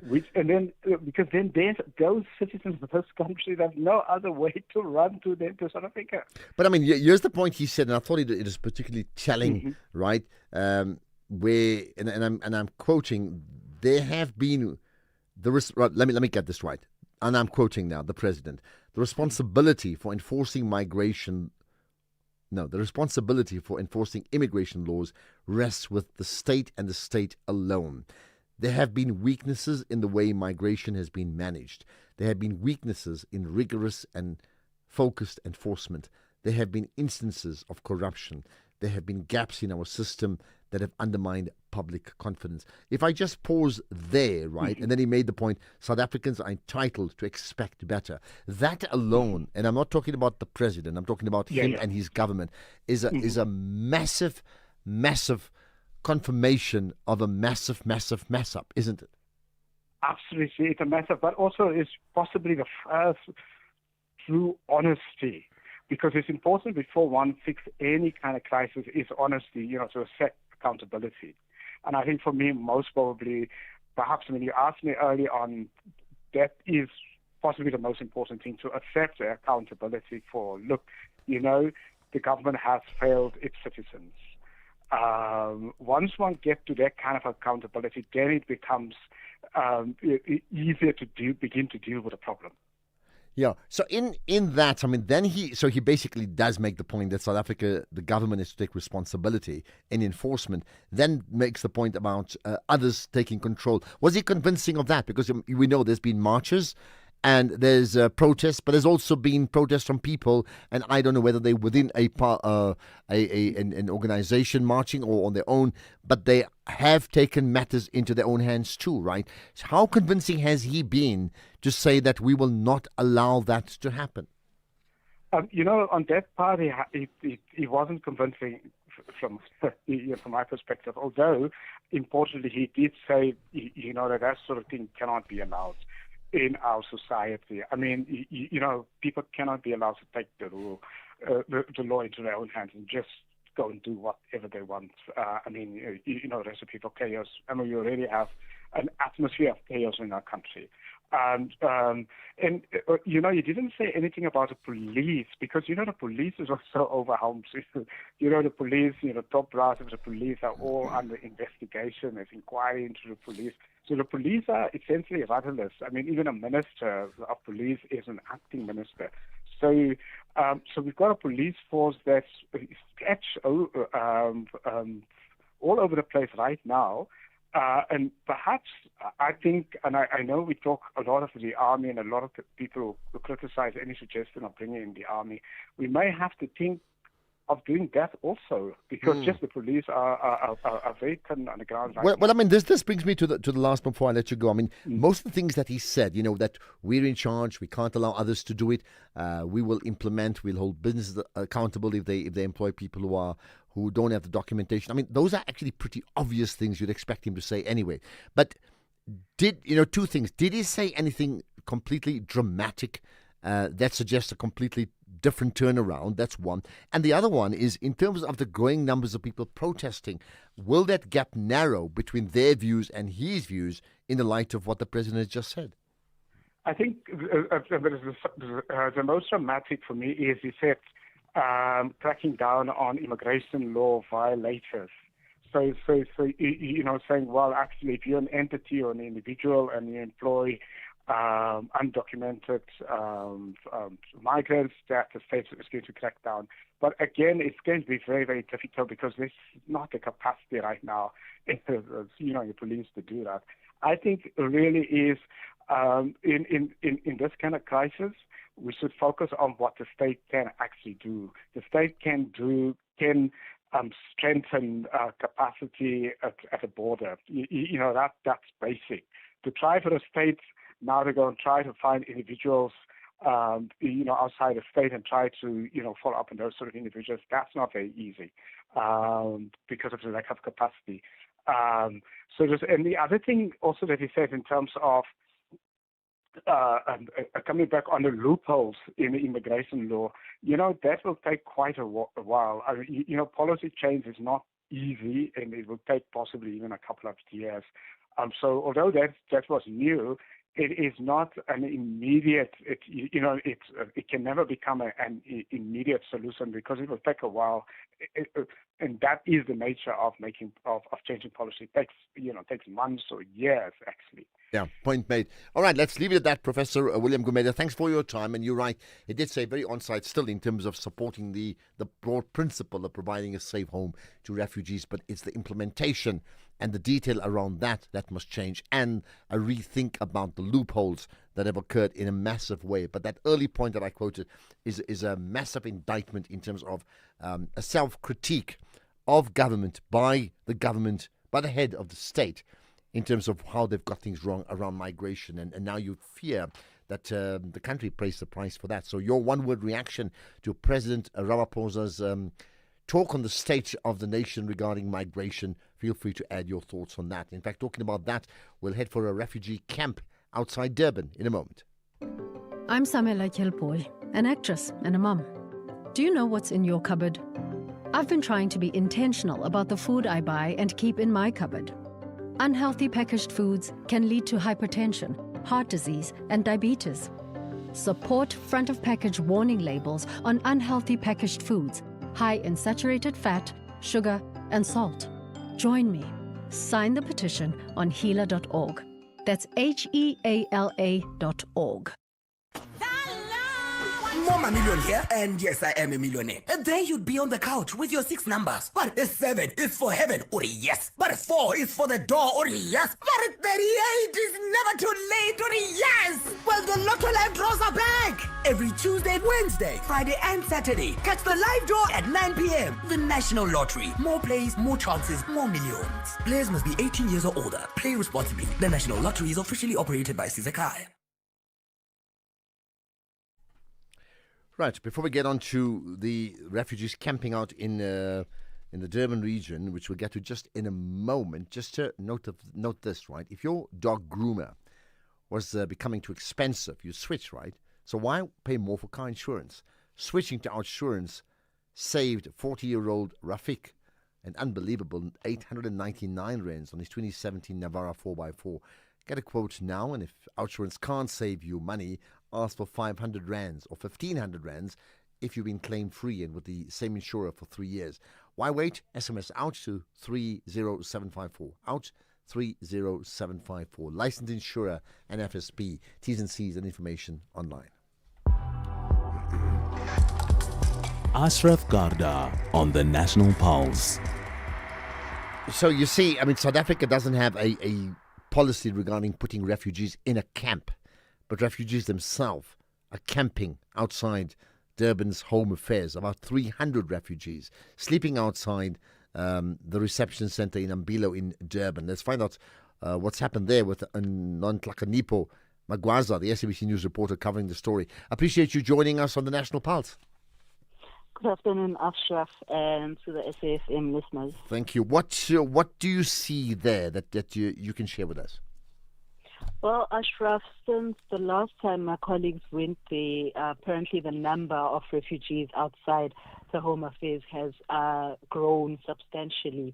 When we were speaking to them this morning, they said that it's some of the refugees from Escort who also came down because they feel safer here. They're saying that it's safe in numbers and instead of living individually. You'd remember, Ashraf, that 2 weeks ago there were looting incidents up at Escort. Foreign shops were looted by locals because they were supporting or allegedly supporting the mayor who was taken to court by foreign committee because he closed the shops in that area, and they believed that it was illegal for him to close the shops. So now all the foreign nationals or refugees in that area have now come down to camp outside the refugee center here in Umbilo because they say it's safer to be with other refugees than to be alone up in escorts. And what has been, amongst these refugees, have you had a chance to speak to them? They may have heard the president's address last night. Well, we did speak to their leader and asked him about how they feel about the president's address last night. Well, what I can tell you, Ashraf, is that they said that they're not happy about the president's address. They're saying that the president did not act as a leader. What he said yesterday does not actually talk to their current situation. They are saying that what the president is saying, that he wants to build refugee camps closer to the border, well, it does not address the situation now because they don't even have refugee camps here in South Africa. So the president must come down and be in touch with what with reality actually of what's actually happening in his country. There are no refugee camps. That's why they are camping outside the refugee center in Umbilo, the Home Affairs Refugee Center in Umbilo. They're saying that his address as well does not speak to the current situation that they are facing. They mentioned the living conditions that they are currently living under. There are no toilets, they can't bathe. The children are sleeping outside. It's winter now, Ashraf, and they're saying that government is just brushing things off. They're not tackling the core issue of the issues here in South Africa. Yeah. What about, there's been protests daily for people in support of foreign nationals leaving the country if they're undocumented and by the 30th of June. Have you had a chance today, for example, when you've seen these people camping out in Umbilo to speak to South Africans about what they see in front of them? Yes, we did, Ashraf. We spoke both to the refugees, we spoke to South Africans, we spoke to March and March as well to get their view about what the president said. When we were speaking to ordinary South Africans, the opinion is divided. Some are saying that they shouldn't ban all foreigners with one bandage, saying that out of 100, only 20% are rotten fruits. They shouldn't send everyone away because some of them are here legally and some of them are contributing to scarce skills here in South Africa. They are adding to the job market here in South Africa, and some of them are here genuinely because there is violence in their country. They are here to seek shelter because of what's happening in their countries. However, some of them are just saying that enough is enough. There are just too many foreigners in our country, and whether they are legal or not legally here, they are saying that they should just go back to their country and tighten the borders here in South Africa. And that the president as well, his speech came a little too late for them because all these marches have been going on for close to 3 weeks, if not more. And it's only now that the president is speaking. And they were also saying that the deadline is here. It's the 30th of June. And the refugees are saying that the president did not touch on that. What's going to happen leading towards the 30th of June. He just spoke about tightening security. He spoke about refugee camps. He unlikely admonished or told people not to act lawlessly, and only authorities are allowed to check for whether or not a person is documented or not documented. But they're saying that the president is just not acting like a leader. Okay, point made. Let's leave it at that. Non Tlakanimpo Magwaza, SABC News reporter, covering the story of 300 refugees sleeping outside the Home Affairs Refugee Center in Umbilo in Durban. 3:30, here's the news headlines with Ondela Mbana. Thank you, Ashraf. On the news headlines, Crime Intelligence Deputy Head Major General Feroz Khan has withdrawn 2 urgent court applications at the High Court Johannesburg. the Madlanga Commission of Inquiry. The Madlanga Commission has heard evidence suggesting that individuals linked to the 2021 Eratin cocaine investigation may have had access to confidential shipping information, and disaster officials in the Garden and Little Karoo region of the Western Cape say the recent storms that ravaged the area will teach them how to better manage incidents like these in the future. A full update follows at the top of the hour. Call SAFM now on 086 000 2032.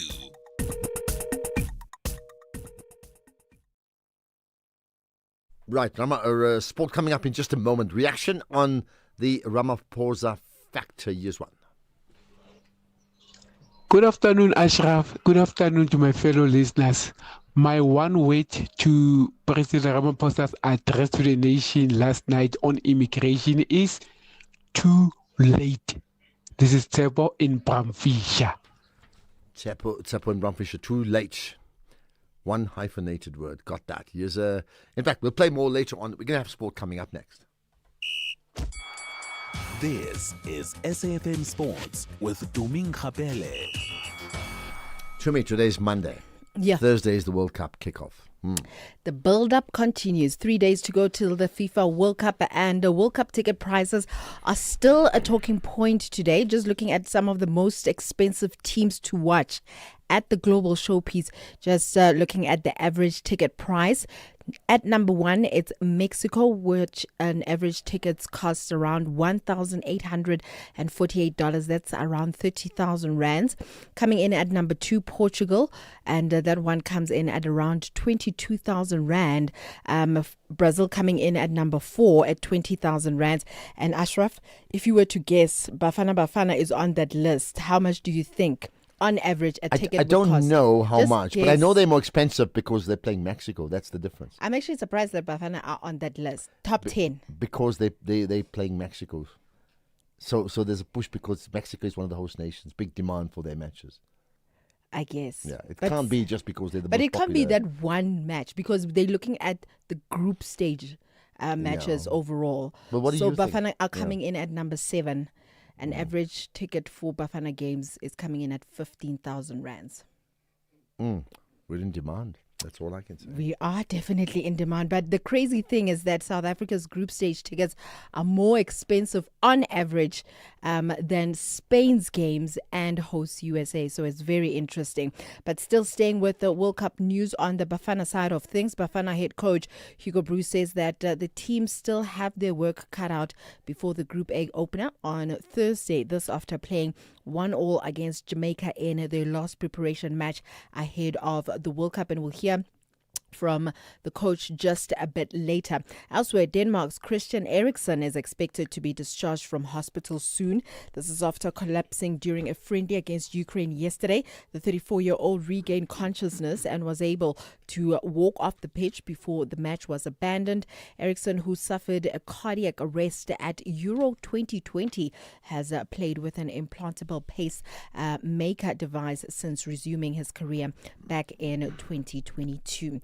Then in terms of netball South Africa have confirmed that the SPAR Senior Netball Championships will return to its traditional August slot for the first time in 3 years, with Cape Town set to host the tournament. Netball South Africa CEO Adam Brooks says that the preparations are underway and the event will once again coincide with Women's Month. Players and coaches had raised concerns about the extreme heat when the tournament was staged in December, and Brooks confirmed that their feedback was heard. He also revealed that new sponsorship deals are being finalized with hopes of adding 3 more partners before the year end, while the exact venue is yet to be announced. And NSA have already inspected a Cape Town school and are very satisfied with the facilities so far. Ending things off with tennis, Serena Williams says that she's not putting no pressure on herself to win as she mounts a career comeback this week, with the 44-year-old who once dominated her sport returning to competition for the first time in nearly 4 years. The 23-time major champion says that winning is not her biggest priority when she takes to the court at the Queen's Club Championship with doubles partner Victoria Mboko, a Canadian 25-year-old 25 years her junior, with a chance to compete again her own reward. Now, Williams, who won the last of her 23 Grand Slam singles titles back in 2017, also told reporters that she had a change of heart since shooting down earlier reports of a return. She wanted to come back, and then she was like, nah, I'm not going to come back. But now she's like, you know what, let me just do it. I think at the end of the day, a lot of people are really happy to see her back in the courts. With that said, it is a wrap from my side for now. I'll have more in the next hour. Perfect. So there we are. So we got 3 days to go. I mean, you do know that under this current system, if you got 3 points out of 9 potentially, you could still qualify for the next round. Yeah. So, and maybe even 2.5, if I can say 2.5, right? If you're pushing it, you could still even qualify. That's one of my biggest gripes of this thing, that everybody can qualify, which means it's a case of not who qualifies for the knockout stages, who doesn't qualify for the knockout stages. So I guess perhaps it might be difficult to predict who's going to make it to the knockout stages. Or no, it's maybe more. It's easier to predict who's not going to qualify. It's more. Put it this way: it's difficult to not qualify. It's difficult to not qualify for the knockout stages, and if you don't qualify for the knockout stages under this system, really, just keep quiet. Look, and I'm not suggesting any team here. I'm just saying just keep quiet. At the end of the day, we're wishing Bafana really does well this time around. Absolutely. The last time we celebrated before, we remember that, 2010. We must celebrate afterwards, and I hope we do really good. I really hope. In case you missed it. How do you distinguish between xenophobia and anti-immigrant sentiment, and why are those two things not the same? So how are they related but not the same? So xenophobia is prejudice. It's a form of prejudice centered on foreigners. From the term xenos, foreign, and phobos, to fear or sometimes hatred. So xenophobia is a form of prejudice, much in the same way you have homophobia or racism. Dr. Stephen Gordon is with the Human Sciences Research Council. That was National Briefing with Kathy Mutlatlana. 50 years later, Youth Month, The Voices. It was not a racial war at all. It was the black students against the system.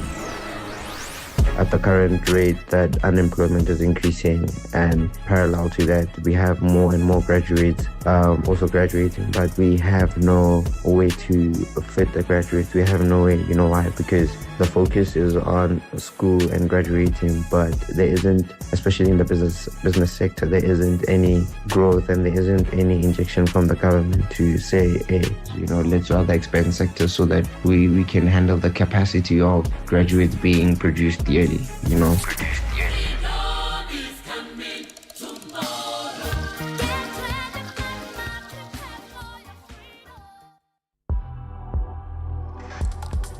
Ashraf Garda on the National Pulse. Well, as always, what we look for is reaction. One word to describe Ramaphosa's migration address speech. Let me hear it.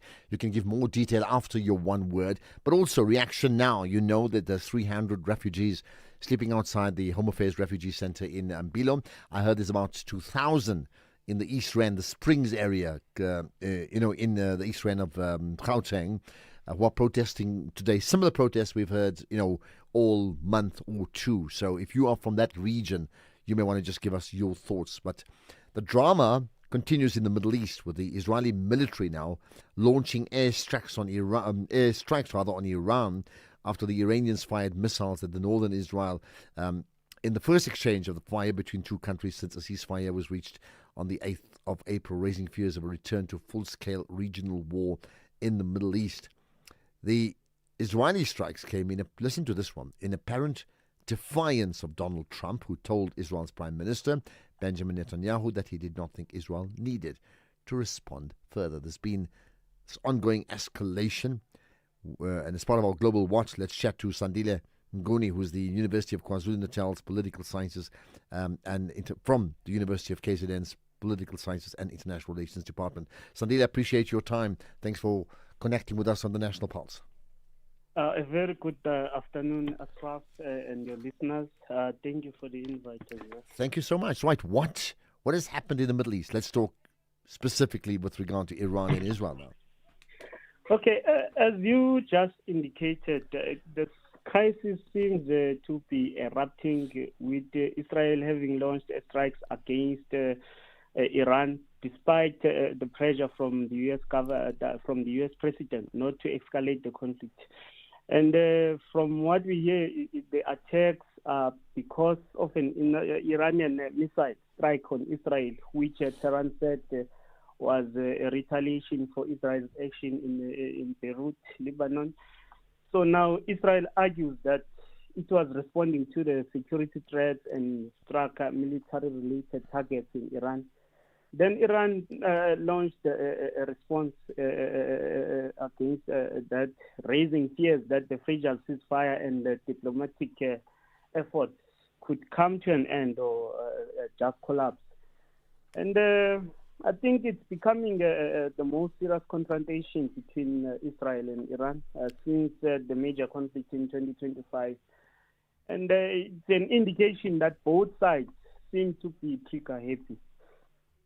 But is it a case of both sides wanting to be trigger happy, or in fact, where Trump is telling Israel, his ally, in fact, don't go too far, and they're dismissing him? Yeah, it's also showing us another side of this politics of alliance, that between these allies, which is Israel and the United States, it's seemingly showing us that not all is well in terms of their alliance or their partnership, where if one is going to defy Israel, to be specific, is going to defy the authority of the United States, it's an indication that not all is well. Yeah. Do you get any sense now what may happen next? It's not clear, but one thing for sure is that there's some level of instability. It's not very clear in terms of what will happen, but seemingly both, all the parties involved, including the United States, I think a continued escalation will not yield any positivity for any of the sides. And seemingly looking at their actions, you find that their actions seem to be controlled. I don't see any possibilities of a fully fledged conflict. However, if all the sides involved in a conflict escalate the attacks, but then looking at the alliances, the alliances between the United States and Israel, it's an indication that not all is well. I don't see it escalating. But if it were to escalate, I think many other countries in the region of Gulf, in the Middle East, will be drawn into a conflict, which will create what we call proxy wars. And it's not what we would like to see, not only for the parties involved in this conflict, the United States, Israel, as well as Iran, and also the other countries in the region. It's not something that is desirable, but also for the global community in general. It's not something that would be desired, a fully fledged conflict. But I would speak with the first scenario, that it seems to be controlled and it's unlikely to lead to any form of escalation. The bonus for that is also the cracks that we can see in the alliance between the United States and Israel. Yeah, and just the last thing very quickly, the big issue is, does this take us even further from an actual ceasefire? Because when there are supposed ceasefires, there are actually no ceasefires. Yes, that's another problem, that whilst the other one is negotiating in the table, which is actually the case currently, where the United States is claiming to be negotiating and is also close to reaching some positive results, find that Israel on the side is really pushing. But also with Iran itself, you find that there has been those suggestions that whilst they are in the table, they are seen as to be also pushing up and escalating the situation. So somehow we end up being in a situation of a game theory, where you find that pretending to be negotiating on the table, but underhand, there seem to be other things that are going on. Okay. Not everyone is seemingly showing up their cards. Seemingly, there seem to be no negotiation in good faith. Okay, let's leave it at that. Nguni from the University of KwaZulu-Natal. Thank you for your time here on the National Pulse. The big issue on the National Pulse. So we all heard or followed the President's address on migration yesterday, and of course that fallout continues, right? One of the issues he touched on was immigration and labor law enforcement, essentially suggesting that we have not enforced as a country labor law sufficiently, and the only grouping who should do that is government and government departments, isn't it? So let's then talk about labor law in terms of how a union understands it. With me is COSATU spokesperson Zanele Sabela. Appreciate your time, Zanele. Thanks for joining us on the National Pulse. In fact, we'll get to Zanele in just a second. Let's get to some of the voice notes. In the meantime, we continue with reaction on Ramaphosa. Hi, afternoon, Ashraf Nora here in Heidelberg. The speech by the president yesterday he is delusional. This has been happening for many years. They've left this problem until it is too big for them to handle. There's too many illegal foreigners in this country. They won't be able to tackle this problem because we've been complaining for years, and they left it until now. Just with like everything else, that's what they do. They're always reactive. So now they will have to build a whole lot of prisons, so that they can just chuck us in prison, because we are going to make sure that everyone who is illegal in this country leaves. If the government can't do it, we will make them do it, and we'll make these people go. So they will have to take us all in prison, and then they can stay in this country with the illegal foreigners they love so much. Okay, but if they're going to take you to prison, then you concede that you're going to do something illegal, and they're going to lock you up, and then you can't make them leave because you're going to be in prison yourself. I mean, what more should the president do? What do you expect him to do? In terms of what was said, when things go wrong, you also can't fix things in 1 week. It doesn't happen anywhere. What can he do practically? And you must give him time to do that. Ashraf, one word finally, but March and March, or the word is finally, I got that. But March and March, Amabutu and their ilk must be arrested for insurrection. What they are doing is anarchy. So is it insurrection or anarchy? By Tabang. There's a caller, Bongani in Cape Town. Go for it, Bongani. Hi. Good afternoon, Ashraf. Yeah, good talking to you. What's your point, Bongani? Yes, man. The speech yesterday for President was a disaster indeed. The fact, I think he was ill-advised. If I were the president, I would apologize and then take all these leaders of this march and sit down and arrange another day for this foreigner to move away from this, to pack and go. Indeed, he said nothing about drugs. People are fed up about drugs. And these guys, they hijack buildings, but nothing is happening. Even this official that he trusted that he will do the same, he will involve in, he will just make sure that they are illegal in the country. They are involved in corruption. By the way, he feels denial that people are angry out there. Should be anything happen to these leaders, the country won't be governable. Indeed, I think I feel sorry, very sorry for the president. I think he was ill-advised. The fact that he is still talking about ethnic group. There's no ethnic group everywhere. Every nation, every nation now, they are speaking the same thing. You go to Soweto, you go to KZN, you go to Eastern Cape, they are speaking the same thing. It's not about the particular group. Everyone is still up. But if I were him, I would sit down with these guys and say, okay, guys, this thing must not be rushed, but we just give them time.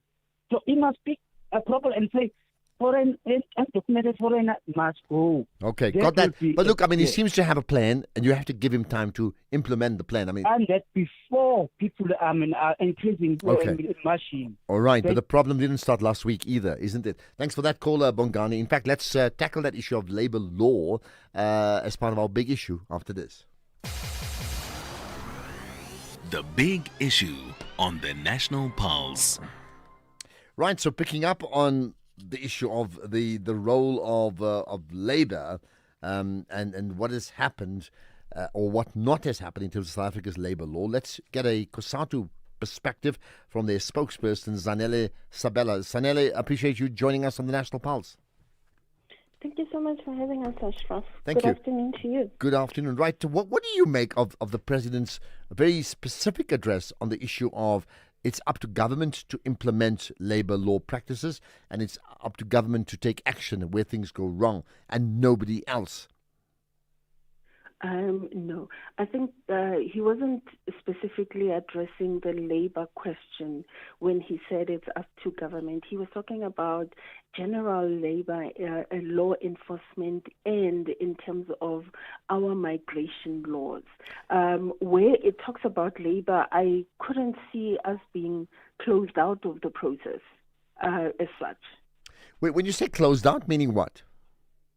Meaning we are, because, he spoke about the 10,000 labor inspectors who will be hired within this financial year, which is something that he did point out during his State of the Nation address. And we were very excited at the time. And then when the budget came, the truth of the matter is we looked for that item, that line item related to the labor inspectors, and we couldn't find it. But last week, when the Minister of Employment and Labour gave her budget to Parliament, then she did say there was money set aside specifically for these 10,000 labor inspectors who will be hired. Because currently, you will know that we only have 2,300 labor inspectors to look after about 17 million workers, which is, when you look at it, really is unrealistic. They are overworked and overwhelmed where they are because there is so much to do. But look, there's an issue of labor law as it pertains to South Africans, and there's an issue of labor law in this country as it pertains to, foreign nationals who I would take it would be documented. Now, his point is to curb illegal employment practices, and that would mean foreign nationals who should not be allowed to be working. Where does COSATU fit in on that? What have you picked up from what was said yesterday? Okay. So we welcome this step, although the truth of the matter is we have already seen the one person who's very active on the ground is the Deputy Minister of Employment and Labour, Jomo Sibia. You've seen how, constantly on the social media platforms, they are doing inspections. A few months ago, we saw there in Newcastle where they went in and they discovered those sweatshops where people were actually being literally imprisoned, working and living where they, in the work environment, but then also very unsanitary, very unhealthy, unsafe spaces, being meant to actually, with the little money, way below the minimum wage, they were being paid, also forced to shop within the same facility. And so people were arrested. It was Chinese nationals who were arrested because of this. There's a lot of what we do as labor, organized labor, is whenever we pick up from our shop stewards, there is something happening that's untoward at a particular workplace, then we alert the labor inspectorate to say something is going on there. Can you actually just go visit? And now labor inspectors have the ability, actually are empowered to visit any workplace without, announcing themselves first and getting there to inspect to see that are people being paid the minimum wage. Is the workspace, safe and healthy for people to be working there? And also now, they since January this year, they have been empowered to actually check if the third-party payments like, your UIF and pension funds, particularly UIF obviously and compensation fund was part of it, but now they can actually also check that the employer is not only deducting workers' pension funds, but then also paying it over to the relevant pension funds within 7 days of deducting it. But look, here's the point. But here's the big point, right? There's the one argument that there's been foreign nationals who've been employed by South Africans who have employed them even though they should not be employed, meaning they do not have the necessary documentation to be employed by them. That's the one. The second one is they've employed them and they've also paid them far less because of the fact of they're vulnerable being foreign nationals, right? Now, in both cases, the president saying they will close those loopholes, right? If you can call them loopholes, right? Now, where does COSATU sit on that? Okay. So we accept that, and that is something that has always been there. The fact that somebody who is undocumented shouldn't actually come in and work, and when they do, what employers do, they do them so that they can exploit them, pay them very little, and actually make sure they work very long hours, don't give them leave, work Sundays without double pay, all those things, because they want to exploit them. Because you are vulnerable. You're not in the country legally, therefore you cannot go and say to authorities, this is what's happening in that workplace. So they're exploiting their vulnerabilities, not paying them minimum wage. And so it is something that's happening. Actually, what is supposed to happen is only those people with very scarce skills should be working in this country. And, we will welcome engineers, will welcome doctors, will welcome those people with skills which are scarce in this country, and those ones are people that will get the work permits and actually come in and work. So everyone else who has skills that any South African actually has shouldn't be in this country working. And so when they say that, it also happens a lot in farms, and it's worse in farms because, it is a gated kind of community. And we have seen there's been inspections where they go and they see that, where they're even living, they're living in squalor and not getting enough food and not being paid enough. And so it's all those things that are happening that need to stop. Just lastly, there's been ongoing protests, and central to that is exactly that there's a perception that far too many foreign nationals, documented or even undocumented, have taken away the jobs of South Africans, and these South Africans are starving, and that's why they're protesting, right? What are your thoughts? I wouldn't think there'll be foreign nationals that would be affiliated to COSATU. What then is COSATU's position regarding the growing drive to ensure that foreign nationals, particularly those who are undocumented, must leave the country by the end of this month?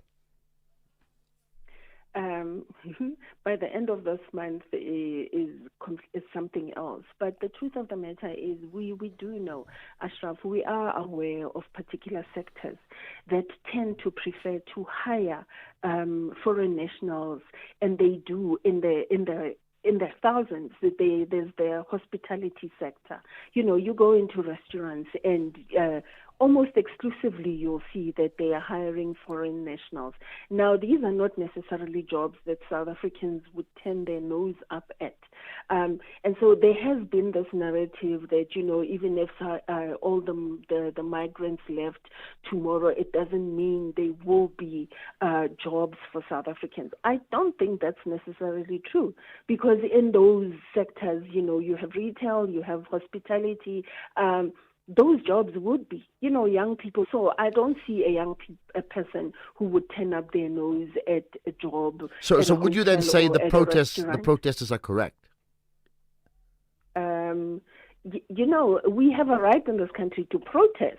We do not, however, have the right to, intimidate and, perpetrate violence and vigilantism against people who are in this country from other, to foreign nationals. We do not have that right. And also what the president made very clear yesterday was that asking people for documentation is not something that citizens should be doing. It's actually law enforcement. Just to end with, do you think, from a COSATU point, have you seen that, and do you object to that as well? That those who are asking for documentation, going person to person, is absolutely unacceptable? Would you agree with that?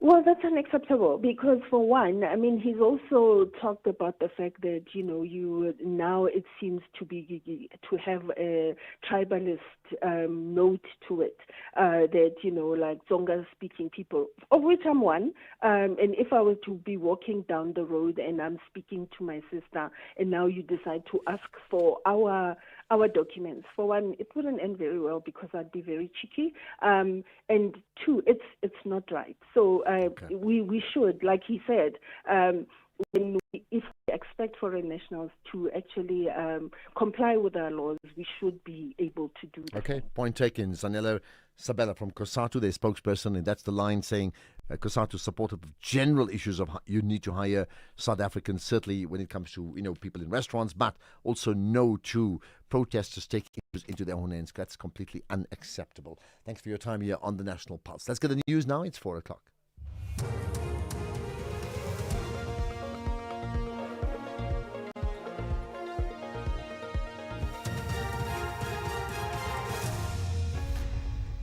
Thank you, Ashraf. On the top stories, Major General Khan withdraws court 2 urgent court applications, and Malanga Commission hears evidence on Eritrean cocaine investigation. For SAfm News, I am Onde Lambana, and a very good afternoon. Crime Intelligence Deputy Head Major General Feroz Khan has withdrawn 2 urgent court applications at the High Court in Johannesburg linked to the Malanga Commission of Inquiry. These include his bid to block investigators from accessing electronic devices seized during a raid on 10 May, as well as a separate application to have proceedings held in camera. The withdrawals were made today following legal engagements and a case management meeting. Khan has now been formally summoned to testify before the Malanga Commission on 1st July, where he is expected to appear for several days. Commission spokesperson Jeremy Michaels. The withdrawal of both General Khan's applications will be captured or embodied in a court order, hopefully later this afternoon.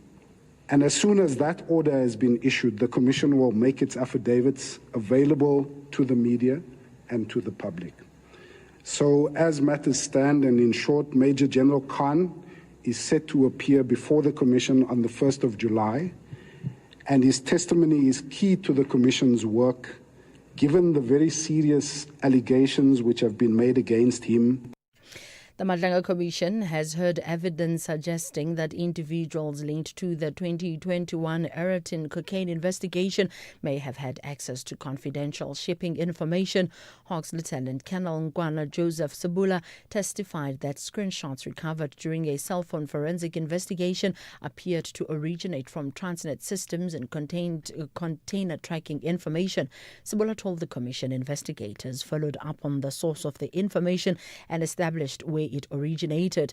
The Commission is examining allegations of criminality and corruption linked to the movement of a cocaine shipment intercepted in Eritrea in July 2021. This computer screenshot, Commissioners, indicate that comes from the harbour itself.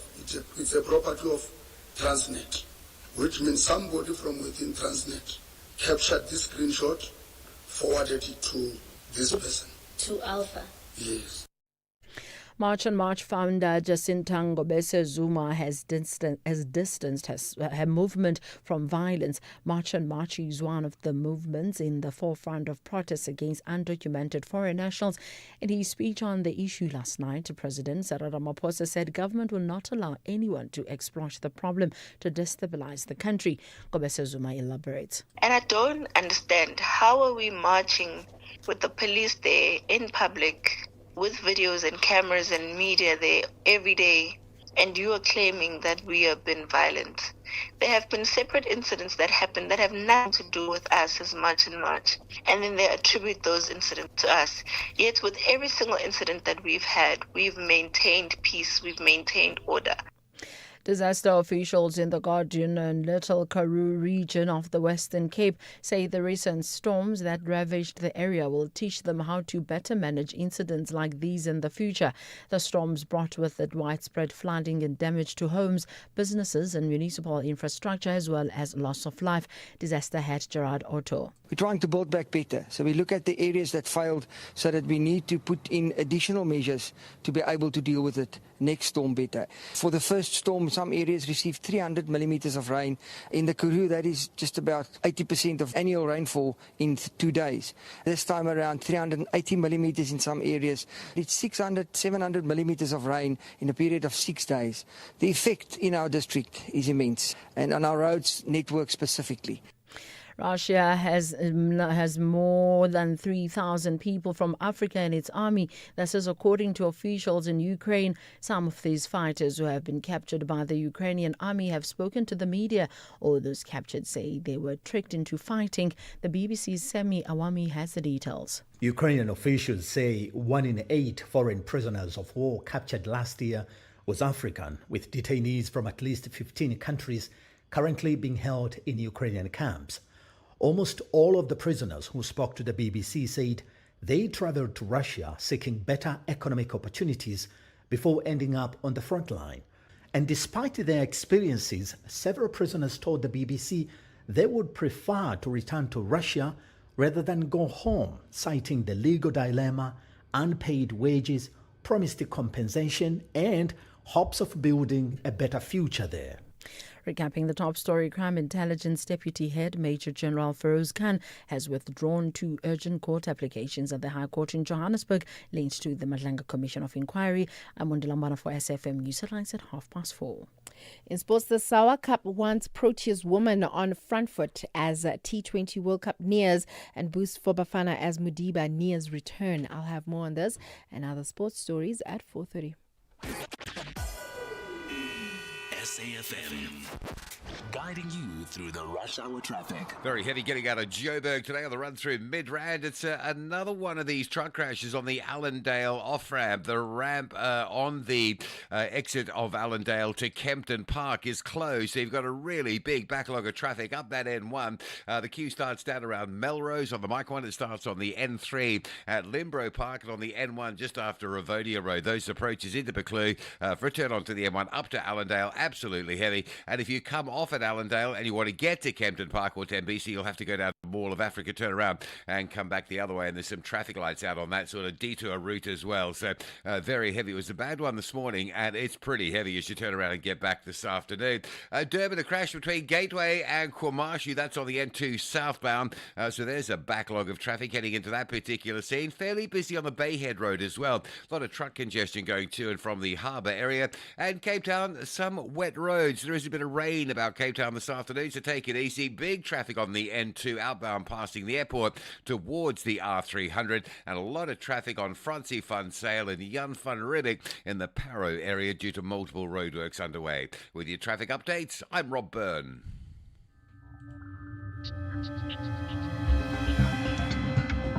The National Pulse with Ashraf Garda on SAFM. You're listening to the National Pulse, weekdays 3 to 6 p.m. So where you're listening to the show from, give me the name of the town, the city, the village, the street, if you like. Where you listening? In South Africa, big city, small city, Dorpy, anywhere around the world.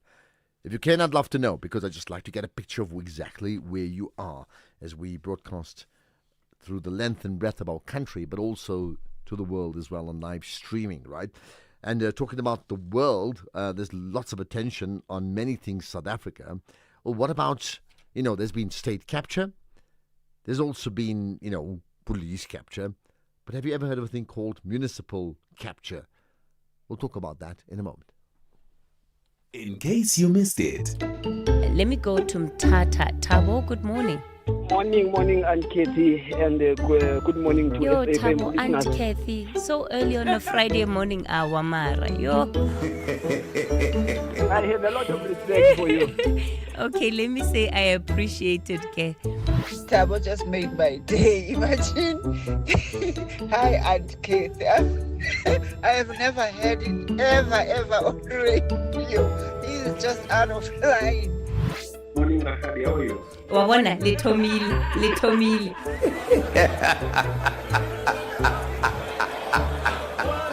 That was National Briefing this morning with Kathy Mutlatlana.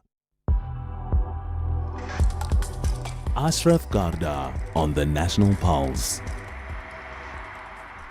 Right, so I mentioned state capture, police capture, municipal capture, or municipal planning tribunal capture.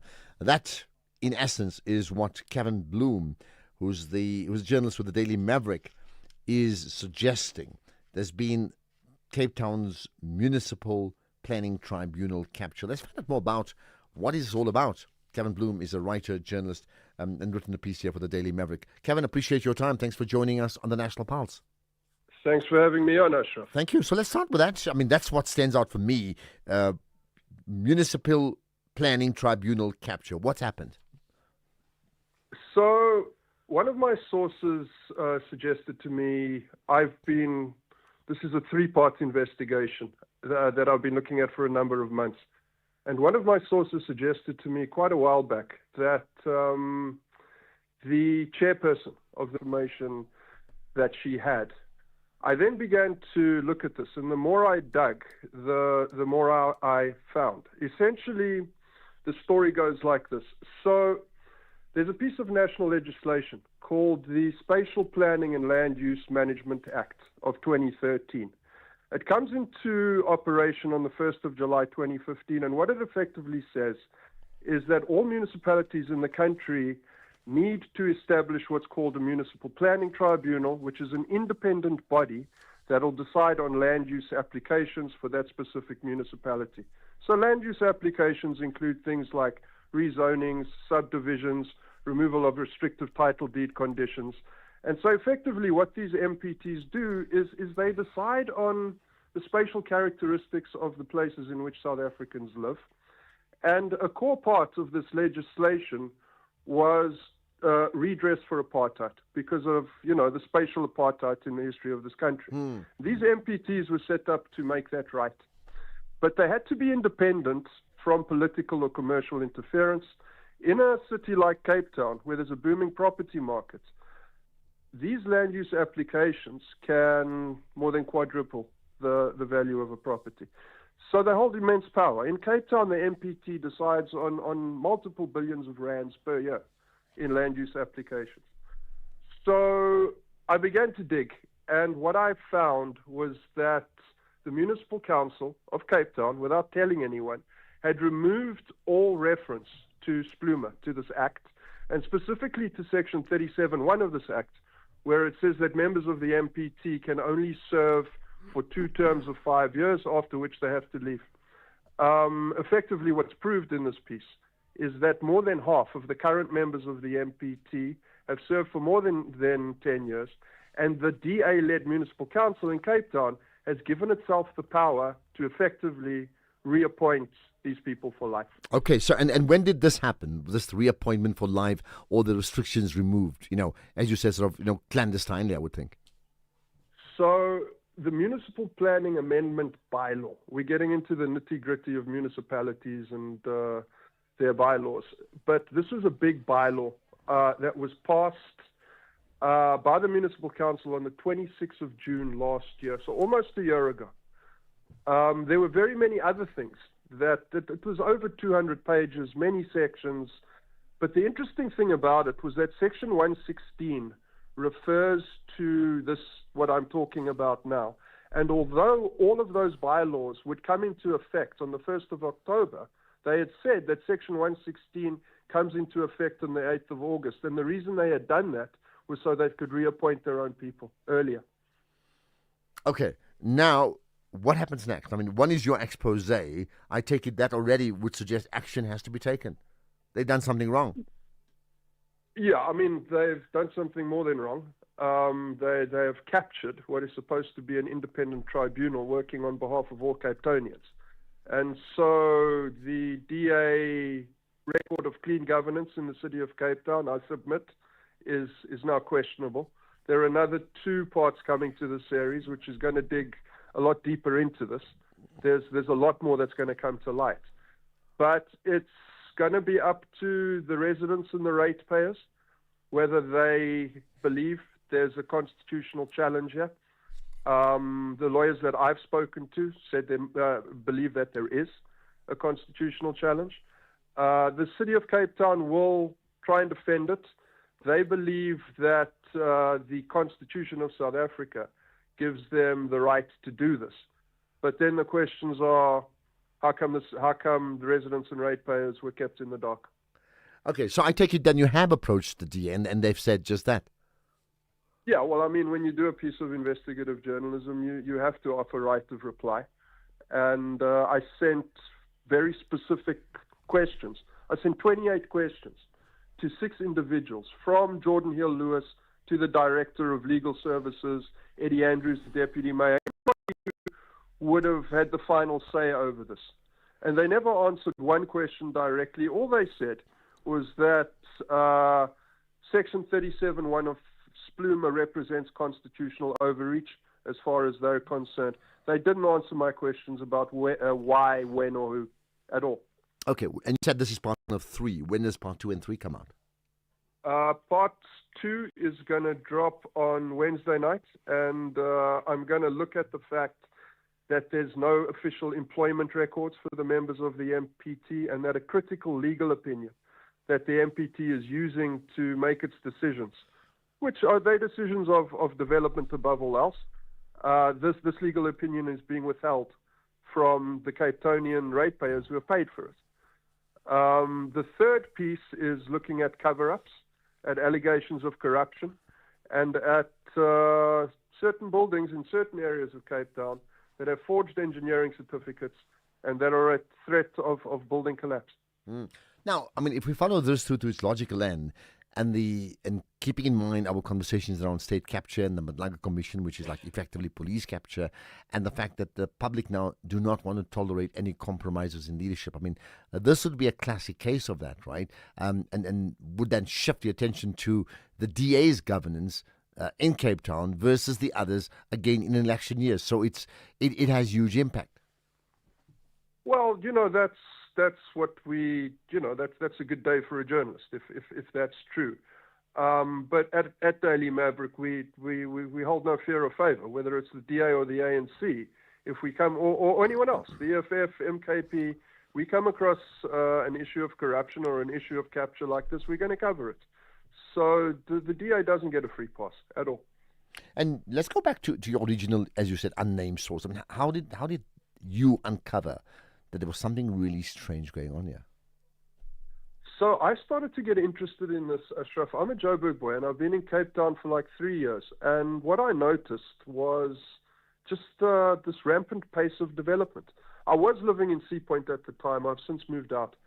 And Sea Point, just one sort of corner after another, is being given over to these high-end developments where literally 25 square meter micro unit apartment will cost you 3.2 million rand. And I was looking at this from a bit of a soft angle last year, from the angle that it was killing local communities.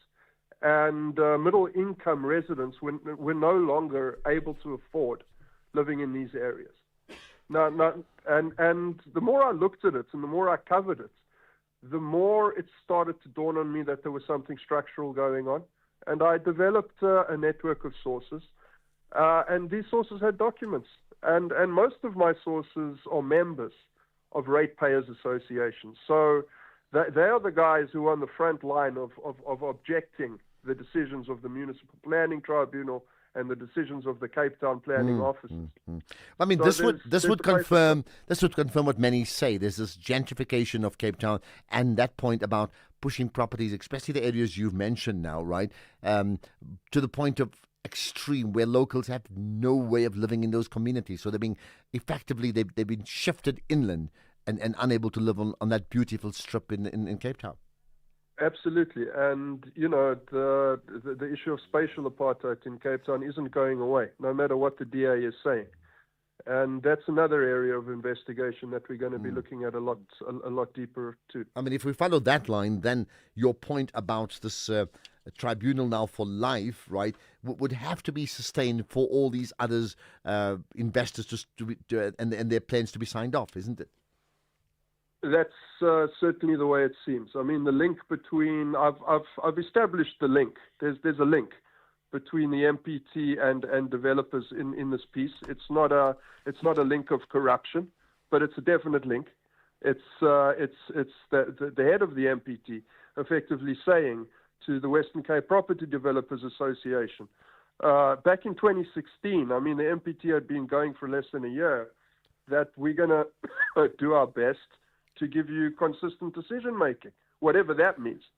And that's the allegations of bias towards developers hold up based on the decisions that have been made. Well, there we are. Appreciate your time, Kevin Bloom. Part one of a three-part series on the Cape Town's Planning Tribunal gone wrong. Not so independent in this case here, or maybe more accurately captured, according to Kevin Bloom. Thanks for your time here on the National Pulse. Looking forward to what comes out of part two as well as part three. Now, what do you make of that? Let's get reaction from you, because this is an interesting one. And I've said so before, there's been so much conversation about political parties who come up, and what they do is the entire conversation with people like myself is based upon how they would knock other political parties and how they do wrong, and the claim that how they do right. If this one holds, well, where does the DA then fit in with regard to the city of Cape Town after this? Sanibonani, this is Shugela from Amalanga Wafani. Hi, my name is Sipho Mbele, playing the role of Masangu on Amalanga Wafani. Sanibonani. Hello, my name is Zazi Kunene, and I play Untando on the new season of Amalanga Wafani. Catch Amalanga Wafani on SABC 1. Do yourself a favor, tune in every weekday at 6:30 p.m. only on SABC 1. That's the show. Life is full of surprises, but your insurance premiums shouldn't be. Savings on your car insurance is a sure thing with MyWay. Leaving your wallet smiling every month. Switch to MyWay and save up to 40% on your car insurance premiums today to live your way. Real people, real cars, real savings. For a quote, visit myway.co.za. Premiums are risk profile dependent. MyWay is a licensed non-life insurer and FSP. T's and C's apply. MyWay. Live your way. Topco Media presents the 25th Annual Top Empowerment Conference in partnership with Nedbank, taking place on the 17th and 18th of June at the Sandton Convention Center. This is the year that South Africa's empowerment rules get rewritten, with both the Minister of Trade and Industry and the Minister of Finance and 800 of the leaders shaping what comes next. To secure your seat, head to Quicket, search Top Empowerment and use the code SABC for 20% off. Book today before the codes change without you. SAFM. Prime time all day long. Okay, well, how about this? Listen, if you're from Cape Town, firstly, and you wish to react to that conversation around this planning tribunal where the restrictions have been lifted to allow them to stay on indefinitely and how that's changed your city, then, well, let me hear you out. In the meantime, what about this? The Minister of Basic Education has made a parliamentary submission looking at policy reforms. Now, amongst the key reforms are significant issues around Model C schooling and the qualifications for that. When I say more, the former Model C, I think. Lukhanyo Banka is the spokesperson for the Minister of Basic Education. Appreciate your time, Lukhanyo. Thanks for joining us on the National Pulse. Ashraf, good afternoon. Thank you for inviting me. Right, thank you. Tell me about these reforms that are being put into place. Ashraf, just two quick clarities before we get started. One, this was not a presentation made by the minister. It was made by the department, an official within the department, as part of a broader presentation on monitoring school admissions. That's the first one. The second one, it's not targeted at former Model C schools. In fact, that's not even a term that we use anymore. We use the quintile system to identify our schools. But if such a monitoring tool were to be approved, it would affect all schools, not necessarily quintile 4 to 5 schools. Okay, I got that. Thanks for that correction. Now, having said that, then what does the presentation say? And we'll talk about whether the minister, I would take it, supports the presentation. The minister didn't authorize the drafting of this monitoring tool, I must say upfront. What it proposes, Ashraf, is to try and strike a balance between the admissions policies of schools as well as the rights of learners and their parents not to be unfairly discriminated against. So there is a suite of considerations that different schools make when they are considering an application from a learner to join their school. So this would be the vicinity that the learner comes from. Some of the things that are currently looked at, it would seem, would be the sporting prowess of the learner. There would be issues such as the current academic performance of the learner. So those are things that different schools take into account. Other specialized schools, for example, technical schools, Ashraf, look at whether or not you're performing in those technical subjects that the school specializes in. Then there's schools that look at arts, for example, look at whether or not you do have the drawing talent and the other talents that are required for art. So what this tool was meant to achieve is to ensure that those extra considerations that are made by the school, the prospective school that a learner applies to, do not unfairly discriminate on that learner. So that's the difficult balance that tool strikes to balance. At the moment, Ashraf, that tool was, like I said, not authorized by the minister, but it's still within the nascent stage of development. There's still more consultation that needs to be undertaken, and unfortunately, this tool is being discussed prematurely without it going through the full development process that includes consultation with the provincial education departments. Okay, so in fact, where are we at a very, very premature stage? If you're saying, in fact, the minister herself has not actually supported this at all, it's a discussion document. It's very, very early stages, Ashraf. In fact, the minister has asked that the tool be consulted upon with the various sort of fora in the department that includes HEDCOM, which is the forum for HODs, and the DG. It includes CEM, which is the forum for the minister, and then MECs for education. In fact, it also just goes down to the basic level of consulting with the provincial education departments themselves before even escalating it at this fora. So it's still at the very, very early stages of development. But unfortunately, when things like this talk about admissions, Ashraf, they do exercise the country. And we just would call for calm and not be sensationalist about it. This tool is still at the very early stages of development and might look significantly different when it has been finalized. Okay. You're saying call for calm. Has there been a response, a negative response at that, from people who don't quite understand what you've just said earlier? No, not from the public, only just from the media.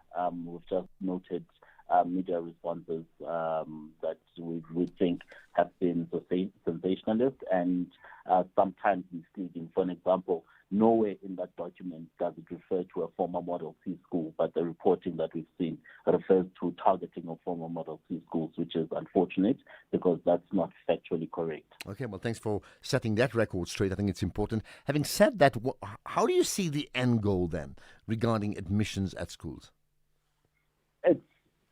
Let me say, Ashraf, it's a very difficult balancing act. I'm not going to pretend as if it's simple. We must balance the legal right of school governing bodies, the parents and teachers of that school, to set their own admissions policies. They're the white bird, legally speaking, in terms of that. But we must balance those rights with the rights of learners to not be unfairly discriminated against, Ashraf.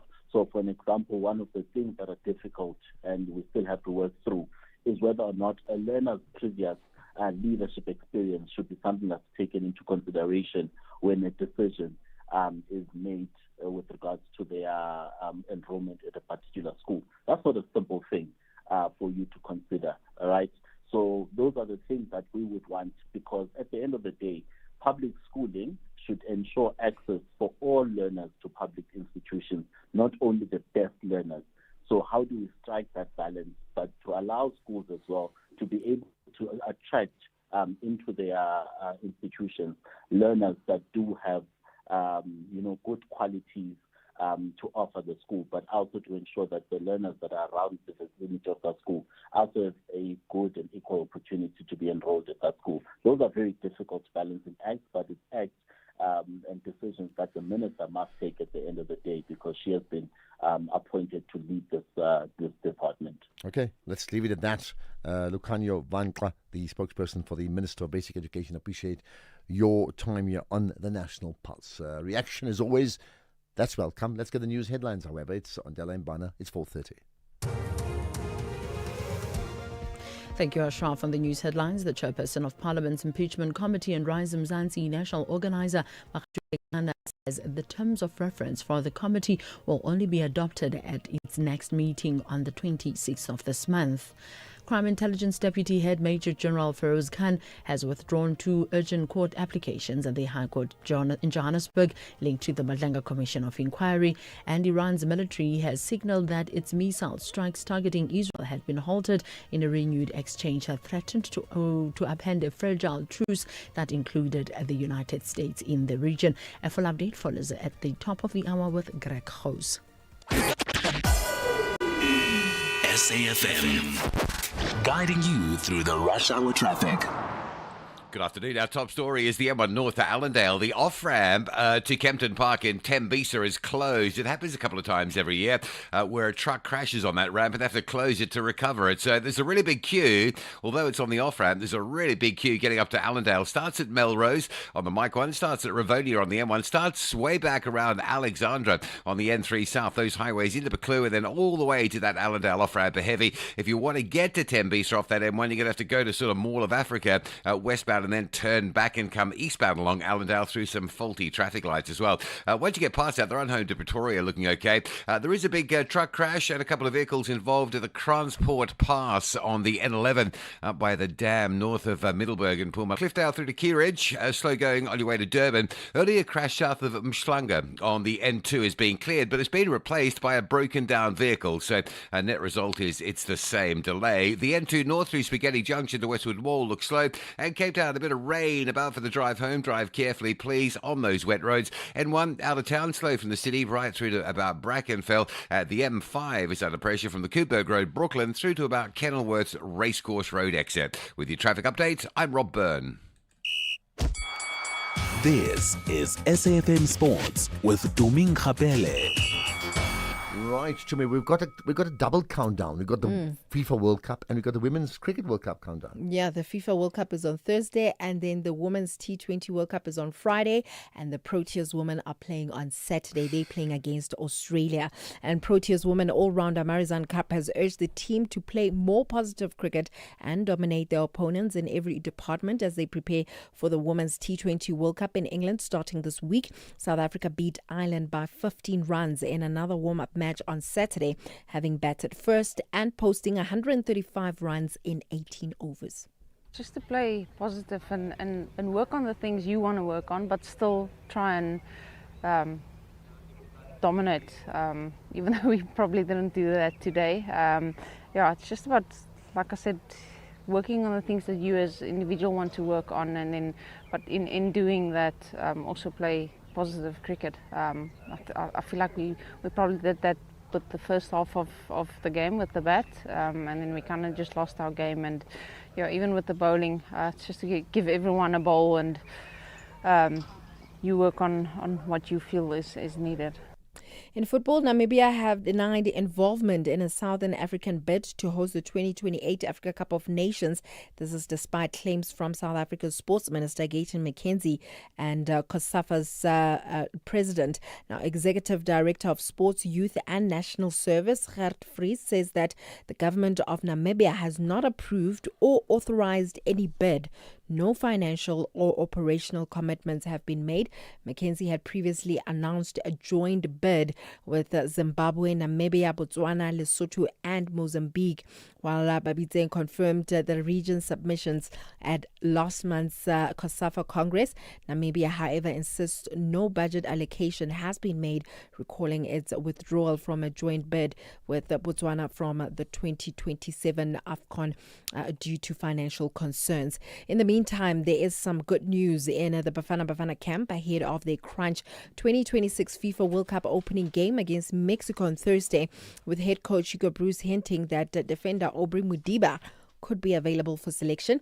Mudiba has been injured since the end of the season and has been on rehabilitation from a hamstring injury and has not been training with the team.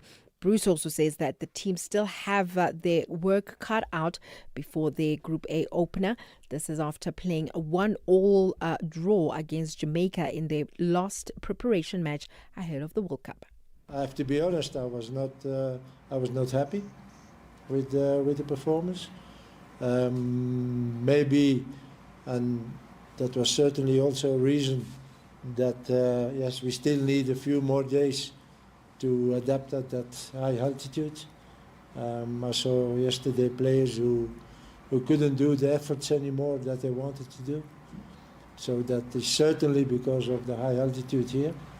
But again, this is not really a problem. I'm sure that with the 4 days that is still remaining, that we will be ready for the game of Thursday. On to rugby, Tristan Lades was reduced to tears of joy. This is after being named World Rugby Sevens Player of the Year just hours after the Blitzboks clinched back-to-back HSBC Sevens World Championship titles. The playmaker said that the moment was made even more special with his wife, parents and brother Dylan in the crowd. Now, Lades credited coach Philip Snyman and Renfred Dazel for backing him and helping him grow into one of the world's best.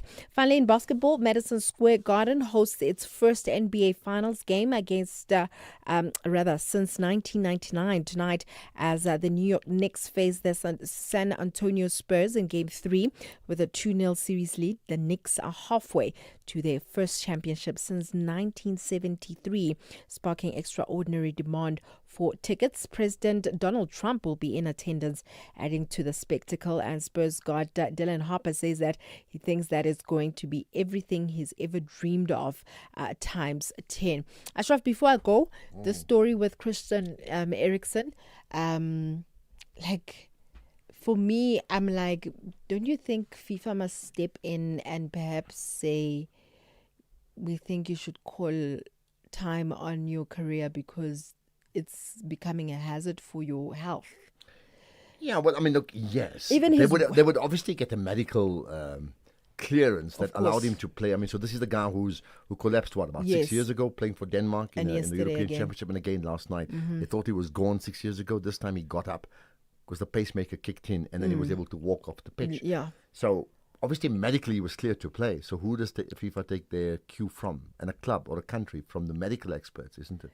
But on a personal level, I look at some of the tweets to say, please don't even lose his your wife, life. I think there's a whole ex where the wife is like, I've been pleading with him that please, can you just take time off football? Because yesterday she was like, I was heartbroken just to see him holding his chest there, because I think he was unconscious for a few minutes and then it kicked in and then he was up again. It's literally a ticking time bomb. Well, I mean, when I saw it, my thought, and of course I didn't see it live. I saw it later on last night. It's like, please just retire, But for the love of the game, I guess. Yeah. Well, he wants to stay in there. Well, and I mean, it's that the was World before Cup. yesterday. Yeah. We don't know what he's thinking today. Yeah. All we know is that he says he's A-okay. I'll have more on other sports in the next hour. 50 years later, Youth Month, The Voices. The youth of 1976, 50 years on in 2026, should be worrying around what they are handing over to the youth of 2026, and perhaps asking themselves the hard question as to what will the youth of 2026 hand over to the youth of 2076, a century, and what have we achieved in a century, uppermost in their mind as they hand over the baton to the youth of 2026. I'm sure the point is, or the worry is, what is it that we have given this youth of 2026? There's a lot more failure than success. Surely this is not where we were supposed to be. From the class of 1976 to the generation of TikTok, AI, and unemployment, the conversation continues on SAfm, leading the conversations that move us. 50 years later, Youth Month, The Voices. We understood that the struggle was never only about language, it was about power. Who gets to think, whose knowledge counts, who gets to move through the world with dignity, and whose remains trapped inside systems of dispossession. Leaders like Zef Mupiping understood this deeply when they warned that Bantu education was designed to produce submission rather than liberation. And the students of 1976, including young women like the Mulite sisters, answered that call with extraordinary courage. They refused the idea that black youth are still confronting the unfinished question that they raised. What does liberation mean if political rights expand, but economic power and land and knowledge remain deeply concentrated? That is why June 16th is not only a memory, it is a responsibility. From the class of 1976 to the generation of TikTok, AI, and unemployment, the conversation continues on SAfm, leading the conversations that move us. Economic news on SAfm. Facts and figures you can count on. Markwe Masilela's got all those numbers. Markwe, you've got PPC's results, right? Yes, Ashraf, yearly results, though operating environment remains stagnant, their financial results improved significantly. South Africa Cement was the main driver of results expansion, while Zimbabwe registered a great performance in the second half. Finance cost down 22% due to lower interest rates, revenue up 4%, overall financial performance is EBITDA up 31%, with margins up 4.2%, and profit as headline earnings per share up 25%, with dividend per share increasing by 72%.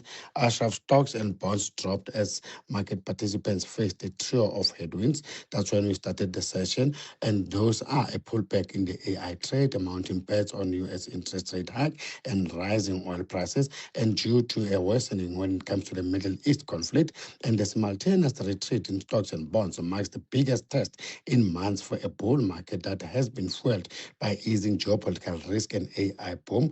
Traders are now contending with the overabundance of negatives, but Trump is trying to maintain a fragile ceasefire, and Iran announced an end to a military operation that's against Israel. That itself lifted market sentiments, with momentum chasing traders returning, emerging energizing bets that the bull market is nowhere near its end. And the yellow metal extended losses as rising fears of U.S. interest rate hikes after a strong job report on Friday, while renewed hostilities in the Middle East pushed oil prices higher and fanned inflation concerns.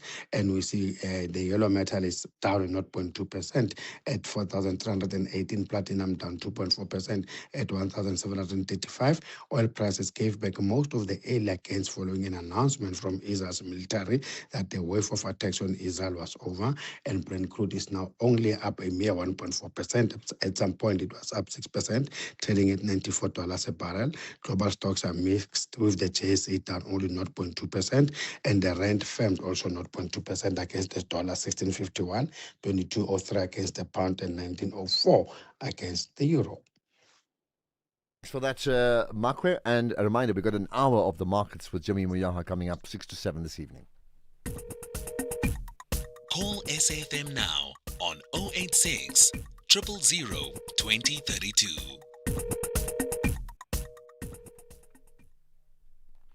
Right, let's get to your reaction. Now, you can react by calling in live.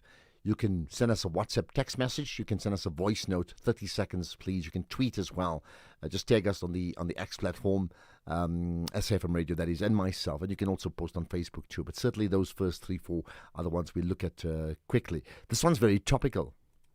Good afternoon, Ashraf. The DA, the party that opposes any piece of legislation that can in any way assist black people to at least gain an entry into the door of success. Ashraf, can you bring in Brett Herring from the Good Party to just have a bit of a discussion about the DA? That man has got receipts for days about the DA there in Cape Town. I think it's only fair on all South Africans to get all of these information to make informed decisions when they are voting. Thank you, Ashraf. Thank you. In fact, the name Brett Herring, who's now been put up as a candidate for the Good Party for the city of Cape Town, mayoral candidate, that is, right? Well, by the way, he's my guest after 5 o'clock today. So how's that? Listen in. Say, Ashraf, Ramaphosa said we must let the law enforcement do the job, but the police are taking the bribe. You could see that lady who took the 2,000 of the white guy of Mulungu. The Home Affairs is selling the visas, the aslams, our IDs, everything. Border management, there they open up the borders, the buses came in, with our pharmaceutical goes out. Okay, so I hear that, what you're saying. There's lots of things that are just falling apart. Sello in Carltonville, let's get to your thoughts. Hello. Good day, Ashraf. Yeah, I know. I haven't been to Carlton for a while, by the way, but when I last went there, it was fine. Then we had those mining, let's call it land, maybe earthquakes are the wrong words, I know, but there's certainly been mining issues in that area, right? So I haven't been there in the west of the old Transvaal in that time for a long time, but I need to get there soon. Go for it, Sure. Salo. Hi. Yeah, thank you for the brilliant show every day. Much appreciated. Yeah, thank you. Yeah, mine is about the president's speech. One word, catastrophic. He plays oblivion, and many people, we are all aware, there's a lot of corruption in our borders, and our government has the law, the brilliant one, but implementation of the law or imposing it, it's lacking big time. South Africans are resilient. They have taken the beating. They have endured the pain for years and years and years. And the government does not seem to care. So that is why now they feel that they have to stand up and do something on their own. You know, sometimes a country, and I like it with a family. It's like my neighbor's children come into my house and they take what belongs to my children. And my children, when they stand up and say, Daddy, what are you doing about this? And then I have to defend my neighbor's children on the expense of my own children.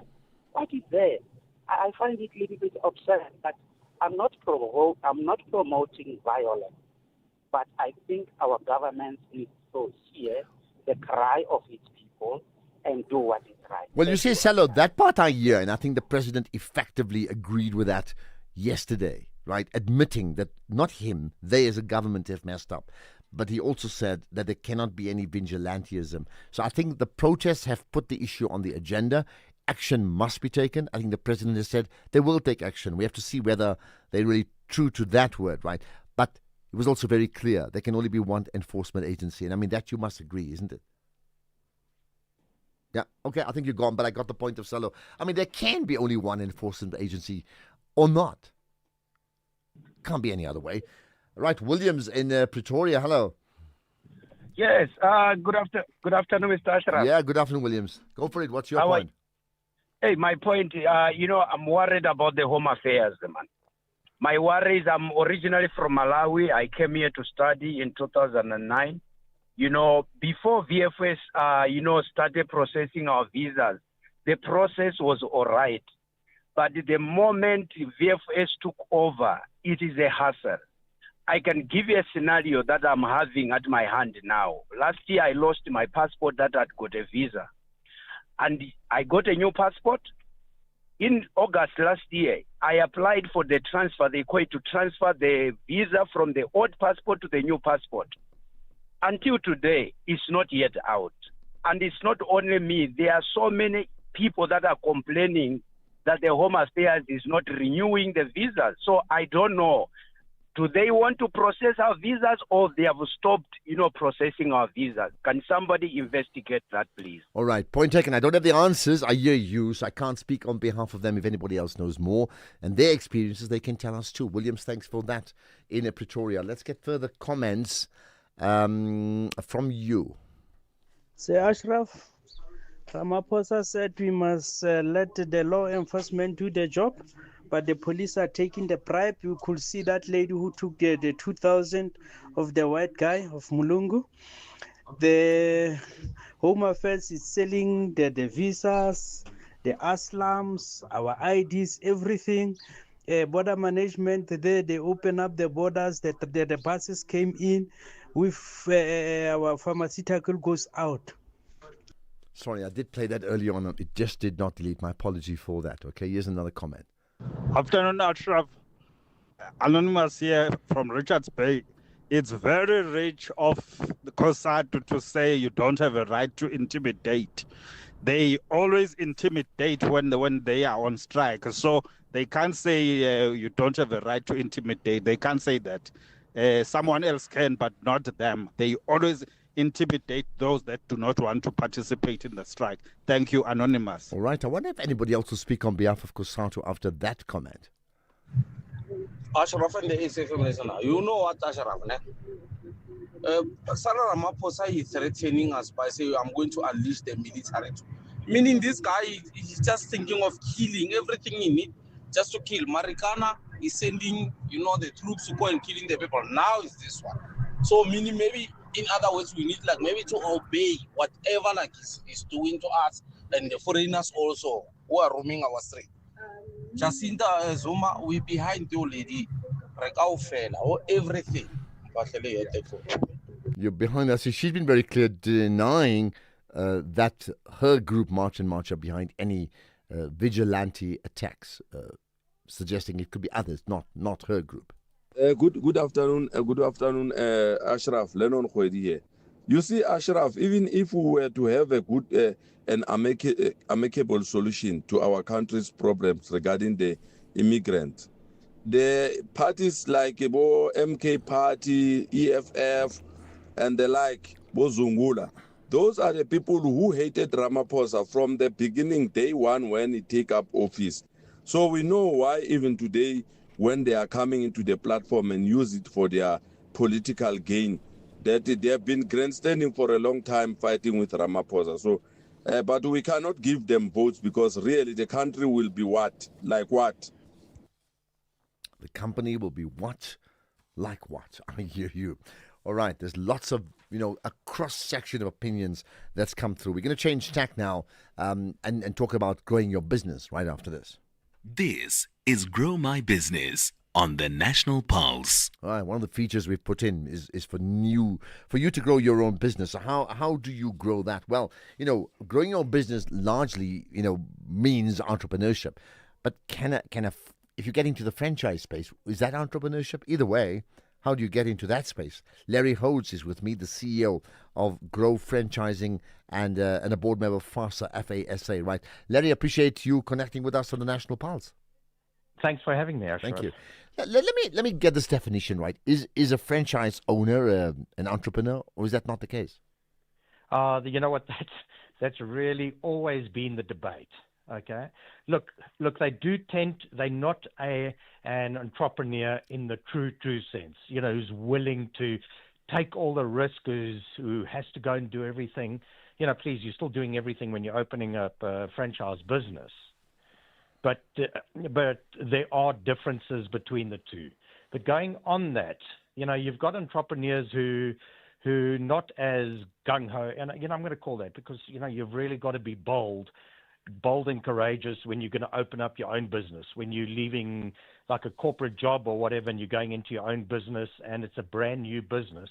It takes a different person than an individual who goes and buys a franchise, to go and set that up. And would you like me just to chat a little bit about that? Yeah, I mean, I get that. So let's then talk about franchising. So, yes, whether a person wants to go the entrepreneurial route or whether they actually want to start their own, linked to a franchise company, essentially it is at its core their own business because they're investing their time. So you've got some practical tips, I would take it, right, in terms of how they should get into the franchise space, right?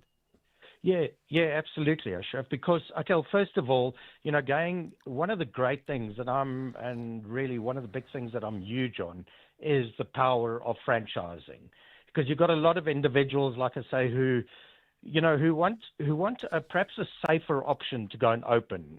For example, I'm currently coaching an individual now who earns a great salary, in a corporate, but wants to leave and is looking to open up their own business. And he's a little bit more risk averse.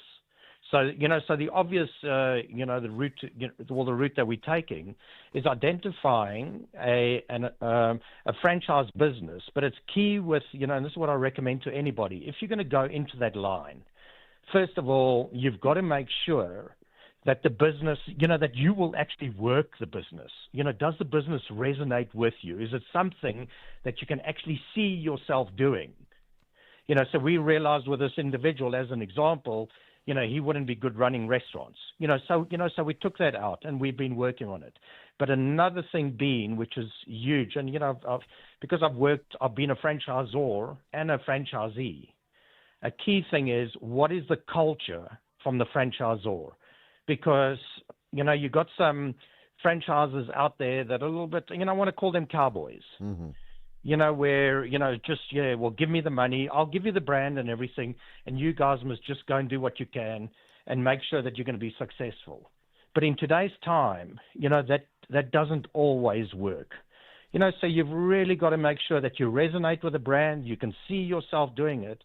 And like I say, a key thing is the culture and, the culture and support from head office is really, really key. All right. So if, assuming someone wants to go into the franchise space as a means of, creating a new business or earning a new income because they've left their jobs, I mean, you've got some very specific ideas for them, right? What would that be? So, let me understand your question, please, Ashraf. Right. What I'm saying, what are your suggestions you can make for them in the type of strategic thinking that they need to be asking the questions necessary for them to link up with a type of franchise versus okay, cool. not? Okay, great. Okay, great. Okay, first of all, are they a suitable franchisee? Because not everybody can be a suitable franchisee. Now, as much as I'm one that hunts and loves the whole concept and, about franchising and everything about it, I'm not a typical franchisee because I'm one, I like pushing the boundaries. And one of the key things, if you're going to buy into a franchise, you've got to know that there are guidelines, there are brand standards, which you must never, ever mess with. As an example, I worked for a long time at Mug and Bean, Mm-hmm. and often I would hear the Ben from Malta, who started Mug and Bean, Mm-hmm. Get on the call with franchisees and say, franchising is not a democracy. And this is, and this is really what people have got to understand. You're buying like into a golf club. They've got certain rules, just apply by them. And you see, now what happens? A lot of people, no, not a lot of people, but quite a few people go into that because they think it's a safer option. But there are restrictions.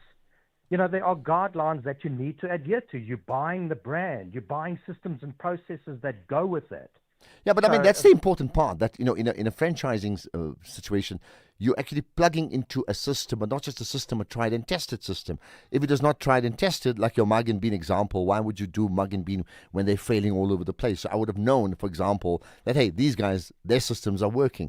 But in doing that, you do lose the power to be a free thinker, which is not necessarily a bad thing if it earns you lots of extra money. But that's the call that an individual has to make, isn't it? Yeah, absolutely, Ashraf, because you will see the individuals when purchasing a brand and they stick to brand standards and they really push and work it hard. Those are the successful ones.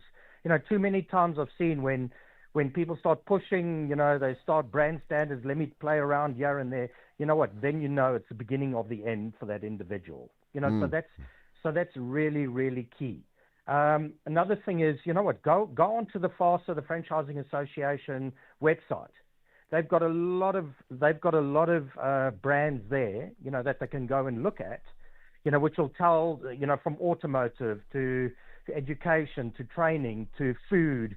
There's so many things, so many different businesses that that they can consider. Go on there and see if something resonates with you. It's really, especially when you're going. When you're going into your own business, it's got to be something that you feel from your heart, your passion. Because, also too many times, I used to sit, and I'm telling some stories, but I used to sit, on the committee whenever somebody wanted a new Mug and Bean, they had to present to us. And they would say, oh, you know what, I love cooking, my granny this, I love catering, and all these stories. And often my job would be to actually talk them out of it. Because you could see, that they were not going to work. And they were just seeing, okay, great, I'm going to make money. No. Even with a franchise, You've really got to work. You've got to put in all the effort. Then the results will come. So lastly, just the last thing then. In terms of personality type or characteristic, right? What is the one important characteristic you look for someone who wants to enter the franchise space? I think something, somebody who's attention to detail, and definitely, it varies from franchise to franchise, but customer experience is almost everything, because you can have the best product, but if you don't have that customer experience to back it, so you've really got to, and what's another thing is like people, because if you don't like people, you're going to struggle. Okay, customer experience, like people, put them at the very center of what you do, and whatever, the coffee or the chicken will sell if that's the case. Larry Hodes, thanks for your time, CEO of Grow Franchising, also a board member of FASA, which is the umbrella body for franchise businesses in South Africa. We'll have another round of Grow Your Business next week around this time. Right now, it's the news at 5.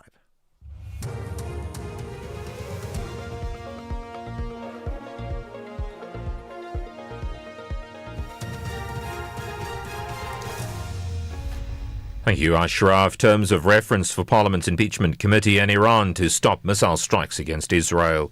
Good day to you. The chairperson of Parliament's impeachment committee, Makashule Gana, says the terms of reference for the committee will only be adopted at its next meeting on the 26th of this month. He says the proceedings of the committee will be live for the public to watch. It'll be probing if President Cyril Ramaphosa has a case to answer to regarding the 2020 theft at his Phala Phala farm. This follows a Concord ruling that Parliament acted unlawfully by rejecting an independent report and ordered Parliament to establish a Section 89 impeachment committee. The President has approached the Western Cape High Court for a judicial review. Ghana addressed the media.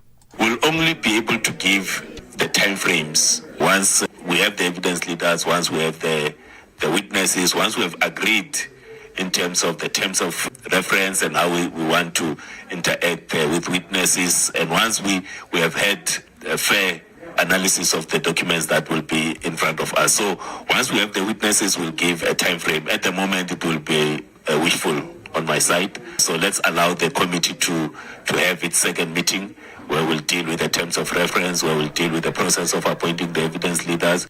Police Crime Intelligence Deputy Head Feroz Khan has withdrawn 2 urgent court applications at the High Court in Johannesburg linked to the Mhlanga Commission. These include his bid to block investigators from accessing electronic devices seized in a raid, as well as a separate application to have proceedings held in camera. Khan has now been formally summoned to testify before the Commission on July 1st, where he's expected to appear for several days. Commission spokesperson Jeremy Michaels. The withdrawal of both General Khan's applications will be captured or embodied in a court order, hopefully later this afternoon. And as soon as that order has been issued, the Commission will make its affidavits available to the media and to the public. So as matters stand, and in short, Major General Khan is set to appear before the Commission on the 1st of July, and his testimony is key to the Commission's work, given the very serious allegations which have been made against him. The PAC says it supports stronger action to be taken against undocumented foreign nationals. Party spokesperson Ape Puwe was responding to President Ramaphosa's address to the nation on this issue. We therefore support a stronger action against illegal immigration, corruption in the immigration system, document fraud, and employers who exploit undocumented workers. At the same time, the PAC wishes to emphasize a fundamental Pan-African principle. No African is a foreigner in Africa. The issue is not African people themselves, but the unlawful and unmanaged movement of people across borders. We reject xenophobia. Limpopo's Transport Department says more than 40 passengers have been injured after a bus overturned on the N1 outside Musina. The bus was travelling from Malawi to Johannesburg. Department spokesperson Mashudu Mabata. All injured passengers were transported to medical facilities by emergency vehicles. Traffic officials and police remain on site managing the situation. Motorists are urged to approach the area with caution, reduce speed and follow instructions from traffic officials. Traffic delays are expected. Iran's military signaled that its missile strikes against Israel have been stopped in a renewed exchange that had threatened to upend a fragile truce that included the U.S. U.S. President Donald Trump took to social media, urging both sides to stop shooting. Iran attacked Israel after the latter attacked Lebanon's capital Beirut yesterday in what it viewed as a violation of its ceasefire agreement with the U.S. Israel responded by hitting targets in Iran. Sherwin Bryce Peace reports. Iran says it has ended its strikes, but blamed the United States for the resumption in fighting with Israel, arguing that Israel's actions could not be separated from U.S. policy and that Israel would not carry out actions without prior coordination with the United States. Trump on Truth Social said final negotiations on peace are proceeding, subject to ignorance and stupidity getting in the way. He told the Financial Times that he called the shots and that Israel would have to accept any future agreement. Trump said the U.S. blockade of the Strait of Hormuz would remain in place until a final deal was reached, and that things should move quickly. The president has often signaled an imminent deal, only for the stalemate to persist. Sherwin Ricebees, SABC News, New York. The top story, the chairperson of Parliament's impeachment committee says the terms of reference for the committee will only be adopted at its next meeting on the 26th of this month. That's SAFM News, I'm Greg Coos. In sports, the Sour Cup wants Proteas women on front foot as T20 World Cup nears and boost for Bafana as Modiba nears return. More details at 5:30. SAFM, guiding you through the rush hour traffic. Our top story this afternoon, still a run out of Joburg up through Midrand. It's a truck that crashed earlier on the Allendale off-ramp. It's on the ramp that you'd take to turn to Kempton Park in Tembisa. So with that ramp being closed, a real heavy backlog getting through the Kloof and up to the existing off-ramp, which will take you to Mall of Africa side. The queues are pretty extreme. Starts on the Mike 1 around Melrose, the N3 around Limborough Park, the N1 at Rivonia. So again, the highways, as we were this morning, we are again this afternoon. We had two crashes there this morning, which caused exactly the sort of identical queues that we've got this afternoon. So major backlogs getting up into that Midrand area today. N3 is fairly sluggish from Limborough Park heading down to Edenvale and then Edenvale through to Germiston. And the M2 is really heavy. Looks like there might be some traffic light issues around the Germiston area from Cleveland down to Refinery Road. That's all heavily backed up. Brackpan through Boxburg on the N17, Joburg bound, very slow today. And that's due to some roadworks which are just moved a little bit closer to Rondebolt Road. Bottom of the Pietermaritzburg bypass, stationary truck near Allen Payton causing some delays. Durban's M2 south, a breakdown after Umhlanga, and then slow from Inanda Road heading in towards Spaghetti Junction. There is a breakdown just after Spaghetti Junction. Cape Town, N2 out of town, slow to Bunga Avenue. You'll pick up a secondary queue passing the airport out towards the R300, and a lot of traffic on the N1 today from town all the way really right through to about Okavango Road before it starts to ease up. With your traffic update, I'm Rob Byrne.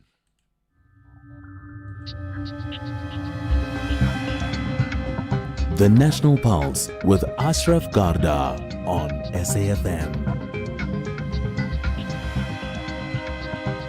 You're listening to the National Pulse, weekdays 3 to 6 p.m.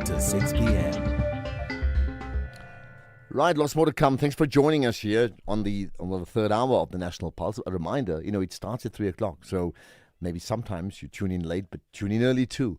And if you have missed it for whatever reason, you can catch it, first of all, on streaming live. So wherever you are, not necessarily radio, on an app, SABC Plus app.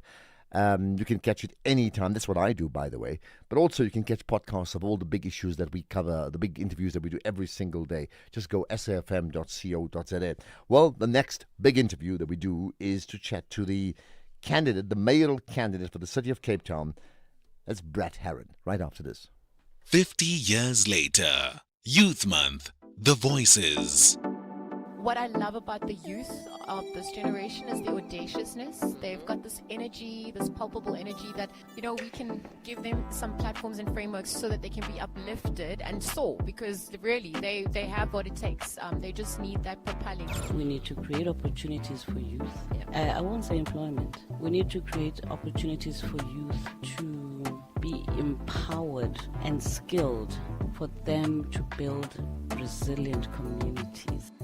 From the class of 1976 to the generation of TikTok, AI, and unemployment, the conversation continues on SAFM, leading the conversations that move us. 50 years later, Youth Month, The Voices.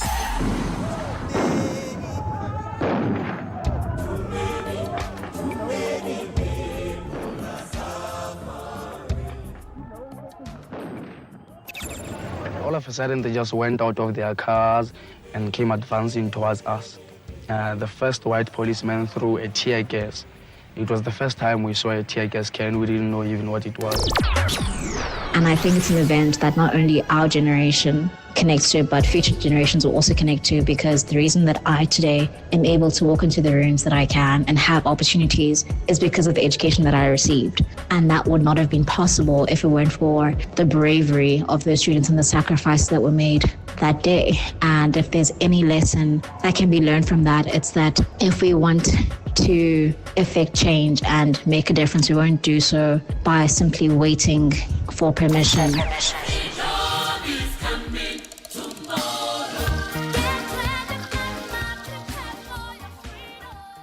You're listening to the National Pulse on SAFM. SAFM. All right, one thing is for sure, there's two big trends. The global trend, of course, is the World Cup, right? The FIFA World Cup, which, I mean, clearly is bigger than the Cricket World Cup and everything else. We know that. Back home, it's the issue of foreign nationals and then that upcoming local government election, right?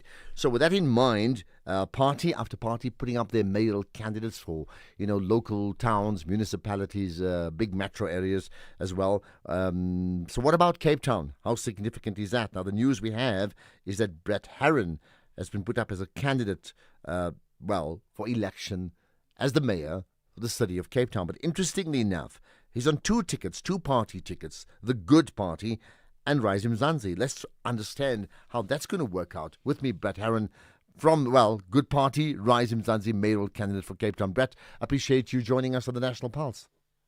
Good afternoon, Ashraf. Thanks very much. Thank you. So, I mean, this is different to what? A collaborative agreement that may come up after the election results when you do have some sort of coalition. This is different. What's been planned between the two parties? So this is a cooperation agreement that is really a one step towards probably consolidation. Well, that's our vision, consolidation for 2029. So for the local government elections, Good and Rise have agreed to work together, and almost on a non-compete basis. So in Cape Town, I am the joint candidate for Rise and Good, but the Good Party will be on the ballot paper, and Rise's supporters and members and activists and candidates will be incorporated into the Good campaign and will be asked to support Good.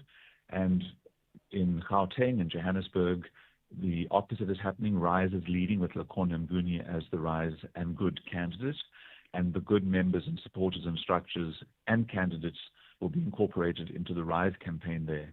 Ultimately, we will come together for the 2029 elections. Okay, and therefore, just in terms of the practicalities of the ballot sheet this time round, I mean, in Cape Town, for example, whose face will appear on the ballot sheet in next to which party, and what will happen in Joburg then?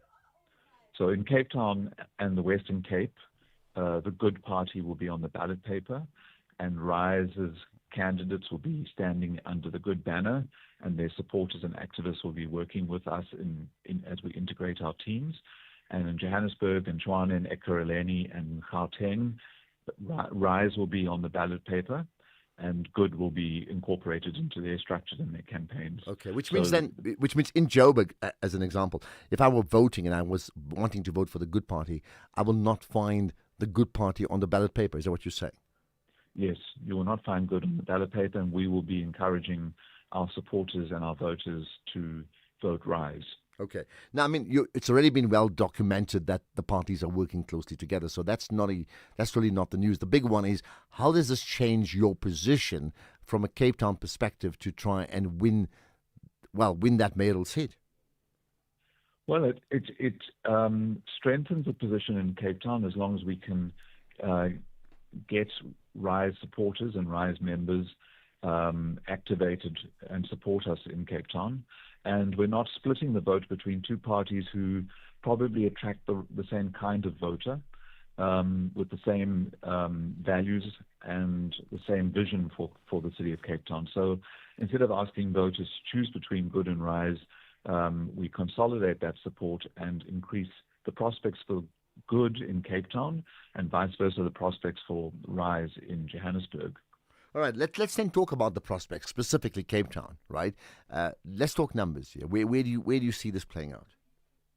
Well, I mean, it is our view, and I mean, I live, work, and love this place,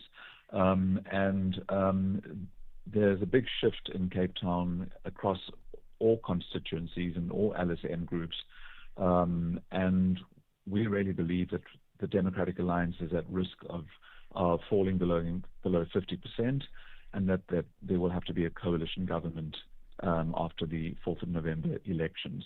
What those numbers will be would be way too speculative, but there is a strong movement towards the issues that we are campaigning about, which is the housing crisis, the affordability crisis, and the safety crisis, and also the lack of transparency around government and governance in Cape Town, to the extent where there hasn't been a physical council meeting in Cape Town since July last year, almost a year. Well, let's talk about that lack of transparency, because I mean, up to now, Cape Town, run by the DA, has been put up as this party of, to borrow a name from your party, a good party. Everything just works in Cape Town. That's why it's number one. And you talking about non-compliance on one issue. I had a chat earlier with Captain Bloom. You may be aware of his expose in terms of that tribunal that he said that they've lifted the numbers. I mean, I can go into detail, but you probably know more. What does this then say about the party that you would have to topple, and strategically, therefore, how you would topple them? Well, the party that we have to topple is demonstrating a hypocrisy between what they claim to stand for as a party of classical liberals, who would, and a liberal would be in favor of more transparency in the way they operate. The story today around all that were snuck in is just one example of several where a democratic government is not operating in the most democratic way, including communities and decision making. And so how we translate that into support for the Good and Rise ticket is putting people at the center of our campaign, including in decision-making, including even influencing some of our manifesto positions. But after the elections, committing to transparent government, to opening the Municipal Public Accounts Committee, which is the equivalent of SCOPA. It is outrageous that at National Assembly, ministers and DGs and SOE board chairs must be subjected to public scrutiny when SCOPA investigates maladministration. But in the city of Cape Town, all of that is done in confidential meetings, so opening government up so that people can participate in a meaningful way. So we're going to be really championing that issue, which is frustrating many Cape Townians who have government done to them without actually even realizing that these processes are underway. Just what for you then will give, that collaboration between the Good Party and Rising Mzansi, the key competencies needed to be able to convince, often a skeptical voters, skeptical in terms of they don't really want to shift to another party? I think that the combination of Rise and Good obviously expands our talent pool and our experience pool. I mean, I don't think there can be any doubt about my credibility as the mayoral candidate to lead the joint campaign. I was in executive office in Cape Town for 10 years. I have, and I am serving in community services portfolio, transport, and then transport and urban development, which includes spatial planning, transport and housing.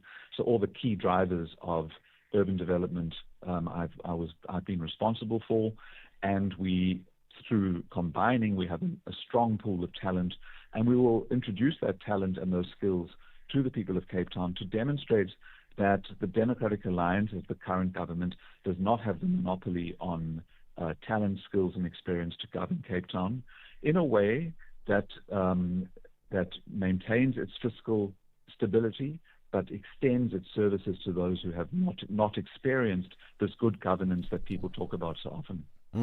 Okay, let's leave it at that. Thanks for your time, and I'm sure we're going to talk lots more in the build-up to that election and other things too. But for now, I think responses to the comments made around the DA are most welcome. Brett Harron, thanks for your time. So there you have it. Good Party and Rise Mzansi candidate, mayoral candidate for Cape Town. If you are voting in the Western Cape, you're going to find the Good Party image picture logo on the ballot paper. And if you're a Rise Mzansi supporter, you would know that because you're going to be told that. And the same, and you must vote for the Good Party. The same will apply in Joburg, for example. You will not find the Good Party, you'll find Rise Mzansi, and if you support the Good Party, you will be known who to vote for. What happens beyond that could be full on one party, but that's another conversation later on in next year, I would think, right? This is the National Pulse. Stay on top of all meaningful, top trending stories right here on SAFM. Leading the conversation. All right, maybe to the point. Good afternoon, Ashraf. Good afternoon to SAFM listeners. Ashraf, we're talking to Edward from Mpumalanga. I think Rise and the Good Party should have just merged because now they're going to confuse their voters in Gauteng and Cape Town and all these other different areas. They should have just merged. Let there be one top leader, deputy leader, and all that stuff. Now this thing is going to be very confusing for the voter. Well, look, Edward again in Mpumalanga. Thanks, Edward. I don't think it'll be confusing. I mean, listen, with respect, they're not the biggest voting electorate that we have in the country. They're not, right? That's one. And for them to communicate that to their branches, I think is not the most difficult thing. But in effect, there are issues that prevent maybe a full merger now. And, there are whole lots of things in terms of mandates and what have you. But if you listen in, it's very clear that is going to be the plan, a full-on merger. If not, before the elections this year, it'll happen after. Hello, it's Ben from Durban. Just heard that the Cape Town Council has not had a meeting for about a year, and that's crazy. How are they supposed to govern? That is crazy. Well, there we are. Well, interesting one. If they are, how are they supposed to govern? And yet the claim is they're governing it very well. On the other hand, what are the rules in terms of governance of that local municipality in Cape Town? If they've skipped it by a year, Brett Harron's very clear. In fact, they're not doing their job. You're from Cape Town. What do you make of that? Our president, Ashraf, cannot really behave like apartheid government. If people are saying they don't want illegal people in their country, then the government must help us to get rid of those people. But now they are saying that they are going to tighten the security. Are they saying that they are going to arrest us and put us all in jail? Silly, ne? They must ask apartheid. We are used to fighting a bullet with a dustbin lid and a brick. Blacks are not cowards. Thank you. Udinkonki Bonafide, son of Indo in the Eastern Cape. Okay, blacks are not cowards. We'll have more voice notes from you. We'll also have a Madlanga Commission wrap-up as well later on. By the way, regarding that Christian Eriksen, collapsing once again, and then his heart device monitor kicked in. There's big medical conversations around just that, because, that's really its job. And he did his job, and he's alive. Let's talk about men's mental health right after this. X at SAFM Radio and at Ashraf Garda. So June is Men's Mental Health Month. Now right? Let's talk about that because often enough these are unique issues pertaining to men that often does not get talked about. Casey Chambers is with me, SADAG's Operations Director. Casey, appreciate you connecting with us on the National Pulse. No, thank you so much for having me. Looking forward to talking about this. Absolutely. So first of all, the need for not just mental health month, but men's mental health month versus women's mental health month. Why the need for that? I think it's so important, especially in South Africa, because we see our suicide rate amongst men so much higher than women. men in South Africa are 4 times more likely to die by suicide than women. And there's still so much taboo and stigma around men and mental health that we have to create conversations to see that gap really reduce. We have too many men who are too afraid, too scared, too tough to talk about their feelings and problems and get help before it's too late. But we're seeing way too many men thinking that suicide is the only way to end their problems. Okay, and you're saying that's compounded. When you say it's so much more, what are the numbers and how much more? So much more. I mean, accounting for the suicide rate in the country, is we know in total we have about 23 suicides every single day. And for every 1 suicide, there are 20 attempted suicides. Now, from estimated reports, it's about 80% of those suicides are related to men. And again, men are 4 times more likely to die by suicide than women. So these figures, these numbers are very alarming because every male lost to suicide is a husband, a father, a brother, a cousin. And we have to be doing more to help men get help before it's too late. Right. Let's then talk about the issues. What then are the triggers around mental health or depression in this case for men in the country? So what we're seeing even into our call center every day is that some of the combinating factors, it's never just one thing. It's often relationships. They're a really big trigger. So a breakup, a divorce, cheating in a relationship. These are really big trigger factors. We also know that stress at work, but even things like unemployment, financial strain, that has a huge direct impact on a male and their own mental health. And we see that they have very poor help-seeking behaviors. So the minute that they have some symptoms of depression or anxiety, they don't talk about it. So undiagnosed and untreated depression is the leading cause of suicide in men. So we're needing to create more awareness, normalize that it's okay for men to be dealing with this, and encouraging them to get help before it's too late. So do we take it that for men it is not normalized, that whatever they're feeling, whatever their triggers, it could be their workplace, it could be pressures for them to achieve, it could be issues in the domestic surroundings, that they effectively shut off compared to women? Absolutely. I mean, we even see this every day, that the majority of our callers are from females, either for themselves or for a loved one. They're talking about their problems, they're identifying the warning signs, they're eager to go and get help or to get support. But men, and especially in South Africa, we have this culture of men don't cry, right? Cowboys don't cry. You have to be tough. And that means not talking about your problems or not talking about your feelings, because then you're going to be seen as weak or less than. So they don't talk about it, and often we actually see men turning to negative coping skills like drinking or alcohol or those kinds of contributing factors that actually make their mental well-being worse.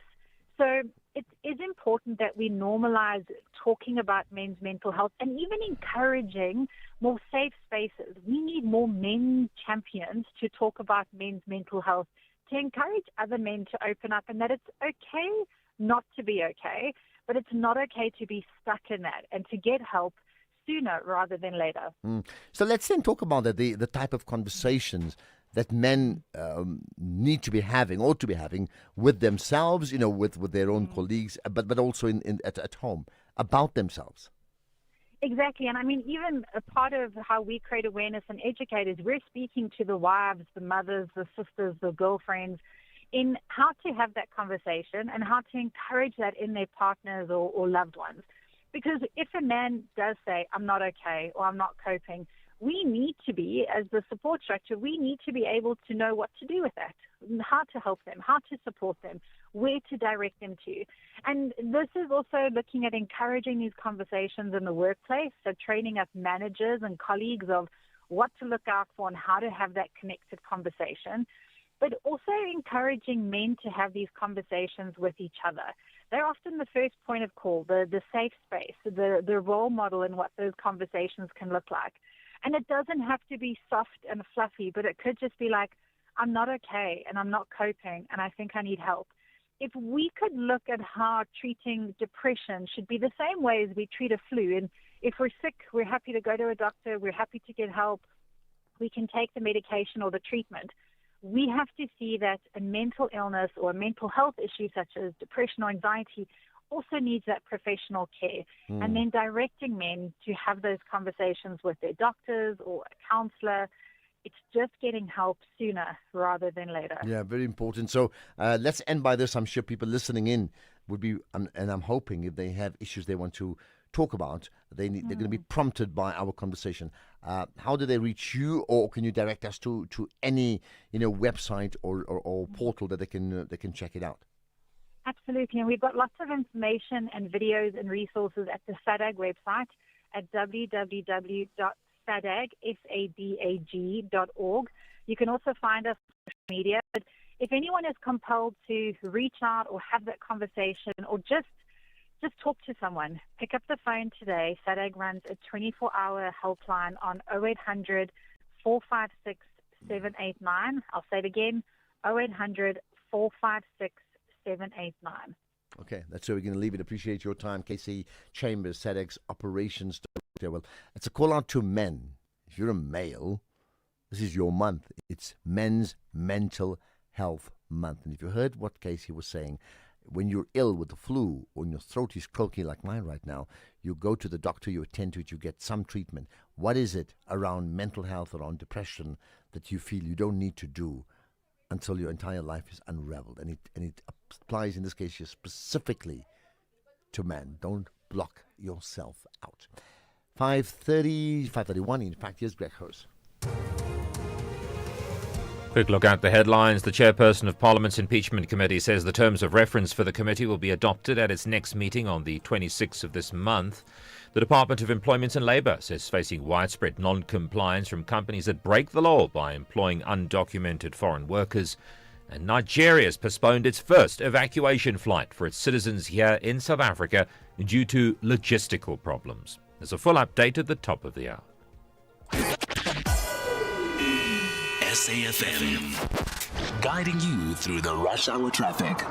Still absolutely jam-packed and heavy getting through Midrand, leaving Joburg on your way to Pretoria. It's that truck that crashed on the Allendale off-ramp. The ramp at Allendale that'll take you to Tembisa and Kempton Park, that's closed. So everybody having to come off, go sort of Mall of Africa and then sort of reverse and U-turn and go back the eastbound towards Kempton Park in Tembisa. So really heavy pressure there. The queue on the mic one starts around Melrose, the N3 North at Alex and the M1 North from Ravonia. Absolutely jam-packed. It was bad this morning, and as you turn around and go home, it's bad again this afternoon. Mike 1 parked out of the Boysons is heavy. The N3 from Alex down to Germiston, and it looks like traffic light issues in Germiston on the Refinery Road at Jack Road. So the M2 lining up from Cleveland into Germiston today.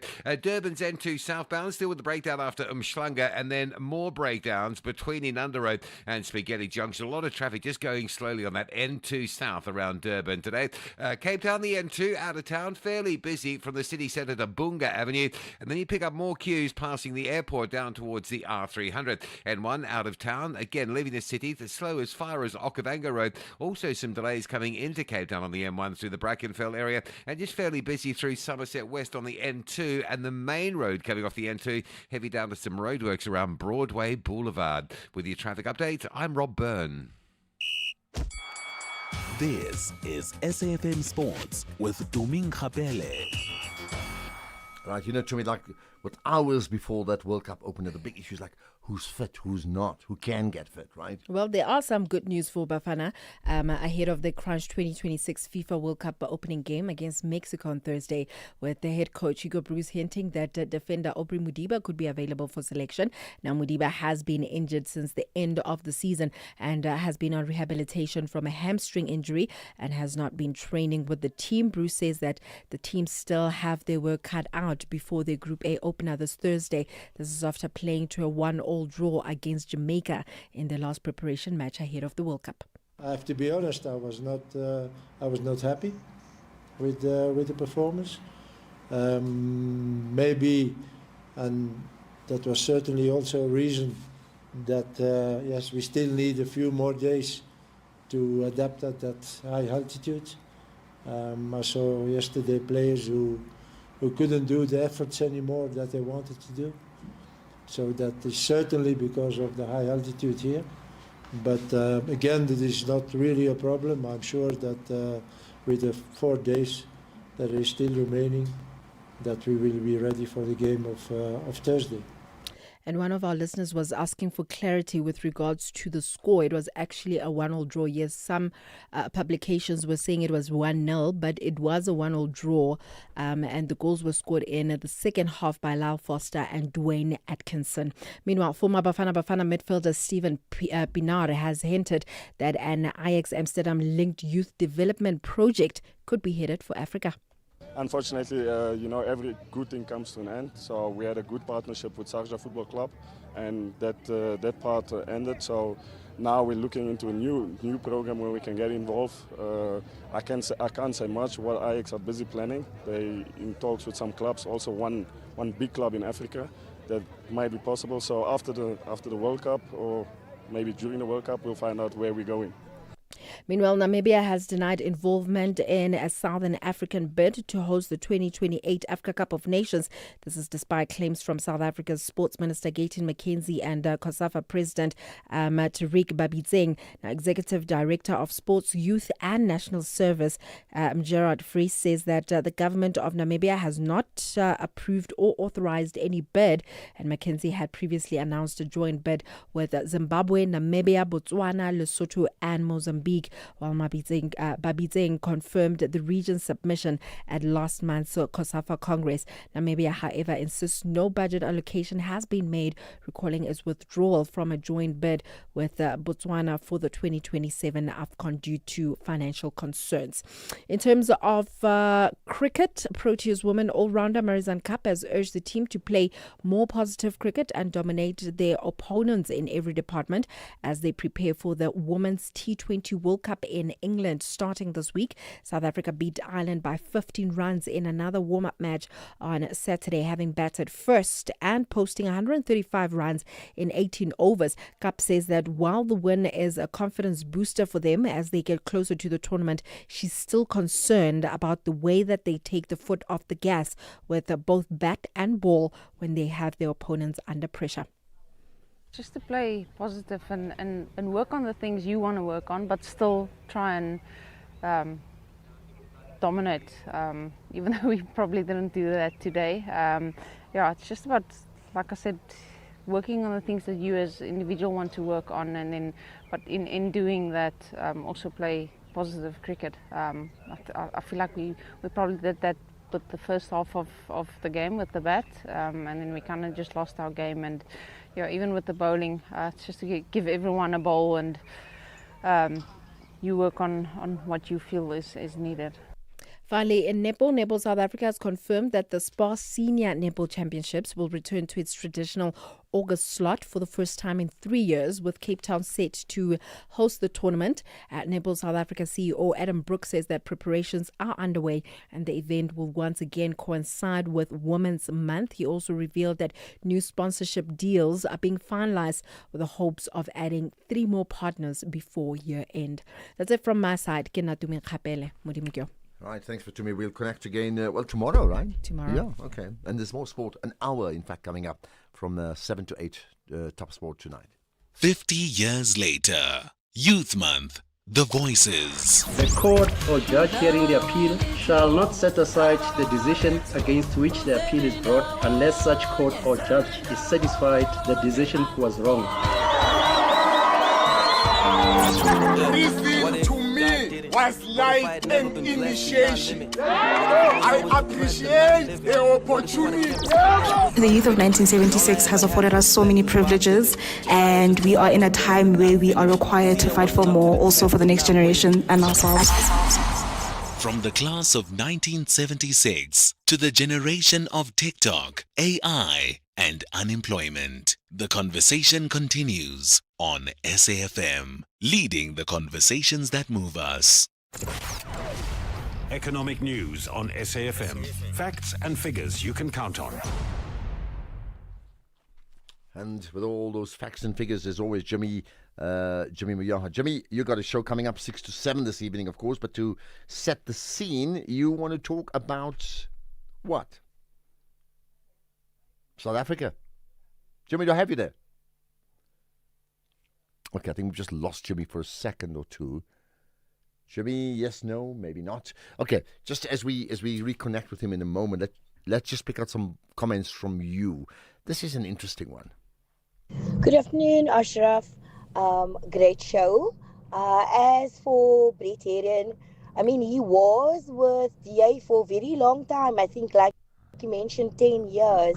It's just, like the smaller parties, even when they consolidate, sometimes they can just not deliver the services that they make these commitments for. So ultimately, I mean, Cape Town is the best, one of the best run towns, and also the Western Cape has the better quality of services.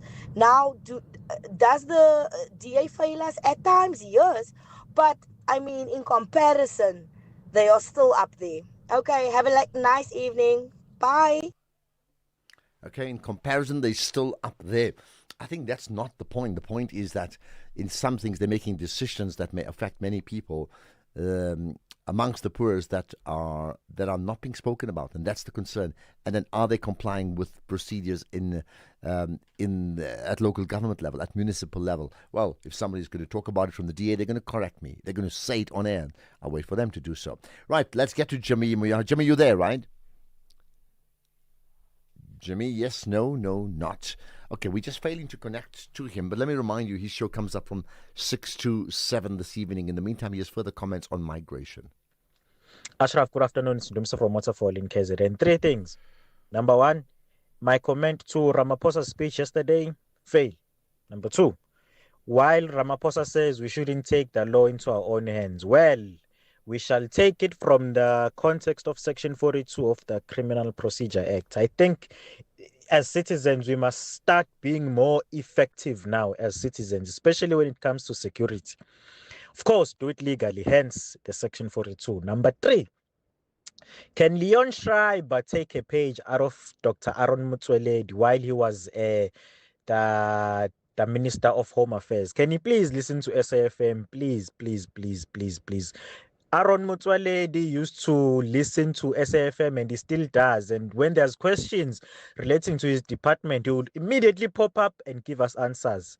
So can Leon Schreiber do the same thing, please? Okay, thanks for that. So you reckon that Aaron Motsoaledi, his role as the Minister of Home Affairs was like thumbs up, besides listening to SAFM, which is great, but beyond that, was it thumbs up? And you're saying not the same with the current minister? Interesting one. Jimmy, we've got you now, right? Yes, Jimmy, hi. Good afternoon, Ashraf. Right, okay, third time of asking, and let's talk about upgrades, not downgrades, right? Yes, the first ratings upgrade was delivered by Fitch. This is the first time South Africa has been upgraded in more than 20 years. We're going to certainly be taking a look at that and seeing what that means for the country. Alongside that, I'm going to be taking a look at the results put out by PPC and Omnia. Both companies gave us their year-end results, and we're going to take a look at that and see if we can make sense of those numbers. Then we've also got a conversation from a personal finance perspective, taking a look at a finance index that suggests that women are better wealth creators than men. Quite an interesting study. We're going to take a look at that and see if we can make sense of that and what some of the driving factors behind that might be. Before we get to those conversations, Ashraf, a sense of some of the market movements throughout the day. The rand still back at 16.50 against the US dollar, still above 22 against the British pound, still above 19 against the euro, and the price of a Bitcoin is slightly improved. We're back above R1 million in that respect. We're above $63,000 a coin. If I look at the equity markets, the resource stocks were down 2% on the day trade. The top 40 was down about a third, and the all share was down about 0.5%. Industrial stocks were around almost 2/3% to the green, as were financials. They were closer, about 0.63%. The gold price a little firmer, $4,337 per ounce. Last week, sometime we were north of $4,500 a ounce. The Brent crude price, more importantly, is holding below $95 a barrel. So we'll see how that shapes up. Platinum pricing is below 1,800, and palladium is below 1,300. I'm going to be looking at these and other market movements and trying to make sense of where we go to from here. We got jobs numbers out of the US on Friday, as I mentioned, and the market has had time to kind of digest those numbers and react to those numbers. But of course, as always, those conversations come up after the 6 p.m. news. For now, back to you. All right, perfect. Thanks for that, Jimmy. Looking forward to your conversation. Now, what comes up next year is the Madlanga Commission. This is the Madlanga Commission update on SAFM.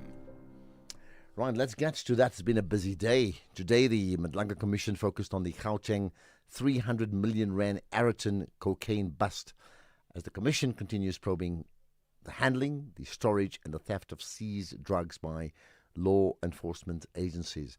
The Hawks officer, Lieutenant Nkwana Joseph Sebola, testified at 9:30 this morning. The Commission heard evidence relating to that July 2021 operation in Araton, where police intercepted a truck carrying 751 kilograms of cocaine allegedly shipped from Brazil. Now, in his testimony, the Hawks Lieutenant Colonel Joseph Sebola said the forensic analysis of confiscated cell phones revealed communication suggesting the existence of a suspected criminal network linked to the movement of shipping containers. The inquiry follows a week of testimony into the theft of seized narcotics and allegations of serious failures in the storage of drug evidence in Gauteng and KZN. In the latter session, that's the afternoon, the IPID Assistant Director Takalani Zelda Maposho testified after the Lieutenant Colonel Nkwana Joseph Sebola. In an earlier statement, Takalani Zelda Maposho said the Araton case is high profile due to the rank of the people who were involved. Now we're going to play some clips. Listen to this one from Maposho explaining the scene of that the Araton drug bust. So we know from his evidence that he did not call the LCRC. Had nothing to do. Mahano had nothing to do with calling the LCRC. In fact, his evidence is he knows nothing about drugs and crimes, the management of a drug bust scene. Yes, that one indeed, from what happened at the crime scene, you can tell that he had no knowledge of managing the crime scene. But from what we have, the LCRC person was called. The only challenge was that they've already contaminated the scene by taking the drugs from the container into the bikey. But when we asked them about that, they indicated that they were waiting for the LCRC person to come and take pictures and package the drugs. Okay, there's more then. IPID's Takalani Maposho then testified about the day she and her colleague went to Germiston to get a copy of the docket from the captain. The matter was escalated to Brigadier Skhobela, that is Captain Sibula's commander, and she said she will talk to Captain Sibula and she will give us feedback.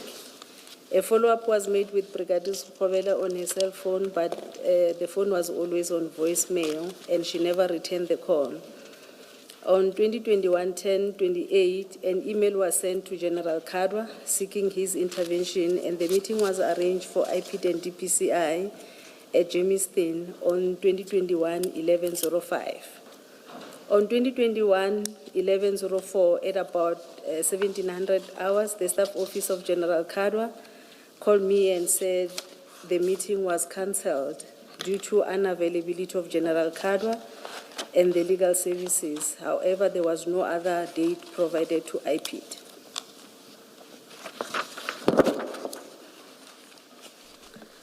On 2021-11-17, my supervisor drafted a letter to General Libya, who is the National DPCI head, and was signed by the IPID Executive Director. The letter was to request his intervention and get a copy of a docket Poisons Case 98 of 7/2021. On 2021-11-24, the letter was delivered to General Libya's office at Silverton, and it was received by his staff officer. General Libya did not assist IPID with the request. Instead, he indicated that IPID must investigate without the copies of that docket. So here's an interesting thought. Then the IPID's Takalani Maposho made the point about some police officers who knew all about what had happened but chose not to disclose it. Just ask the question, how is the failure to ask the question, who do these drugs belong to, how does it constitute defeating the ends of justice, your conclusion? Because ultimately that's what this is about. It's certain conduct, and you say that conduct constitutes defeating the ends of justice. And now in your testimony, as you were speaking to the chair, you say they didn't, for example, they prevented them from asking the question, maybe they should have asked Jolene. You're surely not saying the failure to get that question asked is to defeat the ends of justice. Okay. For them to fail to do proper investigation, I would say from where I'm sitting is like they were protecting the owner. They knew who the owner of the drugs was, but they didn't want, they wanted somebody to be blamed because now these four disturbed this smooth movement of these drugs. You're also not saying that an investigation would and should have happened on that day in Eraton, on the scene, done and completed and gotten all the answers. You're not suggesting that. Because Commissioner? You're not saying that the investigation should have happened on that day, on the scene, all these answers obtained, who the drugs belong to, and all of those answers closing, basically getting the answers that you say they should have gotten. And because that did not happen, because the General Khans and others arrived, yes, you're not saying that was the end of it. I mean, an investigation is ongoing, right? It's not just on the day at the scene. No. So when you say their conduct on the day at the scene constitutes defeating the ends of... So just finally on that, what about the truck driver who was carrying that drugs consignment? Or that he be released.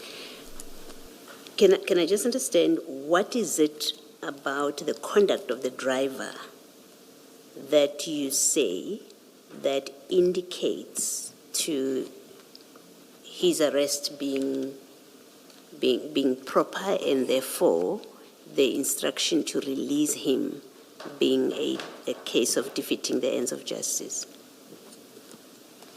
Other than the issue that he was the driver of the truck, when we interviewed the driver, it was clear that the driver did not know what was in the container.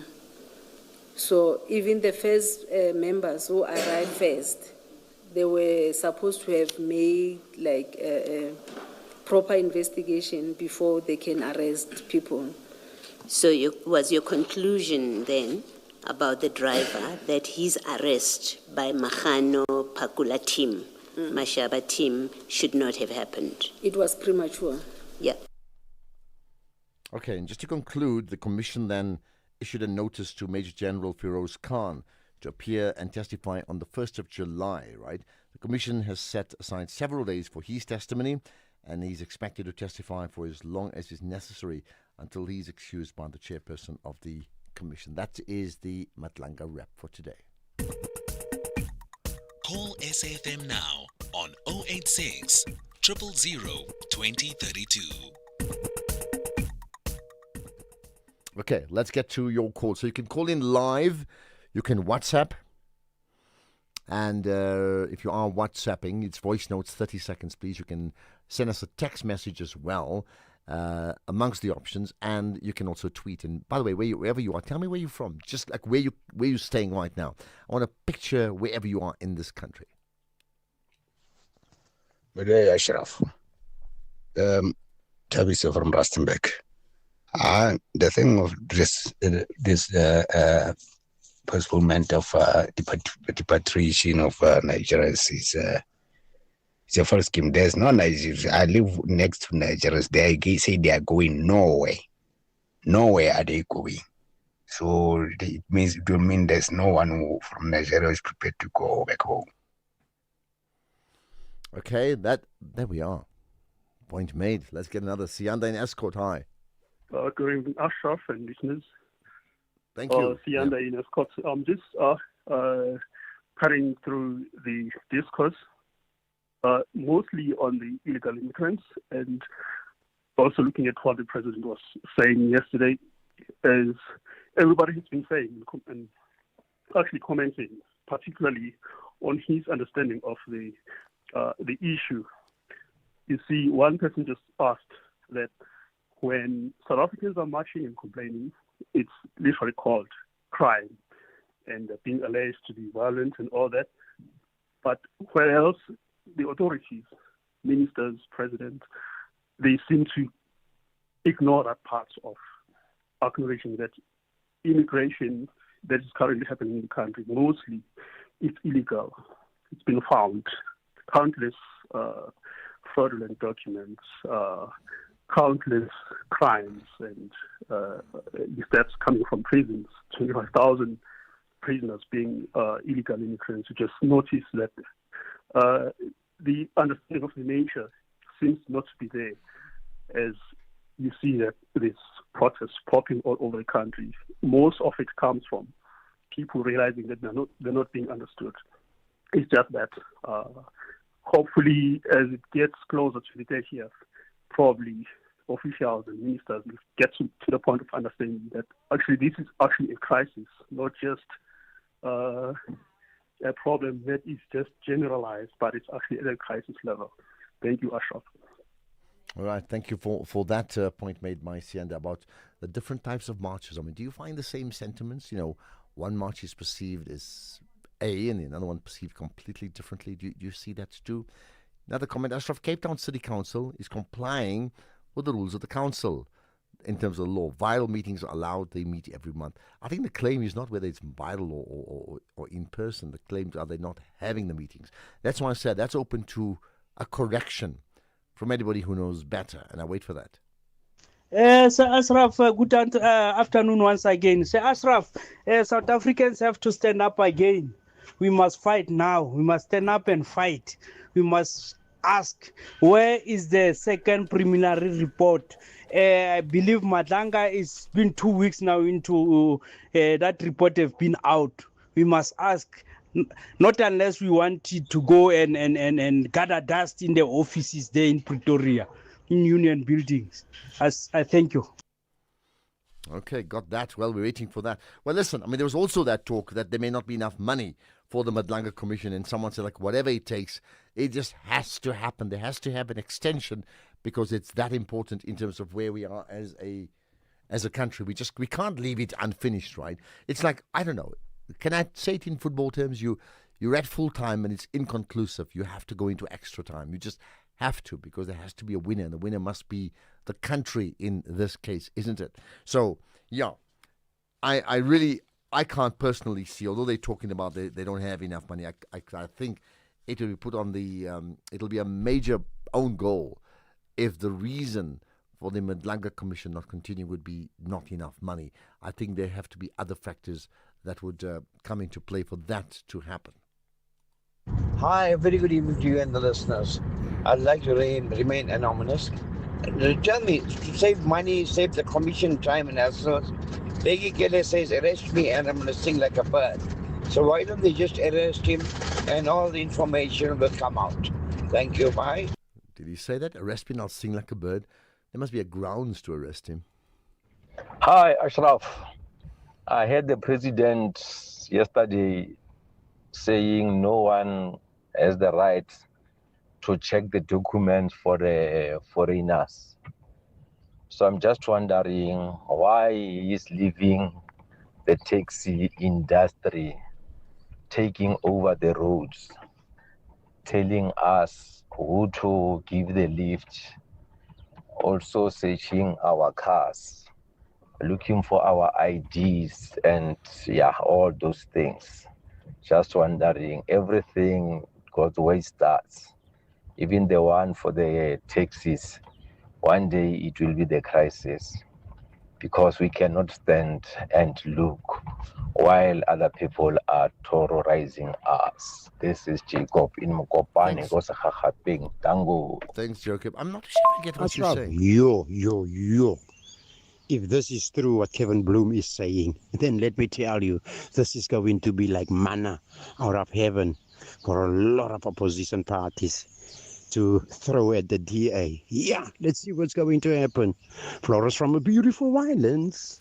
Goodness, he's so excited, this guy. Like, what are we saying now? The sense of excitement from Florence. Hello, Ashraf. Asanda Kobese from Woodridge in Klebecha. No one should take the law into their own hands. We have law agencies in South Africa. Jacinta and the movement are just populists who are using our pain to stay on in the spotlight. Let me just end with this, and I'm not talking about these parties or these organizations or these civic movements. There's been an interesting conversation speculating about who's funding the protests in South Africa. Who's funding it? Foreign funders, local, what's their motives? I don't know. I'm just repeating the questions.